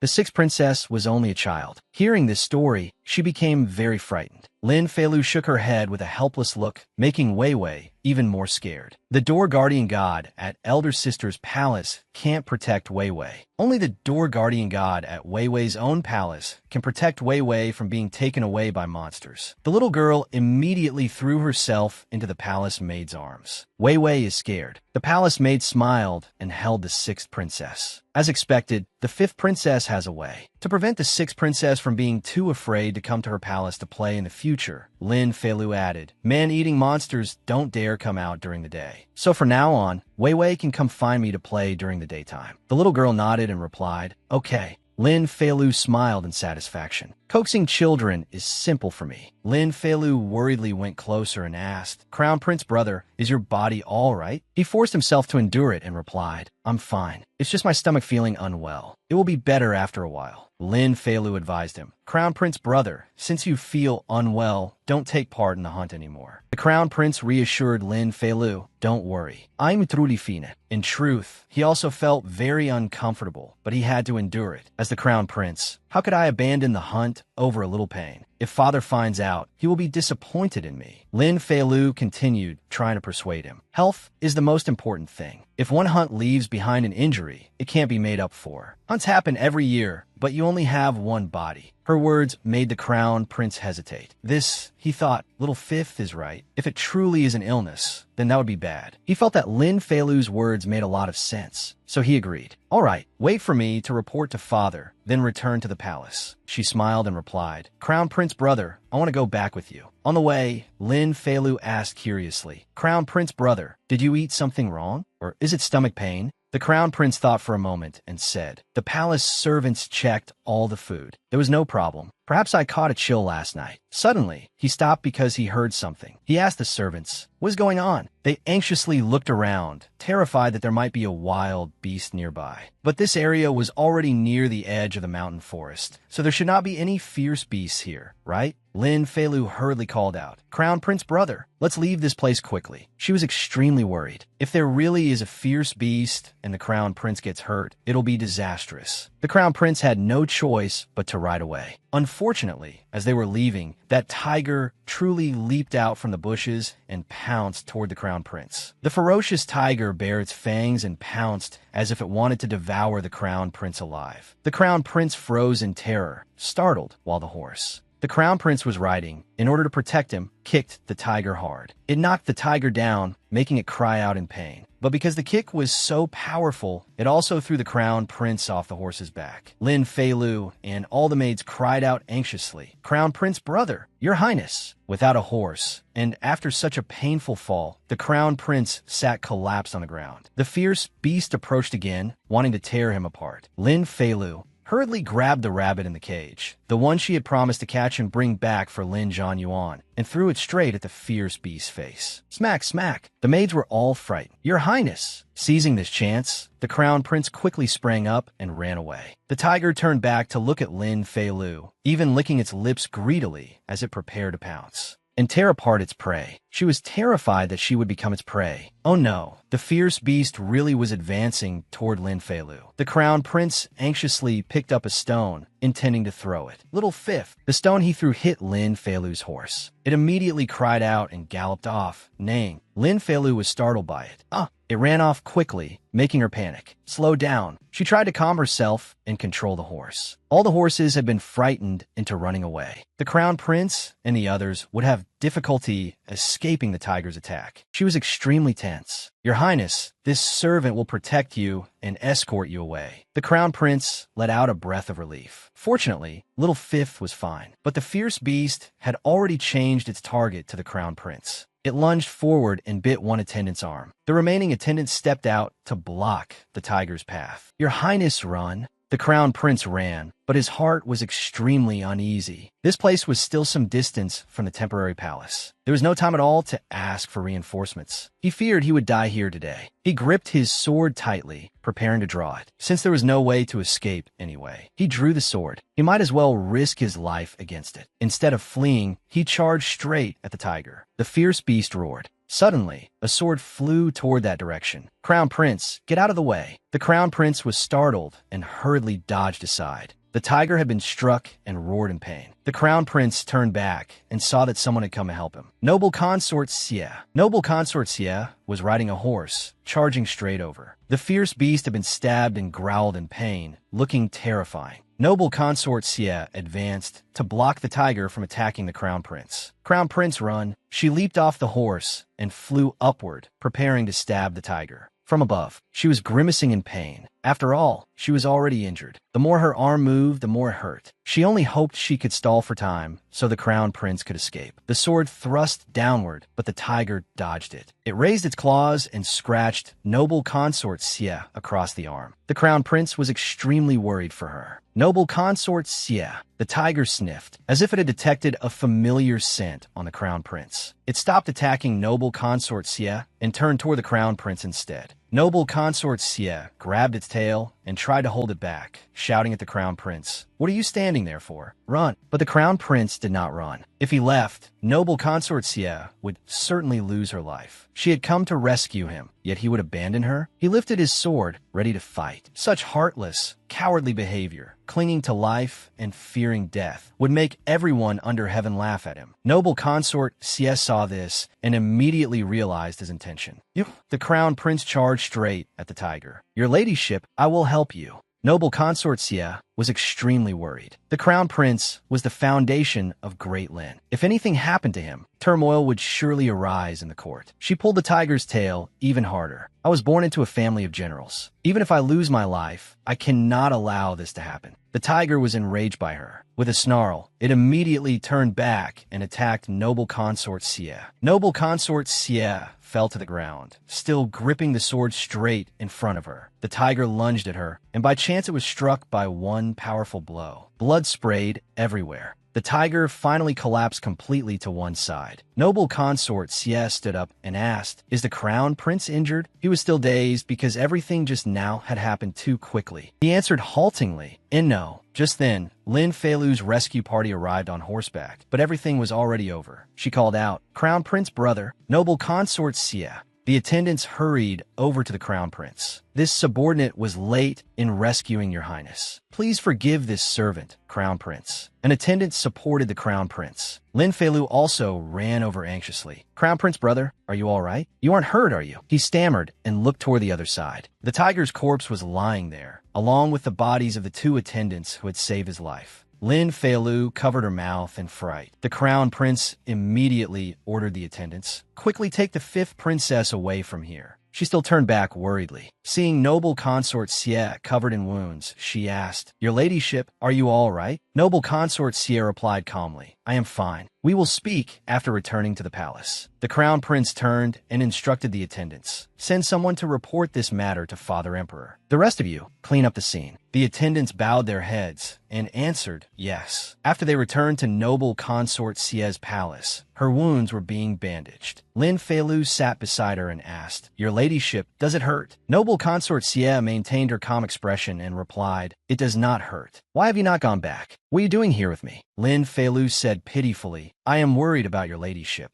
Noble consort Xie still asked coldly, "If you worry about me, will I stop hurting?" Lin Feilu's eyes had already grown watery, and she was about to cry. "Didn't your ladyship say it did not hurt?" Noble consort Xie looked at her appraisingly. Xie Xingjiang had indeed been right. This was a little bean sprout with a sharp tongue. Lin Feilu took noble consort Xie's hand and said, "If it hurts, then say so. No one will laugh at your ladyship." She held noble consort Xie's hand with concern and said, "Women do not always have to be strong." Her words startled noble consort Xie. In the past, no one had ever told her that women did not have to be strong, that they could say it when they were in pain. She recalled the days when she had fought on the battlefield. Her parents had always told her, "The daughters of the Xie family shed blood, not tears." Those who protected the common people could not cry tired and could not cry pain. She looked at Lin Feilu and smiled. She had never expected that the first time she heard such words would be from the mouth of a child. She rubbed the little girl's head and said, "I understand." Noble consort Xie was rubbing Lin Feilu's head, making the little girl giggle. Just then, Emperor Lin's rather anxious voice rang out. "Manga, Manga." He rushed in hurriedly. "I came late." Noble consort Xie replied, "Your Majesty did not come late, neither early nor late." Seeing Emperor Lin, Lin Feilu immediately sprang up. "Father Emperor," he asked noble consort Xie, "how are Mengner's injuries?" Then he quickly turned and picked up Lin Feilu. "What about little Fifth? Are you hurt?" Noble consort Xie replied leisurely, "Everything is fine now." Lin Feilu also answered, "Father Emperor, I am fine." Emperor Lin held noble consort Xie's hand and said, "Today, thanks to little Fifth and my beloved consort, otherwise." He even held her hand tightly with pride and said, "I never expected my beloved consort's skills to be no worse than they were back then. In fact, they seem to have grown even stronger." But noble consort Xie quickly withdrew her hand. This consort is fine. I'm only a little tired. Your Majesty should go look at the tiger's corpse the guards brought back. He did not notice anything unusual and replied, Then my beloved consort should rest. I will take little Fifth away and return later to visit you. He carried Lin Feilu to the door. She waved goodbye to noble consort Xie. Goodbye, your ladyship. Emperor Lin instructed the attendants. Tell the imperial kitchen to make medicinal soup to nourish noble consort Xie's body. Do not forget the calming soup for the crown prince either. The attendants bowed their heads and answered, yes. On the way, Emperor Lin asked Lin Feilu, Little Fifth, about the crown prince encountering the tiger today. Can you tell Father Emperor what happened at that time? She began to recount it. This morning, while we were hunting, Crown Prince brother suddenly had a stomachache. We wanted to return to the temporary palace to rest. Unexpectedly, when we reached the side of the mountain, a tiger suddenly rushed out. My horse was frightened, so it ran back to the temporary palace. I happened to meet noble consort Xie. I hurriedly told her, and once your ladyship knew, she immediately took up a sword and rushed back to save Crown Prince brother. Emperor Lin's gaze froze. So that was what happened. Suddenly, Lin Feilu sensed that something was wrong. Now that she thought back on the crown prince encountering the tiger, there was clearly something fishy about it. At that time, there had been so many people present. Why had that tiger only chased after the crown prince? She quickly guessed a little of the truth. It seems someone wanted to use this hunt as an opportunity to make a move against the crown prince. She remembered that the crown prince still had considerable prospects in court. It was only that it was not easy for him to deal with noble consort Ruan's faction. Could noble consort Ruan have made the move? As she was lost in thought, Emperor Lin suddenly said, Little Fifth, be careful. Only then did she snap back to herself. He stroked her head and said, I will definitely investigate this matter. I absolutely will not let you suffer any grievance. She nodded obediently. An attendant brought medicine over and reminded the crown prince, Your Highness, it is time to take your medicine. As the crown prince drank the medicine, he questioned him. How was the matter? I ordered you to investigate. The attendant bowed his head and answered, Reporting to your highness, this subordinate investigated the food from that day. There was no poison. It is only that. This surprised the crown prince. What? The attendant reported, This subordinate took the food your highness ate yesterday to an imperial physician. The imperial physician said that the small fruits and the vegetables are cold in nature. Although they are not poisonous, if eaten together, their cold properties are strengthened, which can lead to abdominal pain. The crown prince pondered. The food at the temporary palace was all managed uniformly by the imperial kitchen. These two items were not rare either. If someone had deliberately wanted to make him suffer stomach pain, it was not impossible. He angrily clenched the front of his robe. He just happened to have a stomachache, then just happened to encounter a tiger, and that tiger only chased after him to bite him. How could there be such a coincidence in the world? The attendant asked, Your Highness, do you wish to report this to His Majesty and have it investigated? He asked in return, Have him investigate? How would he investigate? The crown prince seemed to have thought it through very carefully. Once the tiger is dead, the evidence is gone. As for the food, it can also be said that I ate the wrong things by mistake. If we make a fuss before Father Emperor without evidence, not only will it displease Father Emperor, I fear the other side will counterattack and say we are making false accusations. The attendant asked curiously, Does your highness already know who did this? He smiled and replied, In the palace, besides noble consort Ruan, who else could have done this?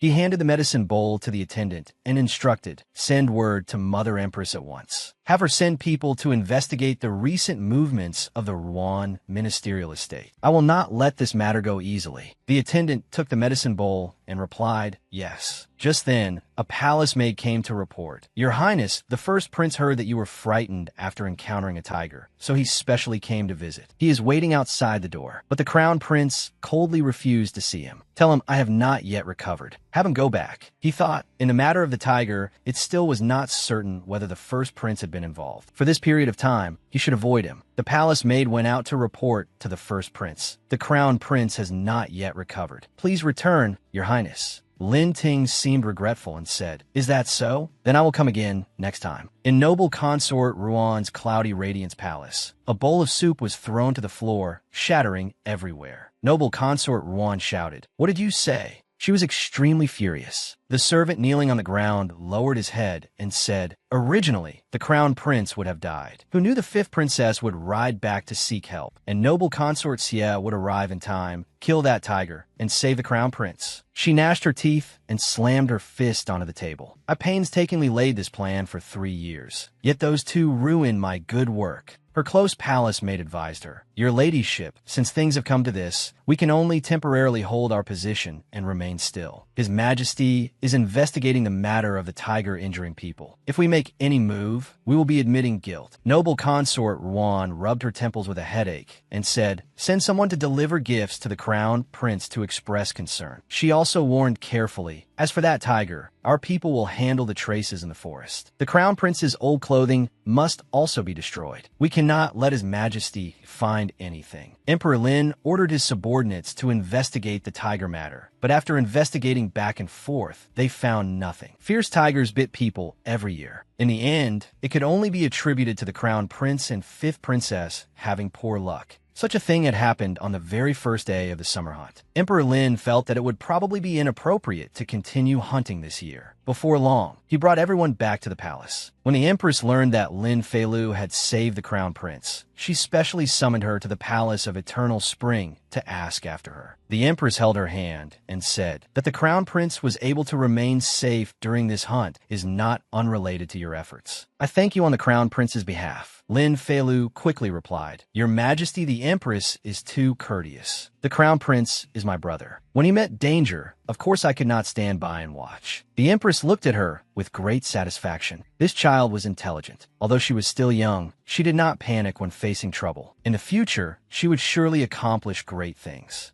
An idea had already arisen in the empress's mind. She had to think of a way to draw this child to her side. The empress picked up a piece of cake and said, "His Majesty has been worrying about this summer hunt. So this consort specially ordered the imperial kitchen to make chrysanthemum glutinous cakes, which can calm the nerves and nourish the heart." She placed it in Emperor Lin's bowl and said, "Your Majesty, please taste it." He replied politely, "The Empress is thoughtful." She began to remind Emperor Lin, "Your Majesty, the matter of concubine Mei and consort Hui has already passed long ago. In the end, the 4 consort positions in the inner palace cannot remain vacant for too long. Why not promote 1 concubine? That would better accord with the ancestral rules." Emperor Lin listened and felt that what she said was reasonable. The Empress speaks sensibly. In that case, has the Empress already chosen someone? She thought for a moment, then said, "Among the concubines in the palace, the lowest-ranking ones all have princes or princesses. Only Lady Feng of bright deportment is a little lacking in status." Then she said brightly, "The 5th princess is intelligent, and the 6th prince is innocent and pure. Both children are beloved by the Empress Dowager. Lady Feng has raised 2 such outstanding children for your Majesty. In both sentiment and reason, she ought to be promoted." Emperor Lin seemed worried and said, "In the past, when I promoted her from noble lady to lady of bright deportment, it was already not in accordance with the rules. If I directly promote her to consort again, I fear it will lead to criticism." The Empress said, "Rules are set by people. This is your Majesty's inner palace, so naturally your Majesty's word is what counts. How could those beside you be qualified to criticize?" She also picked up more food for Emperor Lin and reassured him. "Moreover, Lady Feng is gentle, virtuous, and kind by nature. She can sit firmly in a consort's position. Not only would this fill the consort's seats in the palace, it would also count as reducing 1 worry for your Majesty." After hearing this, he felt it was quite reasonable. "Very well, then we will do as the Empress says." The Empress smiled in satisfaction, having achieved her goal. If she wanted to win over the 5th princess, merely rewarding her with gold, silver, and jewels would be meaningless. Only a practical reward, the position of consort, would move her heart. Next, she would see how the 5th princess reacted. Emperor Lin quickly issued an imperial decree, newly promoting Lady Feng of bright deportment to consort Feng and granting her Bright Moon Palace, one of the 4 main consort palaces. The newly vacant consort positions in the palace were also redistributed. Respect this. After receiving the emperor's decree, Xiao Lan was dazed, while the palace maids were extremely excited, their eyes brimming with tears. Congratulations, your ladyship. After hardship comes happiness. You have become one of the 4 consorts. Lin Feilu stood behind and observed. She heard that Xiao Feng's promotion to consort had been personally recommended to Emperor Lin by the Empress. The Empress had taken the initiative to send over an olive branch. She could not refuse it. Lin Feilu was also calculating. In any case, if nothing unexpected happened, the crown prince would become emperor in the future. If she wanted to ensure that Xiao Feng and Lin Zhanyuan remained safe and unharmed, she had to build a good relationship with the empress now. She suddenly remembered that she had heard the empress liked worshipping Buddha. Why not start from there? After making up her mind, Lin Feilu began to take the initiative to draw closer to the palace of Eternal Spring. She followed Xiao Feng to pay respects to the empress. When she was free, Lin Feilu also accompanied the empress to the Buddhist hall to worship Buddha and pray for blessings. Seeing her recite Buddhist scriptures attentively, the empress was quite pleased. At such a young age, she already had reverence in her heart. Her future was surely promising. While she was busy building ties with the palace of Eternal Spring, Lin Feilu also keenly noticed that the crown prince's attitude toward Lin Ting had become somewhat different. When Lin Ting sent him gifts, he did not accept any of them and pushed them all away. The atmosphere of brotherly respect between them from before had vanished. There seemed to be distance between the two of them. The crown prince even faintly seemed to have the intention of opposing him. After observing secretly, Lin Feilu understood. It seemed that regarding the crown prince's earlier accidental encounter with the tiger, the empress had already traced it to noble consort Ruan's people. Otherwise, crown prince brother would not treat eldest imperial brother this way. In the battle between the two factions, Lin Feilu could only observe anxiously yet quietly. Time quickly shifted into winter. In Song Lianglan's residence, Lin Feilu sat with him, but her mind kept wandering. The relationship between Crown Prince brother and eldest imperial brother was becoming more and more tense. What should she do? Suddenly, she came back to her senses.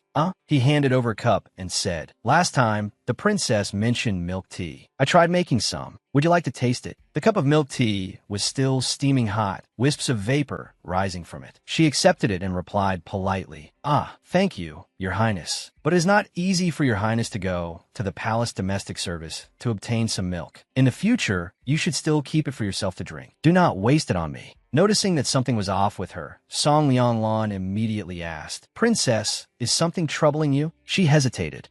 He asked only that, but he had already noticed. Is it not because of His Highness the Crown Prince and His Highness the First Prince? She looked up in surprise and asked, "How did you know?" He covered his mouth and laughed. He used a clean handkerchief to wipe Lin Feilu's mouth because she had gotten milk tea on it while drinking. Those two highnesses have been tense at the Imperial Academy lately. It is not hard to notice. She found it rather hard to understand. What did he mean, not hard to notice? She felt that no one else had noticed. Like brother Jinyuan, he had skipped class this morning, yet was still excitedly inviting second brother to go play polo with him. After being refused, he kept clinging to them and asking why. Lin Jinyuan tugged at the two of them with both hands. "Why won't you go? You two could be on 2 teams and play against me alone. That's fine too." She lowered her head and answered dejectedly, her heart very gloomy. After all, Song Lianglan was from Song. Even if she herself felt nothing about the grudges between the two countries, the imperial throne was a sensitive issue. Discussing it face to face with someone from an enemy state felt strangely awkward. Song Lianglan poured more milk tea for Lin Feilu and said, "Both highnesses are outstanding. Once one steps onto this path, contention is inevitable. Everyone wants victory. Rather than worrying yourself at a time like this, Princess, you might as well think about what to do next to ensure victory." She thought it over. He was right. She did not care which older brother became emperor. She only hoped that each of them would be safe. She then called softly, "Your Highness." Thinking of those brothers and sisters in the palace, she had never cared about anyone before. Only after coming here had she gradually gained the affection and childhood years she had once lost. It was clearly the imperial palace, yet it held cold, lonely feelings. She lowered her head and asked, "Then, Your Highness, can you tell me what I should do?" Song Lianglan rubbed her head. He said, "Princess is so clever. I believe Princess will know what to do." He looked outside and said, "It is snowing, Princess. Lin Feilu looked out with delight. "Ah," he said, "the first snow of the year. Make a wish, and it will surely come true." She clasped her hands together, closed her eyes, and made a wish. Her wish was, "May everyone I care about be safe from now on." He did not make a wish, only gazed at her with a focused smile. Lin Yinji was sitting there attentively looking at something when a maid reported, "Princess, the fifth princess has arrived." She looked out and saw Lin Feilu standing at the door. "Little fifth, hurry and come help me choose." Lin Feilu was extremely excited. "Eldest imperial sister, what do you want to choose?" She brought out a stack of portraits and said, "Father Emperor and Mother Empress are choosing a husband for me. These are portraits of candidates for Prince Consort that were sent to me. Help me choose." Lin Feilu was very shocked to hear it. Although she knew that in ancient times, girls from noble families had to marry early, Lin Yinji was only 13. Could it be that she would be the same? How terrifying. Seeing her standing there in a daze, Lin Yinji asked angrily, "Little fifth, what are you spacing out for? Can you pay a little attention?" She hurriedly came back to herself. I'm looking.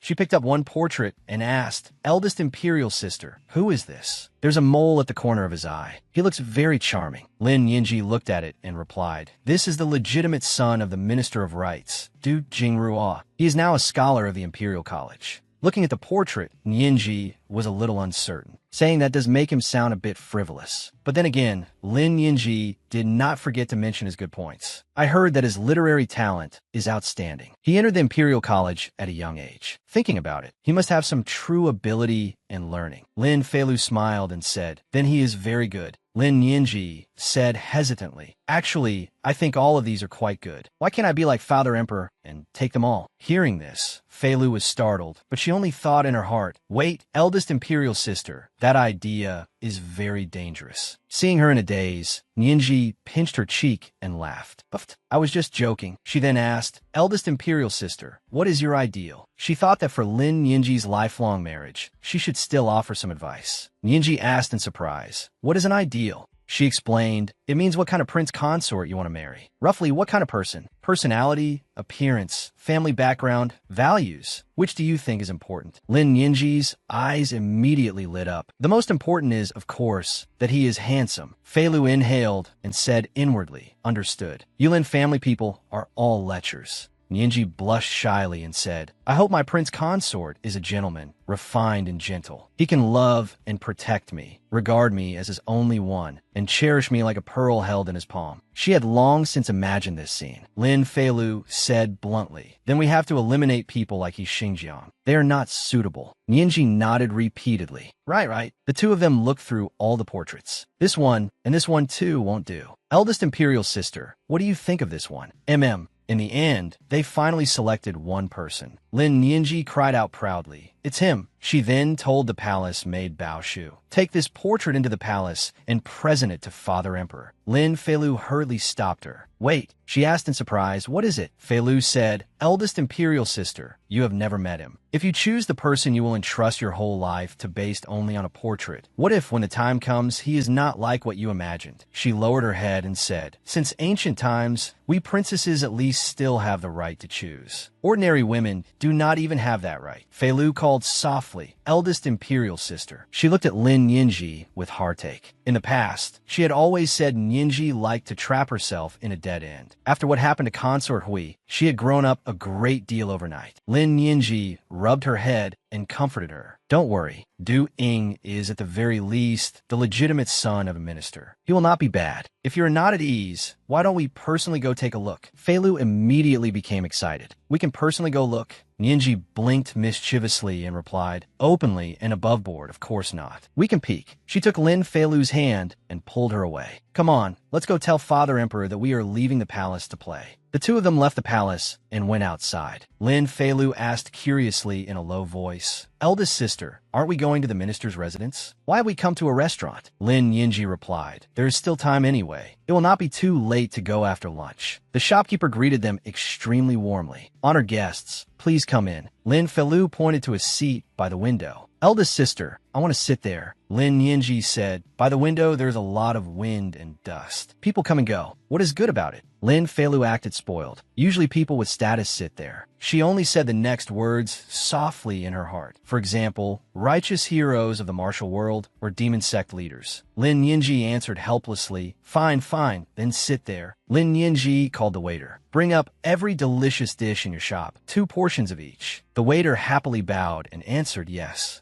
Lin Feilu sat by the window and happily looked outside. Ancient streets were indeed as lively as she had imagined. She loved it. Suddenly, outside, a girl was being dragged by a group of men and cried out, let go of me! Help! Help me! Lin Feilu immediately grew excited.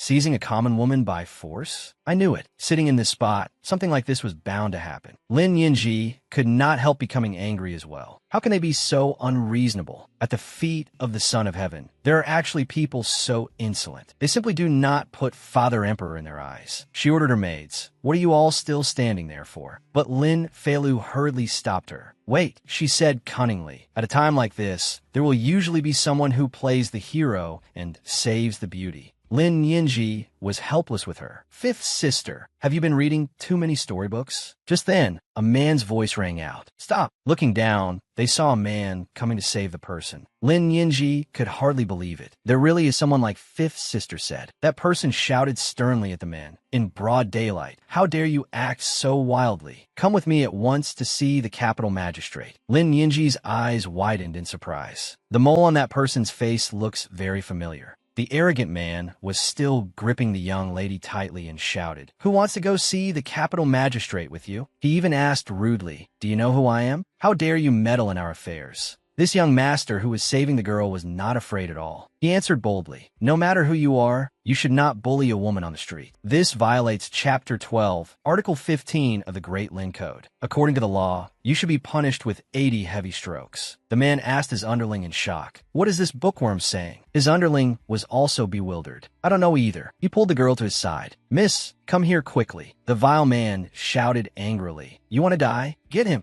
The young man did not bother with him and simply pulled the girl away. The man became furious and chased after him. Stop right there, Lin Yinji said to her maids. You too, go help. The two of them jumped out from the window and blocked that group of people. They were shocked and stunned. Who are you? The two said nothing and directly rushed forward, beating them until they were battered and bruised. They collapsed onto the ground, groaning in pain. Ouch, ouch. That thug was still stubborn and shouted, You want to die? Do you know who my aunt is? He loudly spouted nonsense. She is the currently favored Lady Lawn. My aunt is the 5th princess. If you dare humiliate me, I will throw you all into prison. Lin Feilu was startled when she heard this. What? This has something to do with me? That young man replied without the slightest fear. As a member of the imperial clan, one should abide by the rules and observe hierarchy and order. Otherwise, even if it were the empress or an imperial consort, she could not save you. The man grew even angrier and shouted, Shut up. What does a bookworm like you know? He pointed at the girl who had been bullied earlier. Her father owes me a heap of money and has yet to repay it, so he is using her to offset the debt. A father incurs a debt and the child repays it. That is only natural. The young man, righteous and chivalrous, said, Even so, how can you compare a person to money? Her father owes you. She can earn money to repay you. Why must you seize her? Lin Yinji clapped from a window above in approval. Well said. The surrounding people also echoed. That's right. That's right. The man grew even angrier. You just wait. Lin Feilu flew down from the window. Wait for what? She landed in front of the thug and asked, Wait for me. He was even more shocked. Who are you? She smiled calmly and replied, Did you not say that I am your aunt? You do not even know what your aunt looks like, yet you dare use my reputation to commit crimes. He was so frightened that his face turned pale. Aunt, you are the 5th princess. Lin Feilu fumed inwardly. At present, Mother Consort still had not reconciled with the Shao family. She stepped closer to him. I never expected that the Shao family would dare smear our reputation outside like this. She kicked him straight in the lower body. In pain, he collapsed head first on the ground. She angrily scolded him. Mother Consort and I stay in the palace all day and have little contact with the Shao family. I truly did not know when you began borrowing my authority to cause trouble outside. Showing no mercy, she cursed straight at this despicable man's face. The Shao family's letter saying that they would sever ties with my mother consort is still there. Have you forgotten? When you are heartless, we are strangers. When you gain benefits, I become your aunt. Is there such a good thing in this world? The surrounding people began looking at him and mocking and cursing. TSK, TSK, TSK.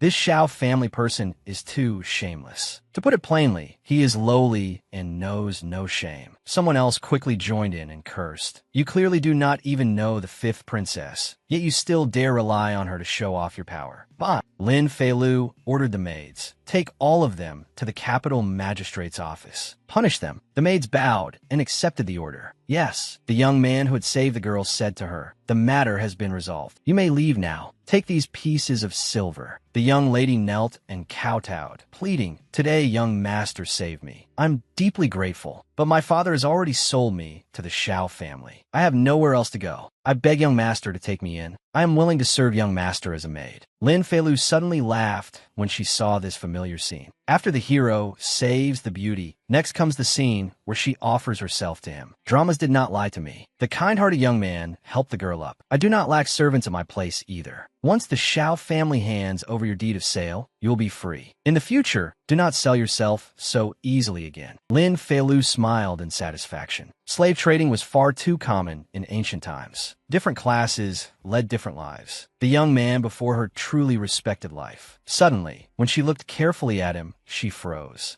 That mole under his eye. She hurriedly waved at Lin Yinji by the window. Eldest sister. Yinji was surprised. Fifth sister, why are you suddenly jumping around? The young man from earlier turned around and saluted Lin Feilu. This subject greets your highness the fifth princess. Thank you for your assistance. She smiled and replied, "No need for such ceremony. It was nothing." She pointed toward Lin Yinji and said, "My sister and I are drinking upstairs. Would you like to come along?" He lowered his head and answered respectfully, "This dude does not dare disturb the princesses. I shall take my leave." Lin Feilu looked up at Lin Yinji's seat. She flew back to the window. Yinji said angrily to her, "Why did you fly up? You could have taken the stairs." She grinned foolishly and held her hand. "Eldest sister, it's him. It's brother-in-law." Lin Yinji was stunned by her. "What is going on? Why are you calling him brother-in-law?" Then she vaguely realized it. He is Du Jingrua?" Lin Feilu smiled brightly and said, "He is wonderful, eldest sister. You chose the right person." But Lin Yinji turned her face away and said shyly, "Not at all. He is just a bookworm who likes using rules." Ridiculous.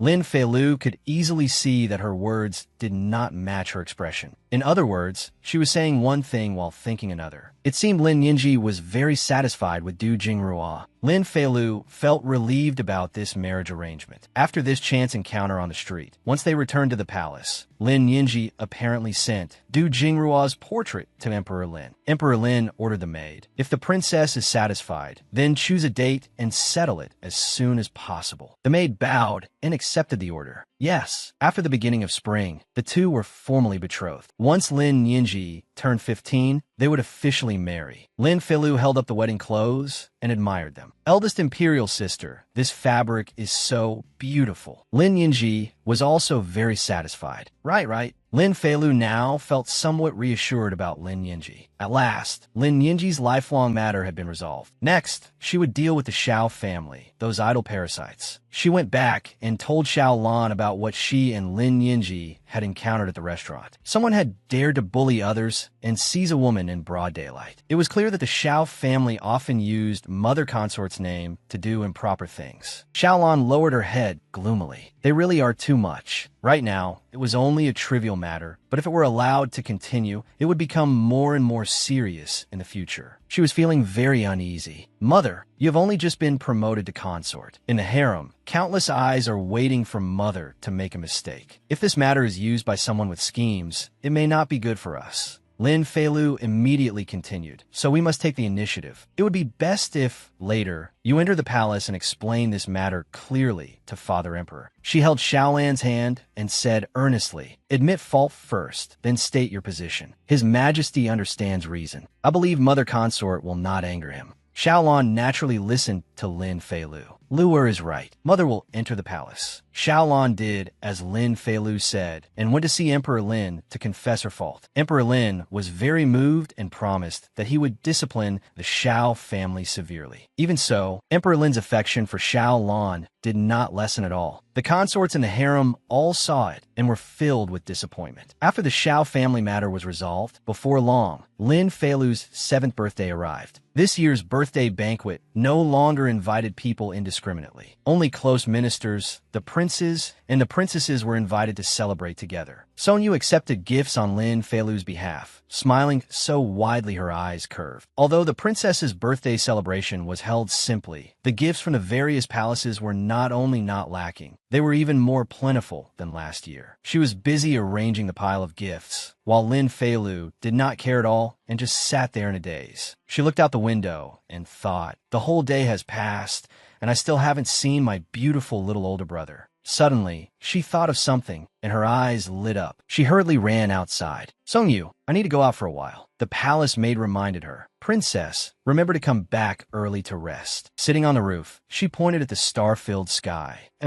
Ursa Major. She happily gazed at the sky. This era had no smog or exhaust fumes, so the stars were very bright. Suddenly, Song Lianglon flew over to her and called, Princess. Beneath the bright moonlight, he was even more beautiful than the moon. Lin Feilu asked in surprise, How did your highness know I was here? There was a reason she was sitting here. She had originally planned to hide in this spot and watch him. She had knocked on the window for a while, but no one was there. Song Lianglon sat down beside her and jokingly replied, I heard the princess's voice. Lin Feilu was startled by his teasing. What kind of amazing martial art had little beauty used? But he quickly corrected himself. I was only teasing you. It is because the late night moon is too bright today. The princess is very easy to see sitting here, so I came up. She gave a soft, oh, then reached out her hand toward him and asked, Where is the fruit? He took out a book. She was immediately dumbfounded and secretly grumbled, No way. He's giving me a book? Is Song Lianglon stupid or what? She took it and even foolishly said, This is fine too, but if I do not want this gift, you have to change it for something else. He smiled and replied, All right. She opened the book to take a look. A second later, she was extremely surprised. This is... Song Lianglon said calmly, Princess, did you not say last time that you wanted to learn martial arts? These are my drawings of martial skills and some exercises. She hesitated before replying, This is fine too. In truth, she felt very grateful to him. In ancient times, martial arts had to be learned from master. But Song Lianglon's martial ability at such a young age was immeasurable. It was clear that the uncle who had taught him was no ordinary person. How could he so easily pass on his unique skills to an outsider like her? She asked him, Your Highness is so formidable. So Uncle sure must be very formidable too, right? Can he teach me to run faster and fly higher? She secretly thought that he had remembered the joke she made back then and had even drawn a hand-illustrated set of martial arts suited for her. But a warm feeling welled up in Lin Feilu's heart. It was simply the feeling of being cherished. Suddenly, she asked Song Lianglon, Your Highness, if I kiss you now, you would not object, would you?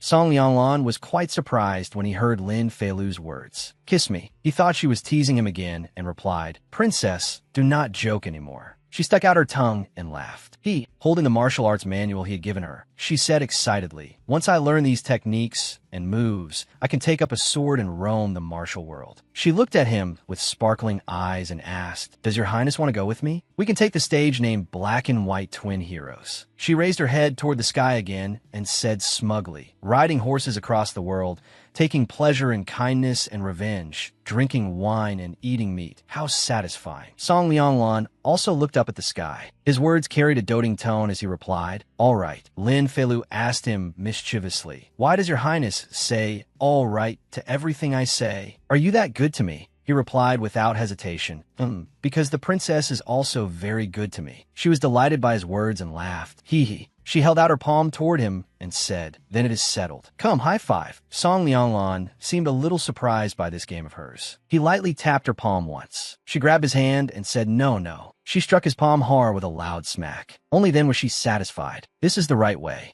She smiled brightly and said, "A high five seals the vow. It is settled." Song Lianglan smiled gently and replied, "All right." She stood up, clutching the booklet tightly, and said, "Thank you for your highness's birthday gift. I have to go back and rest now. Your highness should hurry back and rest too." She flew down from the roof. Song Lianglan stood up and watched her figure. He raised the hand that still bore the mark of her 5 tiny fingers and looked at it. Unconsciously, he smiled as if something had made him happy. He returned to Water Bamboo Residence. Tiandong hurried out and said, "Your Highness has finally arrived. Mr. G has been waiting for you for a long time." He walked in, pulled down his hood, and greeted the man. "Kelyi." The man handed him a letter and said, "This is a letter your maternal uncle asked me to deliver to you." He passed the letter to Song Lianglan. The man also carefully reminded him, "Your maternal uncle said that if you want to win that person over, it will be somewhat difficult. He will think of a way to test him first. To guard against the unexpected, he told you to choose another person as a backup." Song Lianglan said politely, "Uncle G, you have worked hard running back and forth between both sides all these years." He immediately opened the letter and read it. Tiandong escorted Mr. G back. When Tiandong came back in, he asked, "Your Highness, are we about to return to the Song Kingdom soon?" Song Lianglan asked him, "Do you want to go back very much?" Joy instantly appeared clearly on his face as he replied, "Of course. That is your Highness's country. Once we return, we will no longer have to suffer here." Song Lianglan said regretfully, "That is not certain." He clenched the letter in his hand, crumpling it. "We will not be able to return within 5 years. We will stay here." A few days later, the Imperial Academy began classes. Lin Jingyuan and Lin Feilu walked in together. He said gloomily, "Why did classes start again so quickly? Why do we have to wake up early?" The people sitting behind Crown Prince Lin Qing began whispering among themselves. One person said, "The court has been unstable recently. My father goes to court trembling with fear, and when he comes home, he always drags me over to scold me." Another person continued, "I heard that the Crown Prince's faction and Noble Consort Ruan's faction have fallen out again. Noble Consort Ruan's maternal family committed a crime, and the Crown Prince's faction secretly fanned the flames. The court officials are busy choosing sides." They stared at the Crown Prince and murmured, "I think these two factions will not stop until one side is dead. I wonder which side the Crown Prince and the First Prince are on." Just then, Lin Feilu passed by them, frightening them into lowering their heads and falling silent at once. At that moment, she also had a headache as she thought. It seems that after the Crown Prince encountered the tiger last time, the Empress has already found out that Noble Consort Ruan was the culprit. She looked at the Crown Prince worriedly. That is why she now has the chance to confront Noble Consort Ruan directly. Lin Ting also happened to walk into the classroom. The people who had been gossiping earlier glanced around at him. Lin Ting walked past Lin Qing's seat and looked at him with a somewhat sorrowful expression. Unfortunately, Lin Qing did not even spare Lin Ting a glance. Lin Ting could only take all his books and leave. His face clearly showed awkwardness and sadness. Lin Feilu could not help feeling distress for him. First Imperial brother and Crown Prince brother are no longer even greeting each other. It seems the situation is much more serious than I thought. Lin Ting sat down in the seat beside Lin Feilu. She tugged on his sleeve and asked, "First Imperial brother, from now on we will be sitting next to each other. If I do not understand something, can I ask you?" He smiled and replied, "You can." She regretfully wanted to talk more, but he was unhappy, so she did not want to say too much. First Imperial brother. A hand reached over and rubbed her head. Song Lianglan comforted her. "This is only the beginning. Princess, you should worry less." She still lowered her head sadly and thought, "Fighting for power and the throne is destined to bring bloodshed and death. Will First Imperial brother and Crown Prince brother become like that in the future too?" Time passed as quickly as a blink, and just like that, 6 years had gone by. Lin Jingyuan hurriedly chased after Lin Feilu. "Little sister Feilu, wait for me." Lin Feilu had truly grown up now. She had become a graceful and beautiful young lady. Hearing the call, she turned back and looked. Brother Jingyuan. Lin Jingyuan came over and reproached her. "Why are you walking so fast, little sister Feilu? We clearly agreed yesterday that you would wait for me and we would go together." She explained to him, "I heard that First Imperial brother entered the palace today. I have something urgent to ask him, so I forgot." Suddenly, she saw something and froze. "Ah!" Lin Jingyuan and Lin Feilu cried out happily. "First Imperial brother." Lin Ting smiled and called to them, "Feilu, fourth brother." Lin Feilu quickly ran over to him. "First Imperial brother, I was just about to go look for you. Last time, I went to your Prince of Qi residence and found that there was not a single animal there. How about I return all the animals you once saved to you. She also whispered softly into his ear, in any case, you have already left the palace and built your own residence now. You do not need to live together with noble consort Ruan anymore, so you can raise animals as you please, right? Lin Ting rubbed her head and said, I would not take good care of them. You should keep them. He hurriedly left right away. Mother consort is waiting for me. I will go first. Lin Feilu called after him regretfully. First Imperial Brother. Lin Jingyuan, standing beside her, said, this time First Imperial Brother entered the palace. It is probably because of his marriage. Lin Feilu was surprised. Marriage? Lin Jingyuan explained, yes. I heard that the Empress has chosen the granddaughter of the Right Chancellor to be Crown Prince Brother's Crown Princess. Noble consort Ruan will surely have to choose a good marriage for First Imperial Brother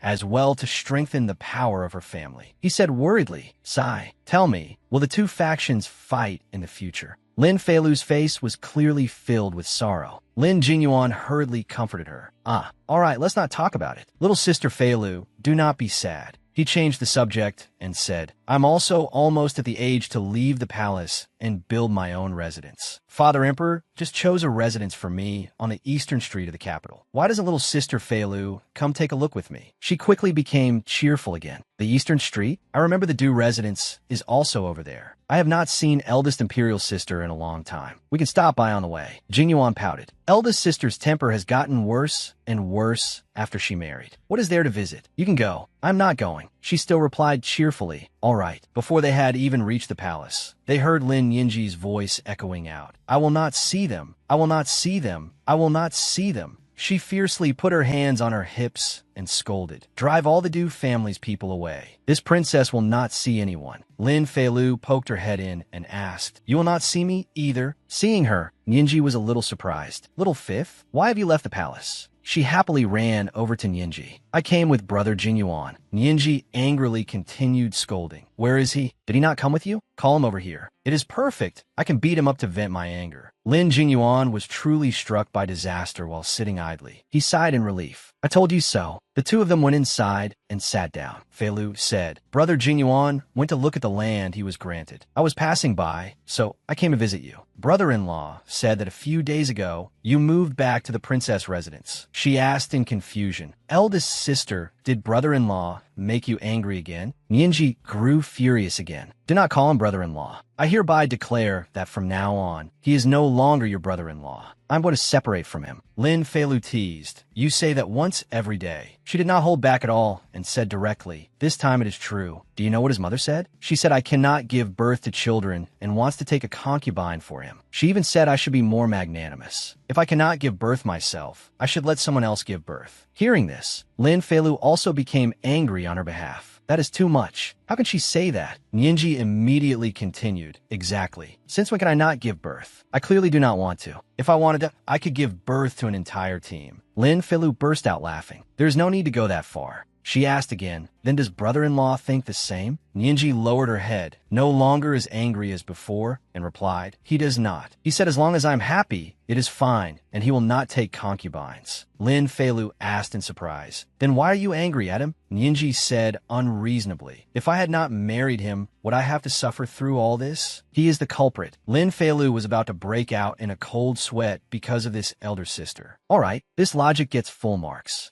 Yinji pointed at Feilu's forehead and said, do not only talk about me. You're 13 this year. According to the rules, Father Emperor should also choose a husband for you. Do you have someone in your heart? She quickly waved her hands and denied it. No.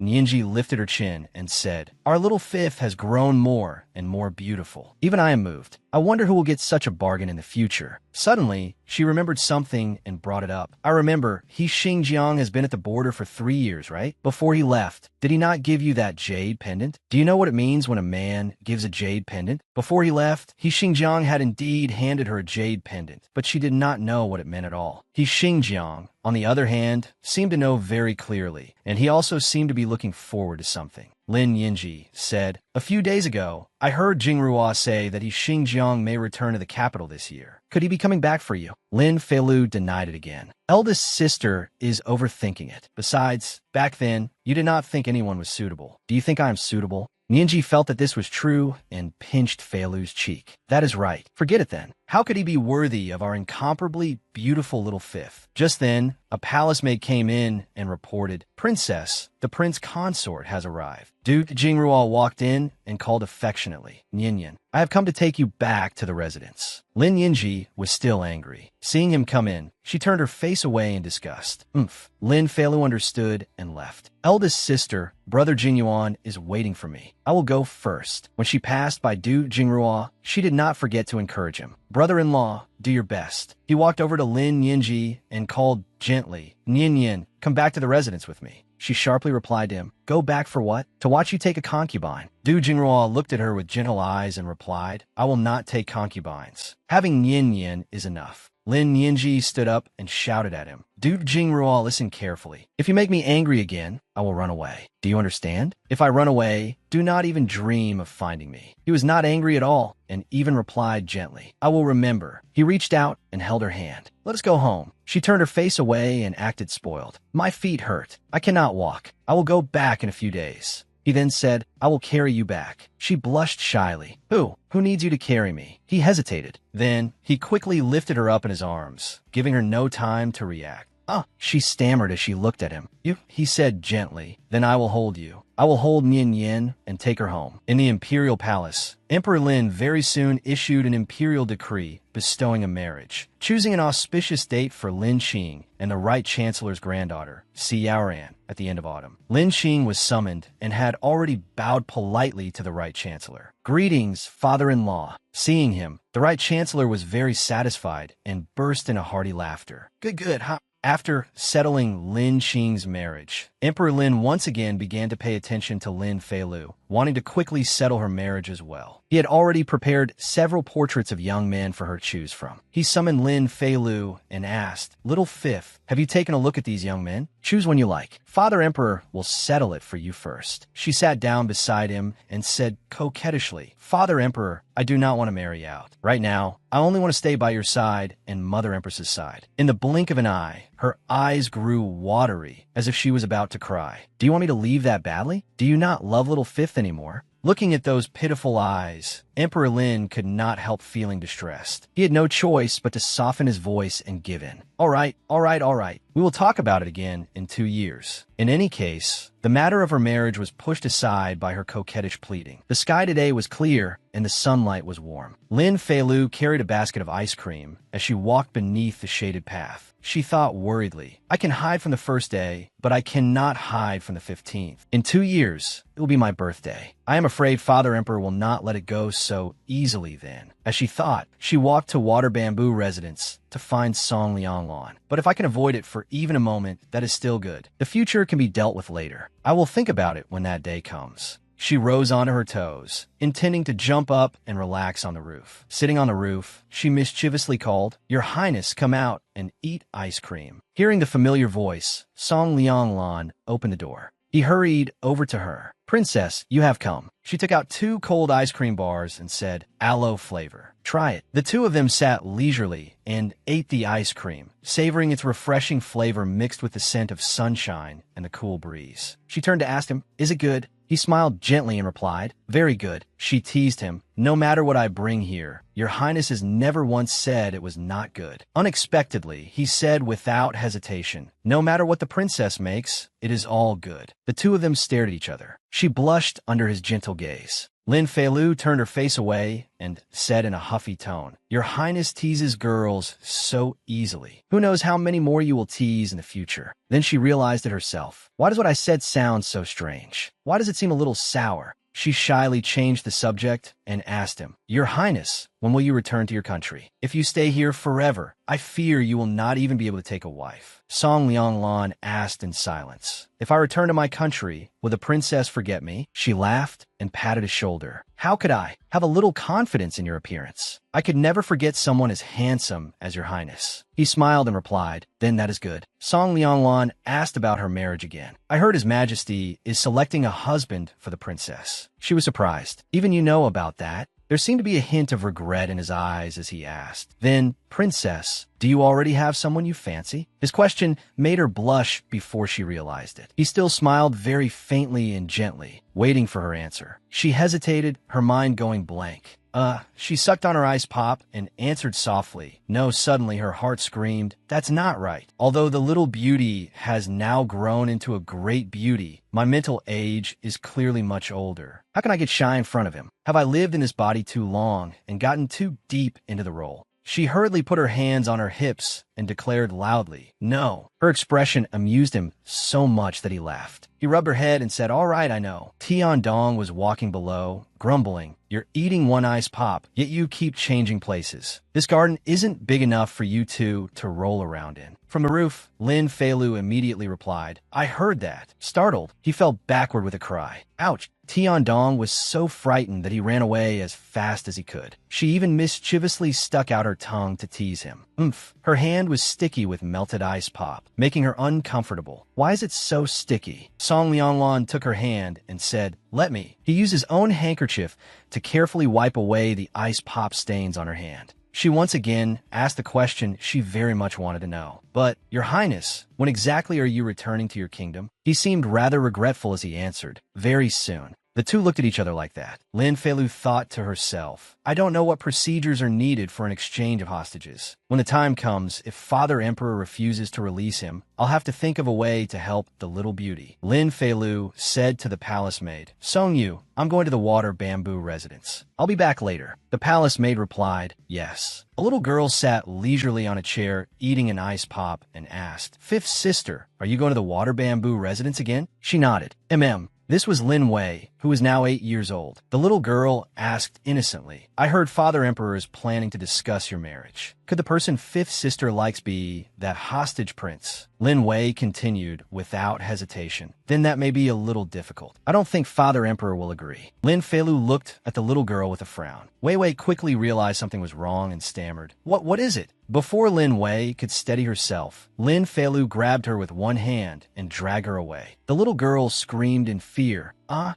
Lin Wei was caught by Lin Feilu and placed on the roof. The little girl begged earnestly, Fifth sister, I was wrong. Hurry and let me down. Why are you always like this? Lin Feilu stood below with her arms crossed and asked, will you talk nonsense again next time? Wei Wei still stubbornly said, how was I talking nonsense? Don't you like that hostage prince? You go to the water bamboo residence more often than you come to see me. Lin Feilu smiled cheerfully and said, then you can just sit there today. Poor Lin Wei watched Lin Feilu turn and leave, only able to cry out, boo-hoo, fifth sister, don't go. Lin Feilu was enjoying her outing very much. Wow, this place really is so cool. Song Yu, beside her, said, Princess, I heard this entire manor was built atop an ice cellar. The cold air rises directly from beneath the jade floor, so it's very cool. Feilu looked around and thought, the palace is busy preparing for Crown Prince Brother's wedding, so this year's summer retreat was canceled. Since the weather is so hot, I'll stay here a few days before going back. She immediately pulled Song Yu along. Song Yu, let's go. We'll book a room. She froze when the owner told her there were no rooms left. What? There are no vacant rooms. Yes, he answered politely. Miss, I truly apologize. The rooms in our manor must be reserved in advance. We are now fully booked. She said regretfully, I see. Thank you, shopkeeper. She said to Song Yu, let's go. Song Yu said, what a pity, princess. The two of them walked past a man. He stared intently at Lin Feilu.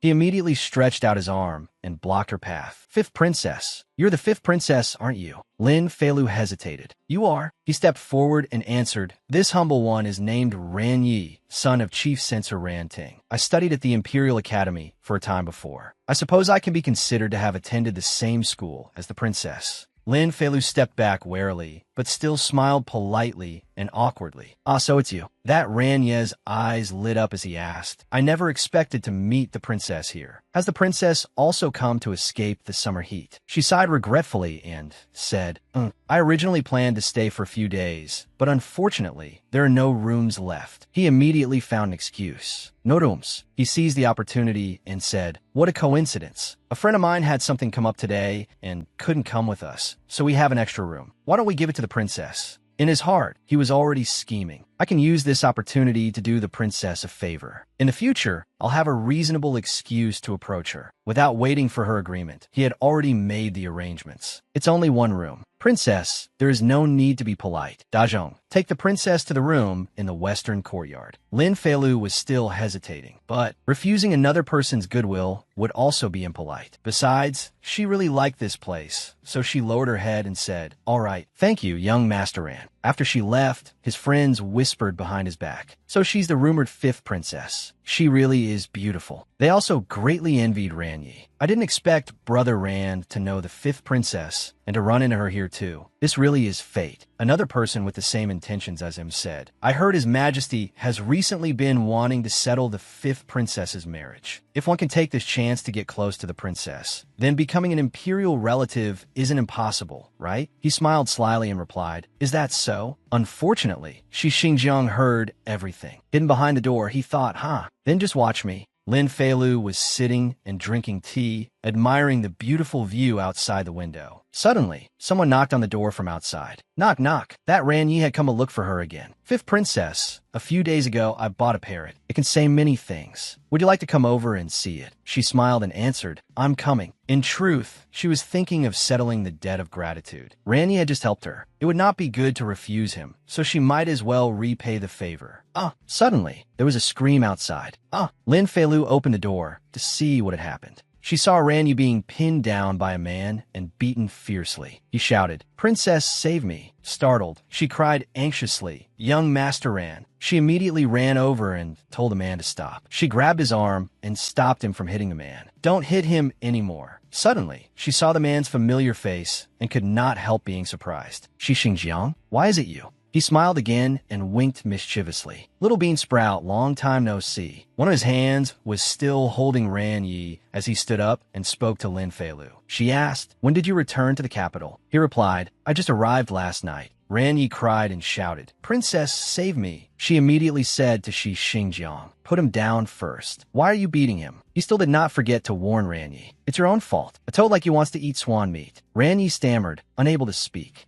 Shi Xingjiang let him go, and Ranyi fell to the ground with a thud. Shi Xingjiang frowned and shouted, "Get lost, as far away as possible. If I see you again." Ranyi ran off without even daring to look back. "Spare me. I won't dare do it again." Lin Feilu called blankly, "Young Master Ran." Shi Xingjiang turned back to Lin Feilu and teased, "Little Bean Sprout, why are you still so short?" She angrily shouted at him, "It's because you're tall." He rubbed her head again and said, "Without that thing, the feeling of touching your head isn't as nice." She was extremely annoyed. "Don't rub my head," she angrily asked. "You've been at the border for 3 years. Why are you still like this?" He sat down on a chair and joked. "Like what? Do you think I become more handsome than that air brother of yours?" Lin Feilu asked him, "When are you going back to the border?" Hearing that, he froze. "No way," he shouted angrily. "I only just came back, and you already want me to leave?" She stuck out her tongue and scolded him. "So, you know you only just came back? You just returned, and you're already beating people." He still answered calmly. Who told him to deserve a beating? If I meet him again next time, I'll still beat him. Suddenly, he called out seriously, making Lin Feilu pause. "Oh, right, Little Bean Sprout." He propped up his chin and looked at her. "Do you still have the jade pendant I gave you before?" Lin Feilu answered calmly, "The jade pendant is gone." When Shi Xingjiang heard this, he became furious. "What?" He slapped the table and anxiously asked, "How did it get lost? Didn't I tell you to keep it carefully?" She still said calmly and indifferently, "You told me to keep it carefully, so I have to keep it carefully? I have lots of jade pendants. I'm not lacking one like yours." He said anxiously, "How can they be the same? That one was given to me by my mother." Hearing his words, Lin Feilu froze. "It was meant to be given to your future wife." He had not controlled his words in anger, and only after speaking did he realize he had let slip. His face instantly turned as red as a boiled shrimp, both angry and embarrassed. She stammered too, not knowing what to say. He turned his face aside to avoid her gaze. She continued, speaking calmly. "You're really dreaming big, aren't you? You could even think that far ahead. Why didn't you keep it yourself?" Shi Xingjiang was angered by her again and turned back to look at her. She even bluntly said, "It can only be said that you were too useless." He lowered his voice, regained his composure, let out a breath, and said, "Didn't you say you wanted to go out and play? Just you wait." Startled, she grabbed an orange. "What are you talking about?" She threw the orange at him, but he easily caught it. He tossed the orange in his hand and even laughed teasingly. "Childish." She angrily turned her back. "I'm going back to the palace." He immediately followed after her. "Let me go with you." He rubbed her head again and asked, "Little Bean Sprout, in 3 days, it will be the Qixi festival. At night, it'll be extremely lively. There will be lanterns and floating river lamps. Do you want to leave the palace? Let this brother take you out to play." She pushed him away and even wanted to hit him as she shouted, "I'm not going. I'm not playing." She left very quickly, while he tried hard to follow, calling, "Little bean sprout, wait for me." As she walked, she angrily thought, that little bear cub will definitely grow up into a calm young man. He can't possibly become a frivolous gentleman like him. 3 days later, Lin Feilu was sitting and folding lanterns with Songyu. Songyu asked in confusion, "Princess, why are you making so many lanterns? You still can't leave the palace to play." Lin Feilu continued folding attentively and replied, "If I can't leave the palace, then I'll bring them somewhere else." She folded many lotus-shaped lanterns. When leaving the palace, Shi Xingjiang can escape, but his escape skills are better than mine. I can't. Why not try going to the water bamboo residence and invite the little beauty into the palace to play together? She tucked a few lanterns into her sleeve and said, "Songyu, I'm going out for a bit. Wait here for me to come back." She replied, "Yes." Lin Feilu went to the water bamboo residence. The moon was very bright and beautiful tonight. She flew through the doorway and landed on the ground. Seeing that Song Lianglan's room was completely dark, she was surprised. There's no lamplight. Did the little beauty go to sleep so early? Could he be sleeping early to preserve his looks? But she still stepped closer and said to herself, "Forget it. I'll knock and try. Maybe he hasn't slept yet." Suddenly, a sword flashed toward her from behind. Just as the sword reached her neck, it stopped. This was Song Lianglan's voice. "Uncle Chi, don't." The man angrily held the sword right beside Lin Feilu, making her break out in a cold sweat from fright. Song Lianglan picked her up as she stood unsteadily, lifting her into his arms. She called softly, "Your Highness." He smiled gently and replied, "It's all right now." She looked in surprise at the unfamiliar man before her. He was stern and had just been about to kill her, which terrified her. When did he enter the house? Is this the power of a master? Song Lianglan set her down and said to the man, "Uncle Chi, she is still only a child." The man's expression did not change at all as he said, "Anyone who comes at night must have ulterior motives." From behind Song Lianglan, Lin Feilu poked out her head and retorted, "What do you mean, knight? It's only a little past the hour of the dog." The man looked down at her with eyes as sharp as blades, frightening her. "Big shot, you're the best. You're number one." Song Lianglan sat Lin Feilu down on a chair, then knelt on one knee and held her hand. He used his inner energy to transmit a little warmth to her. Lin Feilu asked curiously, "Where did you go?" He answered softly, "I had matters to attend to and had to leave the palace." She was extremely surprised. "You left the palace without anyone discovering you?" He brushed a few strands of hair away from her cheek and then asked, "No. But princess, why have you come here at this hour?" She took out the lanterns from her sleeve. "Today is the Qixi festival. I came to give you these." He was surprised. I was also rather startled by how lively it was outside the palace. "So it turns out the Qixi festival has arrived." She replied, "That's right. I heard there will also be floating river lamps tonight." He sat beside her and asked, "Then why not leave the palace to play?" She replied, "Isn't it all because of Shi Xingjiang?" Song Lianglan took the lotus-shaped lantern from Lin Feilu's hand. He said gently, "I will accompany the princess out of the palace to see the floating river lamps. Would you like that?" Lin Feilu asked Song Lianglan excitedly, "Ah, really? Can you fly me out?" He answered, "I can come and go freely myself, but I'm afraid I cannot take the princess with me." He asked gently, "Can the princess leave the palace on her own first, then wait for me beneath the osmanthus tree on Eastern Street?" She hesitated for a moment. At this hour, Shi Xingjiang probably isn't hiding outside the palace anymore, right? Besides, I already said I wouldn't go. Maybe he's gone drinking with the others by now. She then happily replied, "All right." Song Lianglan said, "Then we will meet in a while." Lin Feilu's heart was filled with joy. I can stroll through the streets with the little beauty. The streets today were extremely crowded and lively. People came and went. Suddenly, they began discussing something. "Look at that young gentleman." Lin Feilu finally arrived. She stood still. She looked at the man wearing a mask, waiting beneath the tree. He looked extremely eye-catching. Lin Feilu's heart pounded wildly. "Ah, this atmosphere feels like a date." The little beauty is becoming more and more charming. She looked at him for a long while. "In the past, I was always the one teasing others. Now I've been teased into this state by a young man younger than me." She slapped her own face a few times to wake herself up. No, absolutely not. She coughed a few times and forced herself to suppress her feelings. She walked over and called, "Song Lianglan, have you been waiting long?" I came late." He smiled gently and replied, "It's all right. I only just arrived too." She asked him, "Where should we go first?" He took a mask out from his sleeve. He carefully put it on Lin Feilu. Then he asked her unhurriedly, "Where does little Lu want to go?" Lin Feilu's heart began pounding wildly once again. "This is the first time he hasn't called me princess." She took a few steps and said, "Let's stroll ahead." Song Lianglan also walked with her. Seeing the lively atmosphere of the Qixi festival, Lin Feilu was extremely delighted. It's so lively. A lantern seller called out to her, "Miss, would you like to play a lantern riddle? If you guess the word on this lantern correctly, the lantern will be yours." She immediately agreed excitedly. All right, she received a riddle. Looking south, a lone star dims. The moon rises. Guess one word. Her mind went completely blank. Looking south, a lone star dims. The moon rises. What word is that? The vendor said. If Miss cannot guess it, you'll have to pay. She answered firmly. Who says I can't guess it? She then turned to Song Lianglan, silently begging for help. He easily guessed it was the character Solemn. The vendor laughed and praised him. Young master is truly impressive. This lantern has stumped quite a few people. Since you guessed correctly, this lantern belongs to you too.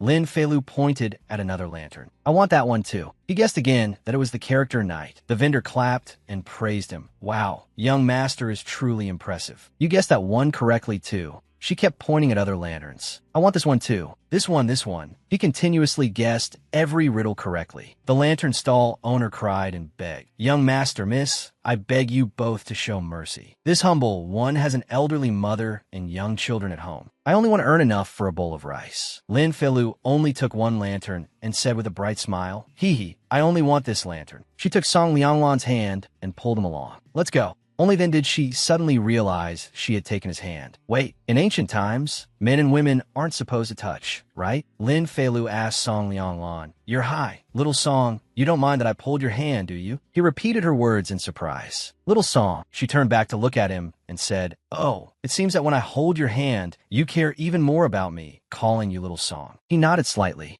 She mischievously teased him again, calling several more times, Little Song, Little Song, Little Song. But he was not angry. Instead, he smiled gently and said, Little Lu can call me whatever she likes. Lin Feilu was helpless against herself and hurriedly turned her face away. No, this is bad. I can't resist this gentleness. She could only beat around the bush and change the subject, tugging his hand as she walked. Look, there's a river up ahead. Let's go release floating river lamps there. He also tightened his hold on her hand and smiled as he nodded.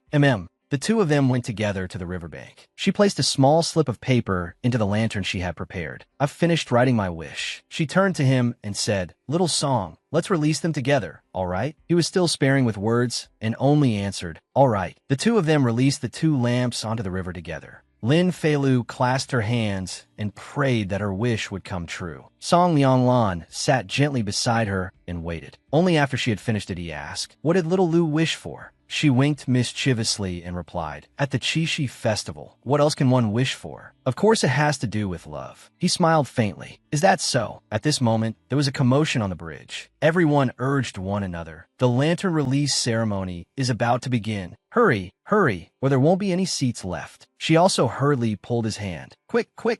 Let's hurry over and grab a spot too. The two of them tried hard to squeeze into the crowd. There were far too many people. Everyone was jostling and pushing back and forth, making it very difficult. Because she could not see the road clearly, and there were too many people, she accidentally stepped on a shoe of the person in front of her. She had just said, I'm sorry, when he turned around and viciously cursed at her. Are you blind? Godi. Song Lianglan signaled her with his eyes and pulled her into his arms. She was surprised and did not yet understand what he meant. Little Song, he picked up a small stone and flicked it at the man with a casual motion. The stone struck the man's leg, causing the fierce-looking man to fall flat on his face. Song Lianglan immediately pulled Lin Feilu away. Let's go this way. She still tried to turn her head back. I want to get to the front row. He said, let's go up somewhere else. He walked to the front of a tall building and said, Princess, hold tightly to me. She obediently turned and hugged him tightly. All right. He quickly leaped, holding her as they flew up from the ground. Lightly, he carried her onto the roof. The two of them landed safely on the roof. All right. Lin Feilu took off her mask and looked down. She was extremely delighted by the beautiful scene before her. But the next second, she was so frightened that she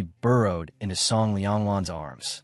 It's too high. He carefully comforted her. Princess, don't be afraid. She soon became excited again and looked down below. Your Highness, they're about to release the lanterns. The two of them sat high above and watched as lantern after lantern floated past them. It was truly beautiful. She could even reach out and touch one of the lanterns. She turned back and smiled radiantly at Song Lianglan. He also smiled gently as he looked at her. Very beautiful. Was he praising the lanterns for being beautiful or praising her? He looked at her intently and spoke very softly. Though it was somewhat indistinct, that slender figure was there. Lin Feilu shouted at Shi Xingjiang, "Move farther away. Don't touch me." Even after being scolded, Shi Xingjiang still laughed heartily. Haha, what did you just say? Not bad, little bean sprout. You've even learned how to swear. Let's see if I tell your crown prince brother. She said angrily. Are you an elementary school student? Why are you still tattling? Shi Xingjiang was puzzled. What is an elementary school student? She ignored the fact that he did not understand and kept scolding. Shi Xingjiang is an elementary school student. An elementary school student is Shi Xingjiang.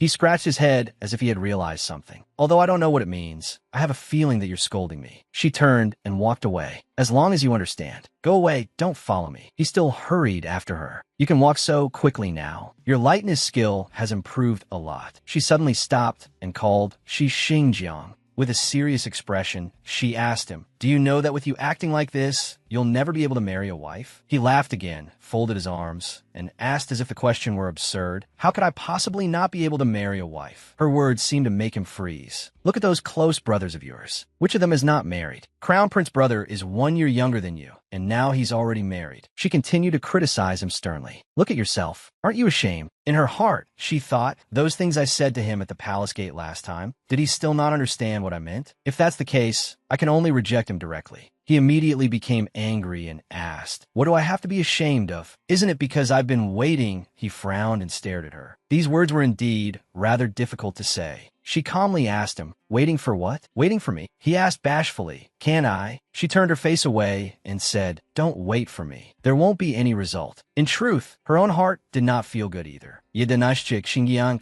I'm sorry. For your own good, this is the only thing I can do. He held out his hand in front of her, then returned the jade pendant to me. Right now, she stammered. Right now won't do. I don't. He angrily cut her off. You have to return it right now. Otherwise, you're not allowed to return it ever again. She answered, the pendant is with noble consort Shi. You can go find her now and ask for it back. Shi Xingjiang was shocked all over again. What? She patted his hand to comfort him. Then that's settled. Don't make trouble anymore in the future. She walked straight past him, leaving him standing there in silence. He no longer hesitated and asked directly, Little Lu, do you already have someone in your heart? She was startled and thought it over. Someone in my heart. The first person she thought of when she heard the question about someone in her heart was Song Lianglan. She shook her head, trying to cast off that thought. They're only around high school age. What am I thinking? She turned back and replied, no, he still continued to ask. Then why are you rejecting me? She sighed lightly in helplessness. I didn't expect him to be this stubborn. Looks like I'll have to bring out the ultimate weapon of a green tea girl. She quickly recovered her radiant smile and used her familiar trick. From the beginning, I've only ever seen you as an elder brother. Shi Xingjiang froze in shock. Elder brother? She calmly listed,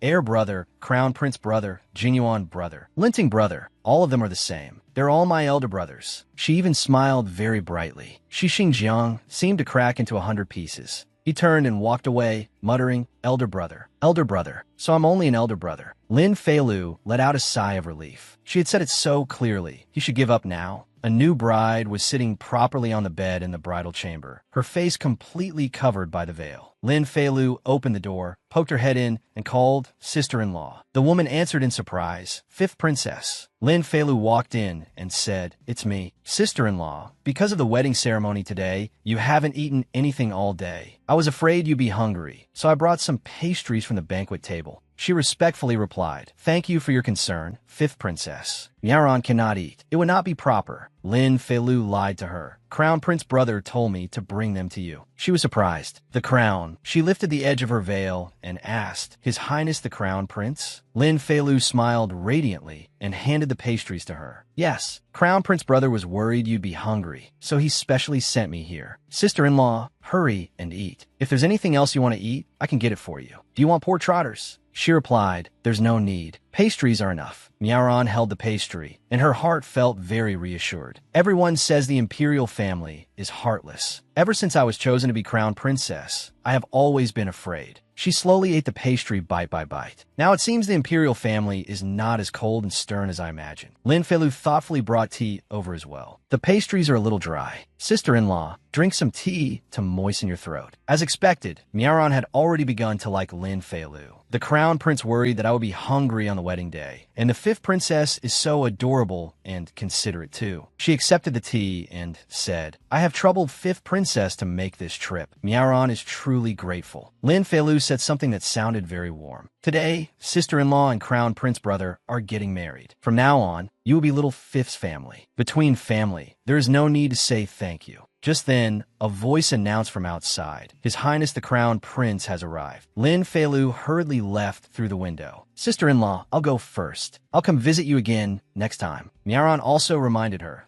Fifth Princess, be careful. She adjusted her veil neatly again. The Crown Prince opened the door and entered the bridal chamber. He ordered the palace maids, all of you withdraw. They answered, yes, and quickly left. The crown prince walked over to his bride. He lifted the veil. Miaron's lovely face appeared. She called shyly and gently, Your Highness. But his attention was drawn to something beside her. He had seen several pastries still wrapped in a handkerchief, brought by Lin Feilu. He asked, were you hungry? She replied, I just ate some pastries that your highness had fifth princess bring over, so I'm no longer hungry. Lin Xing suddenly smiled and thought, little fifth brought them over? No wonder I didn't see her at the banquet. So she came here in my place. He smiled and replied, that's good. Miaron felt much more at ease. When his highness smiled, he was not as stern and rigid as he had seemed before. She came closer and said to him, it is already late. Let this consort help your highness change. He nodded slightly. All right. At this time, Lin Feilu had once again slipped out in the dark to Water Bamboo residence to look for Song Lianglan. Earlier at the banquet, she had heard Jinyuan brothers say that the ruler of Song Kingdom had been gravely ill for some time. According to custom, Little Beauty would likely have to return to his kingdom to attend to the illness. She stood before Water Bamboo residence and thought, I have to ask when Little Beauty is leaving. I also have to go see him off. Without hesitation, she flew up onto the roof. She stood there and called to him several times, Your Highness, Your Highness. It was extremely quiet inside, and there were no lights either. She slowly flew straight into the courtyard. Uncle Chi, great hero Chi, I'm coming in. She looked around, puzzled. Strange, why is it so quiet? Tian Dong isn't here either. She could only open the door and enter directly. Creak. She was startled and froze, because everything inside had already been cleared away. Only a candle, already burned more than halfway down, flickered faintly. The inkstone on the table was still uncovered. She stood there in a daze. Your Highness. Lin Feilu quietly walked back and forth through Song Lianglan's room. She sadly looked at the inkstone. I gave him a hand warmer stove. When he wasn't using it, he always placed it beside the inkstone. Now it's gone. She stood in silence and looked out the window. Moonlight shone through each window lattice. A hollow feeling surged in her heart. He's gone. She lowered her head, silently feeling regret. Although I knew long ago that he would leave, he still left without saying a word. He didn't even give me a chance to say anything to him. At some point, tears had already welled at the corners of her eyes. She wiped away a few tears and tried to comfort herself. What is there to be sad about? I've been a princess for so long already. Why am I still making this kind of face? She looked carefully around the room. The feeling of a person being missing was very uncomfortable, but she understood him. He should leave. Once the ruler of Song Kingdom passed away, the fragile peace maintained by the Great Lin dynasty would certainly be broken. At that time, whether Song Lianglan became an abandoned pawn or remained a hostage prince, he would not have a good ending. Today was the day of the crown prince's grand wedding. Everyone's attention inside and outside the palace would be focused there. This was a good chance for him to leave. She could only leave this place as well. Just then, someone quietly came to Water Bamboo residence. It was Song Lianglan. He pulled down the cloth covering his face, still wearing that gentle expression as he looked at Lin Feilu. She asked him in surprise, Your Highness, you haven't left yet? He held out his hand to her. She gently placed her hand in his. He led her back into the room. He did not forget to close the door tightly to avoid being seen by others. Song Lianglan pulled Lin Feilu close and hugged her tightly. She was stunned in surprise. Your Highness, what's wrong? There was also a fragrance on his body, something faintly familiar. She suddenly realized it was the scent of cold luan blossoms. Unable to restrain her curiosity, she asked him, Your Highness, why do you have the scent of cold luan blossoms on you? Isn't this fragrance only found in the cold palace? He nodded slightly.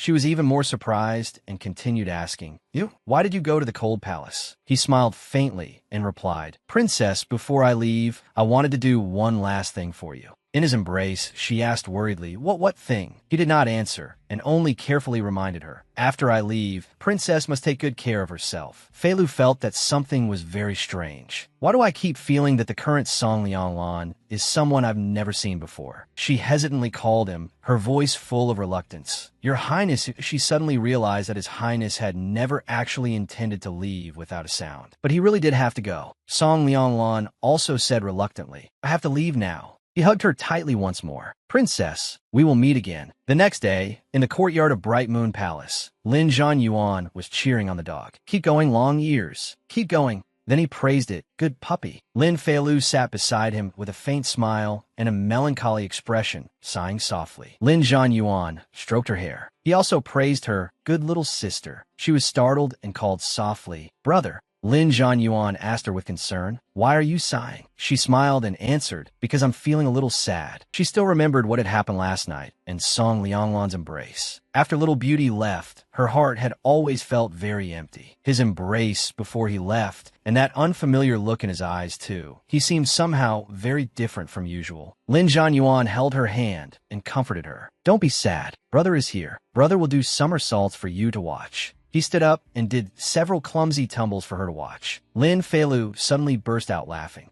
He cried out happily, You smile. Then he continued to tumble several more times to make her happy. She laughed louder and louder until tears even gathered at the corners of her eyes. Lin Zhanyuan came closer and wiped her tears for her. Little sister is happy now, right? She said, I'm happy now, and hugged his neck, planting a loud kiss on his cheek. She said, Then today I'll let you have a kiss. Xiaolan walked over and said to the children, Luer, Yuaner, stop playing around. You should come in, wash up, and eat. She quickly answered, Coming. She carried the little puppy and left, still looking regretfully toward Water Bamboo residence. Goodbye, Little Highness. She was no longer sad and silently prayed for Song Lianglan. The road back to his kingdom would be difficult and full of obstacles, but she hoped that everything would go smoothly for him. Lin Feilu woke up late today, and when she awoke, she kept yawning.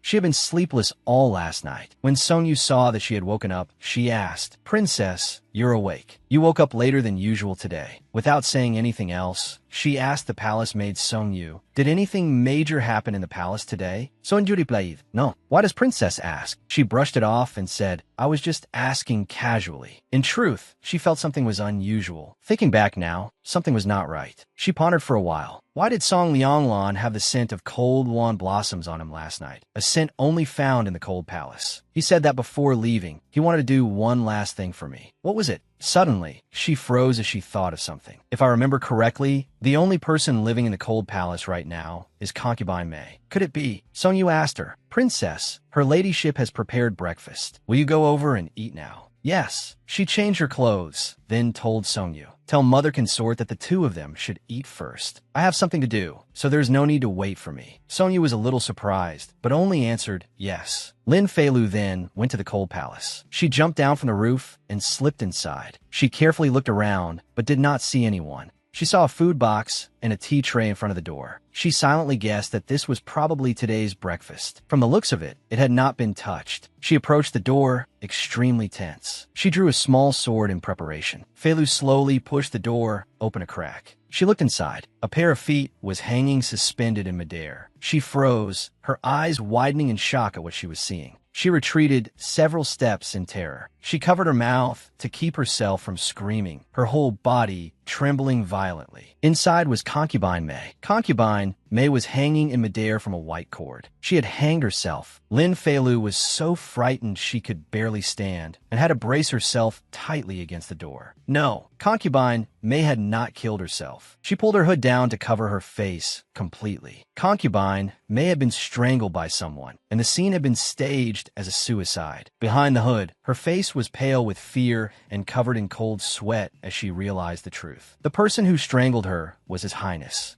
After returning from the cold palace, Lin Feilu sat before the statue of Guanyin and recited scriptures. Bodhisattva Avalokitesvara, when deeply practicing prajna, Paramitha, Prajnaparamita was something like supreme wisdom. He perceived that the five aggregates are empty and thus transcended all suffering. Sonyu did not understand why she had become like this. Princess, why are you reading the scriptures so intently? She was praying to the Buddha, hoping to lessen Song Lianglan's sins. Ever since concubine Mei and consort Hui had bitten at each other and been sent to the cold palace, they had lived quietly all these years, as if merely staying alive was enough. But before Song Lianglan left, he had gone out of his way to kill concubine Mei. Her mouth never stopped reciting scriptures. Form is not different from emptiness. Emptiness is not different from form. The prayer beads in her hand were turned over and over countless times. It seemed that concubine Mei had not truly been peaceful. She must have been plotting something, and Song Lianglan had discovered it. Even at his departure, he had helped her eliminate this future threat. She recalled his calm and composed expression and his faint smile. He had just returned from killing someone last night, yet there had been no sign of anything unusual about him at all. He had still looked perfectly at ease. After finishing the long scripture, she raised her head, her heart full of doubt. Had there been something wrong with what she had thought she knew about him all these years? She hurriedly shook her head to comfort herself. No, she would not think about it. She continued turning the prayer beads in her hand and chanting, Amitba, Amitba. When it was time to sleep, Sonyu came to draw the bed curtains for her and reported in passing, Princess, tonight I heard some news. She said that concubine Mei had committed suicide in the cold palace. Lin Feilu lowered her head and sighed softly. Suicide. It seemed no one suspected that he had killed concubine Mei. That made sense. She had been in the cold palace for so long that others had long since assumed she had gone mad. Suicide was not unexpected.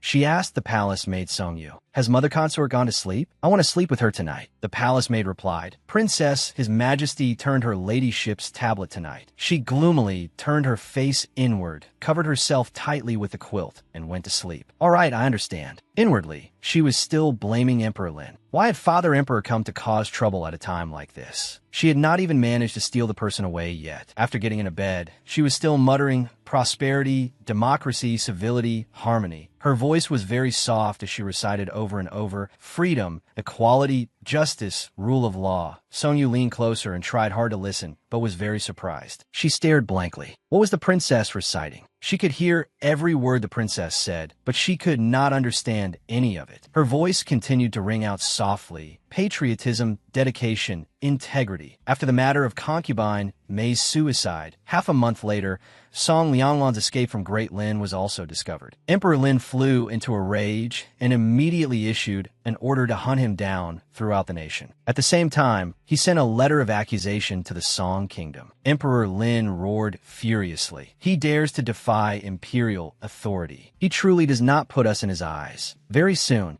the envoys from the Song kingdom came to visit. Not only did they submit additional documents requesting to take the hostage prince back, they also presented Great Lin with many gifts as compensation. Sonyu returned to Bright Moon Palace and told Lin Feilu about it. I heard the compensation gifts brought by the Song envoys stretched all the way to the Golden Throne Hall. His Majesty, considering their sincerity, let the matter of the hostage prince's escape pass just like that. Feilu smiled faintly, feeling fortunate for him. Song Lianglan had been in Great Lin for many years. The Song kingdom must have abandoned him long ago. She had not expected that once he returned, the Song kingdom would actually be willing to refuse Emperor Lin's letter of accusation for his sake. She took the cup of hot tea, feeling somewhat curious as well. It seemed that after returning to his country, his status had not declined. On the contrary, it had risen. She did not know how he had done it, but knowing that he was safe and sound was enough to put her at ease. Once her mood improved, she said to Songyu, the weather is not bad today. Songyu, let's go for a stroll in the Imperial Garden. Songyu hesitated and replied, Princess, the palace has not been peaceful these past few days. Recently, it would be better if you did not go out. She asked in surprise, has something happened? Only then did Songyu begin to explain. In the palace over the past few days, strange incidents had occurred one after another, such as a consort miscarrying and a eunuch suddenly going mad and attacking others. It was not limited to just those events. Added to the earlier matters of a consort committing suicide and the hostage prince fleeing, rumors had already begun to spread that the crown prince's marriage was inauspicious and had offended the imperial family's fortune. She said worriedly, After His Majesty found out, he invited eminent monks into the palace to hold a grand ritual. He also had people from the Imperial Astronomical Bureau recalculate the auspicious date for the Crown Prince's grand wedding to see if there had been a mistake. Now, everyone in the palace is anxious. Lin Feilu was sharp, so of course she immediately realized it. These rumors were clearly aimed at the Crown Prince. Most likely, they were noble consort Ruan's doing.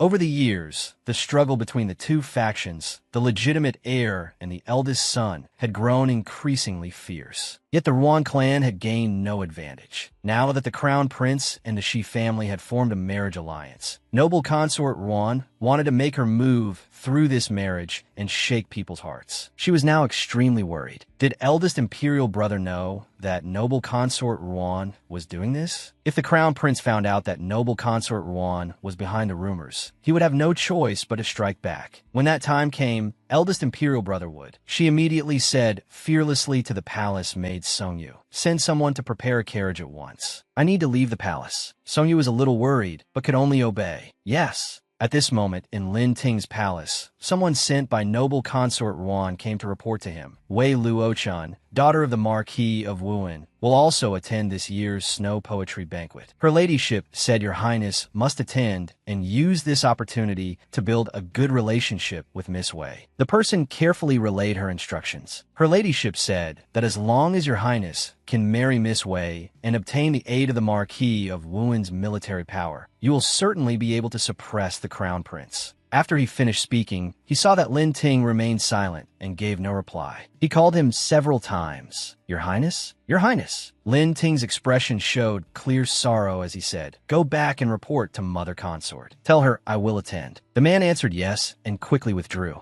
Just then, Lin Feilu arrived at Lin Ting's palace. "Eldest imperial brother, I'm here." He froze and turned to look. Then he gave a faint smile and called, "Little Lu, you're here." Seeing that he was growing more and more pale and thin, she could not help asking worriedly, "Eldest imperial brother, why have you lost weight again?" She said anxiously, "Your cheeks have become pointed. Your face is even smaller than mine." Lin Ting answered gently, "I'm fine. Perhaps I've just been eating a little less lately. I'll be better in a few days." She pointed at the servant who had just brushed past her and asked, "Eldest imperial brother, that person was from the palace, right? What did he come here for?" He replied, "Mother Consort sent him to remind me to attend this year's snow poetry banquet." She asked in innocent surprise, "With eldest imperial brother status, there's no need for you to attend that poetry gathering, is there?" The Snow Poetry Banquet was a poetry gathering organized by the nobles in the capital. Almost all the noble young masters and young ladies would attend. It was called a poetry gathering, but in truth, it was merely a matchmaking event in disguise. Noble consort Ruan wanted to choose a wife for eldest imperial brother. And then what? Lin Ting looked at the basket in Lin Feilu's hand and asked, "What is that?" She immediately became excited. "This." She carried it before him and said, "Open it and take a look." He slowly lifted the cloth. Inside were several round, adorable little rabbits. The little rabbits I raised gave birth to babies. I'm giving them to eldest imperial brother. Lin Ting froze when he saw them. He stood there in a daze, making Lin Feilu call him eldest imperial brother. She waved her hand in front of him and called again, "Eldest imperial brother." Only then did he snap back to himself.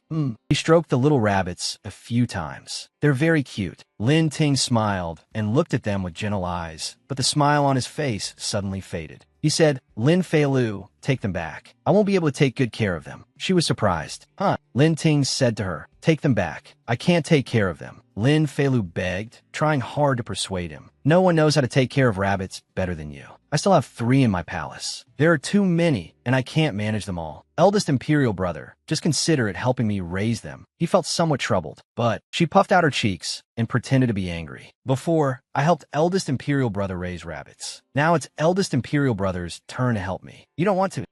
With such an adorable expression, it was difficult for him to refuse, so he could only accept them. "All right, I'll raise them." She nodded in satisfaction.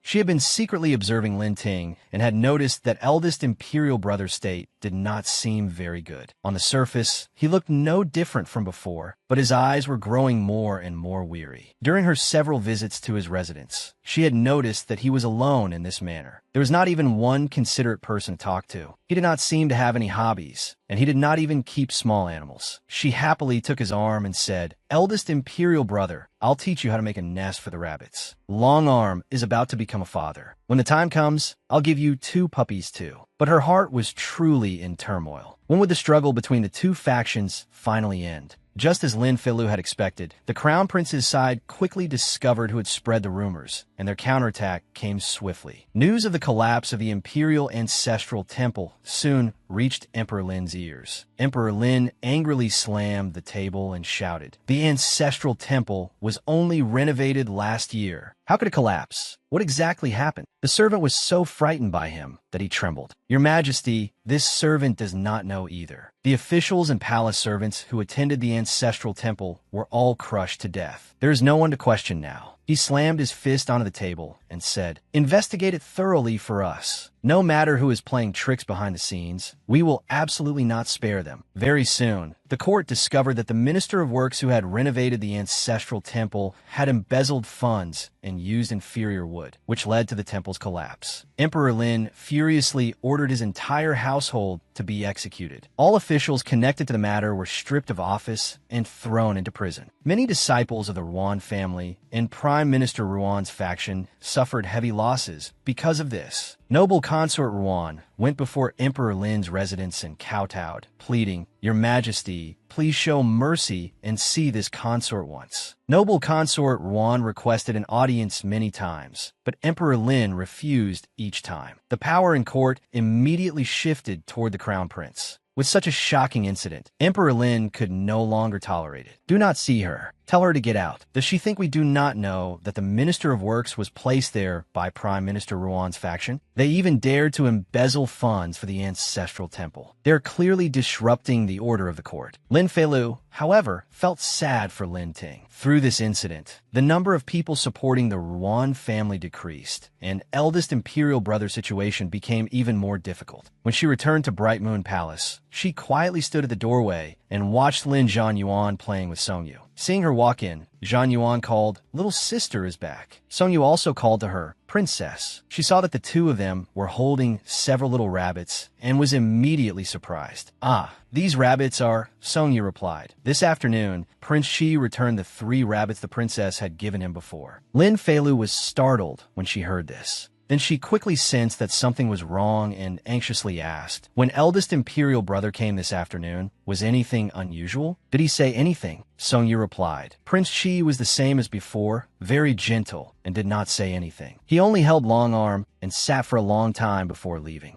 Lin Feilu's heart burned with anxiety. She hurriedly ordered the palace maid, "Songyu, go to the Imperial Medical Institute immediately and invite the Imperial physicians. Tell them to hurry to Prince Chi's residence." Songyu did not understand what was happening, but she quickly obeyed. "Yes, this servant will go at once." Feilu turned and hurried away. On the way, she could only pray silently. "Eldest Imperial Brother, please do not do anything foolish." As soon as she reached Prince Chi's residence, she asked the servant, "Eldest Imperial Brother? Where is Eldest Imperial Brother?" The servant was surprised to see her and asked, "Why has the princess come?" After dinner, His Highness said he was sleepy and went to rest. Lin Feilu said nothing and rushed inside in a panic. Behind her, the imperial physicians also quickly followed in. The servant was startled and did not understand what was going on. "Imperial physicians? You!" Lin Feilu pounded on Lin Ting's door and urgently called, "Eldest Imperial Brother, are you inside? Eldest Imperial Brother, don't do anything reckless. Open the door." Inside, it remained utterly quiet and no one answered. She stepped back several paces to get a running start. Then she kicked the door hard. The door burst open. She immediately ran inside to look for Lin Ting. Seeing him lying on the bed, she shouted, "Eldest Imperial Brother." He lay still, as if asleep, and did not respond to her. She stepped forward and shook him a few times. "Eldest Imperial Brother."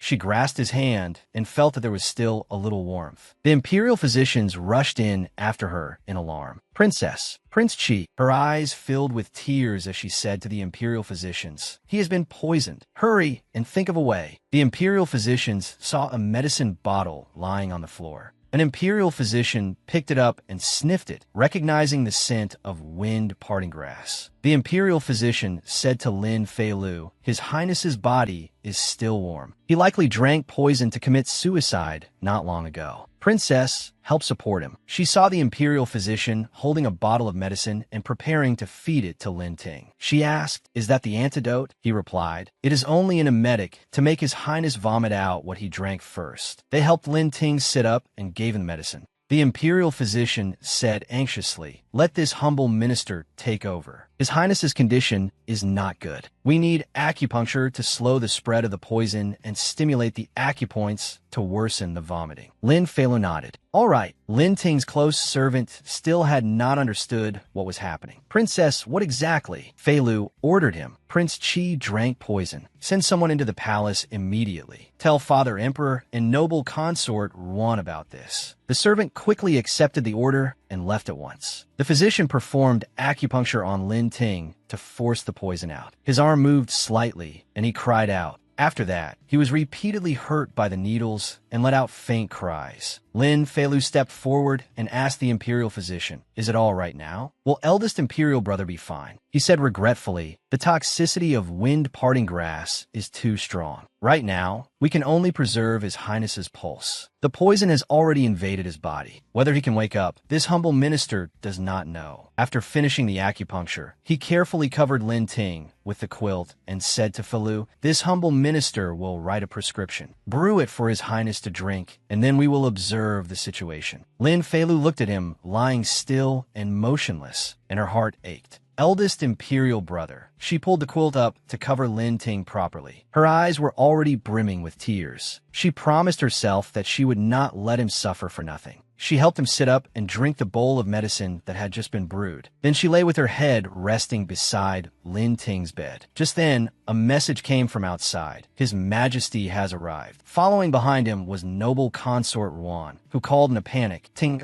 When she entered and saw him lying still and motionless, she became frantic. "Tinga?" Emperor Lin asked the imperial physician, "Can Prince Qi's poison be cured?" The physician lowered his head regretfully and said, "This humble minister has already given His Highness antidote medicine. Whether he can wake up depends on His Highness's fortune." Emperor Lin turned to look at Lin Feilu. "Today, it is fortunate little Fifth was here." She called sadly, "Father Emperor." Noble consort Ruan was still holding Lin Ting and weeping hysterically. "Ting, my Tinger, why did you take things so hard?" She turned to Emperor Lin, hugged his leg, and begged, "Your Majesty, please seek justice for Ting." A resounding slap landed with a crack. Noble consort Ruan stared blankly in disbelief. Emperor Lin had just given her a stinging slap. He scolded, "Now you know how to cry? What kind of mother were you before?" She sobbed speechlessly, clutching her face as she collapsed to the ground. "Your Majesty," Lin Feilu turned to the imperial physician and asked, "Imperial physician, when you took eldest imperial brother's pulse before, you mentioned that he had depression. Why would he have depression?" He replied, "It is recorded in medical texts that illnesses of the body can be treated with medicine, but medicine is useless against illnesses of the heart." So Lin Ting's condition had already lasted for a long time. Depression began in the heart. Too many thoughts, too much sorrow. The body would become like a lamp running out of oil, deteriorating until death. Emperor Lin was extremely surprised and asked, "What do you mean? Little Fifth, you're saying Prince Qi has depression?" She lowered her head and said sadly, "Yes. If he did not have depression, why would eldest imperial brother drink poison and try to kill himself?" Noble consort Ruan was also shocked. How could? Lin Feilu asked her, "Why does eldest imperial brother have depression? Does your ladyship truly not know? Had she truly not realized her own mistakes?" The imperial physician said to Emperor Lin, "Prince Qi has already taken the detoxifying decoction and needs to rest. Your Majesty, please first follow this old minister outside. With noble consort Ruan and the princess here to take care of him, it will be enough." He nodded. "Let us go." Emperor Lin and the imperial physicians left. Only noble consort Ruan and Lin Feilu remained in the room. She asked noble consort Ruan directly, "Your ladyship, have you ever loved your son?" Noble consort Ruan looked at Lin Ting and answered bitterly, "Of course." Feilu slowly said, "This child was conceived in your womb, formed from your flesh and blood. He is a part of your own body." Her words seemed to wake noble consort Ruan from a dream. "Your Highness carried him for 10 months, endured suffering, and risked your life to give birth to him. Do you truly see him only as a pawn of power? Noble consort Ruan turned back and looked at Lin Feilu in shock. Feilu continued, "If your highness still has even the slightest bit of feeling left, the feeling of a mother toward eldest imperial brother, then I advise your highness to let go now." Her eyes filled with tears. In Lin Ting's ears, a familiar voice seemed to ring out, calling mother consort. When he was young, he had once told her, "This son never wants to fight for anything, nor does he want to win anything." After he grew up, he still tried to advise her, "Mother consort, let go." Noble consort Ruan's tears could no longer be held back and began to fall. She covered her face, lowered her head, and sobbed. Was it time to let go? Lin Feilu asked her one more question. "Your Highness, do you truly think Father Emperor does not know everything the Ruan family has done over the past few years?" She said, "What a ruler has always tabooed most is the relatives of the imperial consorts monopolizing power. Father Emperor has long been dissatisfied with the Ruan family's monopoly over court affairs these past years. All these years, the legitimate heir and the eldest son have been fighting. It is only that Father Emperor has watched coldly from the sidelines because he wanted to use the Crown Prince's faction to suppress the Ruan clan." She reminded her, "Your Highness, this realm belongs to the Lin family, not the Ruan family. Father Emperor cannot leave behind such a calamity of powerful maternal relatives for the Crown Prince." Noble consort Ruan was utterly shocked. "No," Feilu continued. "From the very beginning, eldest imperial brother was destined not to become ruler. Father Emperor nurtured him and valued him only to put on a false display for the Ruan family, so they would indulge in wishful thinking." Every word Lin Feilu spoke was like an arrow piercing noble consort Ruan's heart. She could not stop her tears. Feilu stood up and said, "How could your highness not understand these principles? It is only that your highness has stood at the peak of power for too long, and it is not easy for you to willingly step down." As for Lin Ting's suicide today, she said, "Eldest imperial brother knew he could not persuade you, so he could only choose to end his own life in order to end everything." Suddenly, noble consort Ruan collapsed to her knees before Lin Feilu. She tugged at Feilu's hem and pleaded, "Little Fifth, I know your relationship with Tinger is very good. Save him. Please save my Tinger. The two sides have become enemies to the death. Even if I let go now, even if the Ruan family lets go, the Crown Prince will not spare Tinger." Only now did she begin to worry for Lin Ting. Tinger was Great Lin's eldest imperial son. As long as he existed, the Crown Prince would never feel at ease. Feilu gripped her own sleeve tightly and said, "As long as I am here for even one day." She looked toward Lin Ting and said firmly, "I absolutely will not let anything happen to eldest imperial brother." He still lay there motionless, unaware of anything, like someone in a very deep sleep. Perhaps he was very peaceful. The matter of Lin Ting drinking poison to commit suicide was not spread outside. To the public, it was only said that he was gravely ill. Lin Feilu simply stayed at Prince Chi's residence to take care of him. When the various palaces heard that Prince Chi was seriously ill, they all sent people to visit. The Eastern Palace also sent gifts of consolation, but Lin Qing never came. Lin Feilu asked the servant, "Is Crown Prince brother not coming?" The servant replied, "The Crown Prince has been busy with state affairs recently. He truly has no time to come visit." The imperial physicians held consultations every day, but Lin Ting was slow to wake. Lin Feilu was extremely worried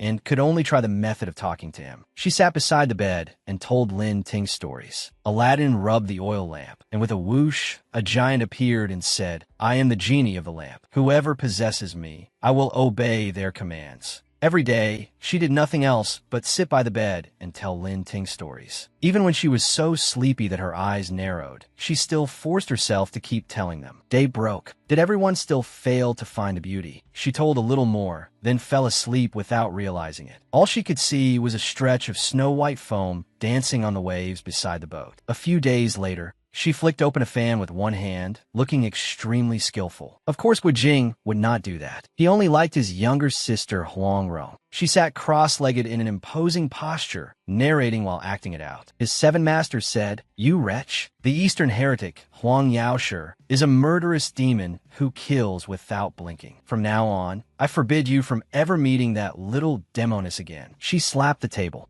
Jing immediately became anxious. She used an urgent tone as if she were truly the person in the story. Ronger is not a demoness. Ronger is a very good young lady. After finishing that series of scenes, she also let out a long breath. exhausted from acting too realistically. She had to fan herself and secretly thought, if when I transmigrated, I had entered a martial arts instance instead, maybe I would have my own brother Jing by now. Suddenly, Lin Ting's voice rang out, startling her. Then in the end, did Gui Jing and his sister Rong end up together? He had woken up and was smiling very faintly at Fei Lu. She was overjoyed. Eldest Imperial Brother, you're awake. Lin Fei Lu helped Lin Ting sit up. Eldest Imperial Brother, slowly. He said gently, I'm sorry. I made little Lu worry. Her eyes reddened again, and she was about to cry. Eldest Imperial Brother, let's make a promise. In the future, don't hurt yourself anymore, all right? She hooked her little finger around his little finger, as if sealing a promise. He was so moved by her that he also wanted to cry. It turned out there was still someone in the world who was so afraid he would die. Little Lu, but he withdrew his hand and did not want to hook fingers with her. Too many people had died. Tears began to flow from the corners of his eyes. So many people died because of me. How innocent they were. Even if I die, I will never be able to forgive myself. Lin Fei Lu held his hand and comforted him. Eldest Imperial Brother, it is not your fault. It has nothing to do with you. Do you think that if you did not exist, no one would have died? Someone else would have stood in your current position and become the most important pawn in this battle for power. Her words made his heart ache even more, and his tears kept falling. She also said, moreover, it is precisely because the person standing in this position is you that many things did not happen, and many innocent people were not implicated. She wiped away a few of Lin Ting's tears and said, if it were someone else, even if it were me, they might not be as kind as you. You have kept the principles and kindness in your heart. Because of your existence, many people have been saved. He still hesitated, but she held his hand tightly and reassured him, you may grieve for those who died, but you must not feel guilty because of it. She lowered her head, because guilt cannot change anything, nor can it make things better. Then she smiled faintly again and said, even if you want to atone, you have to stay alive in order to atone, don't you? Lin Ting was deeply moved by her. Little Lu. Just then, noble consort Ruan rushed in a panic. Tinga? My Tinger, you've finally woken up. Lin Fei Lu and Lin Ting both turned toward the door in surprise. Suddenly, noble consort Ruan threw herself forward and hugged Lin Ting tightly. Tinger, Mother Consort has wronged you.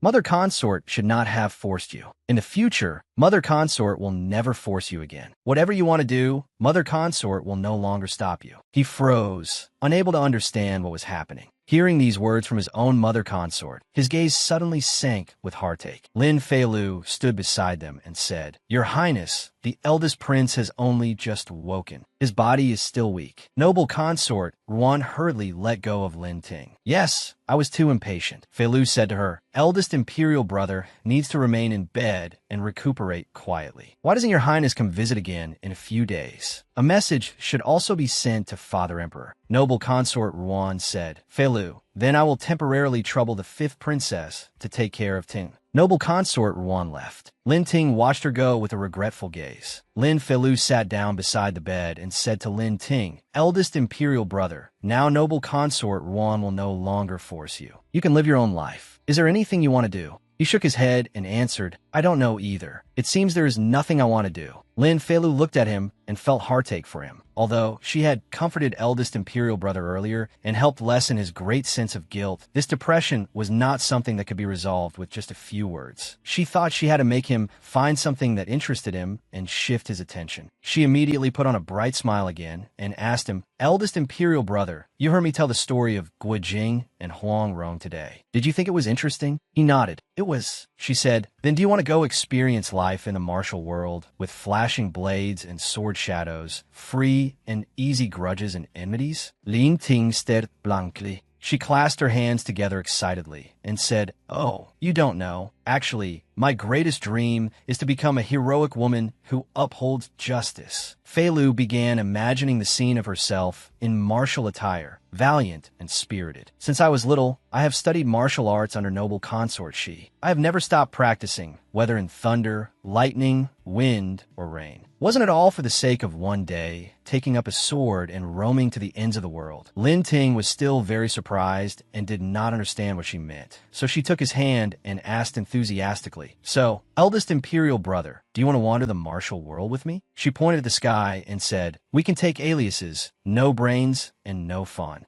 She also imagined the scene of the two of them drawing their swords to help whenever they saw injustice on the road, robbing the rich to aid the poor, punishing evil and promoting good, traveling from the capital to Jiangnan, and then from Jiangnan to the northern frontier, seeing all the vast mountains and rivers, crossing yellow sands and clear waters. There would also be nights when they sat under the moonlight, laughing and joking happily. When thirsty, they would drink wine. When hungry, they would eat meat. When sleepy, they would use the earth as their mat and the sky as their blanket. She clapped her hands in praise. Companions in the mortal world, free and unfettered, galloping on horseback to share the prosperity of the human world. She sprang to her feet, spun in a circle, and sang merrily. Lin Ting was amused by her and laughed. He asked her, I agree with everything else, but what are no brains and no fun? She sat back down on the bed and said, fine, if you don't like them, I have other names too. She raised her little finger toward him again. Ultraman and Little Monster would work too. Eldest Imperial Brother, then it's settled. Pinky swear. This time, Lin Feilu successfully got Lin Ting to hook fingers with her. He nodded happily. All right. Under Lin Feilu's care, Lin Ting's health gradually improved. Every day, she accompanied him on walks in the garden, looking at plants, trees, birds, and insects. Lin Feilu held a brush and wrote 4 characters. Green Tea Princess. Emperor Lin laughed and praised. Green Tea Princess. This name is graceful and pleasant to the ear, as if it carries the fragrance of tea. Not bad. It suits you very well, little Fifth. Standing beside him, she also laughed. Ha ha, and massaged his shoulders. Feilu began to coax Father Emperor again. Father Emperor, eldest Imperial Brother's health is improving day by day, but his mental state has never really gotten better. I want to take him to 5 Terraces Mountain to recuperate for a while. It would also be a good opportunity to visit Imperial Grandmother. Emperor Lin sighed softly and said, very well. After this incident, Tinger should indeed go out and clear his mind. Then go. I will send a hidden guard team to protect you. She nodded and smiled brightly. Thank you, Father Emperor. Lin Feilu returned to Bright Moon Palace to practice swordsmanship. She drew her sword. Her movements were agile as she performed several beautiful sword techniques. Lin Zhan Yuan sat watching and clapped in praise. Wow, little sister is amazing. After she finished, she stopped and let out a breath. There were only a few days left before she would leave the capital with eldest Imperial Brother. The world was dangerous. This swordsmanship could not be neglected. Suddenly, someone came over and clapped. It was the Crown Prince, Lin Qing. He praised Lin Feilu. Not bad. She walked over to him and asked, Crown Prince Brother, why have you come? The Crown Prince asked, I heard you were about to leave the capital. She froze slightly, seeming a little afraid. She quickly composed herself and replied, yes, I plan to go to 5 Terraces Mountain to visit Imperial Grandmother. He hesitated and asked, Little Fifth, were you afraid of me just now? His voice was faint as he said, in the past, you were never afraid of me. She lowered her head and stammered softly, Crown Prince Brother, He reassured her, you do not need to be afraid. I will not do anything to you or eldest brother. But tears quickly filled her eyes. Really? He replied, really. Only then did she tell the truth. That's wonderful. I thought Crown Prince Brother didn't know that eldest Imperial Brother almost died. By this point, she was already sniffling and crying. He drank poison. He almost died. Boo-hoo. Lin Qing was shocked to hear this. Drank poison. Over the years, the struggles between him and Lin Ting had never ceased, and only estrangement remained between them. His gaze sank with sorrow. He truly had not expected that his brother would go so far. He removed the jade pendant from his waist and placed it in Lin Feilu's hand. He said, when you are outside, you must be careful. Take this in case anything unexpected happens. She immediately smiled radiantly and said, Crown Prince Brother is the best, the very best. She examined the jade pendant and secretly thought, the Crown Prince's seal is carved on this jade pendant. If something really happens, it will be even more useful than using my status as a princess. Lin Qing said, these words cannot be heard by 4th Brother. Otherwise, he will come make a fuss with me again. There are still matters in the Eastern Palace, so I should return. Lin Feilu waved goodbye. Crown Prince Brother, goodbye. She held the jade pendant tightly and felt extremely fortunate. This time, when leaving the capital, the greatest danger came from the Crown Prince's side. Now that she had this protective talisman, the greatest threat after leaving the capital could be considered removed. 3 days later, Lin Feilu and Lin Ting boarded the same pleasure boat. She was delighted. The mountains and waters are all so beautiful. This is so much fun. Lin Ting said, I am very happy too. It has been a very long time since I was this happy. Suddenly, an egret landed beside the boat and chirped. Lin Ting stroked it and praised, "What a beautiful bird." All of a sudden, an arrow flew from somewhere and pierced straight into its neck. Lin Ting and Lin Feilu were both stunned and startled. The woman rowing the boat grabbed it and said, "Tonight we can eat roasted egret." Lin Ting blankly replied, "All right." Lin Feilu quickly saw that something was wrong with her. Wait, this old woman has some martial skill, and she can even use hidden weapons. She went over and said to the woman, "All right, we have traveled for a long time. My senior brother and I are a little thirsty. Could you help us brew a pot of hot tea?" She offered an ingot of silver as payment. "Thank you for the trouble." The woman happily took the silver ingot and said, "Yes, I'll go right away." When handing the silver to her, Lin Feilu quickly noticed that the old woman had rough calluses on her fingers. Those calluses did not look like they had been left by hard labor, but rather by martial arts training. A moment later, the woman brought over a pot of hot tea and said warmly, "The tea is here." Lin Feilu and Lin Ting took the cups and politely said, "Thank you." The woman smiled and replied, "Miss, you are too polite." As the two of them drank,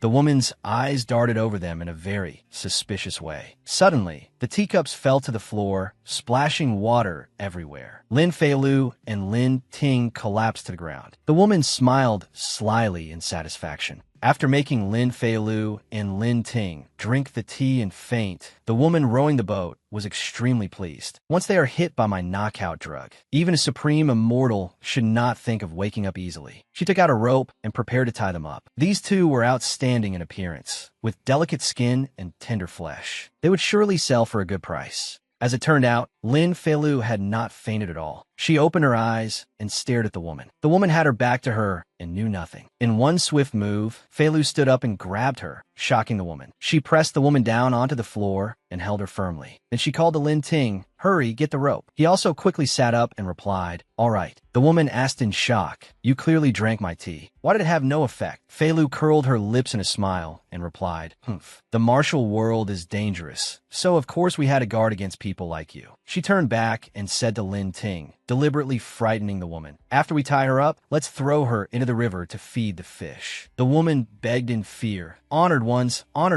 spare my life. This boat is not easy to control. If you throw me into the river, no one will take you to shore." Lin Ting said, "Feilu, she is right. Neither of us knows how to row a boat." Feilu quickly came up with an idea. I've got it." And so, they still let the woman row the boat for them. Lin Feilu even sat there singing merrily while tugging the rope and urging her, "Hey, row faster. It's almost dark." The woman's legs had been tied up and the rope was held tightly. Only her hands had been released so she could row the boat. Lin Ting laughed and praised, "Feilu, junior sister, you really do have a way." She smiled and asked him, "How about we travel like this? Punishing evil along the way, promoting goodness, and upholding justice on heaven's behalf. Would that be all right?" He smiled and replied, "All right." The two of them shared the same ideals. Holding hands, they laughed happily the whole way. Night had fallen. After leaving the boat and going ashore, Lin Feilu said, "Brother, as for that boatwoman, I've already told the hidden guards to escort her to the authorities. I believe the government office will handle this matter properly." The two walked through the bustling streets. She said, "Let's rest for one night in Silver Prefecture City. Tomorrow, we'll set out for Golden Mound City." As they were walking, they suddenly heard someone crying and begging for help. A young woman was being dragged away by two men. She was cursing and screaming fiercely, kidnapping a common woman in broad daylight. "Help!" One of the men covered her mouth and said, "What nonsense are you shouting? Being favored by our prince is a blessing you've earned over several lifetimes." The other turned and shouted at the onlookers, "What are you looking at? Disperse." Even with her mouth covered tightly, she still struggled to cry for help. "Mm. Passers-by whispered among themselves. One young woman said, "Those two are from Prince Pingyu's residence, aren't they? Prince Pingyu loves beautiful women most. Looks like that woman is in grave danger." Her companion said, "The authorities don't dare interfere in Prince Pingyu's affairs. We'd better not meddle." Lin Feilu asked Lin Ting, "Brother, what is Prince Pingyu's background?" He said, "He is the 9th son of the late emperor. Because he was not well managed, he was never granted a proper princely title. Later, when Father Emperor ascended the throne and granted amnesty to the realm, he was made the commandery prince of Silver Prefecture." Feilu said angrily, "Not only is he ungrateful, he's even become a tyrant here. He must be taught a lesson." Lin Ting was stunned and asked, "What devilish idea have you come up with now?" She quickly pulled his hand. "Come on, let's follow them." They followed the group that had taken a young woman to Prince Pingyu's residence. Lin Feilu and Lin Ting trailed them into the estate. She stopped Lin Ting. Wait, there seems to be some noise up ahead. Prince Pingyu's subordinates were chasing after another woman. There's an assassin. Hurry and catch the assassin.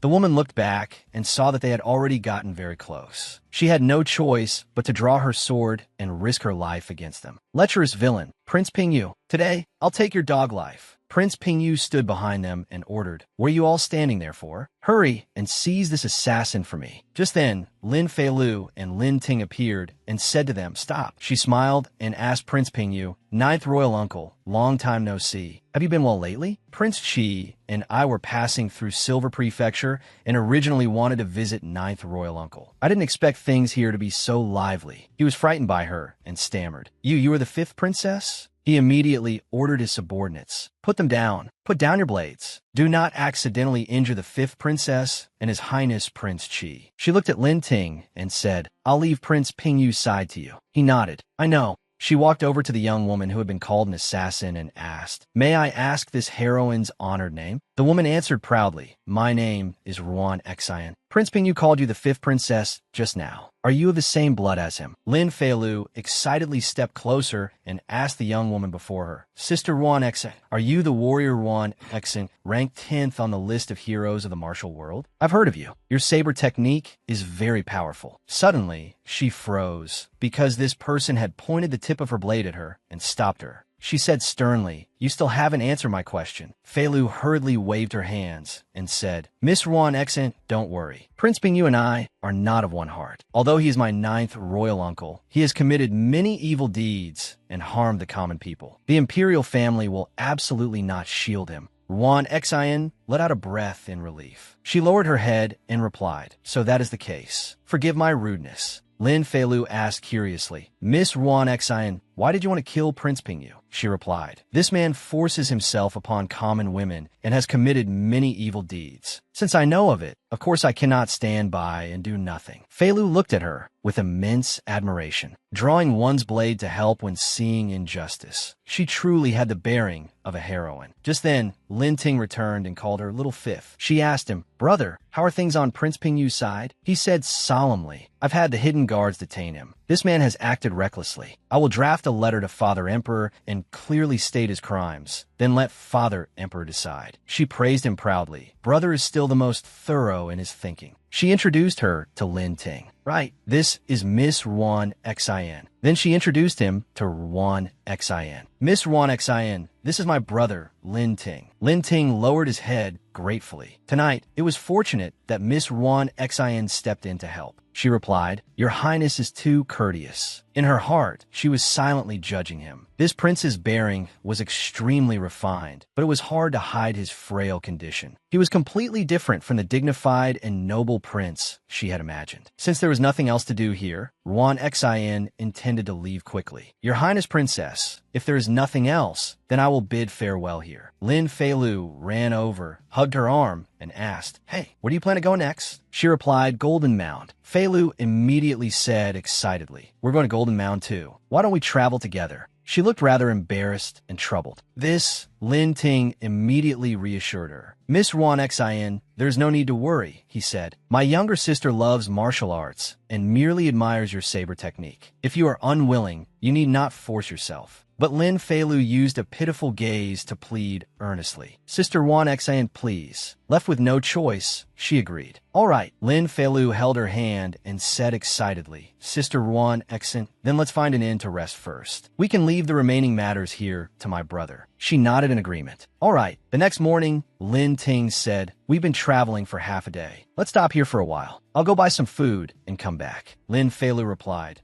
"Brother, be careful." Sitting in the inn, she asked Ruan Xian curiously, "Sister Ruan Xian, along the way, I heard that many people also want to go to Golden Mound. Do you know what happened in Golden Mound? Why does everyone want to go there?" Ruan Xian answered, "This time, the people of the martial world are gathering in Golden Mound because of the Jima sword manual. The eldest son of the Liu family secretly studied the Jima sword manual, angering the martial world. This time, everyone is going there because they want the Liu family to give an explanation. Fei Lu asked in surprise. That sword manual? Doesn't it belong to the Lu family? Wan Xian said, no. It is the unique sword art of great hero Jima. The Lu family was only safeguarding it on his behalf. This time, everyone wants to go to Golden Mound to see who can wipe out the Crimson Firmament 13 strongholds, and who will be the one to inherit the Jima sword art. Lin Feilu became very excited when she heard this. This Jima sword art sounds very powerful. Once we reach Golden Mound, I also want to go join the excitement. She asked Wan Xian curiously. Sister Wan Xian, then why are you going? She replied. This time, experts of the younger generation have all gathered in Golden Mound. It is the perfect opportunity to compare martial skills. Of course I cannot miss it. Feilu laughed. You truly are a warrior. Just then, Lin Ting returned. Lin Feilu cheered. Brother, you're back. He handed a portion of food to Lin Feilu and said, we won't reach Golden Mound until evening. Eat something to fill your stomach first. She stretched out both hands to take it. Thank you, brother. He handed the remaining portion of food to Wan Xian and called, Miss Wan Xian. She was surprised. For me, Lin Ting replied attentively. Miss Wan Xian, see if you like it. If you don't, I'll change to another flavor next time. She opened the box of pastries and seemed rather surprised. Lin Feilu said enthusiastically, Sister Wan Xian, you used to stay on a mountain all the time, so you probably haven't eaten these before, right? Hurry and taste them. See if they're good. Wan Xian picked up a piece of pastry and put it into her mouth. Suddenly, her eyes widened in surprise. She then happily devoured the remaining pastries. She politely said to Lin Ting, Thank you, Your Highness. I like them. Lin Ting smiled in satisfaction. It's good that Miss Wan Xian likes them. Wan Xian froze, suddenly realizing, oh, his voice is so pleasant. Without realizing it, she ate the pastries while shyly thinking that compared to the senior and junior brothers who shouted about martial training every day, his voice was much nicer to listen to. Lin Feilu, observing from the side, immediately noticed that the two of them had feelings for each other. She laughed secretly in delight. 2 days later, they arrived at the Lu family residence and saw a crowd packed tightly before the gate. Those people were roughly pounding on the door and shouting, Open the door, hand over the Jima sword manual. Could it be that the Lu family has a guilty conscience and is hiding like turtles? If you had the guts to secretly study the sword manual, have the guts to open the door. Lin Feilu asked Wan Xian in surprise. Sister Wan Xian, tell me, what can the Lu family do this time to appease the anger of the crowd? Wan Xian observed solemnly and replied, Of course the sword manual must be handed over. Who will be handed to is the purpose of everyone's visit today. Feilu was still like a child, standing leisurely while cracking melon seeds and watching the show. The Lu family's gate creaked open. The people outside cheered. The head of the Lu family has come out. A representative of the Lu family said, Everyone, I Lu, know why you have gathered here today. My unworthy son secretly studied the Jima sword manual. I am deeply ashamed, and I have already punished him severely. He took out a book and said, Today, in front of everyone, I will transfer the Jima sword manual to another person. The people below immediately burst into uproar. They believed that a sword manual like this could not simply be given to someone at will. Only deciding victory and defeat through martial competition would be fair. One man among them shouted, What martial competition? I am a disciple of the #1 sect in the martial world, the best choice to receive the Jima sword manual. He was immediately refuted by someone else. Who here isn't from a renowned orthodox sect of the martial world? On what basis should it be given to you? Standing outside, Lin Feilu stuck out her tongue and complained, I thought they came to express righteous indignation, but unexpectedly, they're all here to fight over the sword manual. How is this any different from fighting over the imperial throne? Wan Xian noticed that Lin Ting looked tired and pale, so she asked, Are you feeling unwell? He still smiled gently and replied, It's nothing. I just feel a little unsteady. There was still no expression on Wan Xian's face. She directly drew her sword. She threw it forward without hesitation. The sword whistled through the noisy, clamoring crowd. The sword stopped only after embedding itself in the Lu family's gate. The crowd turned to look at the person who had thrown the sword. The thousand-edged broad saber, its warrior Wan Xian. Miss Wan Xian, what do you mean by this? Heroine, even if you want to seize the sword manual, you can't be so blatant about it. She only said coldly, You are too noisy. To end the argument quickly, she said, Since the head of the Lu family has already made a decision, why watch all you seniors fight back and forth? Why not directly say who you intend to entrust it to? the head of the Liu family began. The Liu family has obeyed great hero Jima's final wish for many years and has fulfilled the responsibility entrusted to us. Today, under the witness of the entire martial world, I transfer the Jima sword manual to great hero Ji Liang. Just then, Mr. Ji appeared. The head of the Liu family announced, from now on, the Liu family has no further connection with the Jima sword manual. Below, Lin Feilu was shocked to see him. Uncle Yi, the head of the Liu family, brought the book to Ji Liang and said, Great hero Jima once said that whoever could eliminate the Crimson Firmament 13 strongholds would be the inheritor of the Jima sword art. The crowd below began to clamor in disagreement. Why should it be given to Ji Liang? He glanced at them, and immediately a token was thrown down. Everyone cried out in shock. This is the command token of the Crimson Firmament 13 strongholds. The head of the Liu family asked them, In that case, everyone has no objections to great hero Ji Liang, correct? They said to one another, Forget it. We can't compete with Ji Liang. That's right. Let's go. Lin Ting was already exhausted, so he said to Lin Feilu, Little Fifth, everyone has left. Let's return to the inn too. She nodded. Let's go. After that, she still turned her head back many times. In her heart, she was thinking very hard about someone. Why is Uncle G here? Is the little beauty here too? They returned to the inn where Ruan Xin and the siblings Lin Feilu and Lin Ting were resting. Lin Feilu was about to enter her room when Ruan Xin called out to her. Fifth princess. Lin Feilu stopped and asked, Sister Ruan Xin, what is it? Ruan Xin asked her, Fifth princess, do you know where His Highness Prince Qi went? Ever since we returned to the inn, I haven't seen him. Feilu explained. My imperial brother was once poisoned, so his body is a little weak. As soon as he returned, he went to his room to rest. Ruan Xin was quite surprised when she heard this. He was once poisoned? She offered. On Qin Mountain, there is a natural medicinal spring that is very effective for healing illness and clearing poison. If you have no other business, you can return to the mountain with me. Lin Feilu immediately liked the idea very much and replied, All right. I heard the scenery of Qin Mountain is very beautiful. I've been wanting to go take a look anyway. Ruan Xin left, saying, Then princess, return to your room and pack your things. Tomorrow we set out. Feilu entered her room and waved goodbye. Moonlessa. She went inside and shut the door tightly. Suddenly, she was shocked by the scene before her. She was startled to see Ji Liang sitting grandly on a chair, waiting for her since who knew when. She stammered, Uncle Yi. He glanced at her. Then he tossed her a book and said, Take it. She took the book and was shocked. The Jima sword manual? She immediately cried and complained, Uncle Ji, why are you giving this to me? Do you want me to be hunted down by the entire martial world? He said indifferently, It's a birthday gift from that boy. She immediately felt as if flowers were blooming all around her and asked blankly, The little beauty gave it to me? She hugged the book to her chest and smiled. Next month is my 14th birthday. I didn't expect the little beauty to still remember. Mr. G also handed her a letter and said, This letter was written by him for you. She reached out in surprise to take it. There's even a letter. She opened it and read. On the letter were several lines of elegant writing from the man she longed for. Her gaze remained fixed on the lines of words on the paper.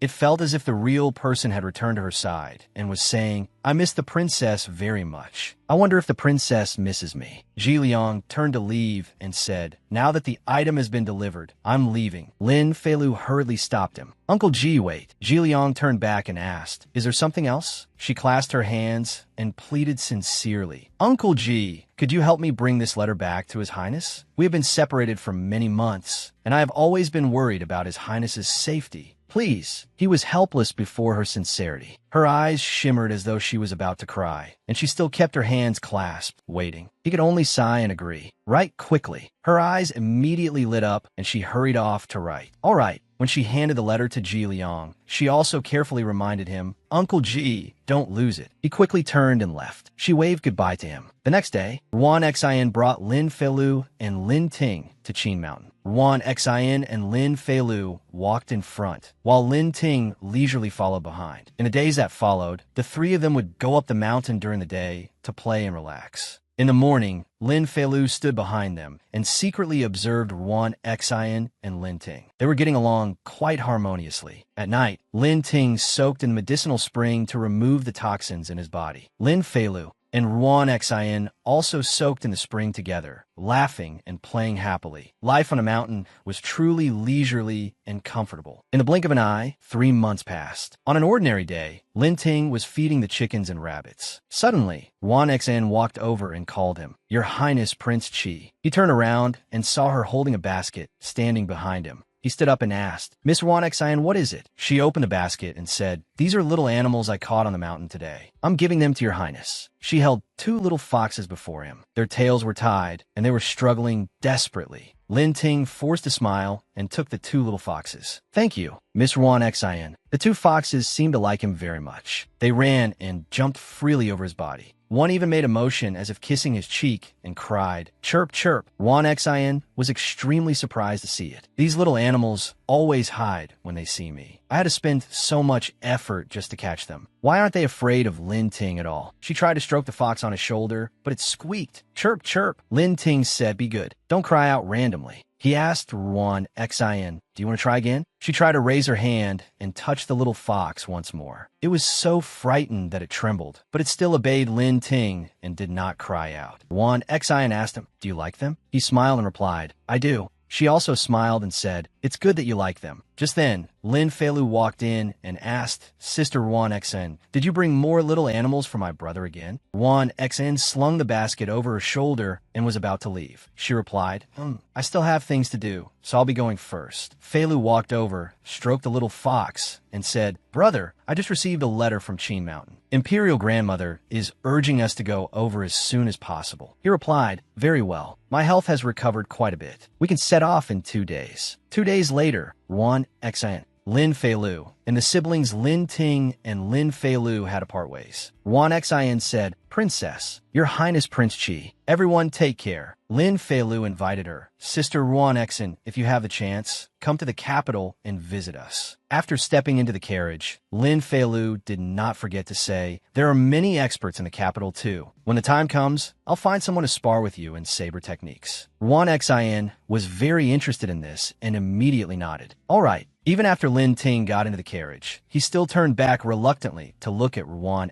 She was the one left behind. Perhaps she would feel much sadder. At that moment, a very strange feeling rose in Lin Ting's heart. It was both empty and reluctant to leave. In the end, he turned back and said to Ruan "Miss Ruan could you help me look after the little animals in the courtyard for now?" She nodded and replied, "All right. Then when will you come again?" He smiled and said, 2 months at the soonest, half a year at the latest. I will definitely come." She smiled, her heart blooming with joy. "I'll wait for you." Lin Feilu and Lin Ting continued on their journey. When they reached a post house, Feilu said, "Brother, it's almost dark. Let's rest at this post house for 1 night." He agreed. "All right." The innkeeper came out warmly to welcome them. "Honored guests, please come inside." They had only just entered and had not yet sat down when they heard the guests at the nearby tables discussing something. One person said, "Hey, have you heard? The Song Kingdom is about to attack Great Lin." The other person said in surprise, "Fight? The ruler of Song is so weak. How would he dare go to war with our Great Lin?"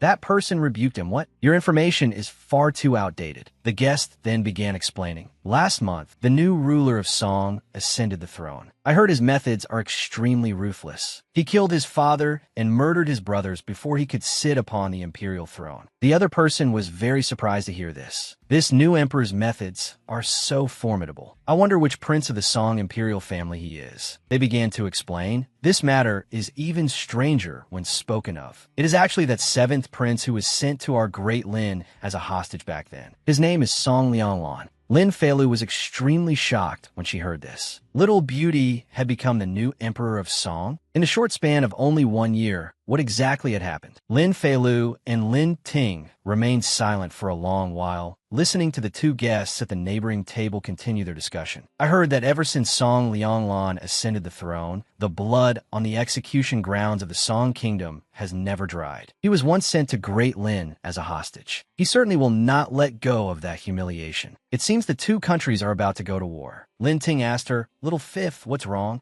She asked him with great worry, "Are we really going to fight the Song Kingdom?" He said calmly, "The new ruler of Song is fierce and ambitious. Father Emperor will not watch him slowly grow stronger. Right now, the Song Kingdom is in internal turmoil. Father Emperor will likely seize this chance to take the initiative and attack." He could not help worrying either and said, "Little Fifth, I'm afraid we won't be able to visit Imperial Grandmother. The situation between Great Lin and the Song Kingdom is tense. As Prince Shi, I have my responsibilities at court." Fei Lu immediately said, "If brother wants to return to the capital, then I'll go back with you." In her heart, she was worried about Lin Ting. Eldest Imperial brother's condition had finally improved with such difficulty. What if he returned to the capital and relapsed? I have to keep watch over him. He nodded and replied, "That is good too. If I left you outside alone, I would not feel at ease." He took her hand and said, "Then let's return to the capital together." In the end, the two of them had no choice but to return to the palace. A maidservant welcomed Lin Fei Lu and said, "Fifth Princess, after being away for half a year, you have finally returned to the palace. His Majesty has always missed you." She smiled and asked her, "While I was away, how has Father Emperor's health been?" The maidservant looked concerned and said, "Because of the matter with the Song Kingdom, His Majesty has been overworked recently and is somewhat unable to cope. Fortunately, there is a Taoist priest who specializes in refining elixirs for His Majesty. After His Majesty takes them, he recovers quite a bit." When she heard this, she was rather surprised. A Taoist priest? Elixirs? Since when did Father Emperor believe in these things? Suddenly, Shi Xingjiang walked over and called her little bean sprout. She asked him in surprise, "Shi Xingjiang, when did you return to the capital?" He raised his hand, intending to rub her head, and said, "I arrived early this morning. I just finished reporting the military situation to His Majesty." Little bean sprout, did you miss your heir apparent brother? She avoided his attempt to rub her head and chased him away. "You haven't even changed your clothes. You're filthy. Go away. I'm going to pay my respects to Father Emperor." After saying that, she left, leaving him standing there in a daze. "We haven't seen each other for so long, yet she won't even say a few more words to me." Shi Xingjiang secretly grumbled, "Heartless little girl, and here I was worrying about her every day." Emperor Lin was resting in his chamber. Lin Fei Lu rushed in like a lively little bird and called, "Father Emperor." She knelt at his feet. He rubbed her head. "Our little Fifth has returned. It has only been half a year since we last met, yet I seem to have suddenly grown old. Little Fifth has also become a young lady." She threw herself into his arms and said, "Father Emperor is not old. Father Emperor is in the prime of life." He laughed heartily in delight. "Only you have such a sweet mouth." As he spoke, he waved his hand and ordered the maidservants to bring over a stack of portraits. "Just now, I was saying that after the new year, you will be grown up. Your marriage should also be settled." He handed the stack of portraits to her and said, "These are the young men I specially chose for you. Take a look." Although she was unwilling, she could only take them and look through the portraits one by one. She was surprised to see that Shi Xingjiang's portrait was among them. Emperor Lin asked her, "Is there anyone you like?" She placed the stack of portraits back on the table and replied, "No. Father Emperor, I don't want to marry so early." He said, "You could be betrothed first and marry the year after next." She immediately began her tearful act. Father Emperor doesn't love little Lu anymore. A daughter married away is like water poured out. Father Emperor simply doesn't want little Lu anymore. Boo-hoo. He could only say helplessly, "Forget it. You know full well that I will always fall for this trick of yours. But you must marry eventually. I will give you more time. Go back and think about it." She quickly bowed. "Thank you, Father Emperor." Little Fifth takes her leave. She hurriedly scampered outside. The maidservant beside Emperor Lin asked, "Fifth Princess is still young. It will be fine for her to stay by your Majesty's side for a few more years. Why is your Majesty in such a hurry to arrange a marriage for Fifth Princess?" Emperor Lin became silent and said, "Great Lin and the Song Kingdom will go to war sooner or later. In a few years, I fear the world will no longer be peaceful. If little Fifth's marriage is settled early and someone protects her, I can feel at ease." He picked up Shi Xingjiang's portrait, examined it, and said, "I think Shi Xingjiang is quite good. My most obedient princess should naturally marry the bravest young general under heaven." He ordered the servant, "Peng Man, go summon noble consort Shi. I will discuss it with her." The servant replied, "Yes," and quickly obeyed. A few days later, news spread through the palace that Emperor Lin intended to bestow a marriage between the fifth princess and heir apparent Shi. When Lin Fei Lu heard the palace maids report this, She was so shocked, she could hardly believe her ears. What? Bestow a marriage? Lin Feilu thought to herself. Could it be that Xinjiang asked Father Emperor to marry me? But I already refused him before. Why must he force it? Xinjiang was also very surprised when he heard the news. He immediately went to explain to Lin Feilu. He said anxiously, it really wasn't me. Afraid she would not believe him, he hurriedly explained, even if I wanted to marry you, I would use my own ability to make you agree to marry me. I would absolutely never use this kind of method. She waved her hand and smiled. I believe this has nothing to do with you.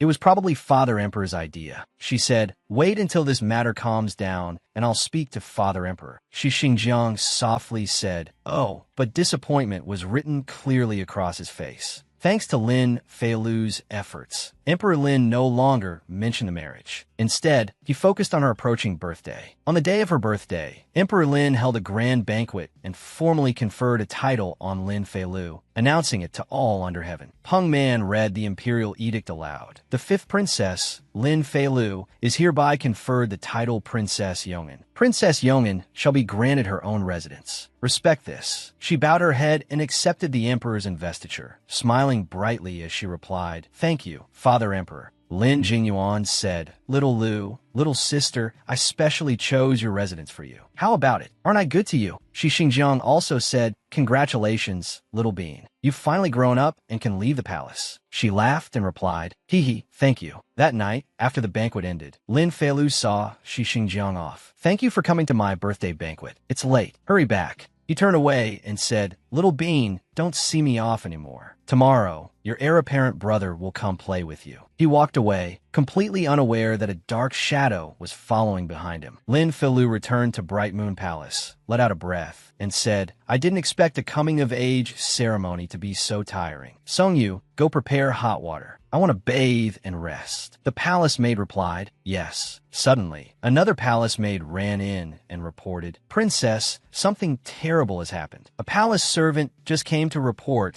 that the heir apparent was assassinated on his way back. Startled, she immediately stood up and asked, what? Where is he? Was he hurt? The palace maid held her hand and said, the heir apparent only suffered minor injuries. The physician has already examined him. She breathed a sigh of relief. That's good. But why would Xinjiang be assassinated out of nowhere? He hasn't offended anyone. Suddenly, she heard a tapping sound outside the window. She realized something was unusual and said to the palace maid, I'm a little tired. You may go out. The palace maid quickly left. She opened the window to look. Sure enough, there was someone outside. It was Song Lianlan, who had come to find her wearing a mask. She froze in surprise. You? She reached up and removed the mask from his face. He smiled and said, Princess, we meet again. He truly was standing before her, just as he had many times before outside her window. She silently looked at him for a long time. It's been a long time. Your Highness seems somewhat different from before. Seeing her remain silent for a long while, Song Lianlan asked, what is the princess afraid of? She stammered in reply, I'm not afraid at all. Why has your Highness come here? He held out a brocade box and said, I came to give you a gift. Happy birthday, princess. She opened it and looked. Is this jade carved in my likeness? Holding it, she suddenly remembered a very long time ago. When she was 5, she had also received such a beautiful piece of wood. Back then, seeing that she liked it quite a lot, Song Lianlan had said that would rot. She had joked, then when your Highness becomes rich, give me jade. That way, it can be kept for a long time. In an instant, she felt deeply moved. So much time has passed. I never thought he would still remember this. She asked him, did your Highness come all this way just to give me a gift? He nodded softly. She then vaguely realized something and asked, then does Xinjiang's assassination have something to do with your Highness? He did not deny it and said, he wanted to marry you. Naturally, he had to be killed. She froze at the word kill, spoken so lightly from his mouth. Your Highness, he asked her, are you angry? Song Lianlan wrapped his arms around Lin Feilu's neck. He pulled her into his arms and held her tightly, asking softly, Princess, can you not bear to let him die? But in his arms, she felt somewhat unused to it. This little beauty was so strange. Yet she still wanted to bury her head into that embrace. But it was strange too. She did not feel afraid at all. Lin Feilu raised her head, looked at Song Lianlan, and said, "Your Highness, do not kill people so casually." He moved closer to her and asked, "The princess does not want me to kill him. Then surely you know what you should do." His hand rested at the back of her neck, gently stroking her slender, fair nape. His movements made her shudder in fear, and she hurriedly denied it. "That matter is only a rumor. I won't marry him." Only then did he release her and nod lightly. "Good." She asked him curiously, "Your Highness, are those rumors true? Did you kill your father, Emperor?" His face showed no expression, calm and indifferent. He gave a soft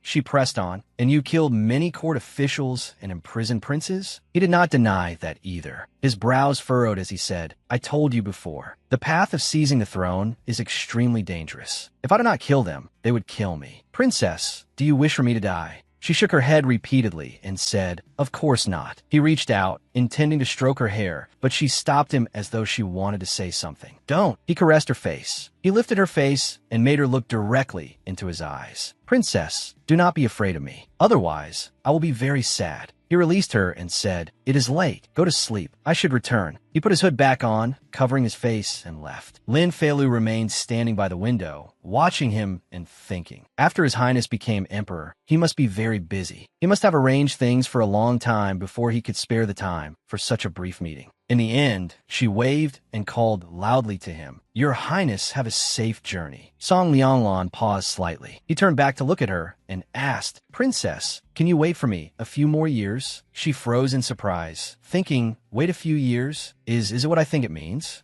Embarrassed, she hurriedly closed the window. "Your Highness, hurry and leave." She stood in the room, holding her hot cheeks with both hands. "I must be overthinking it. How old am I now, Lin Feilu? Stop letting your imagination run wild. Sleep, sleep." After the birthday ceremony marking her coming of age, Lin Feilu officially moved out of the imperial palace and began her own life. She carefully instructed the palace maids as they decorated her yeoman residence. "Place that pot of chrysanthemums to one side. Don't step on it. Be careful. Put all the peonies here." At court, the Song Kingdom continued its military campaigns. Song Lianglan personally led troops east and west, conquering the smaller countries around Great Lin. In the span of just a few short years, the Song Kingdom became powerful at an astonishing speed, forming a tripartite balance of power with Great Lin and the Yong Kingdom. Faced with the Song Kingdom's growing strength, Emperor Lin could no longer sit still, yet he could do nothing. His health worsened day by day. He could barely sit steadily and kept coughing. Lin Feilu could not help worrying and stayed by his side day and night to care for him. A person from the Taoist priest's side brought medicine to him and called, "Your Majesty, it is time to take your medicine." He took the medicine and said, "This elixir is no longer as effective as before. Pass down the order. Tell the Taoist priest to refine more. I want to increase the dosage." Lin Feilu wanted to stop him. "Wait," but Peng Man stopped her. "Princess, you must not." Peng Man lowered his voice and sighed to her. "Princess, in these years, His Majesty's illness has grown more and more serious, and his suspicion has also become more and more severe. Last time, His Highness the Crown Prince only offered a few words of advice about the elixirs, and His Majesty was furious. He said that His Highness the Crown Prince was sinister and unfathomable." Troubled, she could only nod and reply, "I understand." Suddenly, at that very moment, someone rushed in a panic. "Your Majesty, an urgent report from the secret scouts." He knelt by the bed, lowered his head, and said, "The secret scouts have discovered that the Yong Kingdom has sent a prince to conduct diplomacy with the Song Kingdom. They want to form an alliance with the Song Kingdom and attack Great Lin together." Emperor Lin was horrified when he heard this. The Yong Kingdom wants to ally with the Song Kingdom and attack Great Lin. This earth-shattering news was too much for him to bear. He was so furious that he nearly spat blood. Lin Feilu hurried to his side in panic and supported him. "Father Emperor," the imperial physicians in the court were summoned one after another to examine Emperor Lin. Lin Feilu asked the imperial physician anxiously, "How is Father Emperor?" The imperial physician sighed, shook his head, and said, "His Majesty has used elixirs for years. Cold poison has invaded his body. This time, anger attacked his heart, causing his blood and qi to flow in reverse, allowing the cold poison to enter his internal organs. I fear he will be unable to rise from this illness." She was stunned, unable to believe her ears. How could this be? Lin Qing ordered the imperial physician, "Pass down my command. Have the Imperial Medical Institute devote every effort to treating Father Emperor." The imperial physician bowed his head and replied, "Yes." He turned to comfort Feilu. Little fifth, don't be afraid. With the imperial physicians here, Father Emperor will be fine. It is just that the court situation is currently chaotic. I'm afraid I won't have time to care for Father Emperor. I will still need you to pay more attention to him. Tears welled in her eyes, but she forced herself to calm down. All right, I will take good care of Father Emperor. The maidservant beside them asked, Your Highness Lin Qing, regarding the Yong Kingdom's alliance with the Song Kingdom. He ordered the maidservant immediately summon the court officials for a council. In addition, send someone to deliver word to the border. Tell Great General Shi to await orders and guard against the Song Kingdom starting a war. Emperor Lin fell gravely ill, and Crown Prince Lin Qing governed as regent. After conferring with the court officials, he immediately sent envoys to the Song Kingdom to negotiate peace. A few days later, news came back. Song Lianglan was personally leading 100,000 troops in an imperial campaign to the Huai River, where the Song and Lin borders met. In an instant, the people of Great Lin were thrown into panic. Hearing the report, Lin Qing was furious and anxious, unable to sit or stand still. Your Highness, Great Lin's envoys are still rushing to the Song Kingdom. Judging from the current situation, I fear they will not make it in time. At the same time, after relying on elixirs for some time to prolong his life, Emperor Lin died of illness, casting a heavy, gloomy atmosphere over Great Lin. White mourning cloth covered the lands of Great Lin. Lin Feilu could not help feeling sorrowful as well. At the military camp on the northern frontier, Shi Sun, the general who stabilizes the nation, was ready and waiting for the imperial court's order to go to war. Shi Xingjiang asked him, His Majesty has passed away. The Song Kingdom is closing in, and the Yong Kingdom is also preparing its troops and proposing a campaign. Father, what should we do? Shi Sun ordered the army, Prepare yourselves. Be ready to die in battle at any moment. We absolutely cannot allow the Song army to cross the border. Everyone shouted in unison, Yes, General. Suddenly, someone came in to reporting to the general. The Song army has sent someone with word that they wish to negotiate. Shi Xingjiang was rather surprised when he heard this. Negotiate? Shi Sun was no less astonished. At a time like this, they say they want to negotiate. What exactly do they want to discuss? He stood up at once and said, We will know once we try negotiating. Let's go. They went to the bank of the Huai River to meet Song Lianglan. He was already standing there, tall and composed, waiting for them. As soon as he saw them arrive, he spoke first. General Shi, I have long heard of your great name. Having the fortune to meet you today, I see your reputation is indeed well-deserved. Shi Sun said solemnly, Emperor of Song, if you have any instruction to offer, please speak plainly. Song Lianglan pointed behind him and asked, General Shi, do you see the 100,000-strong army behind me? Shi Sun said uncompromisingly. Shi Sun is not yet so old that his eyes are clouded. I still have the strength to fight one battle. Song Lianglan's tone remained calm. General Shi, you misunderstand. I brought these 100,000 troops not to fight you. He said, I came to propose marriage. Shi Sun was so shocked that he stammered. Propose marriage? What exactly does the Emperor of Song mean?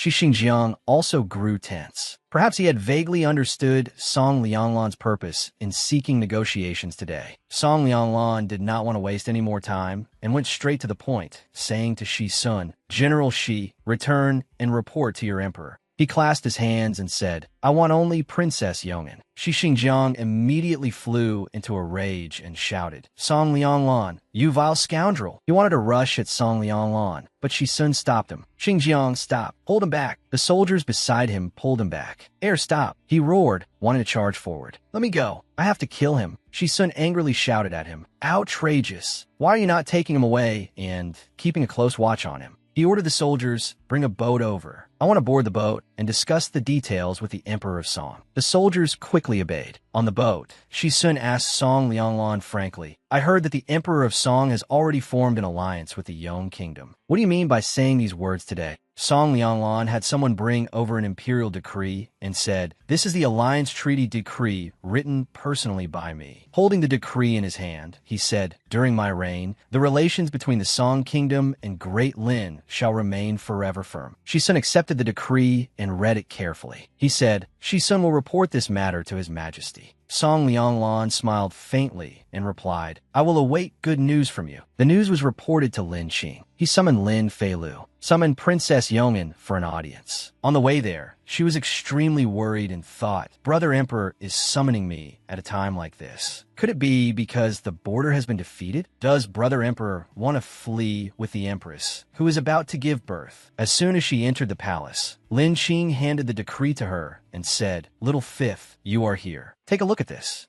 She took the decree and read it carefully. She was startled when she saw the name written on it, Princess Yongin. Even more shocked, she pointed at herself and asked, I am to marry into the great song? Lin Qing stood up and said solemnly, This is the request of the Emperor of Song. Little Lu, do not worry. Even if I must defend the border to the death, I will never hand you over. She looked at the decree in her hand and asked softly, Every condition in this alliance decree benefits Great Lin and brings no harm. Brother Emperor, do you know what this means for you and for Great Lin? Lin Qing also fell silent and said, Of course I know. But Great Lin is not without the strength to fight. Although he knew very well that a marriage alliance with the Song Kingdom could bring 100 years of peace, enough for him to sit firmly on the throne and protect Great Lin's land. Lin Qing had his own pain in his heart. If everything had to be exchanged by sacrificing little Lu, Lin Feilu breathed a sigh of relief and said, If there is no need to fight, then why fight? She said seriously, Once war breaks out, lives are plunged into misery and the common people suffer disaster. When that time comes, corpses will lie everywhere. Whose life is not still a life? She still gripped the decree written by Song Lianglan himself. After Father Emperor passed away, she had wondered whether she should write him a letter, asking him not to join forces with the Yong Kingdom against Great Lin. But she did not know what identity she should use to make such a request. She had not expected such a coincidence. He had sent this alliance decree over first. She smiled gently, as though feeling a little happiness in her heart. Without hesitation, she handed the decree back to Lin Qing and said, Brother Emperor, let me go. In truth, she did not feel wronged at all. Instead, she felt a strange sort of joy. She had her own selfish feelings in this too. She smiled with her eyes curved and said, Just treat it as little Lu's enthronement gift to Brother Emperor. All right. Lin Qing was rather surprised to see her like this. Little Lu, he said with difficulty, Go back first. I will think it over for a few more days. With state affairs pressing before him, people's hearts in panic, and the Yong Kingdom stirring restlessly, Lin Qing agreed to the marriage alliance with the Song Kingdom. He handed the imperial edict to a servant and ordered, Have someone ride at full speed to deliver the edict to the Song Kingdom. The servant bowed his head, accepted it, and replied, Yes, Your Majesty. 5 days later, the two kingdoms, Lin and Song, simultaneously announced to the world that the Emperor of Song would marry Princess Yongin of Great Lin. The two kingdoms would be joined by marriage and alliance, remaining forever on friendly terms. The people of Great Lin were both surprised and delighted that the great disaster of war would not occur.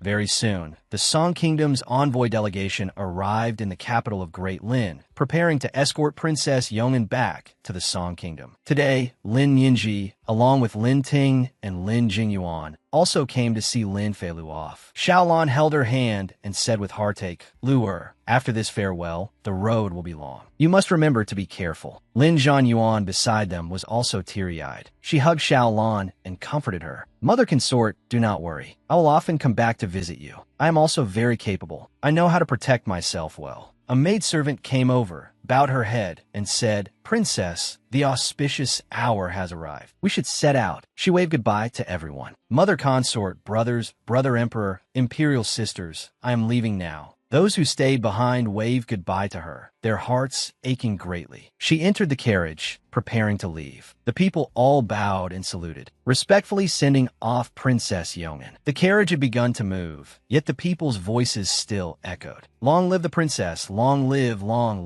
live. The sky had grown dark when the carriage bringing Lin Feilu to the Song Kingdom stopped, and tents were set up by the roadside for rest. She sat leisurely, admiring the moon and eating snacks. Song Yu asked her in puzzlement, Princess, are you truly not sad? She said calmly, What is there to be sad about? It is just like immigrating and getting a pass that lets me travel between the two kingdoms. If I want to come back in the future, I could just come back. Song Yu hesitated, but the road is so long. She winked mischievously and said, If the road is long, then there is no need to walk it. What do you think horses are for? She appeared excited, her eyes shining as she said, experience a new life and explore new instances. I heard the Song Kingdom is backed by mountains and near the sea, with especially abundant seafood. Song Yu beside her was rendered speechless by her. With the princess acting like this, she suddenly felt there was no need to feel sorry for her anymore. After eating her fill, she stood up and said, I am a little sleepy. I will go sleep in the carriage for a while. When the convoy breaks camp later, remember to tell me. Song Yu nodded. Yes. She lifted the curtain and entered the carriage. Suddenly, a hand grabbed her. Startled and alarmed, she cried out. She was extremely surprised to see that the person pulling her was Shi Xingjiang. She stammered, Shi Xingjiang Yu. His face had become haggard. Dark circles were obvious beneath his eyes, and his face looked sunken. His hair was messy, as if he had just gone through a serious illness. She lowered her head and asked him, What do you want to do? He asked her only one direct question. Are you willing? She did not hesitate and answered plainly.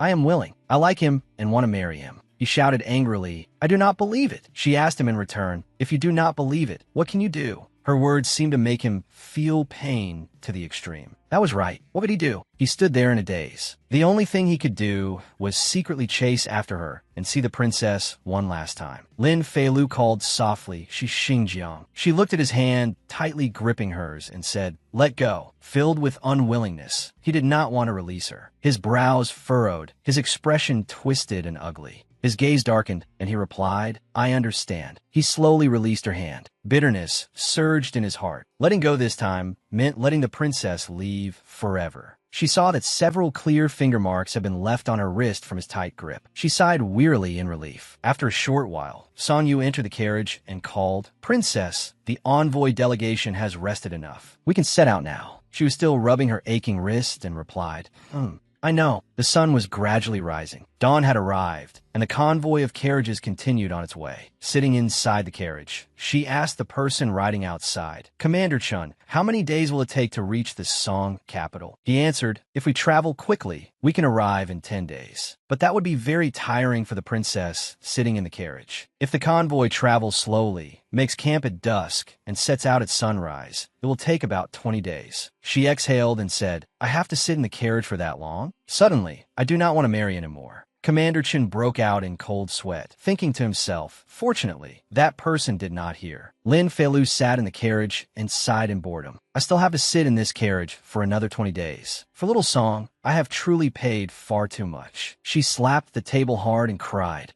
this is so boring. She rolled onto the bed and shouted curses. Song Lianglan, you heartless man. Song Yu carefully reminded her. Princess, you cannot directly call His Majesty by his personal name. Not only was she unafraid, she kicked up an even bigger fuss and scolded him more fiercely. Song Lianglan has changed. Song Lianglan was not like this before. Does Song Lianglan not love me anymore? Does Song Lianglan have little vixens in his harem now? Suddenly, a loud laugh rang out from outside, startling her. She instinctively looked outside. Song Yu asked fearfully, Princess, was that Commander Chen laughing just now? She lifted the curtain to see who had laughed outside. It was not Commander Chun. That person was none other than Song Lianglan, the very person she had been loudly scolding. He called to her in a fond voice, Princess. Lin Feilu was startled and sat back inside the carriage. Song Yu asked worriedly, Princess, what is wrong? She stammered, I saw a ghost. Outside, there came the sound of knocking, knock, knock. The person outside called, Miss Song Yu, there are a few matters I would like to ask you about. Please come outside. Song Yu stood up and went out. Princess, this servant will go see what is happening. Feilu tried to calm herself. I must have seen wrong just now. How could little Song possibly appear here?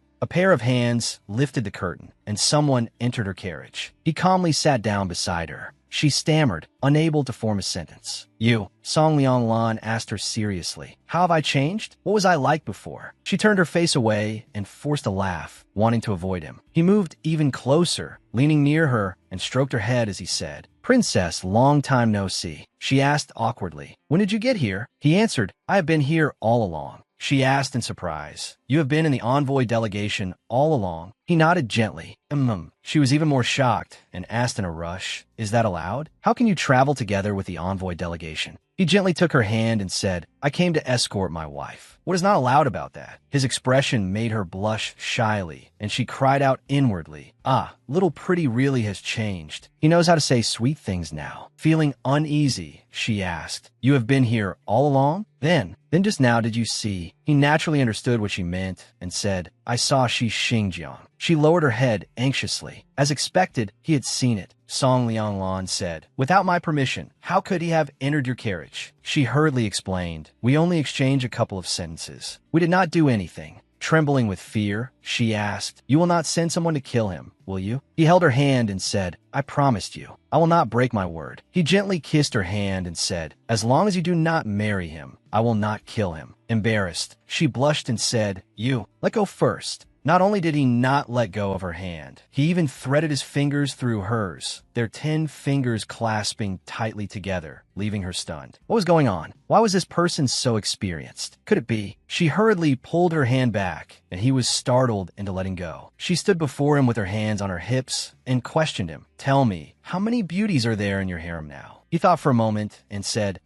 probably about 6 or 7. She was shocked by how lightly he answered. She stood up angrily and turned to leave. He asked her, Where does the princess want to go? She turned her face away and said coldly, I'm not marrying anymore. Before she could take a step, he grabbed her hand and pulled her back. He pulled her into his arms, and she directly landed on his lap, startling her. Hey, she puffed out her cheeks, feeling aggrieved and displeased. Without saying a word, he lightly touched her chin as if giving her a faint kiss, leaving her stunned. Lin Feilu blushed and dodged away, saying, Song Lianglan, you are not allowed to secretly kiss me. He smiled slyly and said, I only bumped into you by accident. She said angrily, Only a ghost would believe you. Were those 6 or 7 beauties also accidentally brought back? He buried his head in the hollow of her neck and said, The Empress Dowager selected them to enter the palace. They have no official status, and I have never met them. She asked in surprise, Really? He said, I will never deceive the princess, then planted a kiss on her cheek. Her face turned as red as a ripe tomato. She reproached him. You kissed me again. He chuckled and replied,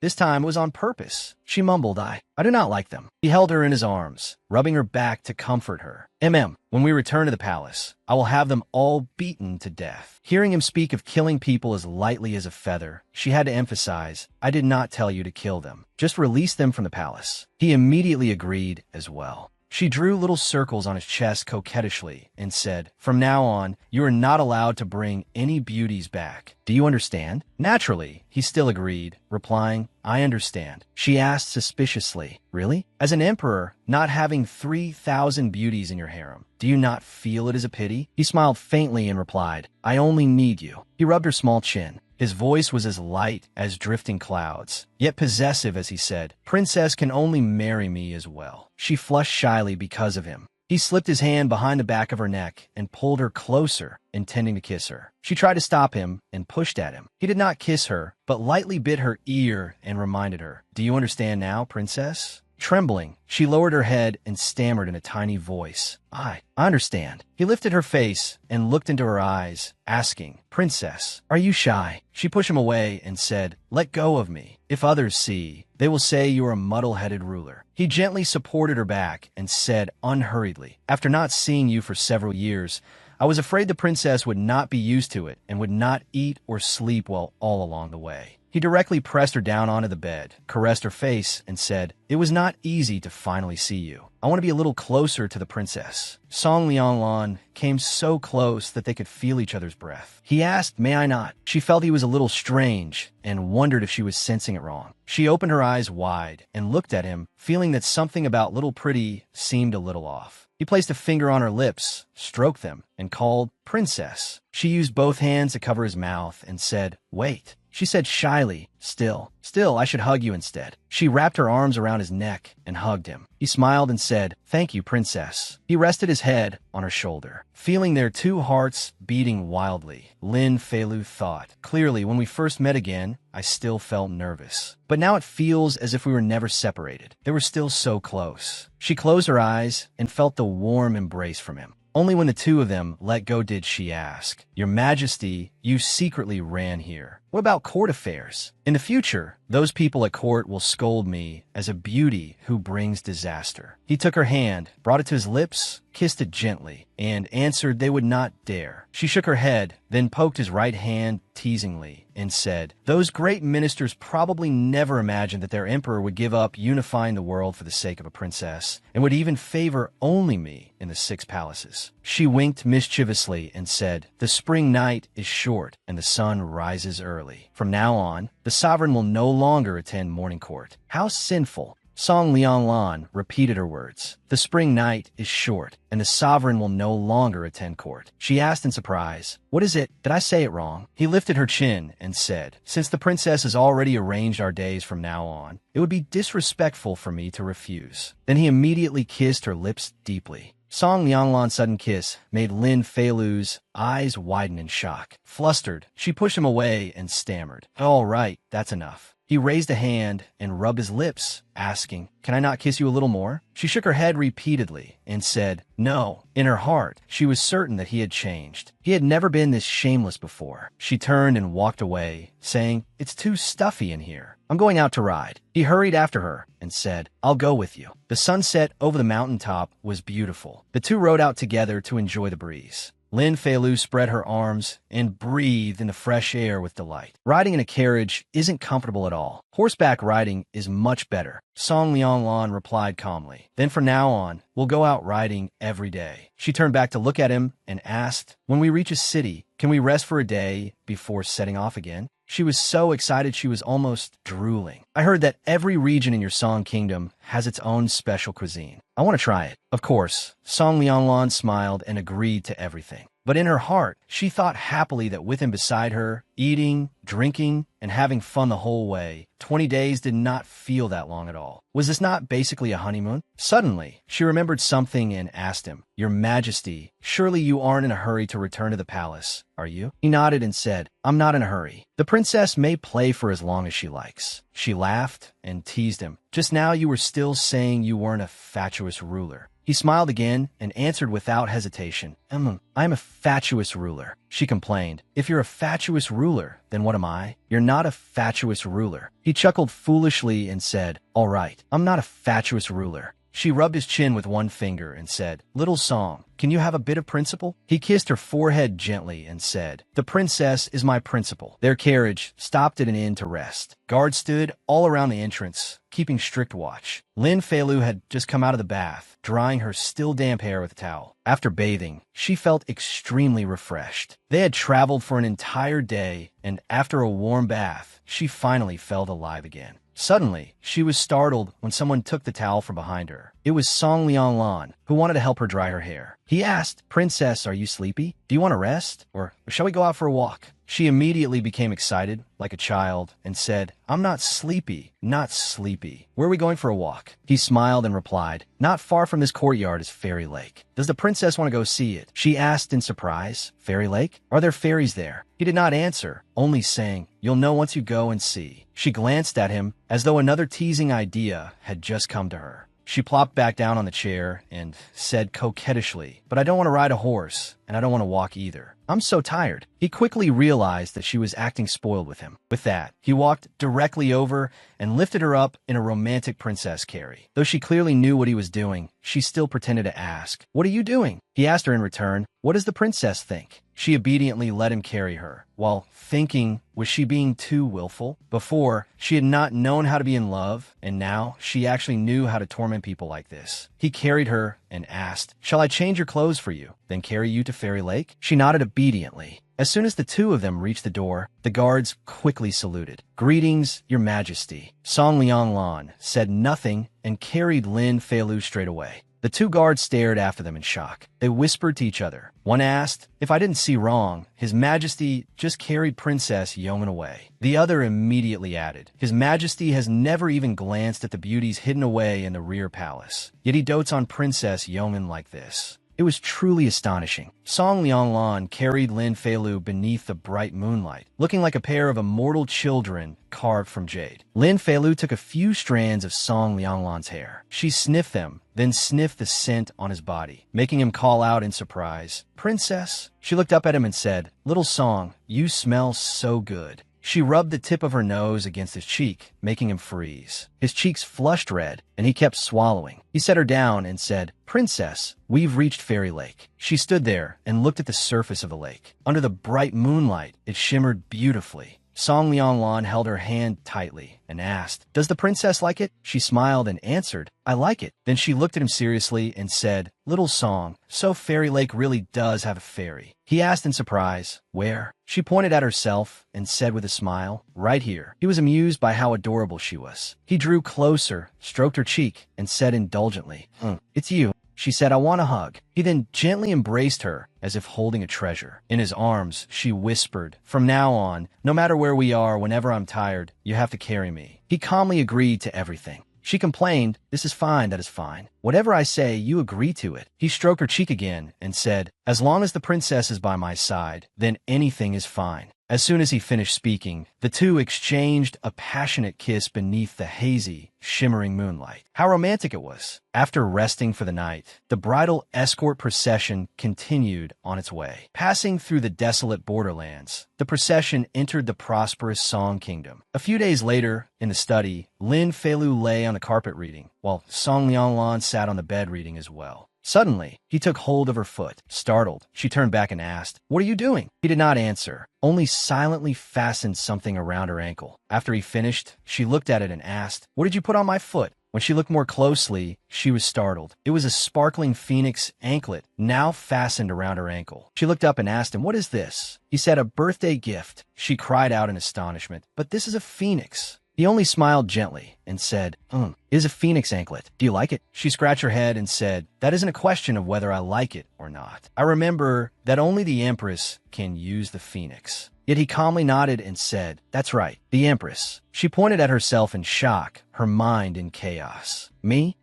Someone like me can be Empress too? Lin Feilu pondered anxiously. Although she knew there was no one else in his rear palace, she had not expected to be directly promoted to Empress. Since when had a princess sent for a marriage alliance ever become Empress in history? The court officials of the Song Kingdom would definitely not let this go. But while she was still lost in thought, Song Lianglan asked her gently, "Does the princess not agree to become my Empress?" She lowered her head, sighed, and said, "I agree, of course I agree, but it feels very troublesome." She raised her delicate little fingers and counted them one by one. "I'd have to follow so many rules, manage the rear palace, pay respects, hold audiences, and I couldn't sleep in anymore." Song Lianglan directly intertwined his fingers with hers and said, "No, you don't need to bother with any of that." He held her hand and said tenderly, "No one will disturb you." She puffed out her cheeks and asked, "Then why do I still have to be Empress?" He smiled and answered, "Because I want to give the princess the very best things in the world." She turned her face away and said softly, "Fine. Since you're so sincere, I'll be merciful and satisfy you." She touched the anklet on her foot. Phoenix anklet. The name sounds nice, and it's very pretty too. She smiled happily and threw herself into his arms, hugging him as she said, "I really like this gift." He held her tightly and said, "As long as the princess likes it." She looked into his eyes and said, "Your Majesty, you've given me so many gifts. Can I give you one too?" He nodded and replied, "Yes." "What gift does the princess want to give me?" She leaned close to his ear and whispered, "Close your eyes." Song Lianglan obediently closed his eyes and did as she said. Lin Feilu leaned very close to him. She gently placed a kiss on his lips. He opened his eyes in surprise and looked at her. Their gazes met. He touched her beautiful face with one hand. Then he directly pressed her down onto the bed, making her stammer in surprise, "Your Majesty." His fingers rubbed her soft lips. He gently kissed her lips. The two shared a long, deep kiss. At last, he left her lips, then trailed downward and kissed her neck, making her let out a soft sound.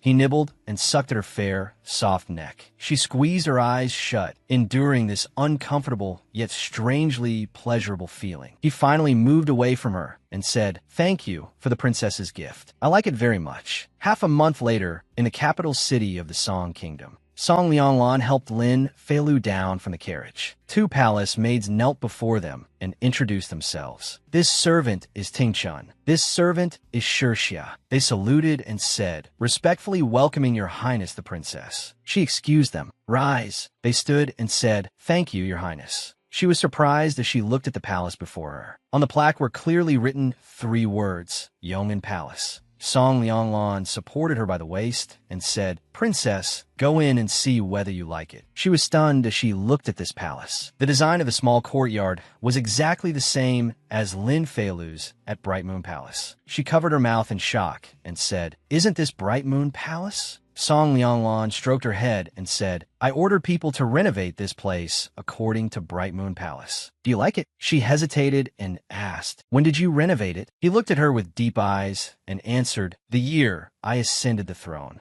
She was surprised once more and asked, "At that time, you already knew I would marry over here?" He held her tightly, kissed her lightly on the forehead, and replied, "At that time, I already wanted to marry you." Lin Feilu blushed and quickly turned away. "I'll go see the main hall. I'll go inside and take a look." Even Song Yu cried out in surprise, "Wow." Song Yu whispered into Lin Feilu's ear, "Princess, this palace is truly magnificent. Even the Empress's palace back in our great Lin is not as beautiful as this." She laughed and said, "You always have something to say." Feilu pushed Song Lianglan away and said, "You've been away from the palace for quite a while. Go back and handle state affairs. I can stroll around by myself and get familiar with this place." He turned away with a smile and said, "Then rest well. Wait for me tonight and we'll dine together." She nodded and waved goodbye to him. Ting Chun and Shixia said, "Princess, you must be tired after the long journey. Should this servant have someone bring hot water for you to wash?" She said, "There's no hurry. Can you take me around the Imperial Palace?" She said excitedly, "I heard that the Imperial Palace of the Song Kingdom is the most splendid and beautiful in the world, like paradise in the mortal realm. I wanted to see it for a long time." The 2 palace maids happily answered, "Yes." Ting Chun said, "Princess, your Yongin Palace is very close to His Majesty's Linen Hall. If you follow this path, you will arrive there." Shixia added, "Yongin Palace and Linen Hall are located in the Central Palace area. Most of the other palaces are empty." Lin Feilu asked curiously, "Then what about the Empress Dowager?" Ting Chun said, "Her Majesty the Empress Dowager lives in Chonghua Hall, which is not part of the Central Palace area." They added, "The beauties in the palace also live near Chonghua Hall. Usually, they do not come to the Central Palace area. Only the princess lives here." She nodded in satisfaction.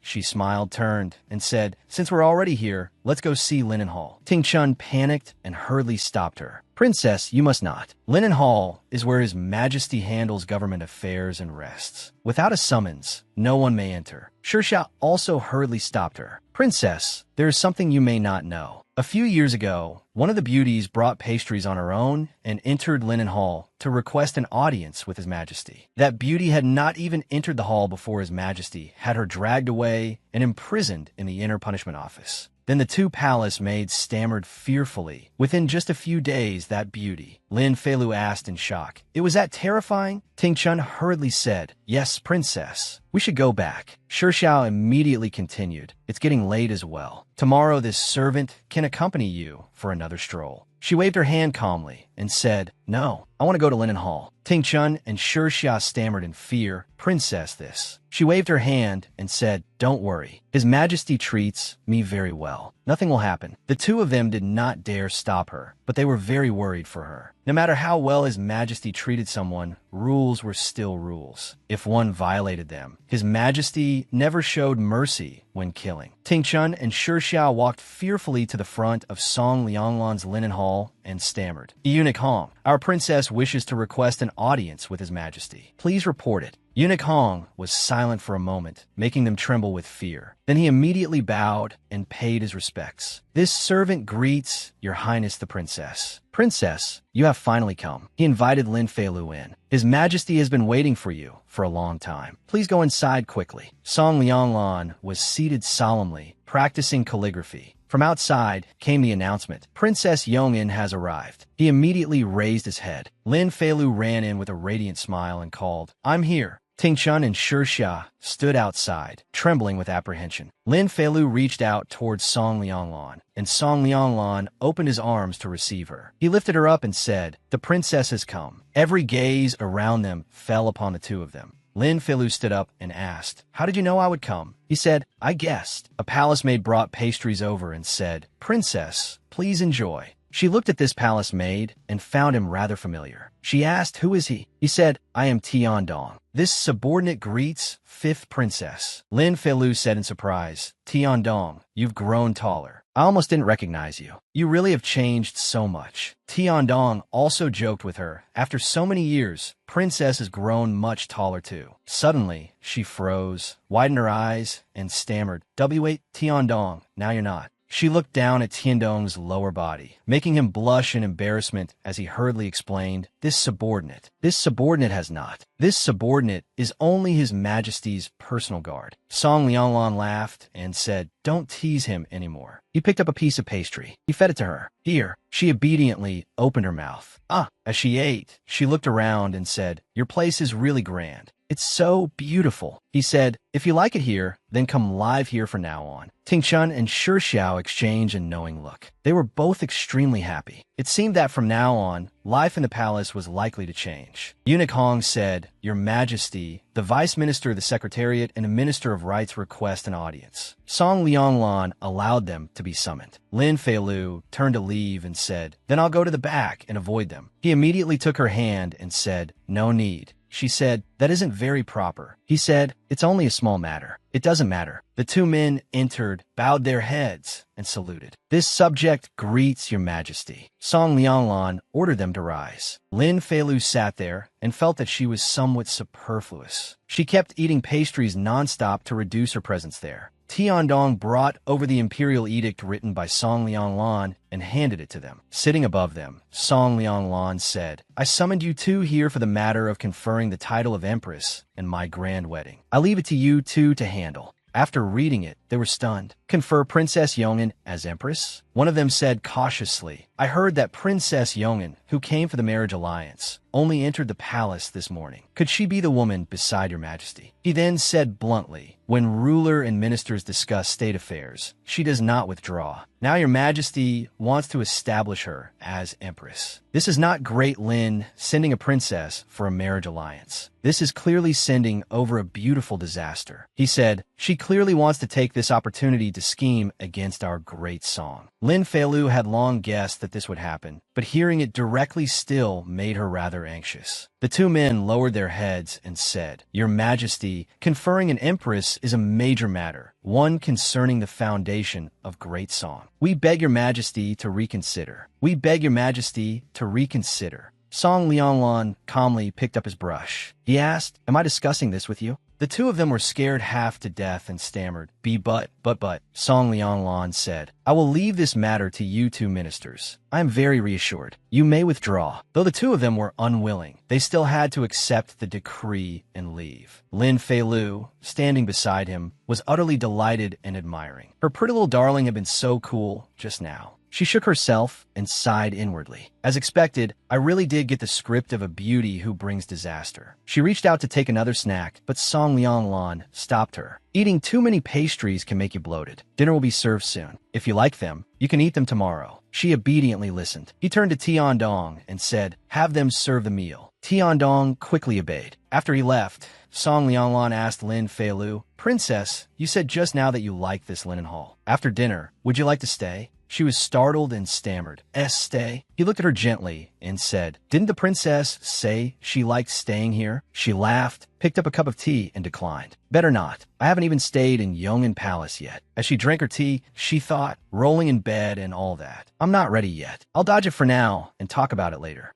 In Lin Feilu's Yongin Palace, the palace maids were helping her do her hair. Tingchun and Shixiao praised her. Princess, you are the most beautiful person this servant has ever seen. She smiled in satisfaction as she looked at her appearance in the mirror. Suddenly, Song Yu rushed in a panic. Princess, something's wrong. Feilu was startled and asked, What happened? She hurriedly reported, Someone from Chonghua Hall has come. The Empress Dowager has issued an oral decree summoning you there. When Tingchun and Shixiao heard this, they were both frightened on her behalf. Lin Feilu thought for a moment. The Empress Dowager is summoning me. She must have learned that pretty brother has named me Empress. I'm afraid she comes with ill intent. She stood up and said to Song Yu, You stay here. Tingchun and Shixiao, come with me to meet the Empress Dowager. As she walked with the two maids, she took the opportunity to ask, You two entered the palace early. Tell me about the Empress Dowager, Ting Chun said, reporting to the princess. The Empress Dowager's name is Rong He. She was one of the 4 consorts of the late emperor, but she was not favored. They slowly told her. Later, His Majesty was chosen as a hostage prince and sent to Great Lin. The Empress Dowager lived even more simply in the palace. After His Majesty returned, he rarely went to Chonhua Palace. His relationship with the Empress Dowager is not close. As for the Empress Dowager selecting beauties to enter the palace, he paid no attention to it either. Lin Feilu thought to herself, pretty brother left home at 7 years old and only returned when he came of age. He probably doesn't have much affection for this mother of his. She looked at the birds on the branches, mothers with their young, and felt a pang of sorrow for the mother and son. As for the Empress Dowager, when she had no son beside her in the palace, I wonder if she ever regretted the choice she made back then. She asked again, then do you know if the Empress Dowager likes anything? For example, jade ornaments, famous paintings, things like that. The palace maid said, the Empress Dowager does not like gold, silver, or jade objects very much. If there's something she truly likes, it is probably orchids. She was surprised to hear them mention orchids. Shirxia said, the Empress Dowager has planted many varieties of orchids in her palace. The orchids offered to the palace every year are always sent to Chonhua Hall. After they had spoken for a while, the maid reported, Princess, we have arrived at Chonhua Hall. The maid standing guard outside Empress Dowager Rong He's palace said, the Empress Dowager has summoned only Princess Yongin. You two may wait outside. Ting Chun and Shirxia were worried and reluctant to let her go in alone, but she said it was fine. When she entered, the Empress Dowager's palace maid reported, Empress Dowager, Princess Yongin has arrived. The Empress Dowager was sitting there embroidering orchids on white fabric. Seeing Empress Dowager Rong He, Lin Feilu inwardly sighed in admiration. No wonder pretty brother is so handsome. The genes of the Rong family's beauties are truly powerful. She quickly lowered her head and curtsied. Little Lu greets the Empress Dowager. The Empress Dowager told her to rise. She obediently said, thank you, Empress Dowager. The Empress Dowager looked at her and secretly judged her. This princess does not look like the fox spirit I imagined. She seems rather well behaved. She allowed her to sit, then began asking, I heard you and His Majesty have known each other for many years. She smiled and answered, yes. I knew His Majesty when we were young. The Empress Dowager asked how she and he had met, and she slowly recounted, when His Majesty was living at Water Bamboo Residence, I liked to go fishing by the lake. I happened to pass by Water Bamboo Residence, so we met. She smiled happily and said, I shared the fish I caught with His Majesty. From then on, we slowly became familiar with each other. There was a large forest in front of Water Bamboo Residence. Every spring, the ground would be full of fresh bamboo shoots. His Majesty would dig bamboo shoots, and I would fish. Then we would make fish with bamboo shoots and eat it together. Hearing her speak, Empress Dowager Rome, he also smiled faintly. She also added, when we attended lessons, His Majesty and I sat in the last row. Sometimes, when I fell asleep and was called on by the Grand Tutor to answer a question, His Majesty would secretly write the answer for me. The Empress Dowager immediately understood. Then the Grand Tutor must have punished both of you. She scratched her head and laughed.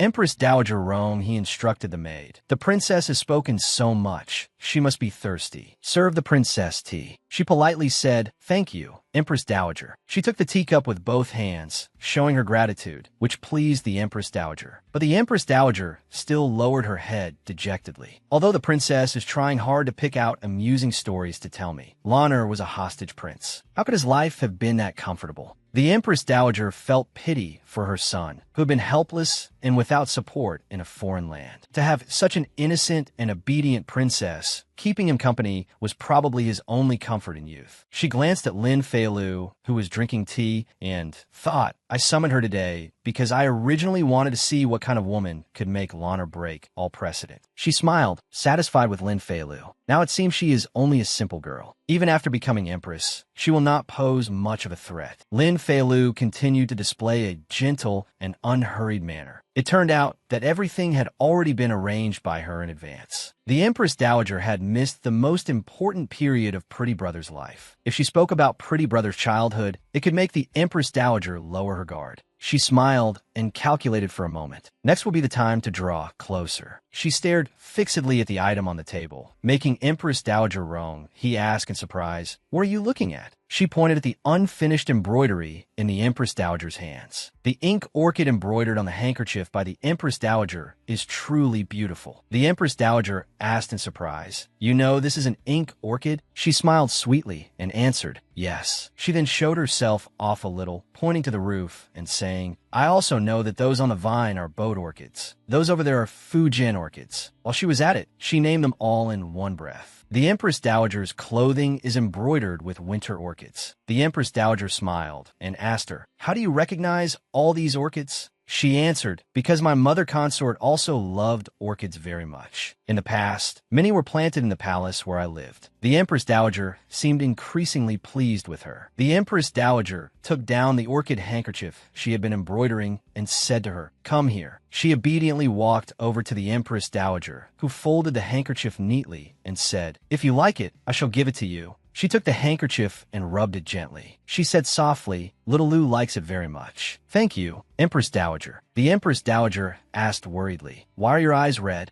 She looked at the embroidered handkerchief sorrowfully and said, "I miss my mother." The Empress Dowager's heart suddenly trembled. The Empress Dowager comforted her. "Good child, you are about to marry my imperial son. From now on, I will be your mother." She threw herself into the Empress Dowager's arms and called out, "Mother." The Empress Dowager's eyes also filled with tears, brimming with affection for the little girl. She hugged her too and said, "Good girl, don't cry anymore. Seeing you cry makes my heart ache." In the Empress Dowager's arms, she was satisfied that her plan had succeeded perfectly. What the Empress Dowager lacked was the most ordinary familial warmth. Starting from this angle had indeed not been wrong. Once everything was settled, she leisurely left the Empress Dowager's Chonghua Hall, accompanied by the Empress Dowager's people bringing gifts for her. Ting Chun and Shixia anxiously asked, "Princess, are you all right?" Lin Feilu laughed and raised the arm, wearing a jade bracelet. "I'm Fina. The Empress Dowager was very good to me." Ting Chun immediately recognized it. This jade bracelet was something the Empress Dowager never parted with, and now she had bestowed it on the princess. It could be seen that she was truly very good to the princess. Shixia also happily accepted the gifts the Empress Dowager had given to Feilu from the hands of the palace maid, saying, "Thank you, elder sister." Suddenly, Eunuch Hong came over and said, "This servant greets your highness the princess." She asked in surprise, "Eunuch Hong, what are you doing here?" He pointed toward the sedan chair that had already been prepared and said, "His Majesty instructed this servant to wait here and escort the princess back to the palace." She asked him, "Has His Majesty left court?" She thought the row back is far. Sitting in a sedan chair is indeed very comfortable. Pretty brother is so considerate. Eunuch Hong lifted the curtain for her to enter the sedan chair and replied, "Not yet. I'm afraid he will be busy until noon. Does the princess wish to go to Linen Hall for the meal or to Yeoman Palace?" She said, "Go to Linen Hall. When His Majesty returns, we can eat together." Lin Feilu sat in the sedan chair, yawning again and again. She had woken up too early today. She would go to Linen Hall to catch up on sleep first, then eat Pretty Brother's food. She arrived at Song Lianglan's Linen Hall and slept straight through until noon, sleeping extremely soundly and knowing nothing at all. Song Lianglan slowly walked over to the bed. He rubbed her face. Still half asleep, she murmured ah a few times. She reached out and groped around at random. Her hand touched him, then slowly moved downward toward his lower body. He hurriedly grabbed her hand and held it still. Startled, she opened her eyes wide and woke up. When she opened her eyes, she saw him lying beside her and smiling as he looked at her. She asked, "What are you doing?" He moved closer and said, "I was watching the princess sleep." She lowered her head shyly and said softly, "What is there to see about sleeping? My sleeping posture isn't good." He kissed her on the forehead.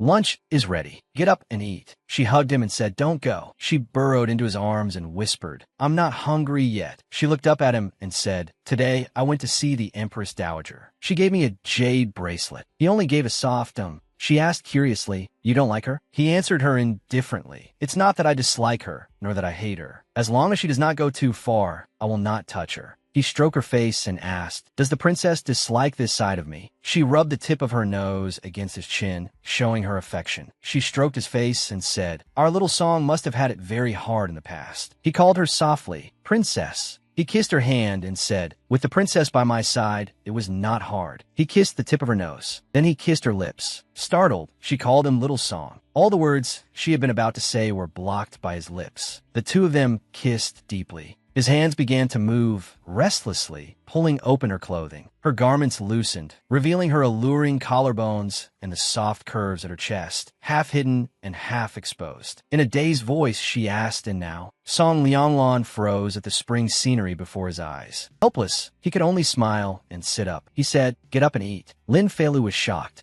Could it be that he was not tempted by her beautiful body? After Song Lianglan spoke, he simply turned away. She grabbed his clothing and pulled him back. Startled, he turned his head to look over. With one hand, she tugged at his clothing, and with the other, she casually held the robe over her alluring chest, calling, "Your Majesty, do you really not want to?" Song Lianglan's heart was pounding wildly, as if it were about to burst. Lin Feilu was the same. Her heart was pounding nonstop. Song Lianglan's face was burning, and his eyes could not move away from her seductive body. Frightened by his gaze, she quickly said, "Let's eat. I am hungry." He picked up the sash and tied her clothing, calling "Princess." He tied her garments neatly and said to her, "Do not seduce me." She turned her face away casually and said, "Who knows who is seducing whom?" He coaxed her gently, "Be good. I want to give the princess a complete grand wedding." She asked happily, "When is the grand wedding set for?" He answered, "The 7th day of next month. The ceremony to confer you as empress will also be on that day." She was startled and said worriedly, "So soon? There is only 1 month left. Will there be enough time to prepare?" He gently kissed her cheek and said, "The princess only needs to prepare to marry me. You need not worry about anything else." In the blink of an eye, as swift as the wind, the 7th day of the following month arrived. The sound of the sedan procession rumbled as it entered. The announcement was passed along. "The auspicious hour has arrived. May the bride descend from the sedan." The bridal sedan procession clattered in. Song Yu walked gracefully and radiantly beside Lin Feilu's sedan. Outside, the order was given for the sedan to be lowered. Lin Feilu stepped down calmly. Dressed in her magnificent bridal attire, she emerged radiantly. Song Lianglan was standing above, waiting for her. He was dressed in the groom's ceremonial attire, looking exceptionally imposing as he smiled. He reached out to support her. "Princess." She looked at him happily and tenderly. She tried to regulate her breathing and took a deep breath. She walked between 2 long rows of palace maids. A voice rang out. "By the mandate of heaven, the emperor decrees." Every step she took followed the voice proclaiming the decree. "Princess Yongin of Great Lin is gentle in nature, prudent, and virtuous. She is hereby conferred the title of empress, to serve as a model for the 6 palaces and a motherly example to all under heaven." Just as she reached out to take Song Lianglan's hand, the proclamation ended with, "Respect this decree." Song Lianglan and Lin Feilu gazed at each other, utterly entranced. The two stood above, listening to the voices below, shouting, "Long live our emperor, long live for 10,000 years. May the empress live 1,000 years, 1,000 years, 1,000,000 years." 3 sticks of incense were lit. Song Lianglan was reciting the prayer. "May heaven bestow blessings and heaven and earth bear witness." And the empress pray on behalf of the myriad people. "May heaven protect the great song with timely wind and rain, prosperity, and 10,000 years of flourishing." The subjects below solemnly knelt and listened.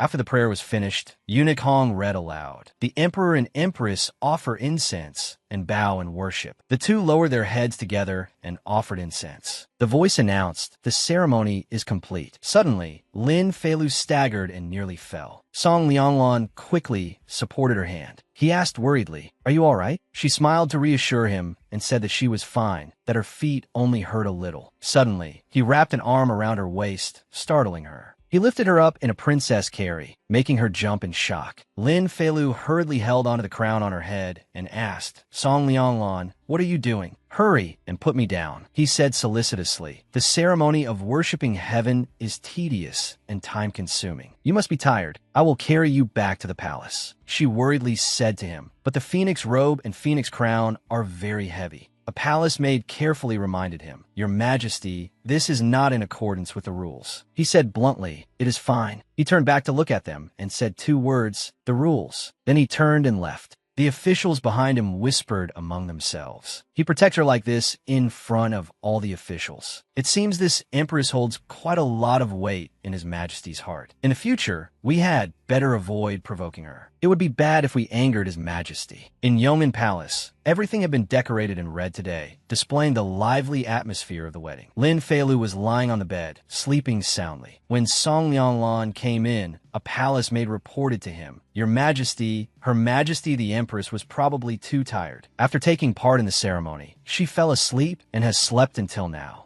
Song Lianglan walked straight in and said, "I know. You may withdraw." He went to the bedside and saw Lin Feilu lying there fast asleep, completely unaware of anything. He gently loosened her wedding clothes. Still groggy, she mumbled, "Sleepy." He continued to let her lean against him as he gently helped her out of her clothes. By now, she was awake, but she still kept her eyes tightly shut and pretended to be asleep. He carefully laid her back down on the bed. He pulled the quilt over her properly. She cracked her eyes open. She peeked secretly and thought, "Why isn't pretty little darling waking me up? Aren't we supposed to do that?" Song Lianglan took off his own wedding clothes. Lin Feilu smiled faintly. She praised inwardly, "Pretty little darling really does look good in wedding clothes." After he had taken off his garments, he came to the bed and lay down. She broke into a nervous sweat. "It's coming." He kissed her cheek, making her extremely tense. Then he gently lay down beside her and held her. The atmosphere remained quiet for a very long time. Irritated, she opened her eyes and asked, "You're just going to sleep like this?" With his eyes still closed, he only gave an She sat up abruptly and shouted, "What do you mean?" With her hands on her hips, she declared angrily, "It's our wedding night, with flowers and candles in the bridal chamber. And this is what you do. This is it." He opened his eyes, propped himself up on one hand, and laughed. "Weren't you tired?" She began scolding him. "We haven't even started yet, and you're already tired? Is your stamina lacking, Your Majesty?" The smile on Song Lianglan's lips suddenly vanished. Lin Feilu suddenly realized she was done for. She hurriedly tried to leave, denying it as she said, "I'm tired. I can't." He caught her by the ankle and pulled her back. In a wickedly seductive voice, he asked, "On our wedding night, where does my empress wish to go?" Song Lianglan gently scratched Lin Feilu's foot. "Uncomfortable," she said, "it tickles." Song Lianglan pressed close against her and asked if she was still tired. She could only say she was not tired anymore. He stroked her pretty little face, and she softly called his name, Little Song. He also called her fondly, Princess. His hand held the back of her neck and drew her in for a deep kiss. When he left her lips, he asked, "Princess, do you like me?" She shyly lowered her head and murmured, He leaned by her ear and asked who she liked. She wrapped her arms around his neck and said, "I like you." He whispered in her ear again, asking, "Who am I?" He kissed down along her fair neck. Blushing, she answered his question, "Your Majesty." He slowly kissed down to her chest, making her tremble. With tears in her eyes, she looked at him and called, "Husband." He pressed another lingering kiss to her lips. He laid her down and called, "Princess." She looked at him with damp, glistening eyes. Song Lianglan reached out to pull down the bed curtains as he said, "In this life, the next life, and every life after that, you can only belong to me." With that, the two of them sank together into an ardent night. Tonight, the moon was a crescent, yet it was very bright, and the stars shimmered across the whole sky. The palace maids were filling the bathtub with water. Lin Feilu curled up inside the quilt, ashamed and resentful. This damned ancient era. After finishing, if she wanted to bathe, so many people came in and out. It was mortifying. Song Lianglan came in, lifted the curtain, and called to her, "The hot water is ready. Princess, go bathe, and let the palace servants change the bed sheets." Embarrassed, she shouted, "Don't call them in. I'll change them myself. Let me change them."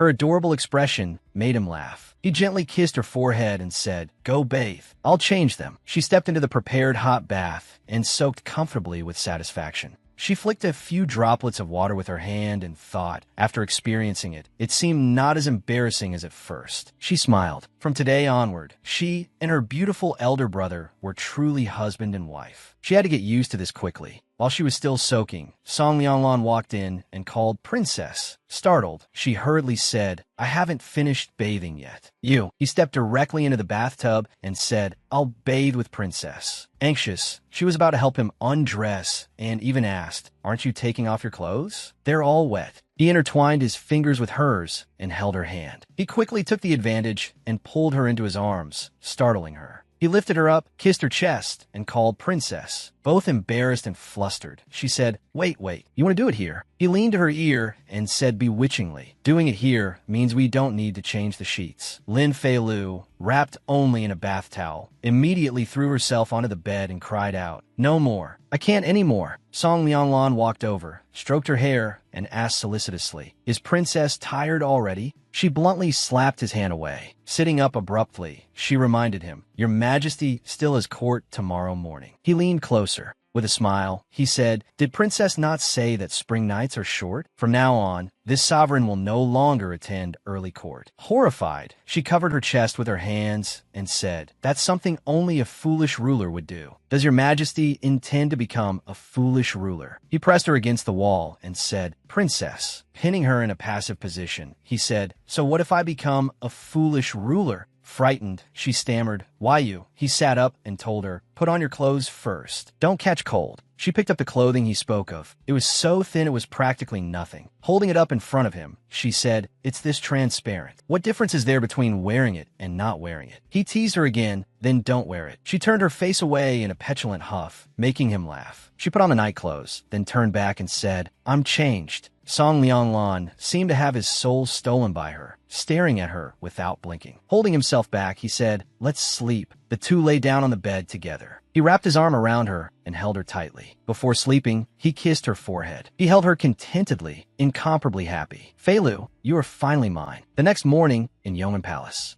Unicong came over and called to Song Lianglan, Your Majesty, it is time to attend court. Hearing this, he sat up and prepared to leave. Suddenly, Lin Fei-Lu wrapped her arms around his waist and pulled him back. He turned around, stroked her head, and said, there have not been many matters at court recently. I'll be back soon. Sleep a little longer. She thought, on her first day as Empress, how could she act spoiled because of his favor? So she hugged him and said, I won't let you go. He leaned to her ear and whispered, Empress, it is not as if I am refusing to give you a chance to keep me from court. Why don't we continue now? The moment she heard that, she was startled, fully awake. She turned her face inward, rolled herself up in the quilt, and said, go. She turned back and saw that Song Lianglan and Unicong had already left. Puffing out her cheeks, she grumbled, little Song isn't here. This bed doesn't seem as comfortable anymore. She waved and called the two palace maids, Ting Chun and Shixia, over. They said, this servant greets Her Majesty the Empress. What orders does your majesty have? She told them to help her wash up. Later, she still had to go to Chonghua Hall to pay respects to Mother Consort. After Lin Fei-Lu became Empress, aside from the very busy first day, she obediently went to Chonghua Hall to pay respects to Empress Dowager Ronghe. Thus, the Empress Dowager was also very pleased. After that, her life basically returned to the idle ease from before, strolling with palace maids and admiring flowers and scenery. Song Lianglan knew she feared trouble, so he handled the affairs of the previous dynasty and the harem very well himself, not letting anyone affect her mood. Eunuch Hong reported, Your Majesty, the beauties of the harem know Her Majesty the Empress is in the palace,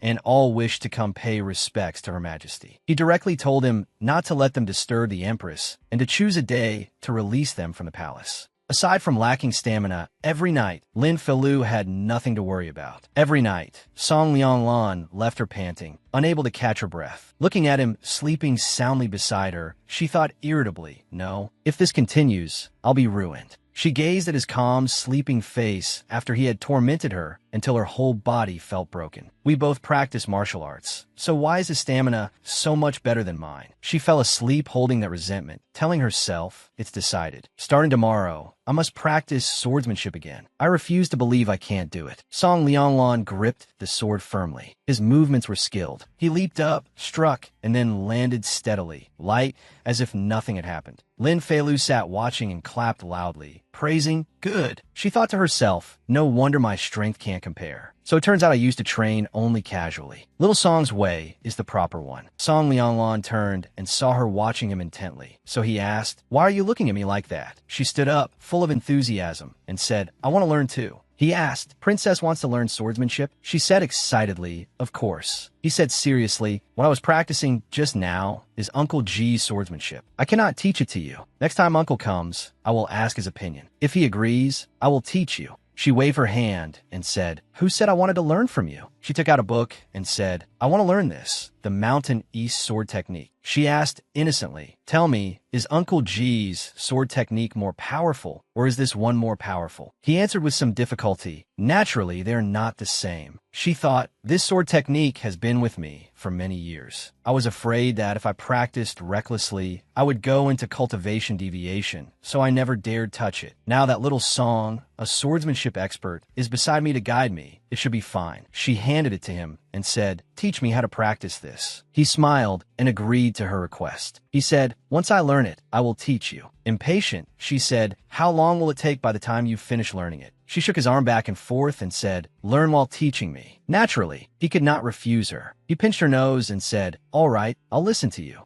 Half a month later, Lin Feilu and Song Lianglong diligently practiced swordsmanship every day. The sword was knocked from her hand. She shouted angrily, I'm not learning anymore. She plopped down on the ground and said Song Lianglong is cheating. He asked how he had become the one cheating. She grumbled, you've already learned the later parts. Every time, you can guess my moves. I can't block your sword all. Song Lianglong asked innocently, then what should I do? Hands on her hips, she ordered. You are not allowed to keep learning. Wait until I catch up to your progress. Then we'll talk. He helped her up and said, all right. Then let us continue practicing. She turned her face away, still angry. No, in any case, I can't beat you. I don't want to humiliate myself. He stroked her head and said, I won't use the Mountain East sword technique. I'll use ordinary moves to spar with you, all right. She turned back to look at him and asked, really? He smiled sincerely and said, really? She held his hand, beaming, and said, then you also cannot use Uncle G's sword technique. Seeing her happy, Song Lianglong immediately agreed. Filled with spirit again, she told him to come at her. The two of them sparring attracted the attention of the palace servants. Ting Chun said, Her Majesty the Empress's swordsmanship has actually improved so quickly. She can keep up. Shixia said to her, what do you know? Looking at the two of them, she said, His Majesty and Her Majesty have their own way of strengthening their affection.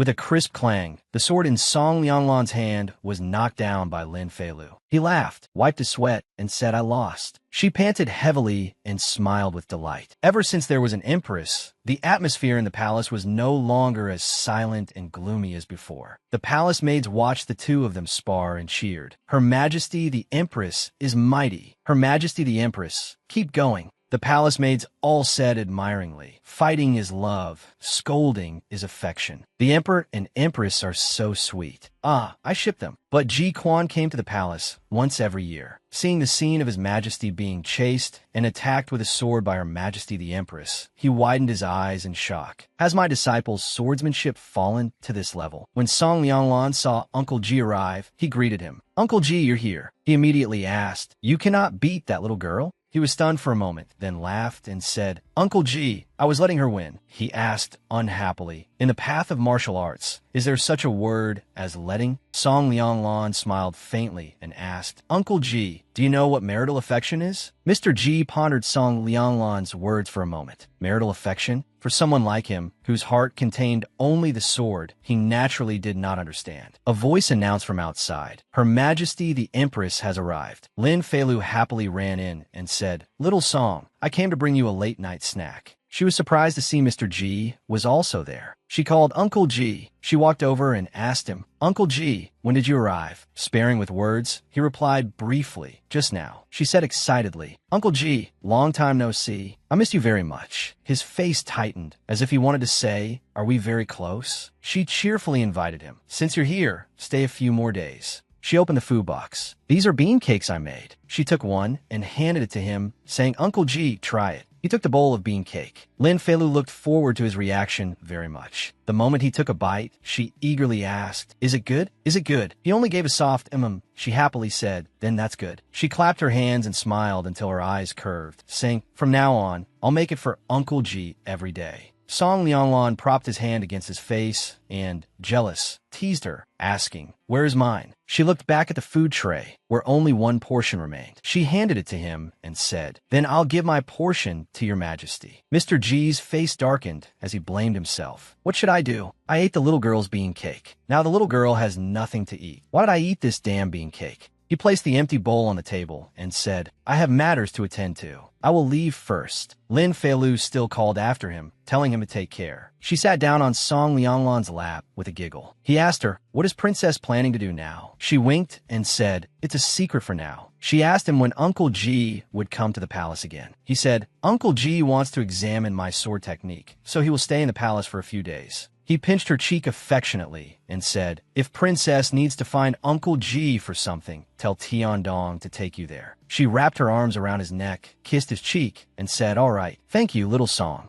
Mr. G's resting place was far from the main palace, in a quiet location. He was sitting by the bed, meditating. From outside the door came Lin Feilu's knocking and her voice. Uncle G, I came to bring breakfast. He was startled, surprised that she had actually brought food as she said she would. When he opened the door, he saw her standing there with a bright smile. Good morning, Uncle G. I don't know what you like to eat, so I prepared a little of everything. If there is anything you like, tell me. She handed the food box to Mr. G. He helplessly accepted it. Then Lin Feilu quickly left, saying, I won't disturb Uncle G anymore. At noon, Lin Feilu brought food again and asked in passing, Uncle G, which of the morning dishes did you like? He casually answered, anything is fine. She then pushed a tray of food toward him and asked if he wanted to try it first. In the evening, Lin Feilu brought food again. When leaving, she even said, Uncle G, I'll come bring food again tomorrow. For several days in a row, Lin Feilu came to deliver meals to Uncle G. Until the morning of the 5th day, in a mood as bright as blooming flowers, she ran in cheerfully and said, Uncle G, today, suddenly, a hand lifted to stop her, making her freeze in place. Mr. G said coldly to her, do not come to deliver meals anymore. Lin Feilu's expression fell as she asked, Uncle G, do you not like eating the food I make? He thought with difficulty for a moment. This little girl had brought him meals for several days in a row. Now, whenever mealtime came, he would unconsciously pay attention to his surroundings. Whenever he heard footsteps approaching, he would always glance around. This habit was truly not good at all. Thus, to put an end to this situation, he bluntly answered that he did not like the food Lin Feilu made. She was still smiling, but her eyes had already filled with tears as she said, I understand. I won't disturb Uncle G anymore after this. She dejectedly carried the food tray and left. Mr. G had just been about to close the door. The door had only just closed halfway when he heard her sobbing outside. Mr. G looked out and saw Lin Feilu crying softly. His face immediately darkened, and he became frightened. The little girl is crying? What exactly happened? Why is she crying? What should I do? A late night full of stars gradually descended over the Song Kingdom. Lin Feilu sat dispiritedly by the bed and sighed. Song Lianglan walked in and called to her. Song, you said you did not eat dinner. I cooked some soup and brought it over. Do you want some? She remained seated, unmoving, and said, no, I'm not in the mood to eat. Worried, he walked to her side and gently stroked her head, asking, what exactly happened today? Who angered my empress? Just then, Mr. G walked in and pretended to cough, ahem, to attract the two of them's attention. Song Lianglan then said, G Quan, Uncle G is here. He felt extremely awkward as he looked at Lin Feilu. She was still smiling, her expression seeming to say, Uncle G, don't worry. I won't say anything careless. This made Mr. G feel even more awkward. He placed a hand over his heart. What is this sudden, inexplicable sense of guilt? Trembling, he hurriedly turned away and said, I will come back tomorrow. After speaking, he hastily ran out the door. Song Lianglan had already seen Lin Feilu's faint smile. He pinched her cheek and leaned closer to ask, did you bully Uncle G? She said without hesitation, that's right. He lifted her onto his lap and said, I heard from the palace servants that these past few days you have brought meals to G Quan every day. She said, Uncle G rarely comes. Of course I have to treat him a little better. Showing his jealousy, Song Lianglan kissed her cheek and said, even I do not receive such treatment. She pushed him away and teased him. You are even jealous of Uncle G? Did your majesty grow up in a vinegar jar? He then began to undo her clothes, saying all the while, that's right, I truly am jealous. He kissed her chest and asked, Empress, how do you intend to compensate me? Blushing, she tried to stop him. Don't, not here. He smiled wickedly and said, too late. He lifted her into his arms and whispered, I will serve the Empress as she rests. He carried her over and sat her down on the bed. His hands skillfully pulled her clothing down, revealing her slender shoulders and fatally alluring collarbones. She shyly raised her hands to cover her chest. Don't look. Song Lianglan leaned close to her and said, they are mine. Why can't I look? He kissed her small shoulder, making her tremble as she called out, Your Majesty. He nibbled at her fair, slender neck and warned her with a question. Will you still go looking for Ji Quan? She pushed him away, blushing as she explained, I was wrong. I was only exchanging sword techniques with Ji Quan. He smiled and teased her. So the Empress wants to be my junior sister. She immediately asked in reply, May I, senior brother? He pressed close to her lips. She softly called him senior brother again. He pressed her down onto the bed and said, Of course, obedient junior sister. Today, Lin Feilu went to practice swordsmanship in the green bamboo grove outside. Her sword was quick and nimble, swiftly piercing through a leaf. She was extremely serious, down to every breath in that sword strike just now. She picked up the leaf from earlier, sighed, and said, this move is clearly very powerful. Why does it feel so weak when I use it? She used all her strength to strike again, but Ji Quan, who had been standing on a bamboo branch watching the whole time, spoke up, Not right. Lin Feilu was startled and looked up. Uncle Yi, she eagerly ran over and asked, Uncle Ji, why are you here? Suddenly, her footsteps stopped. She timidly gripped her sword and asked, Was I being too noisy? Ji Quan once again clutched his chest uncomfortably. Strange. This feeling of guilt has appeared again. He immediately jumped down to the ground to teach her. He took a bamboo branch as an example. The key point of the GMO sword technique lies in launching the move. It must be fast and it must change. His gaze was extremely sharp. You must go against the flow. The bamboo in his hand shifted rapidly in accordance with his words. Lin Feilu clapped in admiration. She was delighted that Uncle Ji was finally willing to teach her swordsmanship. After that series of movements, Ji Quan asked her, Do you understand now? She said shakily, Too fast. She lowered her head with tears in her eyes and said, Uncle Ji, am I too stupid? That uncomfortable feeling welled up in his heart again. Is she going to cry again? He hurriedly said loudly, You're not stupid. I'll teach you in more detail. She wiped her tears and said happily, Uncle Ji, I will work hard and learn well. It turned out everything had been within her calculations. This bamboo grove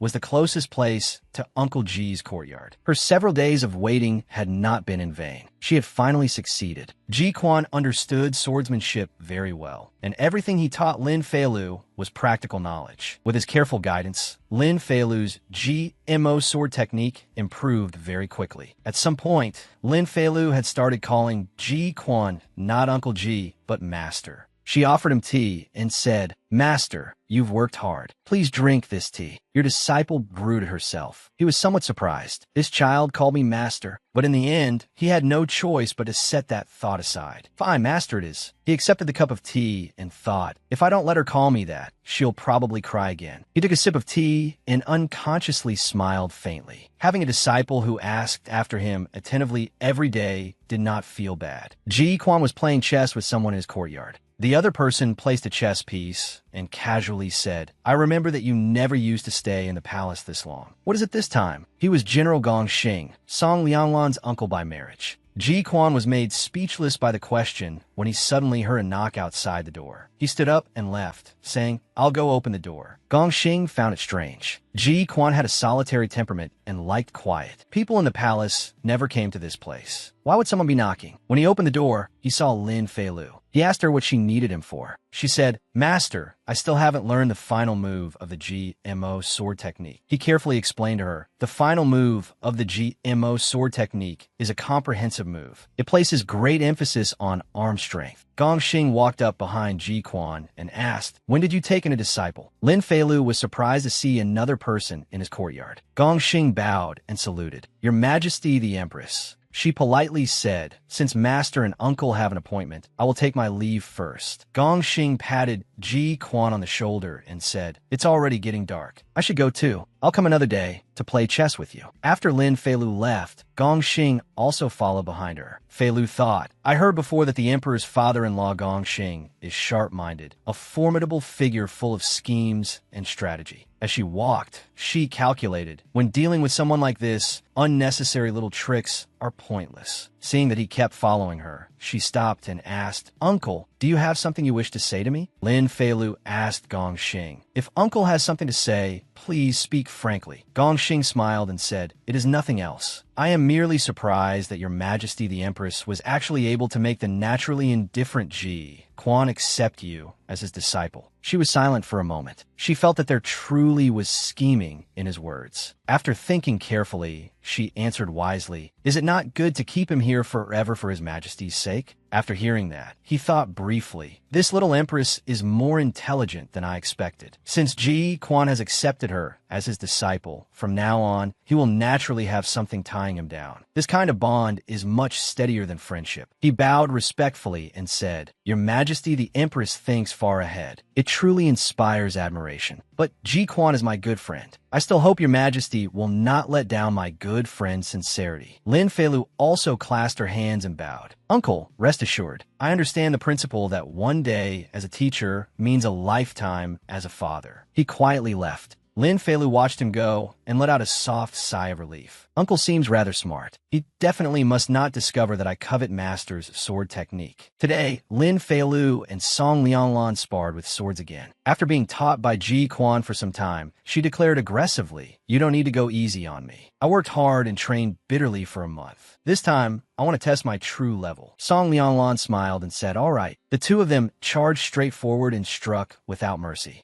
After 10 moves, her sword was once again knocked to the ground. She said dejectedly, I don't want to learn the sword anymore. This is a dream with no future at all. He patted her shoulder and comforted her. Junior sister has improved a great deal already. Her face darkened as she said, A person's greatest virtue is self-awareness. Senior brother, you don't need to comfort me. I understand everything. He smiled gently and coaxed her. Have some tea and rest for a while. She was so limp and powerless that she did not move at all. Song Lianlan picked her up and dragged her along. He held her hand and asked tenderly, Is the princess acting spoiled? She buried her head in his chest and hugged him. She said aggrievedly, I'm unhappy. He said, I'll take you out of the palace to play, all right? She shook her head and refused. We've already been to all the fun places. There's nothing interesting. Song Lianlan then came up with an idea and asked, Do you want to try dressing as a man? Sure enough, she became interested. Hearing dressing as a man, she immediately raised her head. The two of them left the palace together. Lin Feilu was very excited in men's clothing as well. She exclaimed, Wow, it's so lively. Seeing the crowd over there, she became curious. Hey, what are they doing over there? The person on the stage announced, In the 7th round, this young master wins. He pointed at the precious prize and asked loudly, Is there anyone else who wishes to come on stage and challenge him?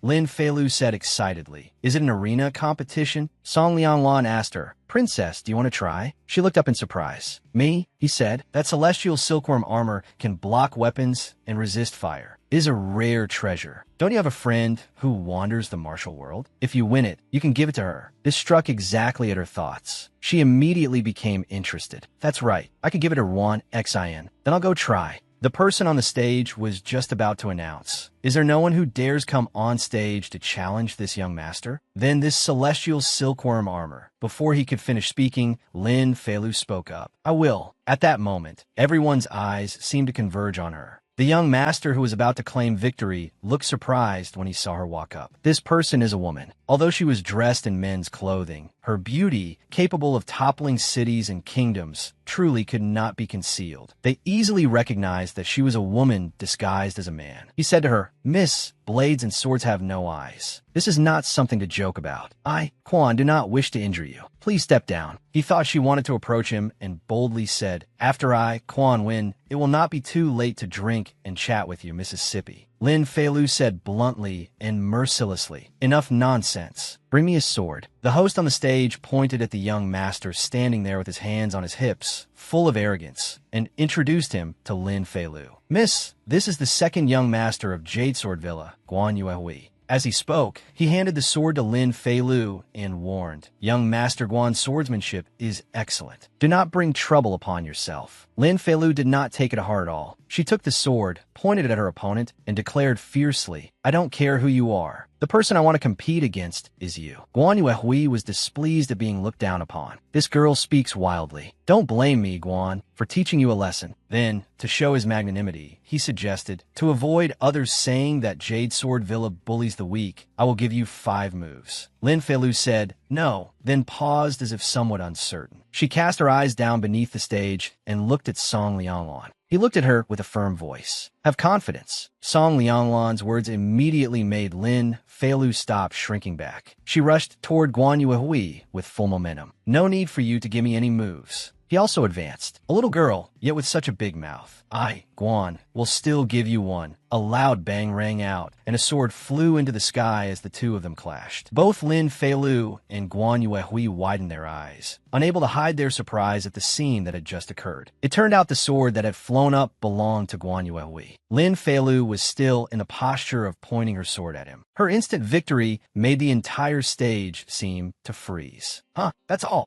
Only after that did cheers sound from the audience. Good. Excellent. Everyone clapped, full of excitement and surprise. Guan Yuehui also could not hide his admiration. That move of yours resembles the GMO sword technique. What is Hero Ji Quan of the GMO sword technique to you? She crossed her arms and answered proudly, "He is my master." Her heart blossomed with joy. I've finally reached this step. I cannot lose in bearing. I must bring glory to master. Hearing this, the audience beneath the stage stirred in surprise. What? Ji Quan actually took a disciple? And she is even a young girl? He even passed the GMO sword technique onto her. An old man listened attentively, stroked his beard, and said with delight, "From what I see, this girl's moves are somewhat similar to Hero G's. Truly, a famous master produces an outstanding disciple." She turned and asked the host on the stage, "I won, right?" He replied, "Yes, miss, you won. This celestial silkworm armor is yours." As he spoke, he brought out an exquisitely carved green box. Having received the precious prize, Lin Feilu immediately ran to Song Lianglan with a radiant face. "Senior brother, I won." Song Lianglan gently caught her and said tenderly, "I already said so." Junior sister is very formidable. She made a spoiled expression. "It's all because senior brother is too abnormal. You make me have no confidence on ordinary days." He also went along with her. "It's my fault." A few men came over from behind the two of them, trying to strike up a conversation. "Miss, may we ask about Hero Ji Quan?" Seeing that someone wanted to approach Lin Feilu, Song Lianglan immediately pulled her close to himself and glared at the man, startling him in fright. The whole group was intimidated. They immediately gave up and ran off in panic. "Sorry to bother you." Meanwhile, Lin Feilu's eyes were still sparkling as she looked at the precious prize in her hands. She thought to herself, competitions like this are very interesting. You can even receive prizes. She smiled with delight. Looks like I'll have to come out of the palace to play often. Sometime later, Lin Feilu often sneaked out of the palace to participate in various competitions. The moves she displayed on stage all made the spectators marvel. Her fame also began to spread. "Look, on that stage, that is Ji Quan's disciple. It's Ji Quan again. The disciple he taught is truly amazing." In winter, the competitions in the capital gradually came to a halt. Lin Feilu finally began to settle down. A palace maid was arranging Lin Feilu's hair and asked, "Does your majesty still wish to leave the palace to compete today?" She answered no, and said that she would continue competing next year. The palace maid showed a joyful expression. "That's wonderful. During this time, when your majesty went out, his majesty missed you very much. Your majesty can finally stay by his majesty's side." Hearing this, Lin Feilu suddenly realized that during this time,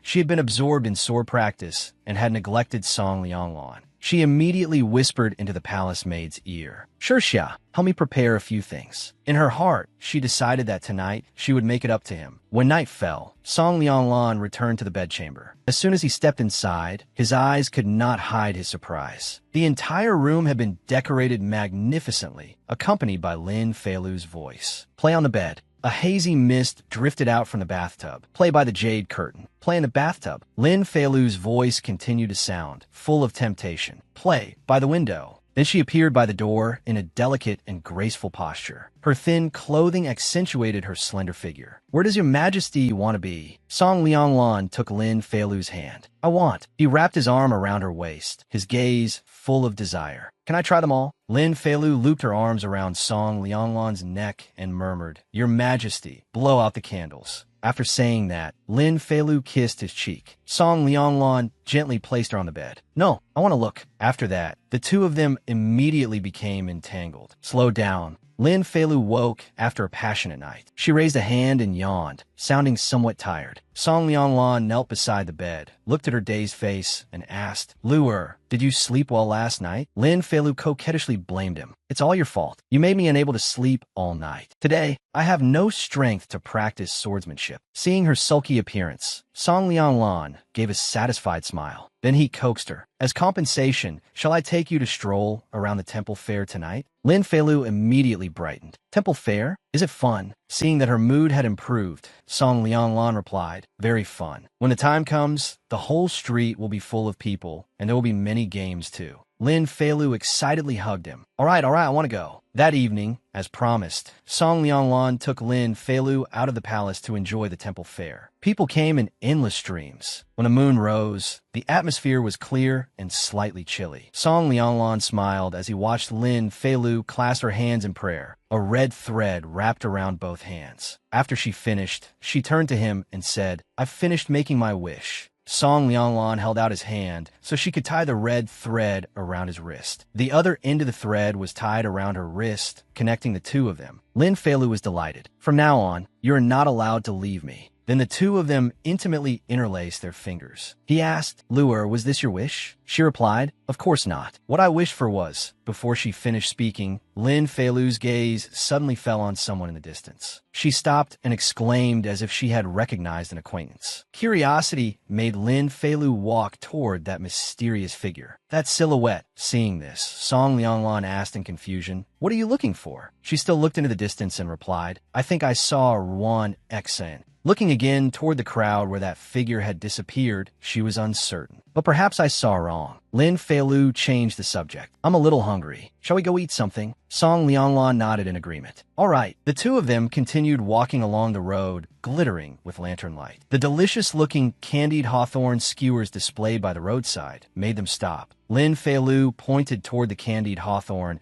and was just about to speak when a voice suddenly sounded beside her. Young man, give me one skewer of candied hawthorn. She immediately turned around because she had heard a familiar voice. She recognized her as Ruan Xin. Excited, she called out her name. Ruan Xin was also surprised to see Lin Feilu. Lin Feilu took Ruan Xin's hand, unable to hide her joy. Sister Ruan Xin, when did you come to the Song Kingdom? Did my elder brother come too? She replied, Little Lu, it's been so long. I arrived several days ago. I came alone. His Highness did not come. Lin Feilu smiled and turned to Song Lianglan. See, I told you I wasn't mistaken. When Ruan Xin saw Song Lianglan, she immediately greeted him politely. Greetings, young Master Song. He also replied courteously. Miss Ruan Xin, I have long heard of you. Lin Feilu linked arms with Ruan Xin and began chatting with her. She was very happy to see her sister again after so long. Sister Ruan Xin, why did you come to the Song Kingdom? Did you come especially to visit me? She explained, this time, I came to the Song Kingdom to find someone for a sword duel. Lin Feilu asked curiously, what sort of master could be worth making you travel so far just to challenge her? Ruan Xin looked extremely excited. Recently, the martial world has been saying that great hero Ji Quan's true disciple has appeared in the capital of the Song Kingdom. I came here precisely to find her and test my skills against her. Hearing that the person Ruan Xin was talking about was none other than herself, she forced a smile, not knowing how to respond.